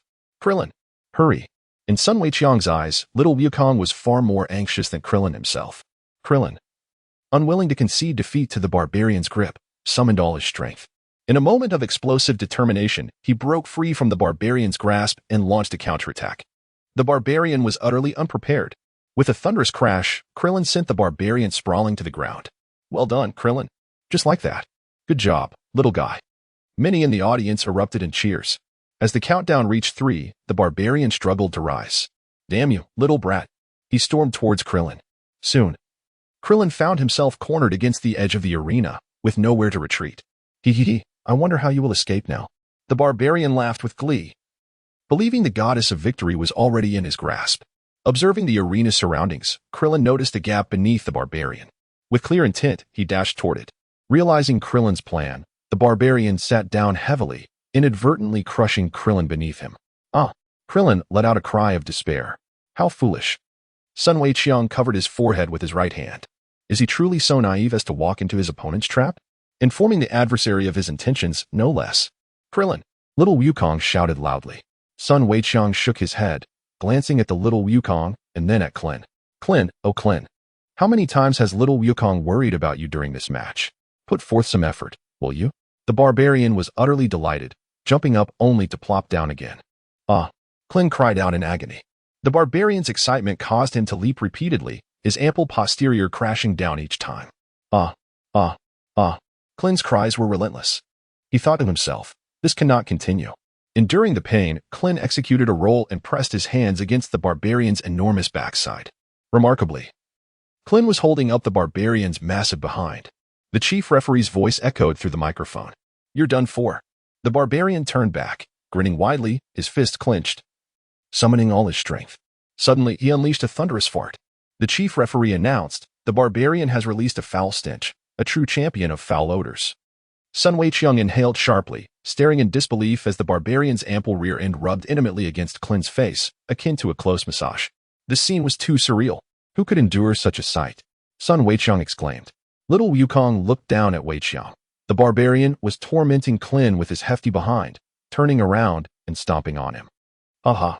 The barbarian laughed heartily. It was dire. Klin was helpless under the barbarian's harsh stomps, appearing as if he might perish at any moment. The chief referee passionately narrated the unfolding match. The barbarian continued to stomp relentlessly on Klin. Perhaps dissatisfied with this, he pressed his right foot down on Klin, rubbing and grinding against the arena floor, step by step, like the march of a devil. Klin was reduced to frothing at the mouth. "I have won." The barbarian raised his fists triumphantly, shouting loudly. Chapter 54. Lan Fong changed by Sun Weiqiang 1, 2, 3. The chief referee's assistant rushed over to count down. Bulma, Puar, Oolong, and several spectators were cheering for Klin. "Come on, Klin. Get up. You can do it. You must not lose to this foul creature. Get up and continue the fight." Little Wukong yelled, "Klin, stand up. You absolutely cannot lose to that guy. Think calmly. The foul smell you perceive is merely an illusion. Hardly detectable. You don't lack a nose, do you? Right." A single phrase awakened Klin from his stupor. Hearing Wukong's words, he regained his composure and stood up just as the countdown reached 9. "Thank you, Wukong." He expressed gratitude, refocusing his attention on the barbarian. "I shall retaliate." Klin assumed a fighting stance. The barbarian, taken aback by his opponent's resurgence, seethed, "You insufferable brat. I will annihilate you." The barbarian opened his mouth wide, gathering strength to unleash a powerful attack. It was said that even elephants flee in terror at the sight of his spittle. Could Klin evade such a fate? The chief referee's microphone crackled with excitement. Many spectators felt a pang of fear. It was terrifying. The arena fell silent, under the gaze of the crowd. The barbarian expelled a massive glob of yellow phlegm. The projectile shot forth with incredible speed. However, Clint dodged it. As he leapt, he delivered a kick that struck the barbarian squarely in the face. Bang! For the second time in this match, the barbarian fell to the ground. Clint landed and rushed to the barbarian's chest, glaring down at him. Immediately after, Clint turned his back, bent down, and lowered his trousers, exposing a small white backside to unleash a tiny yellow fart in the barbarian's face. What a stench! The barbarian's last thought before succumbing to the odor. 1, 2, 3, 8, 9, 10. The chief referee's assistant completed the countdown. This was a miraculous comeback. The barbarian remained down for 10 seconds, likely unconscious. For the first match, I declare Clint the victor. The chief referee announced Clint's victory. Many spectators erupted into cheers for Clint's triumph, their excitement palpable. Little Wukong and Clint held hands, bouncing joyfully. We won! We won! Hooray! Hooray! Congratulations, Clint. Thank you, Wukong. Sun Wukong, feeling somewhat out of place, approached to offer his congratulations. Clint, well done. Yet internally, he mused, without little Wukong's reminder, Clint might have been defeated. The chief referee continued speaking into the microphone. It seems the barbarian is just like any ordinary person, unable to withstand the stench of another's flatulence. Staff members began cleaning the arena, and following the cleanup, the second match would commence, asking everyone to wait a moment. Little Wukong pondered aloud. I wonder if Master Roshi is watching? Clint asked, noting only Bulma, Oolong, and Poir in the audience. I wonder if he went to the restroom again? Sun Wukong quipped. He refrained from mentioning that Master Roshi had disguised himself as a dragon to compete. Not speaking of it carried more weight than discussing it. Moreover, what if Master Roshi were defeated? That would be quite embarrassing. Sun Wukong and his companions arrived at the arena, standing before Bulma and the others. Where has Master Roshi gone? Little Goku inquired, gazing at her. Bulma replied, I have no idea. He is probably off wandering again. Poir added, he disappeared right when the match began. Oolong chimed in. Perhaps he got distracted by a beautiful woman after stepping out of the restroom. Little Goku remarked to Krillin, what is that? The old man didn't even watch your match. Krillin shrugged and shook his head. But I could still smell him. Little Goku countered. Your nose is truly remarkable. Sun Wukong thought to himself, silently applauding him. Meanwhile, Master Roshi, disguised as Jackie Chan, searched high and low until he spotted the figure he sought, Miss Lan Fang. She was right at the entrance of the World Martial Arts Tournament. It's your turn now, little brother. I can't wait to see how you lose. Lan Fang fixed her gaze on Sun Wukong in the arena, wishing she could personally defeat him on stage. Unfortunately, she was unable to, having been eliminated by him long ago. Is this woman delusional? Why has she been staring at me? Sun Wukong glanced at Lan Fang, his mind racing. Could she be plotting something against me? When she mentioned unfinished business, was she being serious? Is she truly looking for a chance to cause me trouble? If so, she shouldn't blame me for tossing her onto the bed. I hope not. Otherwise, even if it's a struggle, I'll ensure she can't get out of bed for 3 days. Excuse me, what is your name? Master Roshi approached Lan Fang, pretending to inquire. Go away. She snapped, her mood sour, unwilling to converse with an old man. Her feelings were entirely different from when she had advanced to the top 8 in the original Dragon Ball world. Unbeknownst to Master Roshi, Lan Fang had changed due to Sun Wukong's presence. Previously, she would have smiled and said, I'm Lan Fang. Please be kind to me. Now, it was a curt go away. Before long, the arena was cleared, the remnants of the brutish fighters erased, and the barbarian had been swiftly carried away by medical personnel. On the public stage, the chief judge announced, Ladies and gentlemen, the second match is about to commence. Please welcome the 2 contestants. The audience erupted in enthusiastic cheers. Many discussing, the first match was thrilling. I wonder how the second will turn out? We'll find out soon. Duh, I already know that. Chapter 55. Sun Wukong faces Namu's Sky Cross Punch. The second match proceeded swiftly. With just a slight effort, Master Roshi sent Lepin tumbling off the stage, resulting in his defeat. Now, please welcome the contestants for the third match, Mr. Namu and Mr. Sun Wukong. The chief judge proclaimed to the audience. Weiqiang, give it your all. Little Goku urged, clenching his fist. Go for it, Weiqiang. Krillin echoed. Lepin added, Weiqiang, don't lose like I did. Don't worry. I will definitely win this match. Sun Wukong replied with a confident smile as he stepped onto the stage. His opponent, Namu, also entered the arena. Mom, little brother, and everyone in the village, I must win this match and claim the championship. I'll earn 500,000 in prize money to buy water and bring it home. Namu focused on his adversary, his heart filled with determination to secure victory. Namu, I know how desperately you wish to win, but I desire it just as much. If I defeat you, I'll be able to face little Goku in the semifinals. As for your water issue, Master Roshi will handle that for you. Sun Weiqiang thought as he regarded Namu from several meters away. Weiqiang, you must win. Wulong squealed from the audience. Weiqiang, you have to win. I want to see your match against Goku. Bulma shouted. Go for it. Go for it. Puar chimed in, though it was unclear who they were cheering for. Aside from Bulma and her friends, several spectators were also rallying for both him and Namu, eager for the two to commence their bout. Namu looks like a skilled fighter. Little brother, I can't wait to see you cry and shout for your mother. Lan Fong stood outside the arena by the wall, keenly watching. Amused at the prospect of Sun Weiqiang being pummeled, the chief judge announced, who will emerge victorious, Mr. Namu or Mr. Sun Weiqiang? Stay tuned. The third match commenced. A loud gong echoed throughout the venue. On stage, Namu assumed his fighting stance. Sun Weiqiang clenched his fists, one positioned forward and the other backward, his legs slightly bent. He believed he could defeat Nanmo, yet he did not dare to underestimate him. He recalled the arduous struggle of little Weiqiang in overcoming Nanmo. It had not been an effortless feat. Let the battle commence. Sun Weiqiang swiftly approached Nanmo, closing the distance between them, and unleashed a punch. In response, Nanmo retaliated with a strike of his own, and their fists collided head-on. Bang! The force of a mighty blow met that of a smaller one. The clash of strength erupted in an instant. Whoosh! Whoosh! Whoosh! Whoosh! Whoosh! It sounded as if the wind were howling. In truth, it was Nanmo, retracting his fist. Delivering a flurry of punches, it was the fierce gust of his fists roaring through the air. Sun Weiqiang chose to confront head-on.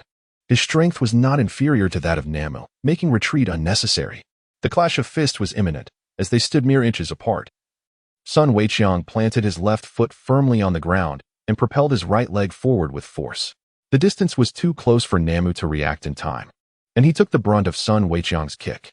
However, just before being struck, he retaliated with a kick of his own. Sun Weiqiang managed to shield himself with his forearms, but this action diminished the power of his own strike, preventing a full-force attack on Namu's abdomen. They separated, with Sun Weiqiang remaining upright while Namu, despite being hit, did not fall. Remarkable. It was no wonder that little Weiqiang struggled to defeat him. If Krillin faced him, the odds would likely be even. As Sun Weiqiang's thoughts raced, he launched another assault. Encountering an opponent capable of matching him, he was determined to conceal his true strength. Saving surprises for little Weiqiang. Undoubtedly, he aimed to secure victory through sheer hand-to-hand combat. Impressive, Namu silently acknowledged, clutching his abdomen where he had been kicked, gently rotating it clockwise to regain his composure. As he observed his opponent charging towards him, he did not retreat. He would meet him head-on. Victory was imperative. If he could not even triumph in the quarterfinals, how could he aspire to the championship? Without that substantial prize money, how could he afford water? His heart raced, blood coursing through his veins. Namu, you must win. You absolutely must triumph. Fueled by an unwavering belief in victory, Namu engaged in fierce combat with Sun Weiqiang. It was astonishing. The moment Sun Weiqiang and Namu clashed, a torrent of aggressive strikes erupted. The force of their punches sent gusts of wind that stung my face. I could hardly bear it. I needed to distance myself. This was overwhelmingly powerful. The chief referee provided timely commentary on the match. Lan Fong was taken aback by the prowess of her younger brother, realizing he was likely on par with her father. Remarkable. Losing to him would not be unjust. Lan Fong's captivating eyes remained fixated, involuntarily contemplating. Yet, how frustrating. This was not the outcome she wished to witness. Angrily, she slammed her fist against the nearby wall, producing a resounding thud. Jackie Chan, Krillin, Lu Ping, and little Weiqiang observed the match a few meters away from Lan Fong. Jackie glanced over at her. Having attempted to engage in conversation several times only to be rebuffed, ultimately deciding against approaching her again. Sun Weiqiang, master, no need for thanks, it's all my merit. Wow, what an exhilarating match. I never expected this little rascal to be so formidable. Indeed, that strength, that speed, that impact. Hiss. Which woman could withstand such force? Absolutely. A casual move would leave any woman gasping for breath. Are you two discussing the match? It feels rather peculiar. The audience below engages in various conversations. Weiqiang, defeat him. Defeat him. Bulma shouts excitedly, raising her right fist to the sky and swinging her left elbow to strike Oolong's side. Ouch. Bulma, be careful. Oolong glares at Bulma in annoyance. Poor chuckles softly. Poor. Oolong shoots a glare at Poor. Soon, Poir's laughter fades, not out of fear of Oolong, but because it too fell victim to Bulma's strike. Oolong, in a worse predicament, suffers another blow. Bulma seems oblivious to Oolong's squeals. She continues to fervently cheer for Weiqiang. Take him down. Weiqiang, did you hear that? As she shouts, she strikes a pose, lowering her right fist while raising her left hand, swinging both fists outward. Thus, Poir and Oolong's faces collide head-on. In the arena, Sun Weiqiang and Nanwu, after a fierce exchange, momentarily separate and lock eyes. How powerful! Where did this child emerge from? I cannot seem to defeat him and find myself at a disadvantage. Nanwu, intensely focused, has only his opponent Sun Weiqiang in his mind and heart. Thus, he must resort to that move. It appears that relying solely on brute force to overcome Nanwu will require more time. If this were a life-and-death battle, it might conclude swiftly. Strike at his eyes and lower body, unleash a brutal assault on his weaknesses. He surely cannot endure. Sun Weiqiang thinks to himself. In the encounter with Nanwu, he has endured some of his strikes, yet he remains unscathed. His physical resilience does not match that of little Wukong, but he can take a hit. At this juncture, Nanwu, it seems, you too must employ that technique. Sun Weiqiang recalls Nanwu's signature move. The next moment, as if responding to his innermost thoughts, Nanwu leaps high into the sky. The Nanwu contestant is incredible. He leaps with great force, soaring into the heavens. The chief judge looks up at him, narrating the match. Everyone present gazes skyward. What is Nanwu about to do? This is the thought of the majority at this moment. Super Sky Cross Punch. Nanwu, exerting all his strength, ascends to the highest point, crossing his arms as he dives toward the ground, launching his most powerful attack against his opponent. Chapter 56. Lanfang's Transformation? Bulma's Troubling Past? Sun Weiqiang lifted his gaze towards Nanwu, a smile gracing his lips, thinking to himself that it resembled the antics of the little monkey king. With this thought, he grounded himself firmly, eschewing the use of qi, and propelled himself into the sky through sheer physical might. As Nanwu descended, Sun Weiqiang ascended. Yet their paths did not collide. While still soaring upwards, Sun Weiqiang passed by the astonished Nanwu in the high altitudes and swiftly delivered a chop to the back of his neck. Alas, Nanwu realized the danger too late. By the time he attempted to react, he had already been struck, plummeting downward. In a flash, the chief referee remarked. The competitor Nanwu never anticipated that Sun Weiqiang would also take flight. Sun Weiqiang executed a swift chop, and now, unfortunately, Nanwu is falling from the sky. With a resounding thud, Nanwu crashed onto the platform, creating a deep crater upon impact. Sun Weiqiang naturally fell back onto the arena. 1, 2, 3, 8, 9, 10. I declare, the victor of the third match is contestant Sun Weiqiang. The chief judge counted down and announced the result of the match. He won. He won. Weiqiang has triumphed. Bulma, overwhelmed with excitement, scooped up Oolong, burying him against her chest in a moment of sheer joy. How blissful. Truly blissful. Oolong's pig-like face contorted under the pressure of Bulma's ample bosom, prompting her to exclaim. Again. Yet, regaining her composure, Bulma swiftly tossed him back. Oolong wiped his face with his right hand, clamped it over his pig nose, and inhaled deeply, savoring the delightful scent of milk. Impressive. Truly impressive. This little rascal is formidable. Indeed, Nanwu is also a skilled fighter, but unfortunately, he encountered an even stronger opponent. The audience buzzed with excitement. He won. He won. Goku, Yamcha, and Krillin were equally elated for Weiqiang, rushing towards him. Meanwhile, Lanfang found herself at a loss for words, her beautiful eyes fixated on the diminutive figure of Sun Weiqiang. She was utterly captivated. Acknowledging the extraordinary strength of Sun Weiqiang, she recalled her previous remark, "We're not done yet?" What could she possibly do to him? As the disparity in their abilities reached an insurmountable level, Lanfang could no longer harbor any thoughts of resistance. All that remained was admiration. The prowess of this little man had surpassed that of her father, whom she had idolized since childhood. In that moment, Sun Weiqiang's image was etched into Lanfang's heart. Regrettably, he was a bit small. As she gazed at him, she couldn't help but ponder. What am I thinking? How could I entertain such thoughts? Coming to her senses, she felt a rush of heat across her cheeks. However, when she looked at Sun Weiqiang again, her eyes sparkled, and she began to think, he may be a bit shorter, but he is only 3 years my junior.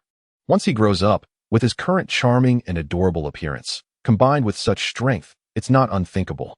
Lanfang admitted to herself that she had developed a slight infatuation for this little man who had previously declared they were not finished, just a little bit. As Sun Weiqiang walked past her, Lanfang instinctively stepped aside, even though she was not obstructing his path. "Little brother," Lanfang called out to him. "What is it? Do you need something?" Sun Weiqiang inquired, his gaze fixed upon her, pondering her intentions.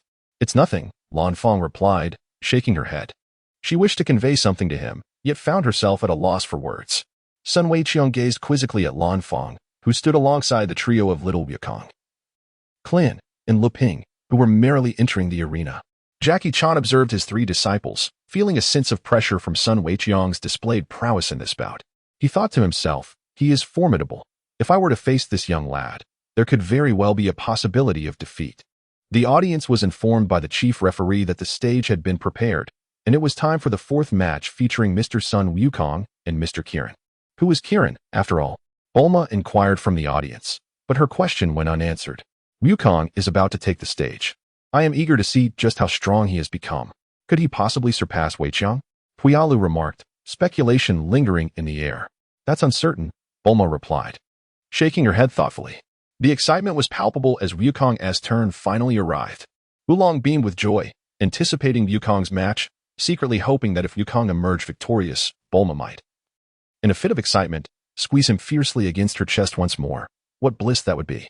Oolong cast a sidelong glance at Bulma's ample figure, recalling past encounters, yet desiring a more intimate experience.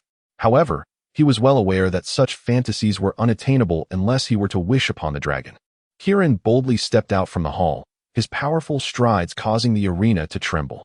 The moment Bulma laid eyes on him, a troubling memory resurfaced, her first encounter with Wukong and Weiqiang atop Baozi Mountain, when she had dashed behind a large rock in desperation, only to be caught by a winged dinosaur, resulting in a rather embarrassing incident. Kirin's gaping maw on the arena floor left Bulma grimacing. She shook her head to dispel the unwelcome thoughts. Little Wukong, meanwhile, approached the audience with a cheerful demeanor, greeting them with a smile and introducing himself. "Good afternoon, everyone. I am Sun Wukong. Wukong, defeat him, crush him," Bulma shouted, her voice laced with urgency. As the competitors readied themselves, the chief referee glanced at both Kirin and Wukong before announcing, "The fourth match begins." The audience erupted with cheers for Wukong, Bulma fervently waving her fists. "Wukong, go for it," echoed Oolong and Puyalu. "Have you noticed? This child wears clothing similar to that of Sun Weiqiang and Clin," remarked an audience member beside Bulma. "Who are they really? Clin is impressive, Weiqiang is formidable. Surely this Sun Wukong must be just as strong?" On the arena, Kirin, gripping his dinosaur-like hands, beckoned Wukong closer. "Come see this," he taunted. "What is it?" Wukong inquired, stepping forward with curiosity. Just as he approached, Kirin struck unexpectedly. With a resounding crash, Wukong was sent hurtling back, crashing into a stone wall outside the hall. The impact left him sprawled on the arena floor, motionless, as debris scattered around him. This match had scarcely begun. Yet Kirin's cunning tactic had rendered Wukong unprepared for the onslaught. The chief referee passionately narrated the unfolding scene. "I have won," Kirin exclaimed triumphantly. Outside the hall, Luping expressed his concern for Wukong. He took a direct hit. Will he be able to rise again? "Wukong will be fine. His body is as tough as iron," Weiqiang reassured, drawing the attention of Jackie Chan, Luping, and Clin. Yet, Weiqiang's mind wandered elsewhere.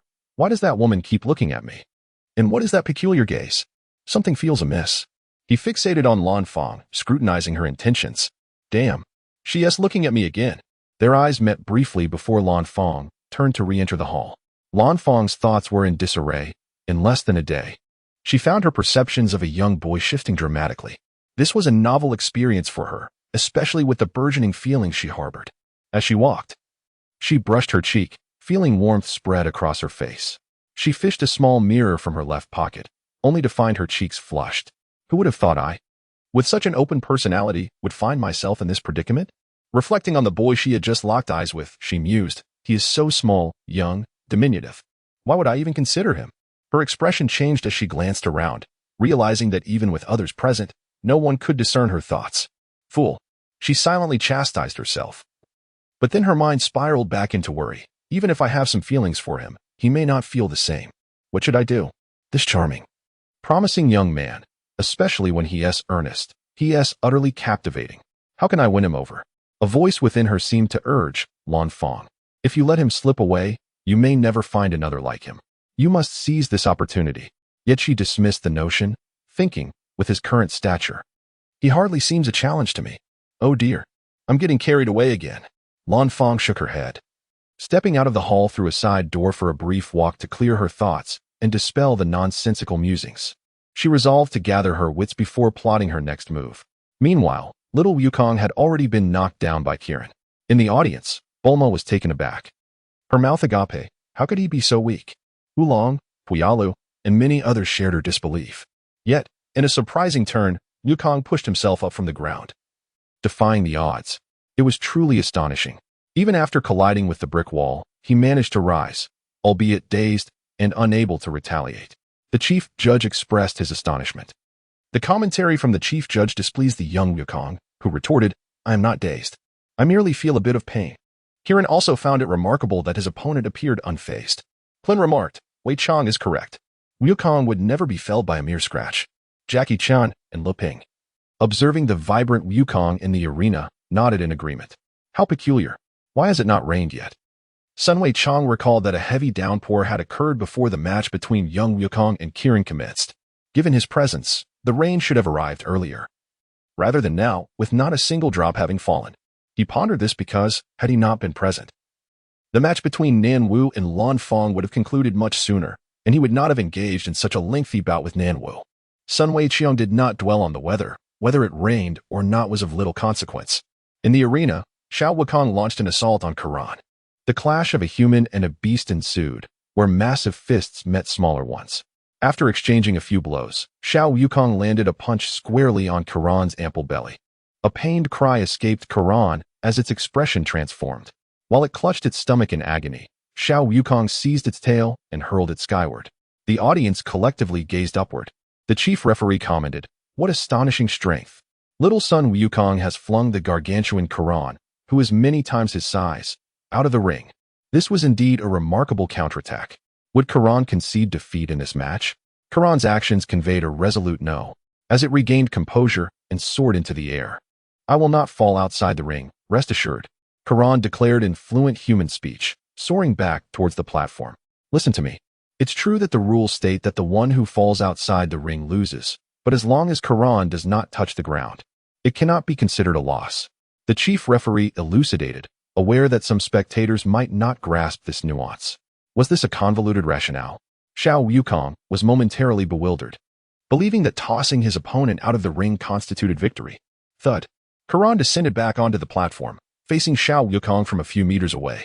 Shao Wukong shifted into an offensive stance, seriousness etched on his face, proclaiming, it seems the only way to win is to make you plead for mercy.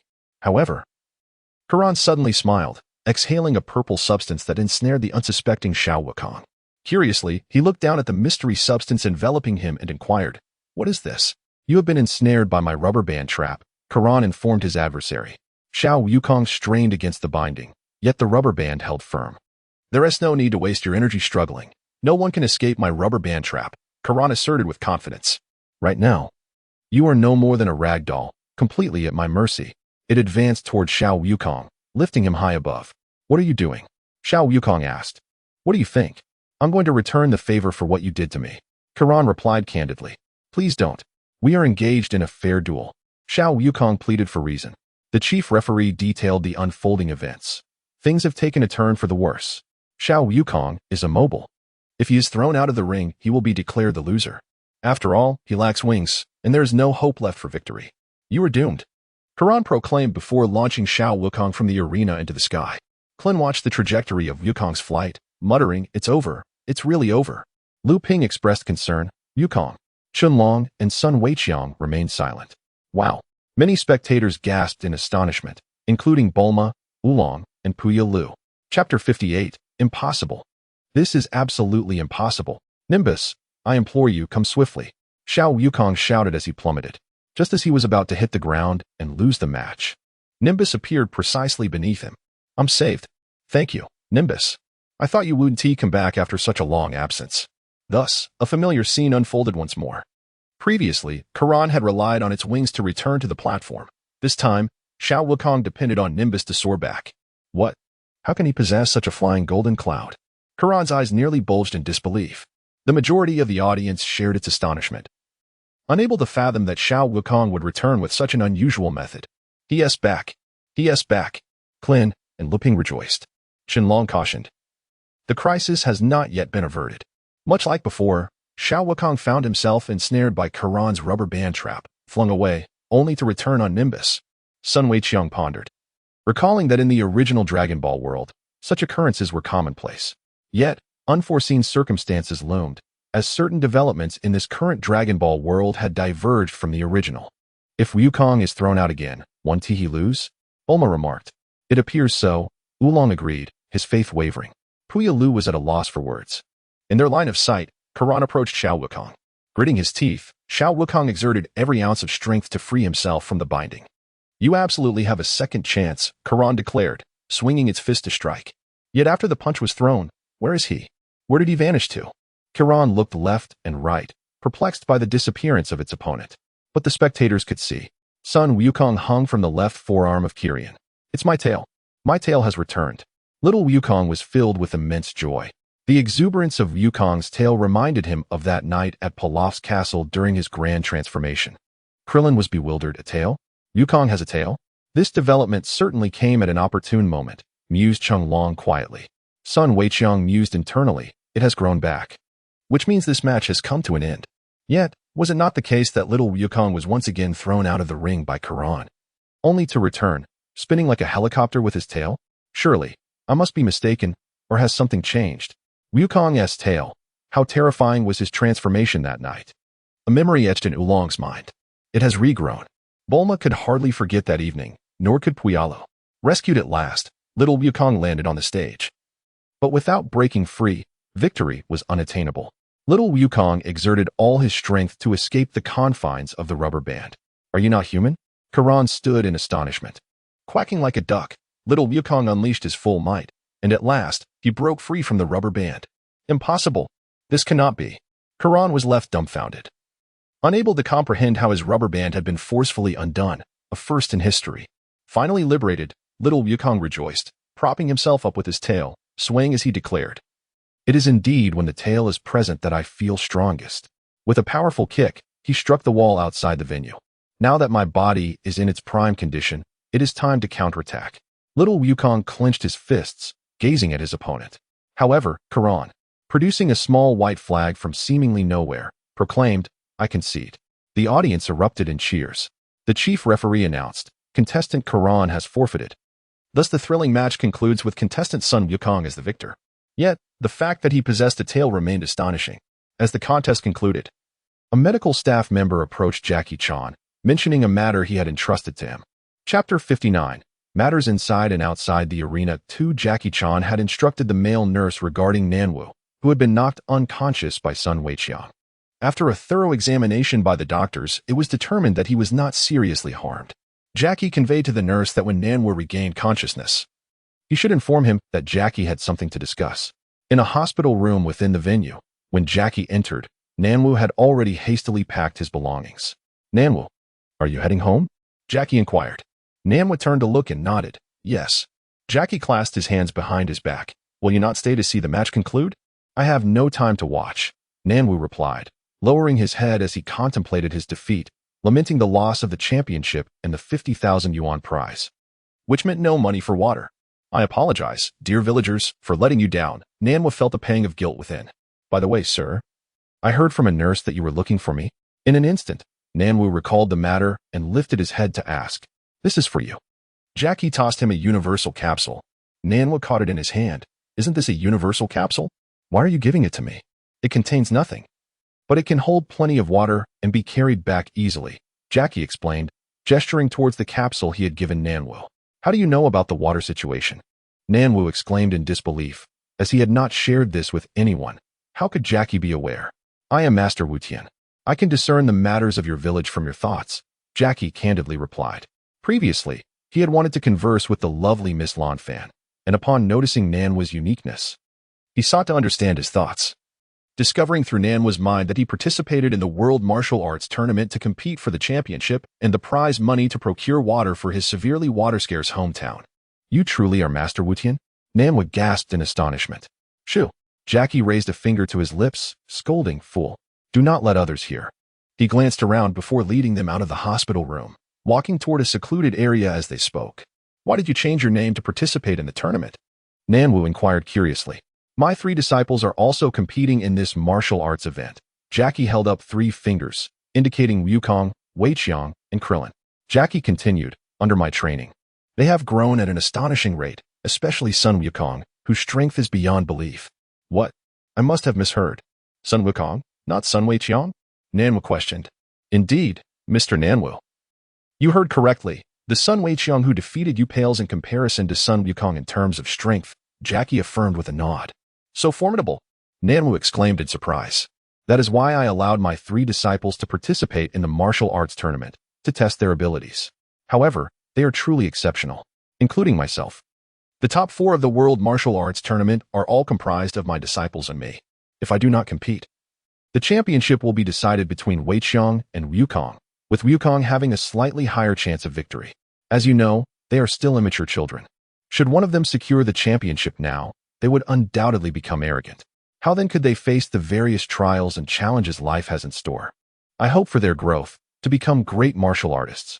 Thus, after much contemplation, I resolved to enter the competition, disguising myself to defeat them, teaching them that there are greater heights beyond their own. It is an honor to converse with you, Master Wutian. However, I wish to return the universal capsule you gifted me," Nanwu stated. Jackie was puzzled. Nanwu explained, "I truly apologize. I have no money to buy water, so I have no use for this capsule. Come with me, Mr. Nanwu." Jackie beckoned, leading the way. Pondering what the matter could be, he had long contemplated this, but assumed Nanwu was aware. Following Jackie, they soon arrived at their destination. Jackie gestured towards a well. "Behold that water source. It is exceptionally abundant here, freely available no matter how much you take. If you were to purchase it, you would be ridiculed. Such a thing exists?" Nanwu's heart sank. Why had he not known this before? At that moment, the announcement echoed. "The semifinals are about to begin. Contestants Jackie-chan and Krillin, please proceed to the stage." Jackie walked slowly towards a small door leading in and out of the venue. Nanwu clasped his hands together and knelt, watching Jackie's retreating figure, sincerely expressing his gratitude. "Master Wutian, Mr. Jackie-chan, your immense kindness shall be forever etched in my heart. I extend my deepest thanks on behalf of the entire village. It is all right to forget. Farewell." Jackie waved his hand. Suddenly recalling something, he turned and ran back. "Excuse me, could I trouble you with one last favor?" Jackie stood once more before Nanwu. Nanwu was taken aback. "Master Wutian, please go ahead." Jackie assisted Nanwu to his feet, and the narrative rewinds to the moment when little Wukong triumphed over Karan, prompting Jackie to enter the venue upon the male nurse's notification. Sun Weiqiang gazed at the silhouette of Jackie-chan. Although his presence had ushered in a few changes, some events still seemed to follow an inevitable trajectory toward the same outcome. When Nanwu was rendered unconscious and carried away by the nurses, Sun Weiqiang was present at the scene, having overheard the exchange between Jackie-chan and the male nurse. In the arena, the chief referee proclaimed, "The contestant Sun Wukong, despite his diminutive stature, possesses astonishing strength that has compelled Kirin to surrender." The audience witnessed the remarkable display of prowess from contestants Sun Wukong, Klin, and Sun Weiqiang, all clad in identical turtle-emblazoned martial arts uniforms. These formidable 3 not only advanced to the top 8 of the tournament, but also secured a place among the final 4. Thus, one might ponder, from whence did they emerge? Before the semifinals commenced, a brief interview with the trio was arranged. "What is this nonsensical host up to?" Bulma exclaimed in concern from the audience. "Wukong's tail has sprouted. Shouldn't he hurry up and fight? If the moon rises and Wukong sees it, he will transform into a gorilla, and the martial arts competition will descend into chaos," Parara said fearfully. Wulong added, "We can only pray that the moon does not emerge too soon." Sun Weiqiang and Klin ascended the stage, standing in a row alongside the still-present Sun Wukong. Klin glanced at Wukong's tail and remarked, "Wukong, I never realized you once had a tail." Young Wukong nodded. "Yes, it was pulled out once, but it just suddenly grew back." Klin added, "You don't know. When Wukong has a tail, he transforms into a great ape upon seeing the moon." Sun Weiqiang observed the two, pondering their exchange. The chief judge, holding a microphone, addressed the trio. "Congratulations to the 3 competitors for defeating formidable foes and advancing to the semifinals. It is truly remarkable to see such young talent. I have heard that both Clin and Sun Weiqiang are 13 years old this year.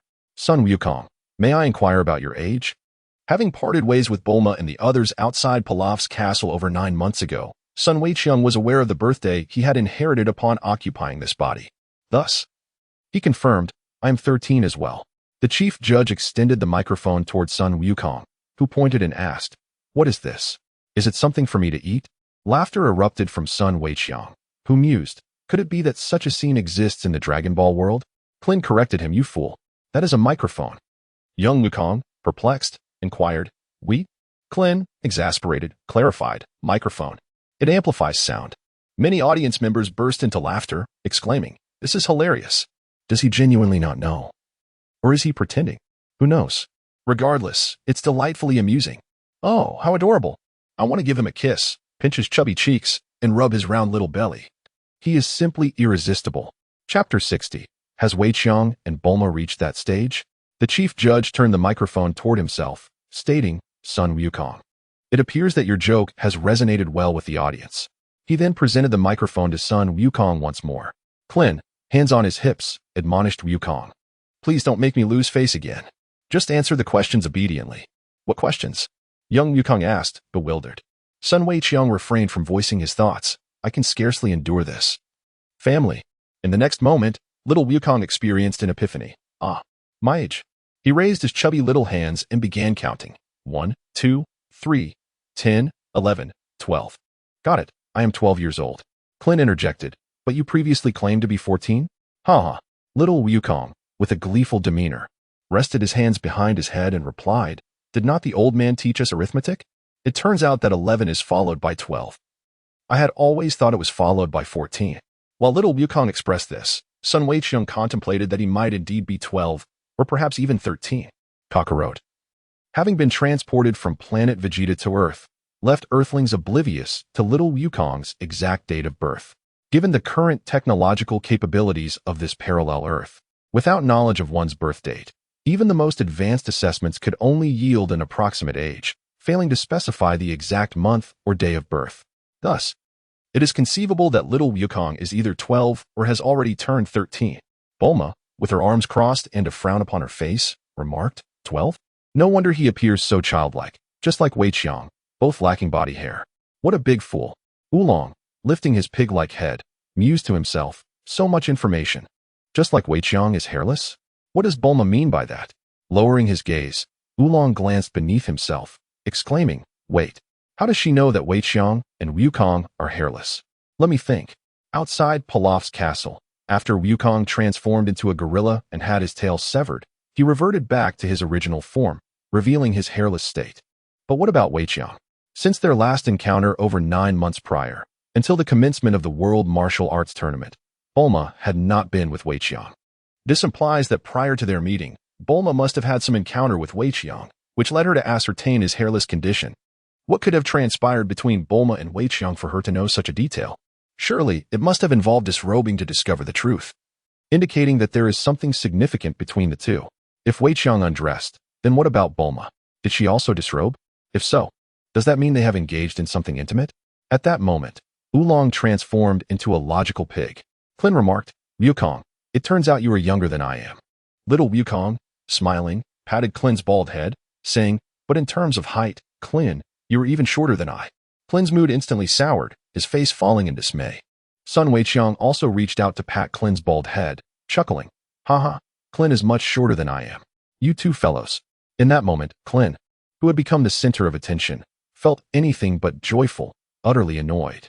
The chief referee remarked, so it turns out, the youngest competitor in this conference is none other than contestant Sun Wukong. Sun Wukong, may I inquire if your tale is genuine? Krillin asked, perplexed. It's rather strange how it suddenly appeared, isn't it?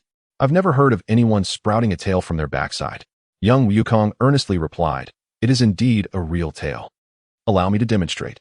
As if on cue, he removed his trousers, presenting his rear to the audience in the arena, skillfully maneuvering his tail to swish back and forth.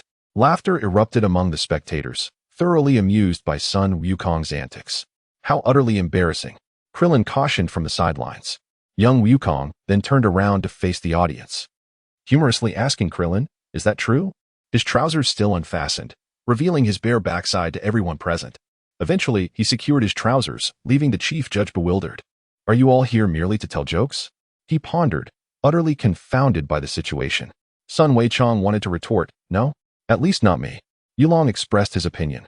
That little Wukong is indeed strong, but his shameless personality remains unchanged. Exactly. Bulma concurred. Pu Yalu nodded in agreement. The chief referee redirected the conversation, returning to the main topic. You three are wearing the same martial arts uniforms. Which dojo did you train at together? He handed the microphone to Sun Wukong, who earnestly replied, no, our master who teaches us is Master Wu Tian. What did you say? Master Wu Tian? The chief referee was taken aback, his eyes nearly popping out from behind his sunglasses. Many spectators were equally astonished. Master Wu Tian? The one who taught these three is actually Master Wu Tian. No wonder they are all so formidable. It all made sense now. Indeed, as disciples of Master Wu Tian, it's no surprise that all three have made it to the top four. Truly impressive. The one guiding your training is that legendary figure known as the god of martial arts, Master Wu Tian? The chief referee sought confirmation. Clin responded, yes. The master originally did not intend to accept any more disciples, but made an exception for us. The chief referee exclaimed. So these three are youths who have received guidance from Master Wu Tian. No wonder they are exceedingly strong. I never expected Master Wu Tian to still be alive like a venerable sage. All right, the interview ends here. Subsequently, the chief referee announced the commencement of the first semifinal, Clin versus Jackie Chan. Chapter 61. Am I capable? Do you dare to try? Jackie Chan returned to the venue of the world's greatest martial arts tournament and walked towards the public arena outside. Lepin approached him, arms crossed, stating, if you lose to your disciple, it would be quite embarrassing. After careful observation, he believed Jackie Chan resembled the turtle hermit. Jackie paused, turning to him. I told you. I am not Master Wu Tian. You are truly oblivious. No amount of pretense would help. I am quite clear now, Lepin thought confidently. Just in time to be of use. Jackie mused quietly, taking a few steps forward to the entrance, glancing at the audience seats in front of the arena. He turned back to Lepin, saying, take a look over there. Isn't that Master Wu Tian? Upon hearing this, Lepin stepped forward to verify if it was true. Leaving the interview and standing with Sun Wukong and little Wukong, who were preparing to watch the match, they all turned to where Jackie pointed. Sun Wukong thought to himself, I could seamlessly act along with you. How could this be? It really is Master Wu Tian. Lepin was bewildered. He had spotted Master Wu Tian in the audience and said to Jackie, so, you really aren't Master Wu Tian? I never claimed to be Master Wu Tian. Jackie replied nonchalantly. He had just asked Nameless to impersonate him and sit in the front row of the audience. Meanwhile, as Jackie exchanged words with Lepin, little Wukong exclaimed, wow, it really is an old grandpa. Yes, it's my master. It turned out that Jackie Chan was indeed not the old grandpa. Sun Wukong was too deeply engrossed in the act. Master, I've cooperated so diligently in your performance. How will you thank me? Surely, you must gift me a few sets of rare, fully nude, real-life beauty magazines. Sun Wukong thought to himself. Indeed, I previously detected an elder's scent on Jackie. It seems I was mistaken, little Wukong remarked again. At that moment, on the arena, the chief referee noticed Jackie had yet to step up and first asked Clin, what are your feelings towards Jackie? He bent down, presenting the microphone to Clin. Clin responded, I think he is a formidable opponent. The chief referee remarked, but you are Master Wu Tian's esteemed disciple. You shouldn't be afraid of him, right? The microphone passed between them. Clin replied, yes, you are correct, and besides, he is an elder. As Jackie stepped onto the arena, the chief referee promptly announced, Jackie has entered the stage. The competition begins now. Jackie approached the chief referee and said, wait, why was Tia interviewed? The chief referee acknowledged that's a valid point. Hand it over. Jackie snatched the microphone from him, turning to the audience for a flamboyant self-introduction. Hi, my name is Jackie Chan. 1, 2, 3, 4, 2, 2, 3, 4. Jackie began to dance while speaking into the microphone. What adorable girls. Look over here. Even though you have a sizable chest, you lack a little something down below. Jackie entertained himself, moving about the arena. Master, you truly embody the charisma of a social butterfly. Moreover, I must say, your lyrics are rather unique, Sun Wukong thought. Astonished. Is this truly a part of the Dragon Ball world? How come I don't remember this? Almost everyone present was left dumbfounded, wondering what was happening. To Sun Wukong's surprise, little Wukong even joined in, dancing alongside his master. Jackie sang and danced. "Adorable girl, come over quickly. Get in my car. Sit on my lap. Wrap your arms around my neck. Kiss me. Kiss me. Oh, kiss me." The crowd erupted in laughter, and little Wukong danced joyfully, keeping up with Jackie's rhythm. How is Wukong so adept at this? Sun Wukong wondered. Lepin replied, "You don't know? I know even less. After all, I haven't been together with Wukong since we parted ways outside the Pilaf castle for over 9 months. Finally, after their song and dance, Jackie handed the microphone back to the chief referee, while little Wukong exited the arena. However, the atmosphere was eerily quiet until the chief referee regained his composure and loudly declared, "The first semifinal commences." Clang. The audience erupted into cheers. On the arena, Jackie and Clin stood several meters apart. Clin fixed his gaze on his opponent and charged forward, launching an attack. With swift punches, Jackie easily dodged. Clin executed a series of kicks, yet none connected with Jackie, missing by mere inches. Clin threw another punch, but Jackie blocked with his left hand, the two forces colliding. Jackie remarked, "To force me to take action is quite an achievement."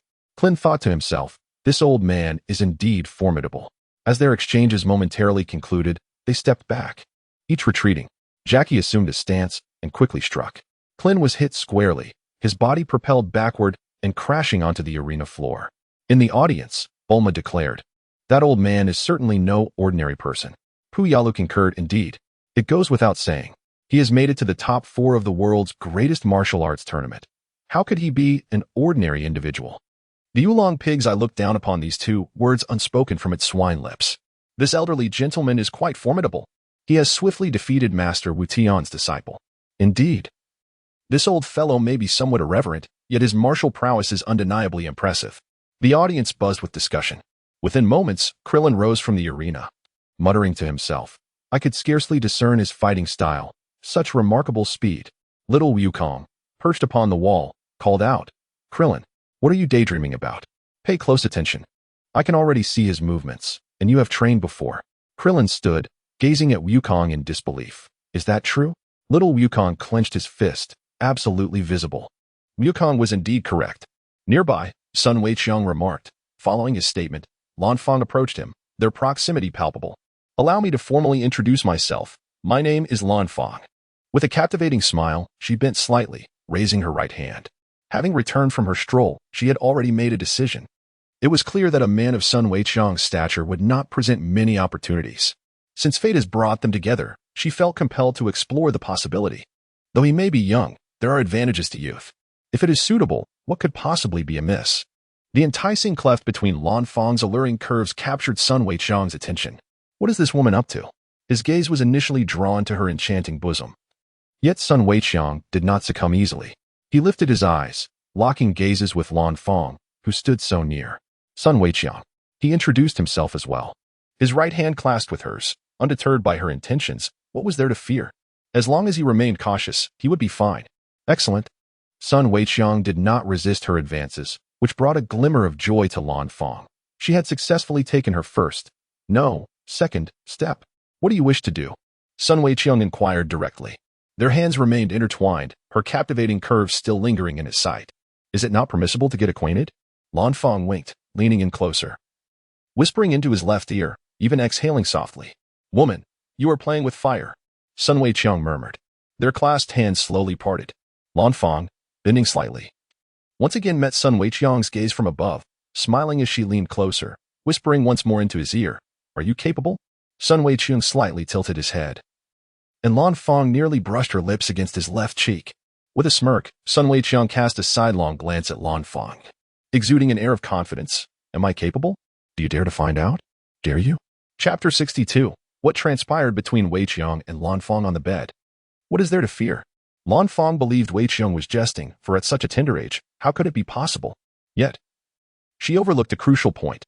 While the majority of ordinary individuals may falter, Sun Weiqiang is far from ordinary. Sun Weiqiang, the Dragon King, smiled with a crooked grin and said, "Come, walk with me." Having uttered these words, he proceeded towards the hall. After taking a few steps, he contemplated turning back to glance, but upon hearing the footsteps of Lan Fang approaching, he decided against it. Sun Weiqiang thought to himself, "How bold of you to follow me. Soon, I shall demonstrate my prowess." "Humph. Do you think you can intimidate me?" little brother? You are still quite inexperienced. I am eager to see how you plan to proceed. You may act as if it were real, but I am not easily frightened. Lan Fang, brimming with confidence and feeling advantageous, was certain that Sun Weiqiang would not prevail. Where are you taking me? She inquired with curiosity. Sun Weiqiang informed her, the hotel. He halted in his tracks, not turning his head, and remarked, What? Are you frightened? Afraid to go? Who says I am scared? I am absolutely going. Lead the way, Lan Fang asserted defiantly. In her mind, she thought, have I revealed my intentions? No means is no. Do you still hope to intimidate me? Not a chance. I hope you can maintain this bravado. Sun Weiqiang spoke with an easy tone. Raising his right hand and extending his index finger, let me clarify one point. Once we reach the hotel, if you wish to back out, it will be futile, understand? I, Sun, am not someone you can manipulate at will. Moreover, even if you wish to retract your decision now, it is too late. Do you comprehend? Humph. Still attempting to scare me? I won't fall for that. Lan Fang firmly believed this. Thus, she crossed her arms defiantly and further asserted, Lead the way. Spare me the unnecessary chatter. I am curious to see what other tricks you possess. Surely, this cannot be your only one, little brother. Lan Fang's heart brimmed with the visible joy of anticipated victory. Sun Weiqiang led her out through a small door from the grand hall of the first martial arts conference. As they stepped into the expansive arena, they passed several hotels that Sun Weiqiang had noticed upon his arrival the previous night. Following closely behind him, Lan Fang found amusement in the notion that her younger companion seemed to be at a loss, yet stubbornly refused to acknowledge his predicament. What harm would it do to admit it? She would not hold it against him. Such feelings were entirely normal at his age. The name he chose was rather intriguing. Sun Weiqiang guided Lan Fang into one of the hotels, requesting the finest room available. It was Lan Fang who settled the bill, not that Sun Weiqiang lacked the desire to pay, but rather, he was devoid of funds. Sister will cover it, she thought. Intrigued by what tricks he might conjure. Without hesitation, she paid the amount, dismissing it as trivial. Paying so promptly, just don't shed any tears later. Sun Weiqiang nearly voiced, suppressing the urge to say it aloud. The two entered the elevator, the doors sliding shut as they ascended. Are you not at all nervous? Sun Weiqiang inquired, feigning curiosity. Nervous? Why should I be? Lan Fang laughed, turning the question back on him. What is your plan for an ending, then? An ending? It'll conclude as it will, he replied nonchalantly, shrugging his shoulders. Oh, really? And what manner of conclusion is that? Lan Fang arched her brows playfully, her eyes sparkling with mischief. As the elevator doors opened, Sun Weiqiang smiled faintly. You will soon find out. Lan Fang's anticipation heightened. Is that so? I am rather looking forward to it. They stepped out of the elevator together, her thoughts racing. Soon find out. Still pretending, are we? Humph. You won't be able to maintain that facade for long, little brother. Upon entering the newly opened room, they closed the door with a decisive bang and, for good measure, locked it with a click. Sun Weiqiang acted decisively. Now, I wonder how you will maintain your facade. As Lan Fang scrutinized Sun Weiqiang's face, eager to discern his next move, he abruptly tossed her onto a bed. Lan Fang was taken aback by such a sudden action, her mind momentarily blank. Undress. Sun Weiqiang commanded her with an unmistakable intensity. In a matter of moments, his martial arts attire lay discarded on the floor. Is this for real? Lan Fang's thoughts became frozen in disbelief. Sun Weiqiang chuckled and asked, What? Do you want me to help you take it off? Are you serious? Lan Fang replied, her lips trembling with anxiety, struggling to articulate her words. If it were merely a matter of removing her deep blue vest and long pants, it would be no issue at all. She would not feel the slightest fear even in a crowd, as it would only reveal a bit of her cleavage. However, it was evident that Sun Weiqiang sought more than just the removal of her outer garments. His intentions were all too clear. Sun Weiqiang affirmed, Of course. What do you think? As the saying goes, good girls should not be taken for granted, while bad girls should not be wasted. Based on his limited understanding of Lan Fang, she certainly does not fit the mold of a good girl. Whether she can be deemed a bad girl remains uncertain, though she certainly leans more towards that classification. Can I refuse? Lan Fang murmured softly. She harbored certain feelings for Sun Weiqiang, yet she had no intention of surrendering herself at this moment. Moreover, would he truly cherish her body if he were to obtain it so easily? Would he take responsibility for her future? Does he even understand? Sun Weiqiang flashed a charming smile and reminded her, Have you forgotten what I said before coming here? You should hurry and undress, or shall I assist you? It's not that I wish to rush you, but I must return to compete in the next match. and my time is rather limited. Lan Fang fixed her gaze upon Sun Weiqiang. She understood that resistance was futile, unless she seized the opportunity to strike decisively when he was off guard, which might allow her to escape. Yet, would such an act jeopardize any future between them? Conversely, if she complied submissively, would she be able to bear the thought of so casually relinquishing herself? As her thoughts spiraled into chaos, Lan Fang found herself in turmoil. Sun Weiqiang urged once more, "Hurry up, or I shall truly take action." Lan Fang exhaled deeply. "Forget it, let us just give in to him," she resolved, thinking that matters of the future could be dealt with later. Thus, Lan Fang made her decision. Chapter 63. Lan Fang. Is it a blessing or a curse? In the aftermath, Sun Weiqiang was taken aback, for there was a trace of blood on the bed. He gazed at Lan Fang and asked, "Are you still a virgin?" Lan Fang blushed, nodding her head before shaking it. "Not anymore," she replied. Swiftly regaining her composure, she furrowed her brows and questioned, "What do you mean by that?" "Nothing in particular," Sun Weiqiang said, rubbing his forehead. Damn. To think that Lan Fang was a virgin until now is utterly unexpected. How could a woman like her still be untouched? It wasn't that Sun Weiqiang had an aversion to virgins, rather, he had assumed that his affair with Lan Fang was merely a fleeting encounter. Now, learning that she was still a virgin, it seemed she was not the reckless girl he had imagined. This complicated matters. What was once a matter of indifference after the act now felt inappropriate if he were to dismiss her so callously. "Really?" Lan Fang said, her voice tinged with skepticism. Sun Weiqiang nodded, unable to voice the truth that he had previously assumed. She had numerous experiences. No wonder she was ignorant of foreplay, requiring his guidance in every aspect. "By the way, how old are you?" he inquired. 16, Lan Fang replied with a radiant smile, wrapping her arms around him. It seemed that after their brief exchange, her intimacy with Sun Weiqiang had progressed remarkably. "You're only 16? You're not deceiving me, are you? At 16, you developed so well," Sun Weiqiang remarked, lifting his gaze. Her physique rivaled that of any mature woman, even surpassing it in allure, and to think she was merely 16. What would become of her in a few years? "Why would I lie to you? You're already my little man," Lan Fang shyly replied. Her demeanor was captivating, prompting Sun Weiqiang to gaze at her several times. With a shared understanding in their eyes, they exchanged looks. Her little man complimented her development, which was essentially a praise of her figure. Lan Fang felt a surge of joy, though she could not quite comprehend it, although she was aware of her enticing allure. Hearing it from her little man felt entirely different. Could it be that I am falling in love? No, surely not. I must return to compete. Sun Weiqiang reluctantly vacated Lan Fang's proud embrace, leaping off the bed and donning his martial arts uniform. Is it truly time to part so soon? Lan Fang sat up, pouting slightly, feeling a twinge of reluctance. Sun Weiqiang had long sensed the change in Lan Fang. He responded, "Hurry up. If we take too long, I might miss the match, and they won't be able to find me. We would be disqualified. I must take my leave." With that, he turned and departed. "Humph, what a heartless little man." Lan Fang muttered this, yet her irritation was not directed at Sun Weiqiang. "Oh, Lan Fang, now you've ensnared yourself. Losing your innocence at just 16 is rather premature." Lan Fang reflected on how she had previously playfully provoked Sun Weiqiang outside the entrance of the Grand Martial Arts Tournament, which led to this predicament. Yet, I truly did not anticipate that he would be so capable. Aside from his diminutive stature, he was incredibly vigorous. As she pondered the events that had just transpired in the bedroom, she acknowledged that this little man was indeed formidable, as fierce as he was in the arena. Is this a blessing or a curse? Lan Fang mused. Outside the Grand Martial Arts Tournament venue, as Sun Weiqiang and Lan Fang departed together, little Wukong's attention was entirely fixated on Krillin, while only Lepin noticed the two of them by the wall. Where are Weiqiang and Lan Fang headed? Lepin thought for a moment, then shifted his gaze back to the arena. At that moment, Krillin was knocked to the ground for the second time by Jackie Chan. His face pressed against the mat.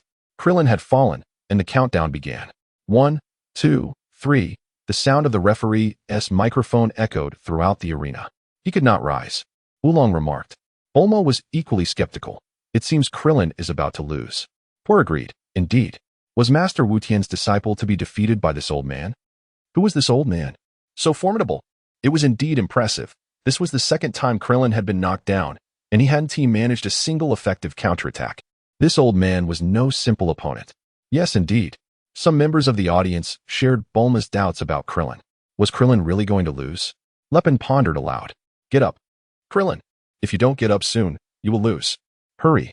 Little Wukong jumped down from the wall, rushing to the edge of the arena, shouting at the fallen Krillin. Yes, just like that. Get up quickly. Little Wukong noticed Krillin's finger twitching. Could he rise? Jackie Chan stood with his hands behind his back, muttering to himself. The referee continued the countdown. 7, 8, 9. In the final second, Krillin finally stood up. He up. Krillin is back on his feet. The referee announced. That hurts. Krillin grasped the back of his head.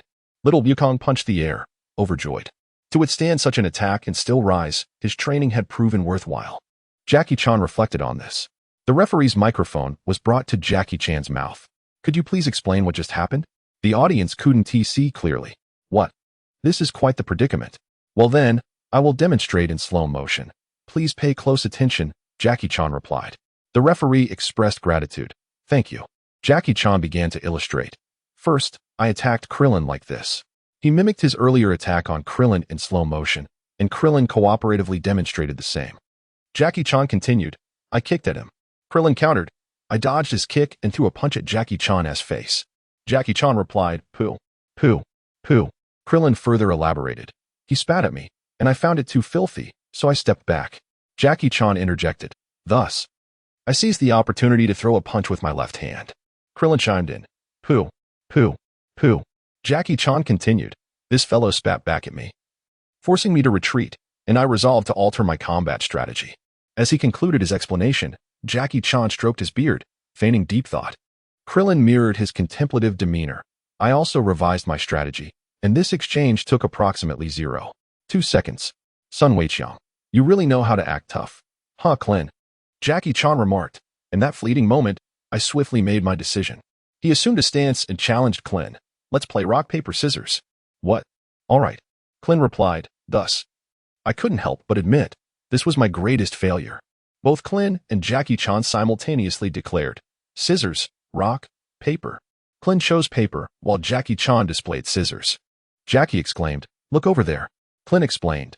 At that moment, I followed his instruction and turned to look, realizing how foolish I was. Jackie chuckled heartily. Fool. You left an opening, didn't you? Then, I sprang into action. Jackie turned to the chief referee. Hey, aren't you going to lift me up? The chief referee complied, lifting Jackie with great effort. I leapt up like this, aiming a kick at him.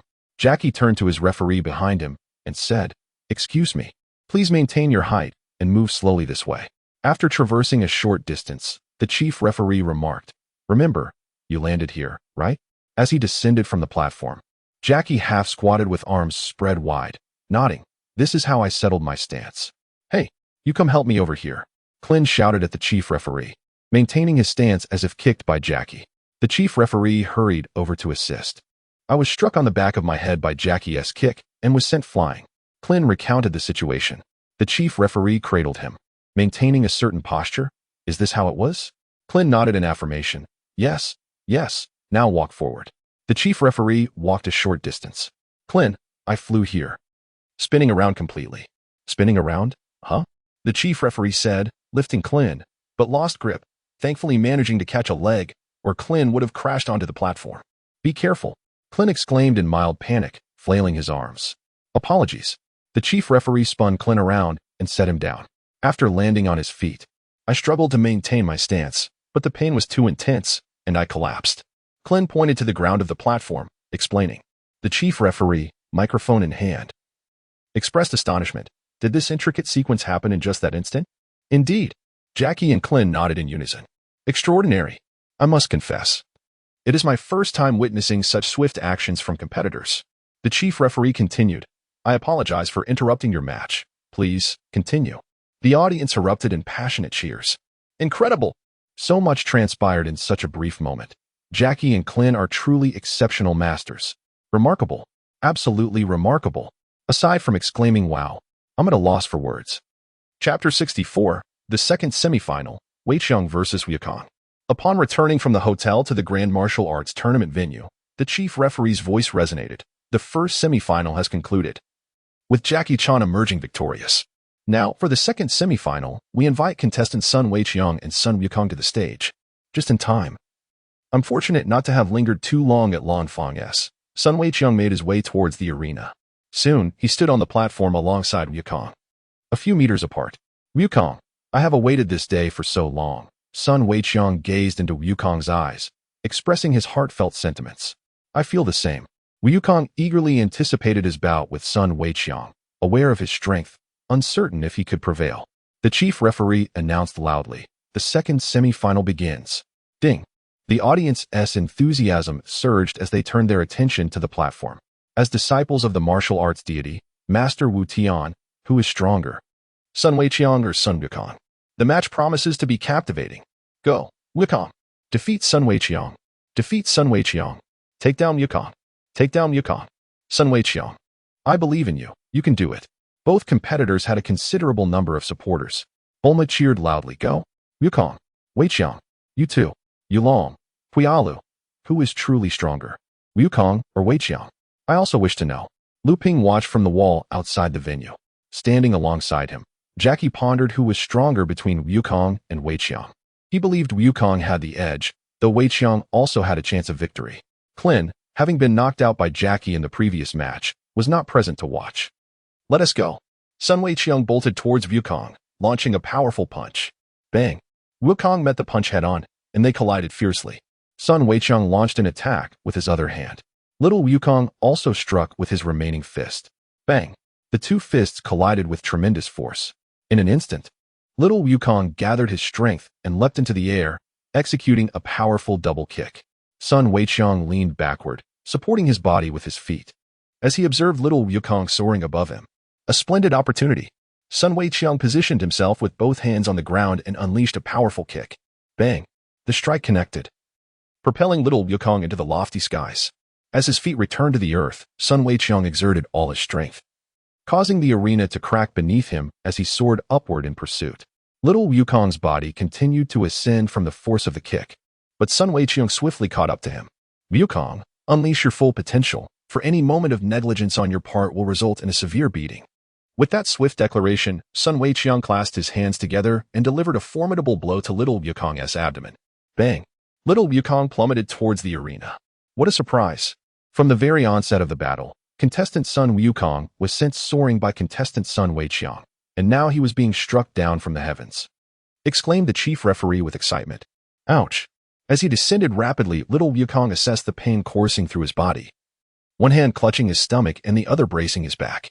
However, he quickly regained his composure, his feet landing firmly on the ground. Now, it is my turn to attack. Little Wukong gazed at the descending Weiqiang. With a surge of power from his legs, he launched himself skyward. Sun Weiqiang possessed a superior method to counter little Wukong's onslaught, yet he was reluctant to reveal it at this moment. He yearned to ascertain the disparity between his physical strength and that of little Wukong, without relying on energy. In an instant, little Wukong charged towards Sun Weiqiang, unleashing a powerful strike with his right fist. Sun Weiqiang managed to catch it, yet not entirely. As it fell from the air, without harnessing the power of qi, he was unable to unleash his own strength. Consequently, he could not withstand the force of little Wukong's gravity-infused punch, ultimately being struck in the side. Boom. Oh, how excruciating. Sun Weiqiang felt as though his body was on the verge of disintegration. He yearned to regain his composure, to adjust his stance, and to descend upon the arena as steadily as the earlier incarnation of the Monkey King. The contestant representing Sun Wukong soared into the sky, delivering a powerful blow to Sun Weiqiang. Now, it was Sun Weiqiang's turn to plummet from the heavens. Would he manage to land as gracefully as Sun Wukong had moments before? The chief judge narrated the unfolding spectacle with fervor, and indeed, he succeeded. Sun Weiqiang accomplished it. Sun Wukong also touched down upon the stage. What kind of intense battle would ensue between the two? Stay tuned for the thrilling continuation. Chapter 65, Kamehameha versus Kamehameha. On the arena, Sun Weiqiang and Sun Wukong locked eyes for but a fleeting moment, before both simultaneously launched their assaults against one another. Bang! Bang! Bang! Bang! Bang! The clash of fists and feet resonated, each move seamlessly melding into the next. It was a confrontation brimming with power, an explosion of speed, each strike landing with resounding force. In this brief exchange, Sun Weiqiang and little Wukong pressed their palms against one another, locked in an intense struggle. Sun Weiqiang gritted his teeth, fervently rallying within himself to muster every ounce of strength against little Wukong. Yikes! Little Wukong shouted out. The chief referee passionately articulated. Competitors Sun Weiqiang and Sun Wukong are engaged in a contest of strength. Their bodies tremble with exertion. Who do you suppose possesses greater might? Wukong's strength appears superior. Jackie Chan observed the battle of strength on the stage, believing that the smaller figure exuded greater power. Lepin, unable to discern, was consumed by curiosity. Outside the arena, beneath the wall opposite Jackie Chan and Lepin, Lan Fong had returned, witnessing the scene on stage, and cupped her hands around her mouth, shouting, "Weiqiang, go for it! Weiqiang, go for it!" Instantly, the attention of Jackie Chan and Lepin was drawn to her. What was happening? Lan Fong was cheering for Weiqiang? Lepin pondered further. What had Lan Fong and Weiqiang been up to? What transpired? Why was she cheering for him now? It was perplexing. In that moment, Lepin was at a loss for understanding. Who is she? In the audience, Bulma too was captivated by Lan Fong's presence. Oolong, his eyes gleaming, exclaimed, "I don't know." "But what a lovely girl." Poir disdainfully retorted, "You fool. I'm asking who she is, not whether she is cute." Bulma delivered a punch to Oolong's piggish head. Bang. How infuriating. I already said I didn't know. Oolong protested, unyielding in his indignation. Bulma, with fierce determination, declared, "And I'm hitting you just for that." Sun Weiqiang certainly heard Lan Fong's cheers for him, yet his focus remained solely on little Wukong, leaving no room for other thoughts. Alas! With a thunderous shout from little Wukong, Sun Weiqiang was sent flying. After several somersaults, he landed back on the stage, panting heavily, his chest rising and falling erratically. Indeed, his strength paled in comparison to that of little Wukong.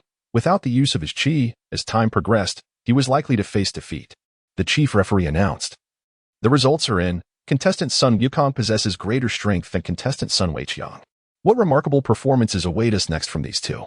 Like everyone else, I eagerly anticipate what is to come. Weiqiang, keep going. You can definitely win. Lan Fong waved her hand, vocally encouraging her little man. Sun Weiqiang cast a glance at Lan Fong, pondering how to deal with this woman. He had yet to arrive at a conclusion. Initially, he had taken her to the hotel merely because she had asked, "Are you capable?" Otherwise, the events that transpired in the bedroom would not have occurred. To his astonishment, he discovered that Lan Fong was a virgin prior to their encounter. This revelation caused him to hesitate, altering his original intention of a fleeting encounter followed by parting ways. For now, he decided to set aside his thoughts and focus on the task at hand before contemplating further. Sun Weiqiang suppressed the thoughts swirling in his mind and focused his attention on little Wukong. He declared, "Wukong, I may indeed be weaker than you in strength. However, my Kamehameha is undoubtedly more formidable." Having fought to this point, Sun Weiqiang had come to understand the disparity between himself and little Wukong. Continuing with mere physical combat would render it exceedingly challenging for him to secure victory, only exhausting his energy further. His ambitions extended beyond merely triumphing over little Wukong. He aspired to also conquer his master, the Turtle Sage. Thus, he resolved to unleash his true power. Harnessing the energy of Ki would reveal his utmost strength. "Let us see how this goes," little Wukong replied earnestly.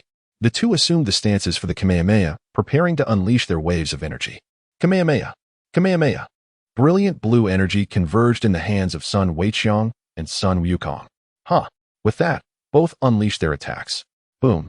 The two streams of blue energy collided, locking in a stalemate between them, forming a swirling sphere of energy. Sun Weiqiang exerted himself once more, and the azure energy on his side surged forward with overwhelming force.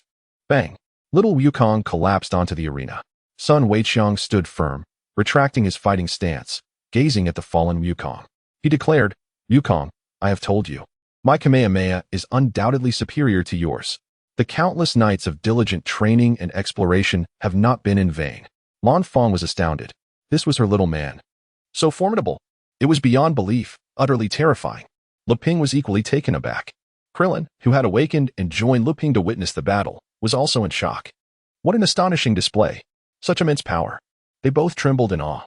Even Jackie Chan was taken aback. His heart tumultuous with waves of astonishment. Wukong's formidable Kamehameha has been bested by Weiqiang. If I were to engage Weiqiang in a Kamehameha duel without entering the explosive muscle state, I would stand no chance. How can this be? How has Weiqiang's Kamehameha grown so powerful? Could it be that he has truly discovered something remarkable? Surely not. Jackie recalled the nights Weiqiang spent training by the riverside. In light of this, the outcome of their match remained uncertain, although Sun Weiqiang triumphed over Shao Wukong in the bout. The latter swiftly rose to his feet as if nothing had occurred. The chief referee, astonished, exclaimed, "Incredible!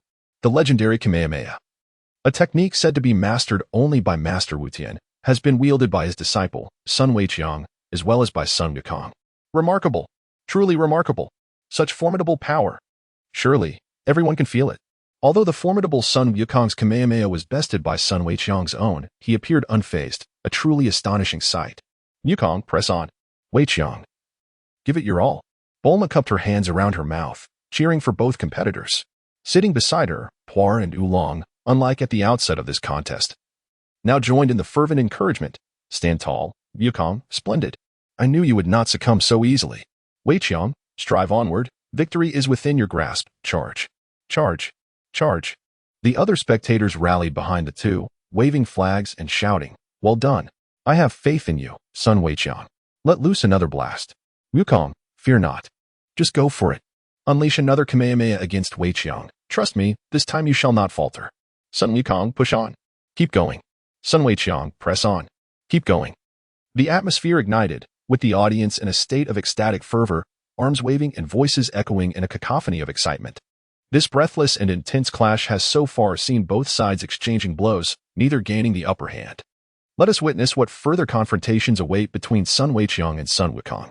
The chief judge, brimming with enthusiasm, narrated the unfolding events in the arena. Sun Weiqiang and Sun Wukong gazed intently at one another. How formidable! What strategy would Weiqiang employ next? Little Wukong was brimming with excitement, his eyes sparkling with anticipation. He assumed a stance, ever ready to engage in battle alongside Weiqiang. "Wukong, I shall defeat you in a fair and honorable manner." With this thought, Sun Weiqiang prepared to take a remarkable action. He realized he could have chosen to announce his intentions without movement, catching Wukong off guard for a more effective outcome. Yet that was not Sun Weiqiang's desire. He yearned for a direct triumph over little Wukong, no tricks, no surprise tactics. Chapter 66, Sun Weiqiang defeats little Wukong. When Sun Weiqiang executed that extraordinary maneuver, the entire audience was left in awe. Every spectator, without exception, was astounded. Sun Weiqiang soared into the air. He truly flew. The chief judge was so taken aback that his commentary faltered. His eyes behind the sunglasses widened in disbelief, as though witnessing a marvel. The flight he described was not of the ordinary kind that merely ascends into the sky. It was genuine flight. Sun Weiqiang suspended in midair, his feet no longer touching the ground. "Wukong, prepare for battle." He soared toward little Wukong. Little Wukong, taken aback, thought to himself, "Weiqiang can fly. When did he acquire this ability? I had no inkling." As Sun Weiqiang approached, little Wukong remained lost in thought. Bang! Sun Weiqiang did not hold back. With a powerful kick, he struck little Wukong squarely in the abdomen, sending him soaring into the sky once more. Sun Weiqiang soared through the air, relentlessly pursuing his target and unleashing a fierce assault. Bang! Bang! Bang! Bang! Bang! He delivered a series of rapid kicks to little Wukong. Ah! Ah! Ah! Ah! Ah! Little Wukong cried out in agony as he was propelled higher and higher by Sun Weiqiang's relentless strikes, ascending into the lofty skies under the force of each blow. Sun Weiqiang lifted his gaze towards the airborne little Wukong, who hovered in midair. With his right hand raised and fingers splayed, he concentrated a surge of azure energy, directing it towards little Wukong to unleash a powerful blast. Boom! It struck with precision. A resounding cry echoed globally as little Wukong plummeted downward. Had this been a life-and-death battle, Sun Weiqiang would not have hesitated to seize the opportunity, ensuring his opponent's demise. However, in this arena match, where the opponent was still little Wukong, he refrained from such ruthlessness. He understood that this level of assault would not suffice to defeat little Wukong in the contest. His intention was to allow little Wukong to recover before engaging in a spirited battle, defeating him honorably. At this moment, it was merely a lesson, a reminder to little Wukong that during combat, one must never be distracted, lest they face dire consequences. Meanwhile, the chief referee was narrating. The contestant Sun Wukong has once again been sent soaring by contestant Sun Weiqiang. Can he mount a counterattack? The appearance of the contestant Sun Wukong in agony is evident. 1 kick, 2 kicks, 3 kicks. It is difficult to discern precisely how many times contestant Sun Weiqiang struck Sun Wukong. However, each kick found its mark. The audience could also hear Sun Wukong's cries, from which we can infer his profound suffering. The relentless assault from competitor Sun Weiqiang continues. Is that the one-handed Kamehameha? He struck. Sun Wukong has been hit. Plummeting from the sky, will he lose the match? Wukong. Bulma cried out in concern. wondering why Weiqiang was being so ruthless. Is Wukong all right? I don't know, Wulong replied, fearfully gazing at Weiqiang suspended in the air, astonished by such ferocity shown against his own teammate. Pu Yalu, too, was not faring much better. The audience watched in hushed anticipation as Wukong descended rapidly from great heights, murmuring amongst themselves, could Wukong be defeated? After sustaining such damage, can he still fight? I'm not sure. It seems Wukong won to land safely this time. Perhaps Weiqiang is just too formidable. Wukong appears utterly incapable of mounting a counterattack. How could he even fly? This is truly astonishing. Indeed, a flying individual, something we've never witnessed before. Weiqiang's ability to fly has exceeded even Jackie Chan's expectations. Previously, he had no inkling of Weiqiang's aerial prowess. Remarkable. It seems his research on Qi has indeed borne fruit. Truly impressive. Has he only now chosen to reveal it to surprise us? The moment Weiqiang lifted off the ground, Jackie felt a surge of admiration, accompanied by a rising tension. Currently, it appears that Weiqiang's odds of victory have surpassed those of Wukong. Jackie contemplated silently. Unless unforeseen circumstances arise, Weiqiang is highly likely to win this match. Thus, in the final showdown, he would face Weiqiang. Jackie felt uncertain about claiming he could secure victory over his own disciple. It has only been a little over 8 months. In this short span, Weiqiang's exploration of Qi has left Jackie thoroughly amazed. Wukong, Lu Ping and Krillin were simultaneously worried for Wukong while being intimidated by Weiqiang's display. When did he learn to fly? How did he become so powerful? Krillin, when did Weiqiang learn to fly? Who did he train under? Lu Ping inquired further. I have no idea when he learned to fly. Krillin shook his head and added, as far as I know, he must have taught himself. Self-taught? Lu Ping was astonished. Is that even possible? How does one self-teach? Nearby, Lan Fang's rosy lips were agape, astonished by her little man's extraordinary performance, her beautiful eyes fixated upon him. This little man is not only immensely strong, but can also fly. Where can one find such a remarkable man? No, he is not just my little man. I want to be his great woman. Lan Fang understood that between her and Weiqiang, there was only a fleeting romance. Had it not been for her inadvertent provocation, uttering the words, "Can you do it?" they would not have ended up together in a room, engaging in intimacy. They shared no emotional foundation. In fact, prior to his elimination of her from the top 8, she had often wished to see him lose, eager for a laugh. Yet who would have guessed? Their relationship had developed so rapidly. How could she become Weiqiang's great woman? I have feelings for him, but he may not feel the same way about me. Lan Fang gazed at Weiqiang, suspended in the air, pondering her next move. Suddenly, a tremendous crash echoed as little Wukong landed on the stage, creating a deep crater upon impact. The chief referee approached the stage to examine the situation, noticing that Sun Wukong lay face down, utterly motionless.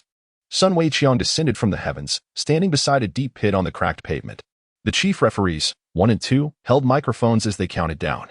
Could it be that Sun Wukong was truly on the brink of defeat? Would he rise once more? Had Sun Weiqiang secured victory? These were the burning questions on the minds of the audience. Wukong, rise quickly. Krillin shouted from atop the left wall of the venue's entrance, bellowing with fervor. Though he could not see the situation in the pit, the countdown from the chief referee indicated that Wukong had not yet regained his footing. 4, 5, 6, the countdown persisted. Inside the pit, little Wukong remained utterly still, showing no signs of awakening. Could it be that I have one just like this? Did little Wukong faint? Sun Weiqiang pondered. Chapter 67. Never surrender. Fight until you lose. Hurry up and get up, Wukong. Wulong cried out. Suddenly, a brilliant idea flickered in Bulma's mind, and she shouted at the top of her lungs, Wukong, it's time to eat. As her words echoed, Sun Weiqiang noticed that little Wukong's left ear twitched. Following that, Wukong pushed himself up with both hands, lifting his head. He then sprang out of the pit, looking around eagerly, exclaiming, Where are we eating? Where's the food? Where is it? The sight of little Wukong dashing about the arena in search of food left many spectators utterly astounded. Just in the nick of time, the contestant Sun Wukong stood up. The match was far from over, and anticipation for this thrilling contest surged through the crowd. The chief referee's astonished voice resonated through the microphone. Incredible. Wukong is up. Oolong cheered for Wukong but then lamented. What a pity. Weiqiang was about to win. His piggy eyes glanced at Bulma. What kind of look is that? Bulma, pleased with her cleverness, noticed Oolong's expression and promptly delivered a punch to his piggy head. Bang. Oolong rubbed his head and cheekily remarked, You hit me again. I was wrong. Weiqiang was about to win, and if it weren't for your chatter, Wukong would have lost. Puar shook his head and said, Oolong, you were just cheering for Wukong too. Puar. Oolong glared at him. That was a close call. One more second, and Wukong would have lost to Weiqiang. Krillin leaped down from the wall, feeling relieved for Wukong. Beside him, Lepin smiled and said, Bulma is truly clever. She found a way to wake Wukong. Jackie Chan secretly mused. Wukong has awakened. This match is still on, and even if Weiqiang ultimately triumphs, it won't be an easy victory. Under the gaze of the audience, on the arena, little Wukong stood before Weiqiang, asking, Where's the food? This amused Weiqiang, who chuckled. There is no food. You've been tricked by Bulma. We're still in a match. Right, we're still in a match. Realizing his opponent's reminder, little Wukong finally snapped to attention, assuming an offensive stance. Weiqiang, you hit me so hard. I was dizzy from that earlier blow. Who told you to lose focus? Sun Weiqiang replied lightly. The two locked eyes, and moments later, the battle resumed. Little Wukong leaped into action, launching his attack. Sun Weiqiang opted for a direct counterattack. Yet all he perceived was a fleeting shadow, murmuring, Phantom Fist. The contestant Sun Wukong executed the Phantom Fist, a technique previously employed by Jackie Chan against Krillin. How would Sun Weiqiang respond? The chief referee elucidated. Here, Sun Weiqiang pivoted and delivered a kick, only to strike another shadow of little Wukong. Double Phantom Fist. Jackie Chan's gaze sharpened. Haha, I am here. Little Wukong descended from the sky, his fists clasped together, delivering a gravity-defying blow to Weiqiang. However, he struck nothing but a mere specter, Phantom Fist. As little Wukong landed outside the ring, he evaded with a swift sidestep, leaving behind yet another shadow of Sun Weiqiang. Sun Weiqiang shifted his position, and little Wukong dodged once more. Unexpectedly, it was merely an afterimage. Jackie Chan's eyes widened as he unleashed the triple Phantom Fist. I am right here. As Sun Weiqiang uttered these words, he had already positioned himself behind little Wukong, delivering a swift kick to his rear. During the confrontation between Jackie Chan and Kellen, Sun Weiqiang was absent, yet little Wukong, present at the scene, quickly understood and executed the double Phantom Fist. Upon first encounter, Sun Weiqiang demonstrated an innate ability to grasp the subject matter. In terms of learning aptitude, even Wukong would humbly concede to Weiqiang's prowess. One cannot overlook the moment when Master Roshi unleashed the Kamehameha wave to extinguish the flames on Bread Mountain. Sun Weiqiang and Sun Wukong swiftly mastered and showcased their skills, with the former displaying a remarkable superiority over the latter. With a powerful kick to Wukong's rear, Sun Weiqiang seized the opportunity to press his advantage. In a fleeting moment, Wukong regained control of his body, dissipating the force of Weiqiang's blow before turning to face him. The two collided, exchanging punches and kicks in a fierce display of combat. Bang, bang, bang, bang, bang. With the aid of his mastery over Qi, Weiqiang demonstrated greater agility in the fray, gaining a slight upper hand. However, he found it challenging to bring Wukong down, for Wukong's physical prowess was, indeed, superior across the board. The chief referee passionately commented on the match. What a thrilling final. The duel between competitors Sun Weiqiang and Sun Wukong is nothing short of spectacular. They exchange blows with fervor, seemingly growing stronger with each strike, truly formidable. Words fail to encapsulate the brilliance of these disciples of the martial arts deity. Who will emerge victorious? Wukong, you can do it. Wukong, give it your all. Weiqiang, you are exceptional. Weiqiang, keep pushing. Knock out Sun Wukong. Weiqiang, you are the best. Defeat Sun Weiqiang. Wukong, you are the strongest. The audience erupted with fervent cheers. As the two fought fiercely, Bulma expressed her concern. They're fighting so hard. They won't injure each other, will they? Puar replied yes. It seems as if they're adversaries. Oolong, gazing in astonishment, remarked, Wukong and Weiqiang are holding nothing back. If this continues, one might seriously harm the other. Nonsense. Bulma retorted, delivering a swift elbow to Oolong. Bang. That hurt. Oolong rubbed his head, murmuring, I wasn't entirely wrong. Bulma shot him a glare. What are you saying? Nothing, nothing, nothing. I didn't say a word, Oolong quickly denied, waving his hooves in protest. Is Weiqiang all right? Lan Fang expressed a tinge of worry for her little man. It's all that woman's fault. If it weren't for her, Weiqiang would have already won. She glared in anger. Seemingly sensing a connection, Bulma and Lan Fang exchanged glances. Who is she? Does she have a grudge against me? Why is she staring at me? Bulma shot back defiantly. Who would triumph, Wukong or Weiqiang? Leping and Krillin found it difficult to ascertain. Even if Weiqiang emerged victorious, how much stamina would he have left to face me? Jackie Chan observed the intense battle. Sighing in relief, Wukong, I am certain of my victory in this match. Seizing upon a momentary lapse in Wukong's defense, Sun Wukong unleashed a powerful elbow strike to his neck. Bang! Wukong collapsed, struggling to lift his upper body as he endeavored to rise. Submit, Wukong. You have already lost this contest. Weiqiang looked down upon him. Gritting his teeth, Wukong replied, I will never concede. Bang! His attempt to rise once more failed, and he fell back down. The chief referee announced, Sun Wukong wishes to continue the fight, but he has fallen again. Can he regain his footing? Sun Weiqiang did not urge the chief referee to count down, for he was aware that little Wukong could still rise to his feet. His tenacity was remarkable.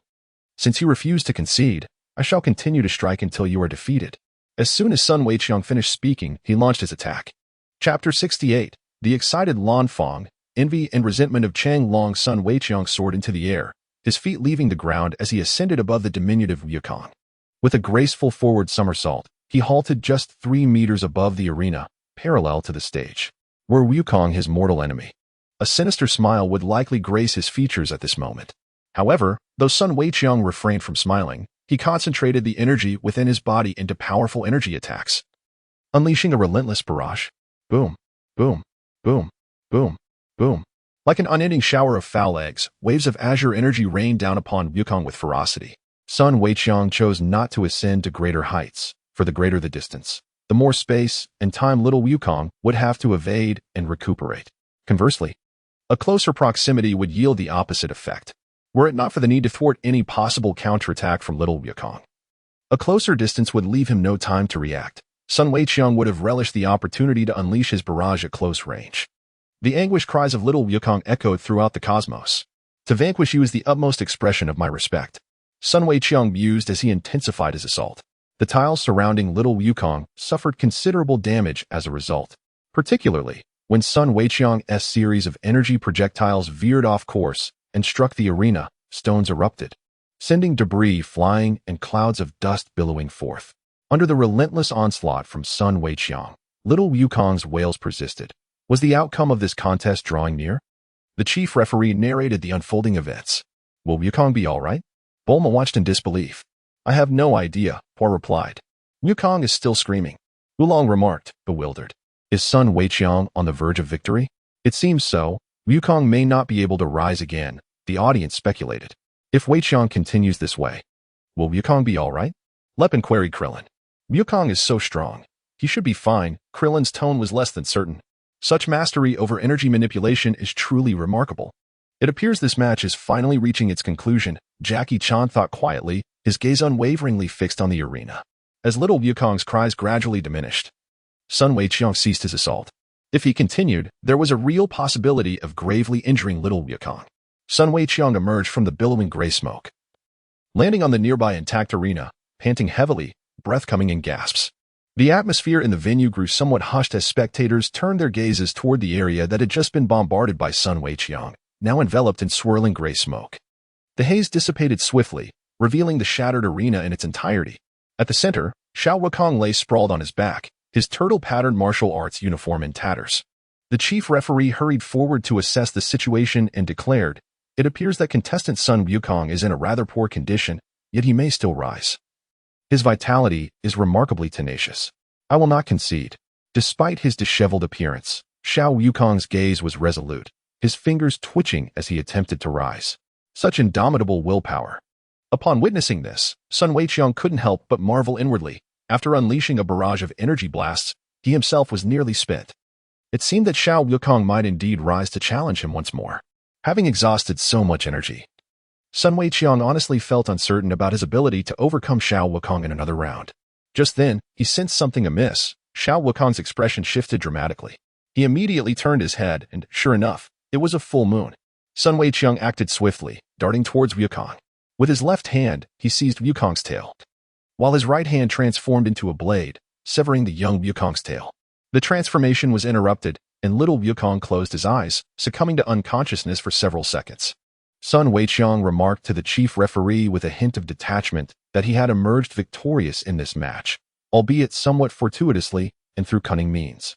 He had aspired to triumph over little Wukong in a fair contest, yet he doubted his ability to defeat him once he transformed into a mighty gorilla. Thus, he deemed it necessary to sever little Wukong's tail or even extinguish the moon itself. Indeed, by exerting all his might in the Kamehameha wave, he believed it could be achievable. However, such exertion would be excessively taxing, leaving him unprepared for his next bout against Master Roshi. Therefore, Sun Weiqiang prioritized severing little Wukong's tail. With no time to ponder further, his mind solely focused. The chief referee nodded in acknowledgement, beginning the countdown. 1, 2, 3. A curious thought arose. Why had Sun Weiqiang suddenly severed Sun Wukong's tail? Was that truly his vulnerability? It appeared so, as Wukong had seemed intent on rising again. Yet the loss of his tail had rendered him incapacitated. But if that were the case, why had Sun Weiqiang not sought the opportunity to sever Wukong's tail from the very beginning to secure his victory? The audience, unaware of the underlying circumstances, began to chatter. The full moon emerged, and Bulma gasped as she gazed skyward. Oolong, filled with trepidation, remarked, "No wonder Weiqiang cut off Wukong's tail. It all makes sense now. If Wukong were to transform into a gorilla, it would spell disaster." Hua recalled the night Wukong had transformed into a gorilla and the havoc it wreaked. Outside the dojo, by the wall, Krillin pondered, how did Weiqiang manage to sever Wukong's tail? Yamcha glanced at the full moon that had revealed itself early in the night, ready to explain. Jackie Chun listened intently. 8, 9, 10. The chief referee's countdown concluded as he waved his arm, declaring, "I announce that the winner of the second semifinal is contestant Sun Weiqiang." A chorus of jubilant cheers erupted from the audience supporting Sun Weiqiang. He won! He won! Lan Fong, brimming with excitement, rushed to the ring and embraced Sun Weiqiang, burying his head into her ample bosom, holding him tightly as they shared an intimate moment. Sun Weiqiang did not shy away from Lan Fong. He recognized that it was not a negative occurrence. However, he was utterly unprepared for the boldness she displayed in front of a large audience. This was truly intoxicating. With every breath, he inhaled the alluring scent of her presence, enveloping him in a wave of comfort and ease. Indeed, Lan Fong was a woman who understood him. Watching them, Cheng Long was consumed with envy and resentment. When did this rascal become so close with Miss Lan Fong? He pondered, feeling a twinge of unfairness as he gazed at her impressive figure. Wishing he too could share such an intimate connection with his apprentice, Weiqiang. He longed to be enveloped in that warmth. Soon after, the chief judge made a significant announcement. "Ladies and gentlemen, please listen. After a 10-minute break, the championship match will commence. Who will emerge as the champion of this esteemed tournament? Sun Weiqiang or Cheng Long? Let us await the outcome with bated breath." Chapter 69. The final showdown is upon us. The chief judge informed the audience that the momentous final battle would begin in 10 minutes, determining who would claim the title of champion in this grand martial arts event. His voice resonated throughout the venue, igniting a fervor among the spectators. The champion will undoubtedly be Sun Weiqiang. He is exceptionally skilled. Cheng Long stands no chance against him. Yet, Weiqiang had expended considerable energy in the previous match. How much stamina could he regain in just 10 minutes? Could he truly triumph over Cheng Long? Ah, you make a valid point. The anticipation is palpable. This year's tournament is simply extraordinary. Many spectators debated animatedly. On the arena, Weiqiang gently said, "Woman, it is time you set me down." After savoring the enchanting fragrance, he spoke softly. "Oh, all right," Lan Fong replied, momentarily taken aback. She had been so exhilarated that she had lifted her little man in front of everyone, pressing against him. How utterly shy she felt. Sun Weiqiang lifted his gaze towards Lan Fong, whose face instantly flushed crimson. Had she finally realized? An overwhelming sense of shyness washed over her. Could it be that this open-minded woman harbored a youthful heart? Yet, it is understandable. After all, she is merely 16 years old. After Lan Fong set Sun Weiqiang down, as he walked towards the venue, his words reached her ears. "Let us discuss our matters after the competition for now. I must quickly regain some strength and see if I can triumph in the final match." Lan Fong nodded, a smile gracing her face. This could be considered good news, couldn't it? Given the nature of her relationship with Weiqiang, at least his attitude towards her remained positive for the moment. After the match, she pondered what Weiqiang intended to do regarding their situation. What would his course of action be? Did she have a chance with him? Lan Fong found herself lost in thought, hoping for the best. Meanwhile, the unconscious little Wukong was swiftly carried away by the medical personnel who arrived immediately after the match concluded. However, on the way to treatment, little Wukong regained consciousness. Lepin, Klin, Bulma, Oolong, and Por surrounded him. Concurrently, within the players' lounge of the venue, Sun Wukong sat quietly, regulating his breath and calming his spirit, striving to restore his physical condition to its optimum state. He wished he could regain as much stamina as possible. To be candid, he harbored a deep envy for little Wukong. If the circumstances were reversed and it were little Wukong in his position, perhaps a hearty meal would suffice to almost completely replenish his energy in a short span of time, possibly even his vitality. Such innate physical prowess was truly remarkable. Sun Wukong yearned for that as well. Greetings, everyone. 10 minutes have elapsed. Let us welcome contestants Jackie Chan and Sun Wukong to the stage. The chief referee returned to the arena, announcing that the final match was about to commence. In the lounge, upon hearing the referee's voice, Sun Wukong opened his eyes, a smile gracing his lips. Can you do it, Master Turtle Hermit? Will you falter? Truthfully, after an intense battle with little Wukong, Sun Wukong felt that if he were in peak condition, his odds of defeating Master Turtle Hermit were quite favorable. As it stood now, however, the odds were at best even. He stood at 4 while Master Turtle Hermit was at 6.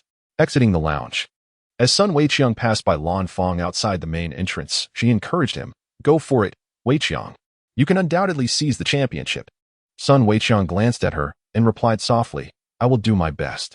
Lan Fong squatted down and whispered in his ear, "There are rewards for winning, you know." Sun Wukong gazed at her flushed face and inquired, "What reward? Is there none for losing?" "Well, it depends on your performance," Lan Fong replied coyly, her voice lowered. Sun Wukong gazed at her alluringly delicate demeanor, feeling an overwhelming desire to toss her onto the bed once more. The first time had been far too brief, leaving him unsatisfied. As for the second encounter, with mischievous thoughts swirling in his mind, he casually slipped one hand into his pocket while the other playfully smacked Lan Fong's enticing posterior. The sound echoed sharply, as her flesh quivered in response. Sun Wukong turned and strode towards the arena. Nearby, Chung Long watched with a mix of envy and resentment. What extraordinary luck had this scoundrel stumbled upon? How could Miss Lan Fong allow such liberties? The sight of her bouncing form made him yearn to partake in the same playful act. Frustrated, Chung Long made his way to the arena as well.